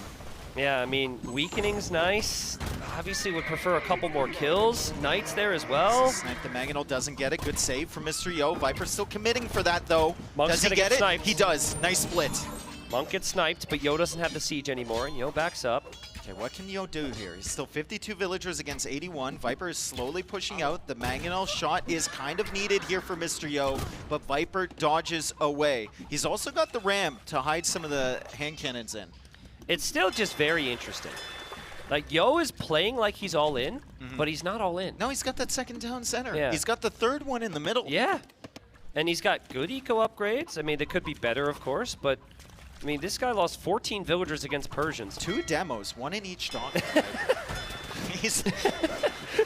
Hey, what are you going to do? And the fire pops out again, and these fires have gotten really consistent damage against the hand cannons. He knows they're going to die. He just needs to try and get as much value as possible, and that flag is really scaring me right now. He is staying at a respectful distance away from that dog. It almost might be worth getting the demo upgrade for Viper. Yeah, I mean, it's a shame that is just another technology when you're already at the limit. Yeah, at the limit with food, for sure. Cav Archer's now coming out for Viper. He already has ballistics. He already has that first armor And upgrade, a big counter already has rate. bloodlines. Big counter rate. I love this from Viper. He's showing Cav Archers for the first time. Great counter rate. He needed a counter attack. He needed mobility. Knights weren't working. Switching to Cav Archers was perfect. Does he get the Mangonel? Yo's distracted. That's so good. He gets the Mangonel. That is so good. This is exactly what Viper needed. He's had the eco lead. He needed to find a demo! distraction. The So demo does some underwhelmed. damage. But, oh, man, Yo's getting pulled apart here, Dave. He can't keep up with it. Yeah, he's so distracted with the raids at home. He's trying to defend against that. Every time he looks back over to Viper's base, he's taking losses. God. Big Mangonel shot there from Viper. The Cav Archers are in. Yo still has 65 villagers, so it's not like bare bones economy. He's still got this power unit in the hand cannons, but Viper has done such a good job to distract his attention and take good fights. That might be enough for Viper. He might be happy with that one. The only weakness for him was he just needed more map control. Now he's going to freely be able to think about the other areas. Yep. I don't mind double stable. I'd love to see him drop a castle, town centers, everything up there. He can fly with this economy. Yeah, there's the 2 stables. There's the castle right there. The food eco is looking better for Viper now. Does he even know about that TC from Mr. Yo in the center?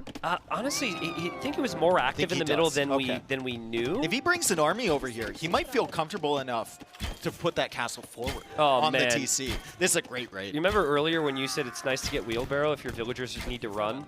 Not having it here is super painful because those villagers are so slow, and Viper's just gone off here, Dave. The last 3 games. Yeah, there might be a raid as well from Yo over on the right side of Viper's Fish in the bottom. Yeah, not much. Oh, it's Oh, never it's a mind. bear. Wow, great. I saw flashing light. Hey, listen, right? the casters at this tournament are only Hey. going to pay attention to the most important things. I'm looking for possibilities from Yo. Yeah. But, I mean, they just seem to be dwindling. That castle is really, really tough for him. Viper now has a consistent part of that middle area that he has control over, and it's so difficult for Yo to push now. Viper knows he's ahead. He's going to send Yo a message here. He's going to send Yo a message. We've got a war elephant out of the castle. He says, "What's up, Yo?" Very good against buildings. I mean, but it's also maybe a teensy little. It might be a little bit of a flex. That just dies to the TC. That's the saddest war elephant ever. That just even, straight up dies to the town center. That's an even bigger flex. He's gonna make another one too. Oh no. I mean, Viper can't get too crazy here. He's still up against hand cannons, and monks can be very strong against elephants. But I think, again, Viper just knows. He's done so much damage, and he's feeling Tristan, in control with the counter Yo has attacks. been in a somewhat similar location earlier in this somewhat similar position, rather, earlier in this tournament against Hart. Yeah. He had the better late game civ, and he knew it, and he somehow survived. But we cast that game. We did. But I think Viper has a slightly better civ matchup here with the Persians, and he has a huge advantage. But let's not forget that Yo has dragged this back before.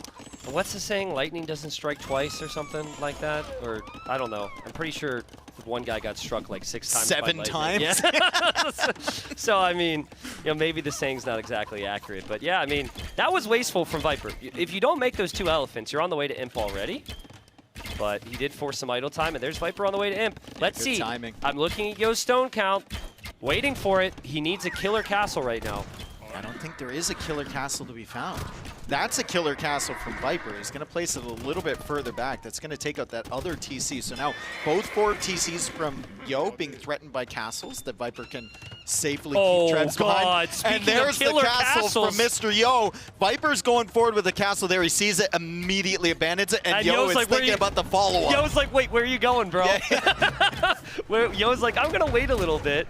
Wait till you drop your castle, because I might want to beat you to it. Viper has just dropped one. He's just dropped one, and Yo follows him there.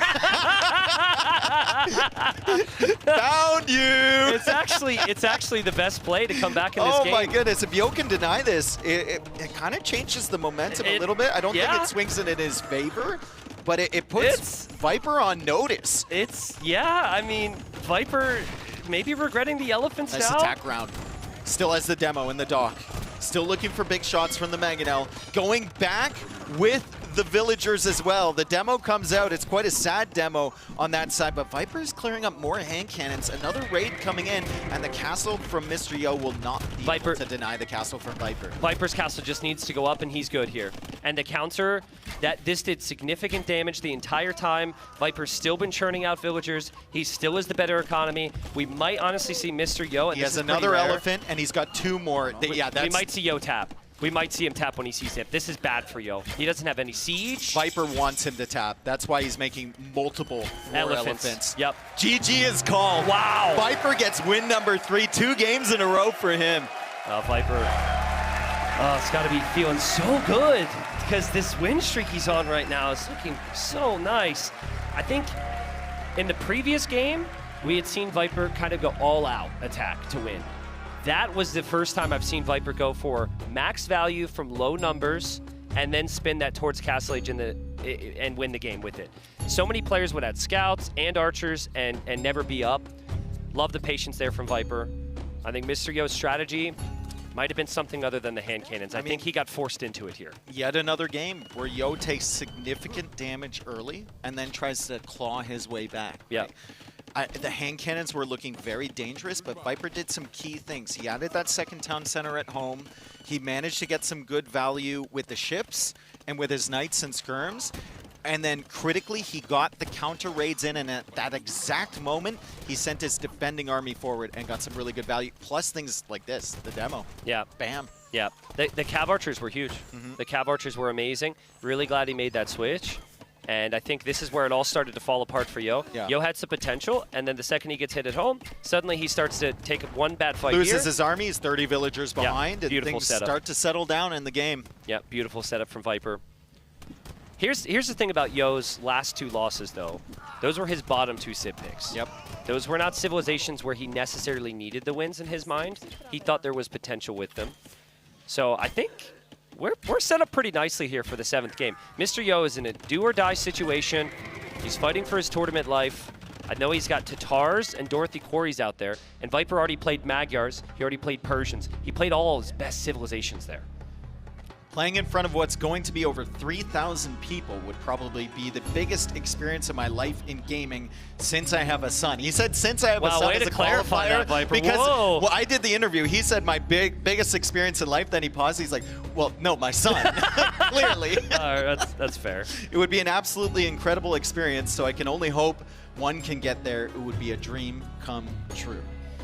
Well, I mean, as someone who's going to luckily be there in a different capacity, I can tell you it's absolutely a dream.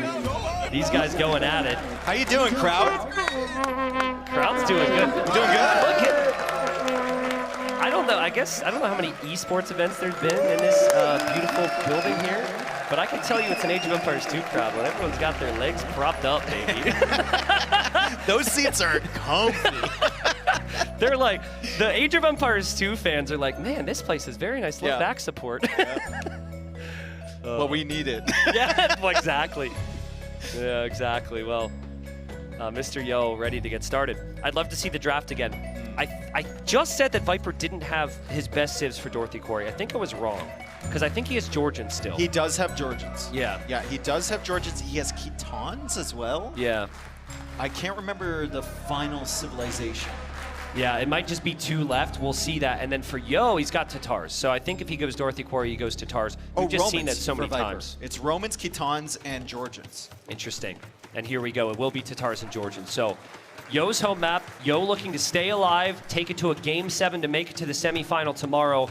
I'm expecting scouts. They are so close. That is not going to be the case from Viper. He will go for the archer range. And they are so close, which kind of benefits the archers play a little bit more, right? If you're on the other side of the map, you're more inclined to go scouts. Yeah.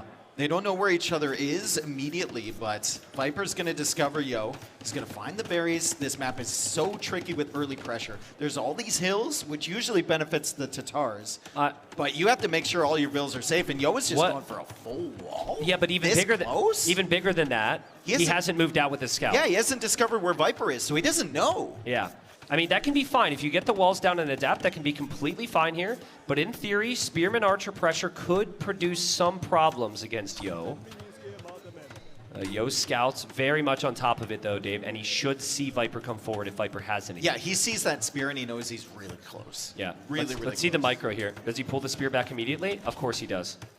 Nice job for Mr. Yo. He's just delaying to get that wall up. He's fine fighting through the gap near his TC because his TC protects him, but he needs to get this wall up, and I think he's going to do it in time. Great job, Viper Mr. needs Yo. to march forward, though. This is good for Viper. He's going to try and hold it. Viper knows exactly what's going on here. The deer actually blocks a little bit. That makes it really awkward to get the final palisade wall. There's a lot of spearmen here. Frustrating for Yo. He gets tapped by the spearman. Viper is holding open the wall. Yo needs to stop these units coming in, and he gets the final tap. Let's go. Mr. Yo gets that wall up. It was a close run thing. Great block from Viper and great engagement on the scouts with his spearman. Yeah, I mean, my God, that was crazy. Yo. He's trying to go fast castle. I think he wants Cav Archers, Dave. That's what he lost to against Herod. That's what everyone's been trying to get to on this map. I think that was maybe on Viper's mind as well. He should know the Tatars can go up pretty quickly. They get the extra food from the sheep. So Yo's still got sheep underneath the TC, and Viper's probably run dry there. So we have scouts moving forward from Mr. Yo. Pretty weak. One spearman should be enough to defend here. Spearman's not there, though, Dave. Spearman is not there, and it's Tatar scouts on the hill. I think Mr. Yo's going to get a villager. Yeah, Viper could go for some crazy quick wall right now. He could go for some crazy quick wall, and he actually gets the crazy quick wall. Viper! Viper says, not today. Not ever again. That was sick, man. Oh, and Yo's coming back? Yo's coming back. Ah!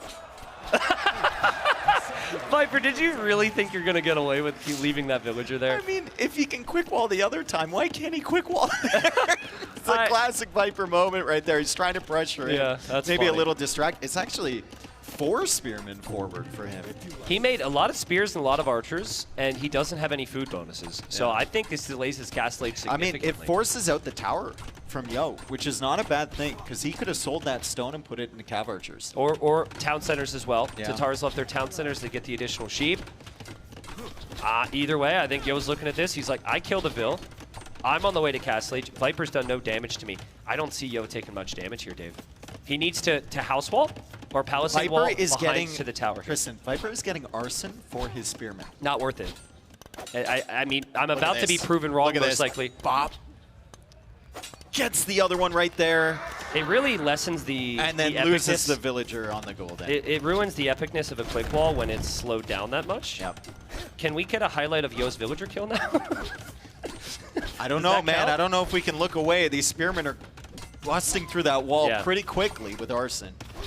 And they'll run directly into stone walls. Behind. Yeah. Well, not full stone walls, though. It's interesting that Yo did it Yeah, but partially. the tower kind of protects the area he didn't. Yeah, he that's didn't wall true. there. That's true. Castle Age on the way for Vipers, so. There we go. That's only fair. It's only fair we get that highlight. Oh, man. Classic. Yeah. Well, Viper's now trying out Spearman against Stonewall, and I think he'll find that that's not going to work out too well for him. How many archer range does Mr. Yo have? He has had to leave a lot of wood lines. He's got 2. He's going for the stable right now. Oh, wow. He's got a decent amount of food and gold, so he can get his upgrades. But Double Bit Axe was missing this entire time, and his wood income is not fantastic to keep the cav archers coming. Well, also because he's building a second stable, Dave. He started with a stable. He's going cav archers. True. He built a second stable. True. Was that intentional? I don't think so. That can't be intentional. That can't. I would confuse me. If a he rare opened, slip up there from Mr. Yo. if he opened with double stable units, then obviously it makes sense. But I think that just because of Viper's pressure, he wasn't able to make the right decision. Yeah, we're not seeing him produce anything from that stable. That is that's a big misplay. mistake from Mr. Yo, and he needed that wood to keep cav archer production coming out. Does Viper know about the ranges as well? I wonder. This is good pressure from Viper, regardless. Yeah. The Viper, he should know about those ranges. And he's going to find the cav archers on the other side, too. I think they're clearing up that army over there. Yeah, so he knows now. So he knows they're not sneaking their way over towards his base. Well, scan Viper's base for a second because this is very open. So he's going to need to protect himself. 13 that seconds upper away from area, Castle Age, though. could be very nice for a town center, and he does have lots of archers still. Could find a crossbowman timing. Yo's woodline's looking pretty awkward. It's so nice to have mule carts here. Which Viper is why will Viper's need to gone buy for the 4 stone, though, because he sold it before. And he doesn't have the gold right now, so he needs to really keep track of these cav archers. I don't think he has much of a defense at home. Oh, it's really painful to not be on the hill right now if you're Viper. The Tatars do I'd more actually damage on top of the hill. I'd love to see Yo go forward with these. I don't see what value he's getting from fighting this battle. That's He's not losing it. to cav archers. He fought before Bloodlines. I think he would have gotten so much more value from sending those forward into Viper's base. Imagine 3 ranges as well. 3 range cav archer production. He's a bit more patient there. Things could be much better for Yo, but Viper fortified churches. Already That's ahead. a good solution. 1,400 resource collected lead for Viper, and he's the one who lost the only villager this game. Why did Yo not send those forward? I think he just so much. He needs to. He feels like he needs to stop Viper from hitting him because it's been non-stop Viper.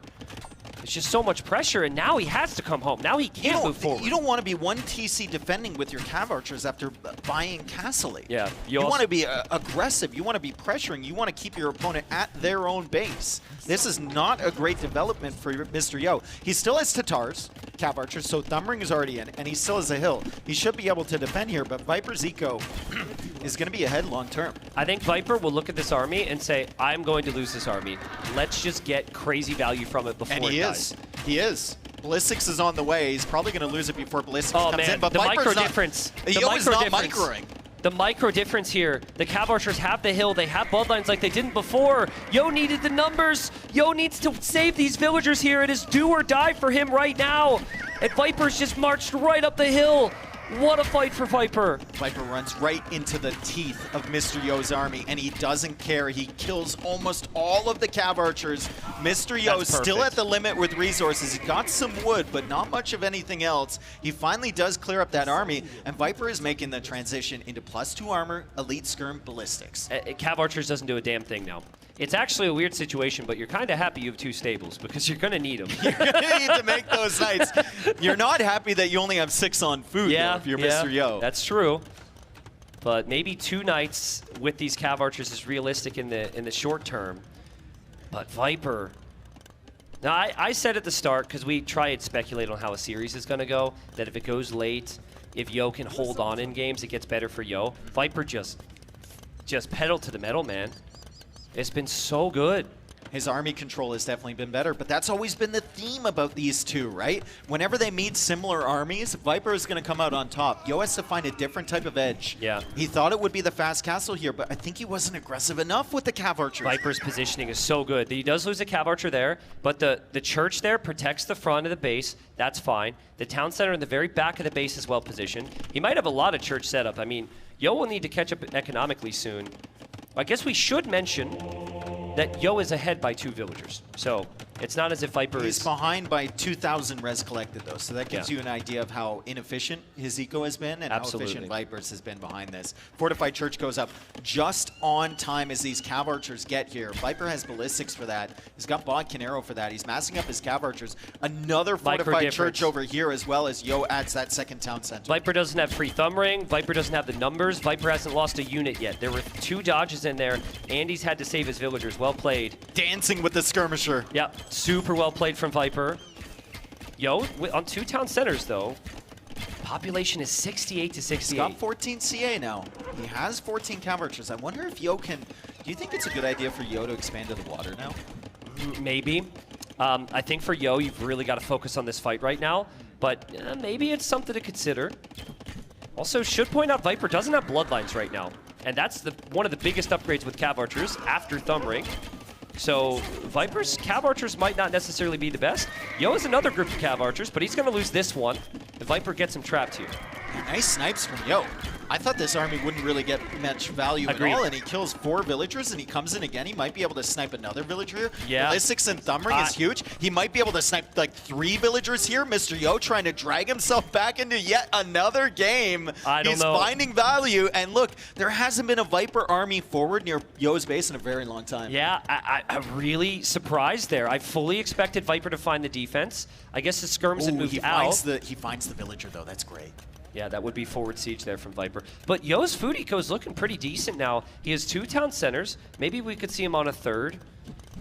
Eco upgrades could be a lot better for him right now. Nice snipe there from Viper, assuming the Cav Archers can hit anything with ballistics. Never mind. But he denies the Siege Workshop for now, which negates the pressure coming in from Mr. Yo. It's really tough for him to get damage with these Cav Archers. Viper has a Skirm Army on one side, a Skirm Army on the other. Mr. Yo has to be really careful with these Cav Archers. Viper snagging relics. That's going to be relic number 4 if he can get it in. There's number TC number 3. Will Viper realize he doesn't have bloodlines? Working without a lot of HP, even not having husbandry here can really help hurt you.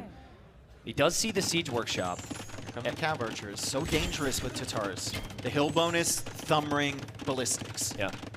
Yo honestly might go for another unique unit here today, Dave. We see 12 on stone. I see a lot of gold. I don't think he has a market, but Keshix would be really good. Yeah, it's a great combination with the Cav Archers as well. They take care of the skirms, and then the Cav Archers eat everything else. Viper trying to hide that relic. He's not going to be able to. Yo will snag the monk.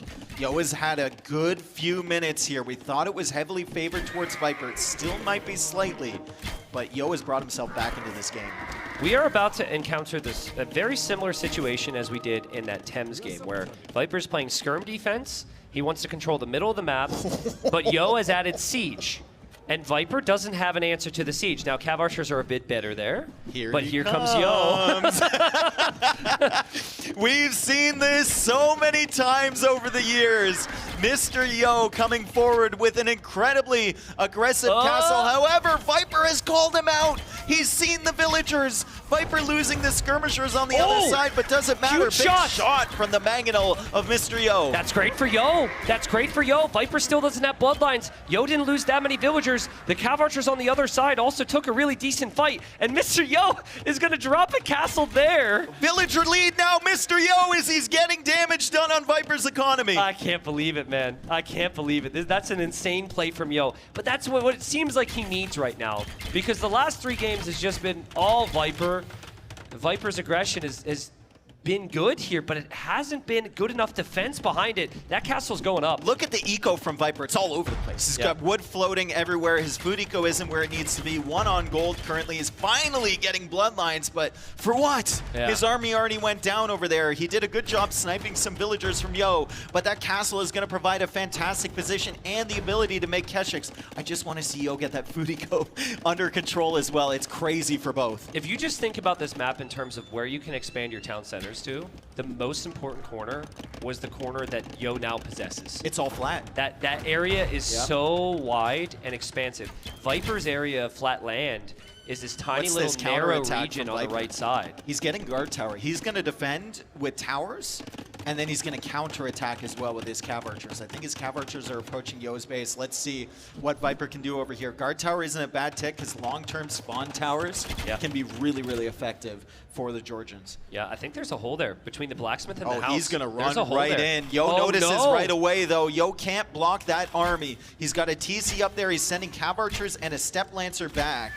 Maybe that's Keshik, never mind. Yeah, but, you know, it didn't get all the units together there. It's kind of complicated because he's still microing on the other side. Well played from Viper. Yo is 0 on food right now because he's garrisoned all of his farmers. So his eco's not that great. Oh boy, Mr. Yo needs to clean up this mess back here on his woodlines that used to exist. His villagers are wildly inefficient and Viper is getting so much value. Viper can tell as well. Viper can tell because he focused down that Keshik instead of taking the vills. Viper's like, oh man, he hasn't seen the villagers over there, though. He doesn't know there's 30 villagers running away from Mr. Yo. He thinks the damage is to be done over on the right side. I mean, if Yo can get enough stone for another castle, I think this one's going up. Because he's got a lot of vills around, man. What a great Game 6 here in our quarterfinals. Redbull Wololo Londinium, amazing.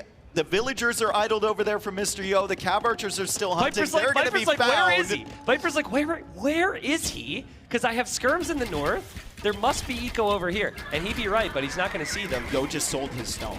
Viper has enough stone for a castle. Viper's getting handcart. Compare the eco upgrades, Tristan. Yeah. One of these games has been far cleaner on the economic side, and it's for the Viper. His resources are looking good. What damage can Yo do with these Cav Archers and this Mangonel? The tournament is on the line for Mr. Yo. It feels like he needs to do something. Honestly, it does feel like he needs to do something. I'd like to see a little bit of patience here, because right now, as I think about how this game scales, Viper Civ can't kill Tatar Cav Archers.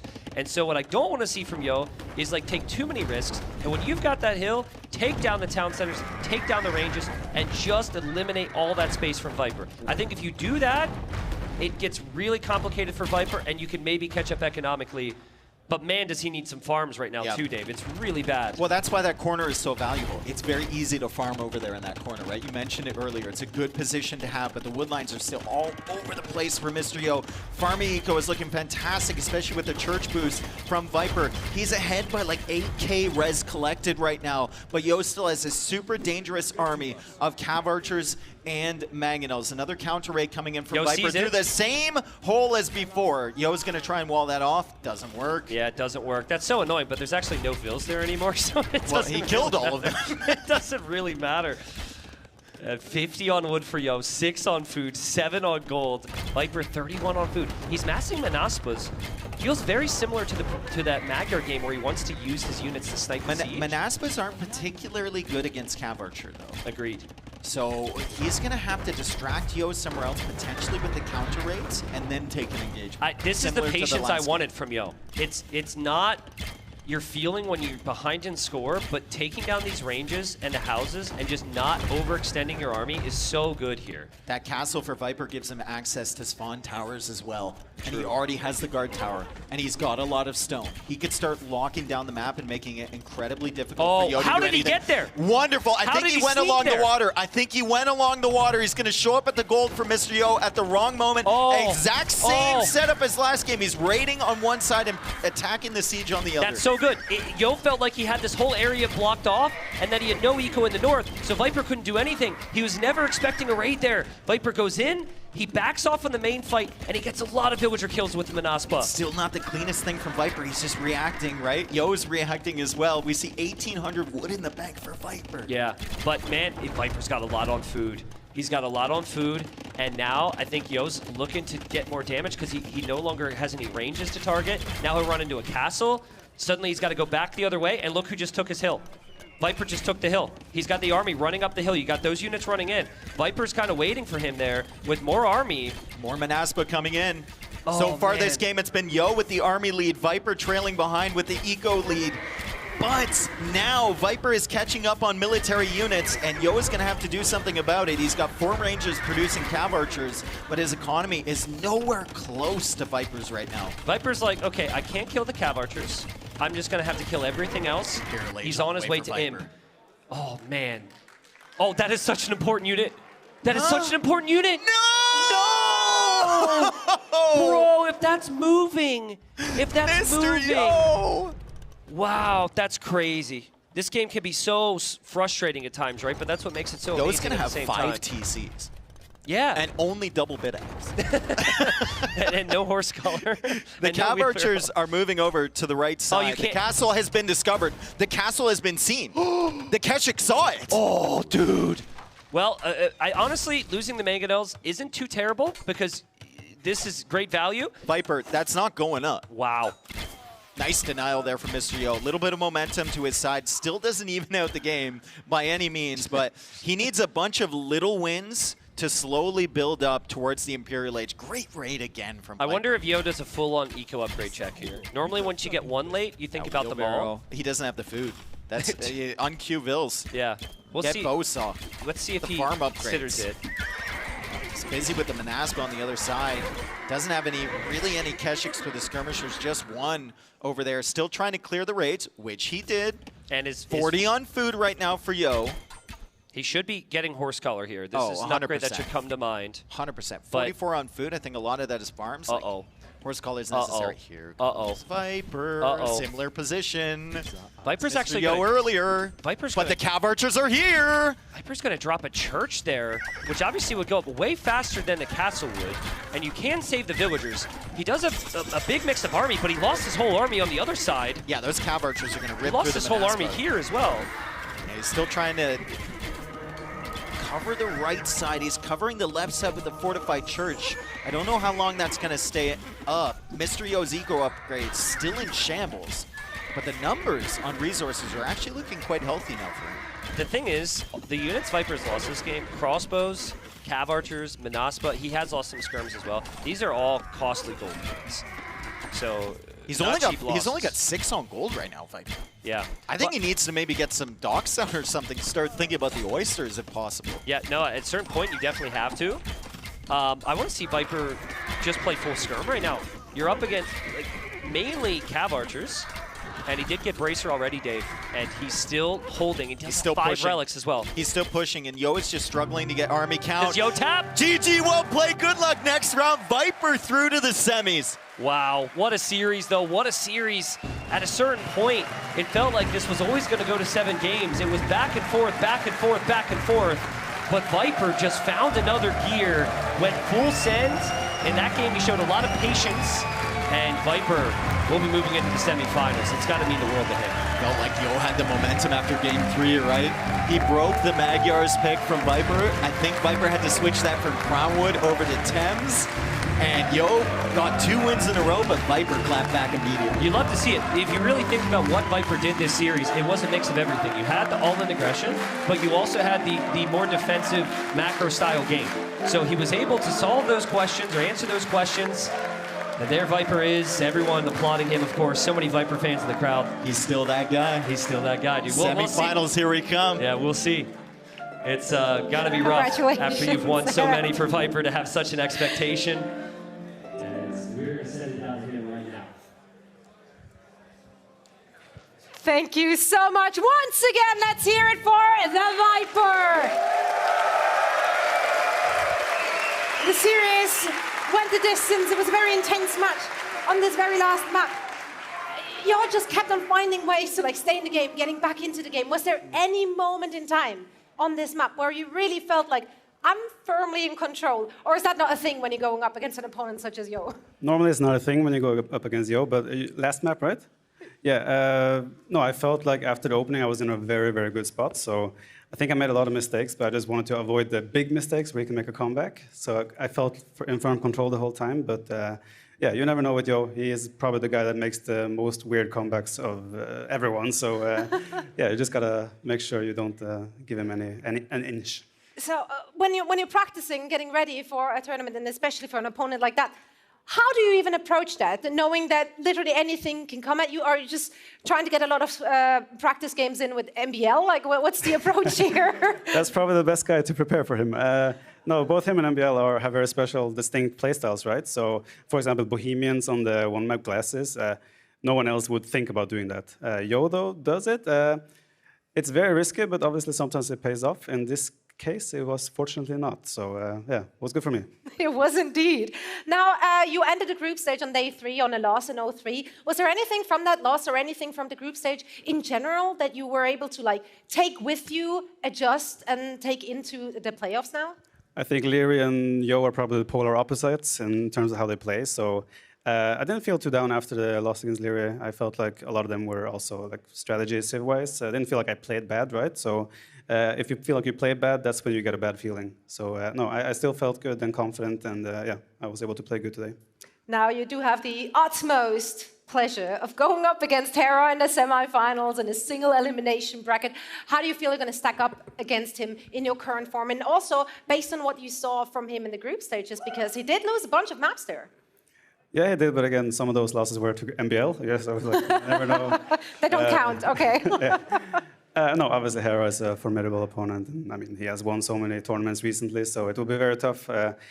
I'm not even supposed to be here, so I'm just going to show up and do my best. You're playing with house money right now, Viper. Thank you so much once again. Congratulations to the Viper. It's always an absolute pleasure to watch you in action. And what an incredible day it's been. Riley, has there been a treat? Congratulations, mate. Oh, sorry, just walked into you. There we go. Look at that. Stagecraft Yeah, professional. right. What a day we've had. Zoe, there's been ups, there's been downs, there's been smiles and friends. We've had laughs, we've had tears. We've had a little bit of everything today. I hope people here have enjoyed themselves. Fantastic. Well, we love to hear that. Any standout moments for you? For me, certainly that set between Hart and Sebastian and the thrilling end we had in Game 7. Amazing. Yeah, 20 push-ups as well, midway through the series. I mean, just players being built different. That's in right. general, I loved the quality of play we saw. It was competitive all day long in all series. We saw the Giants complete as well. Marine Lord did lose a map to Poppy Paw. It was a close series there. If this sets the tone for the rest of the playoffs, man, are we in for a treat. We're in for such a treat, yes, indeed. And I know that many people here will be coming back tomorrow. Looking forward to seeing you there as well. Yes, indeed. And speaking of tomorrow, let's have a squiz at the schedule as we ready ourselves for the next stage of this tournament. We're kicking things off. Match number 1, Wham versus Vortex, Age of Empires 4 back on the menu. And then we're back in Age of Empires 2 for the rest of the day. Zoe. These are such stacked semi-finals. I mean, each of those you could also see in the grand finals. I love to see Sebastian coming in as the young gun, really competing with the very top here. Yes, indeed. Leary versus Sebastian, and then Hera versus the Viper. Leary and Hera have had a day to prepare, to observe their opponents, to gather their strategy and prepare themselves for the match ahead. And we're going to have some very, very high stakes Age of Empires brought to life on this stage tomorrow, Zara. I can't wait. Neither can I. What about you guys? You ready for more action? Short turnaround, because today went long. For tomorrow? Yes, indeed. Well, that's it. That's all she wrote today, sports fans. What a pleasure it's been for us to bring you this broadcast, both you here in the room and at home around the world, wherever you're watching. On behalf of the entire broadcast team, thank you for being part of the success of today's show. I want to thank not only the people in front of the camera, my exalted co-casters and co-broadcasters, but my friends, there are a ton of people behind the cameras that you don't see, and it's through their work that you get to enjoy this broadcast. Let's hear it for the production team. You don't know they're there, but they do incredible work to make sure this show is what it is.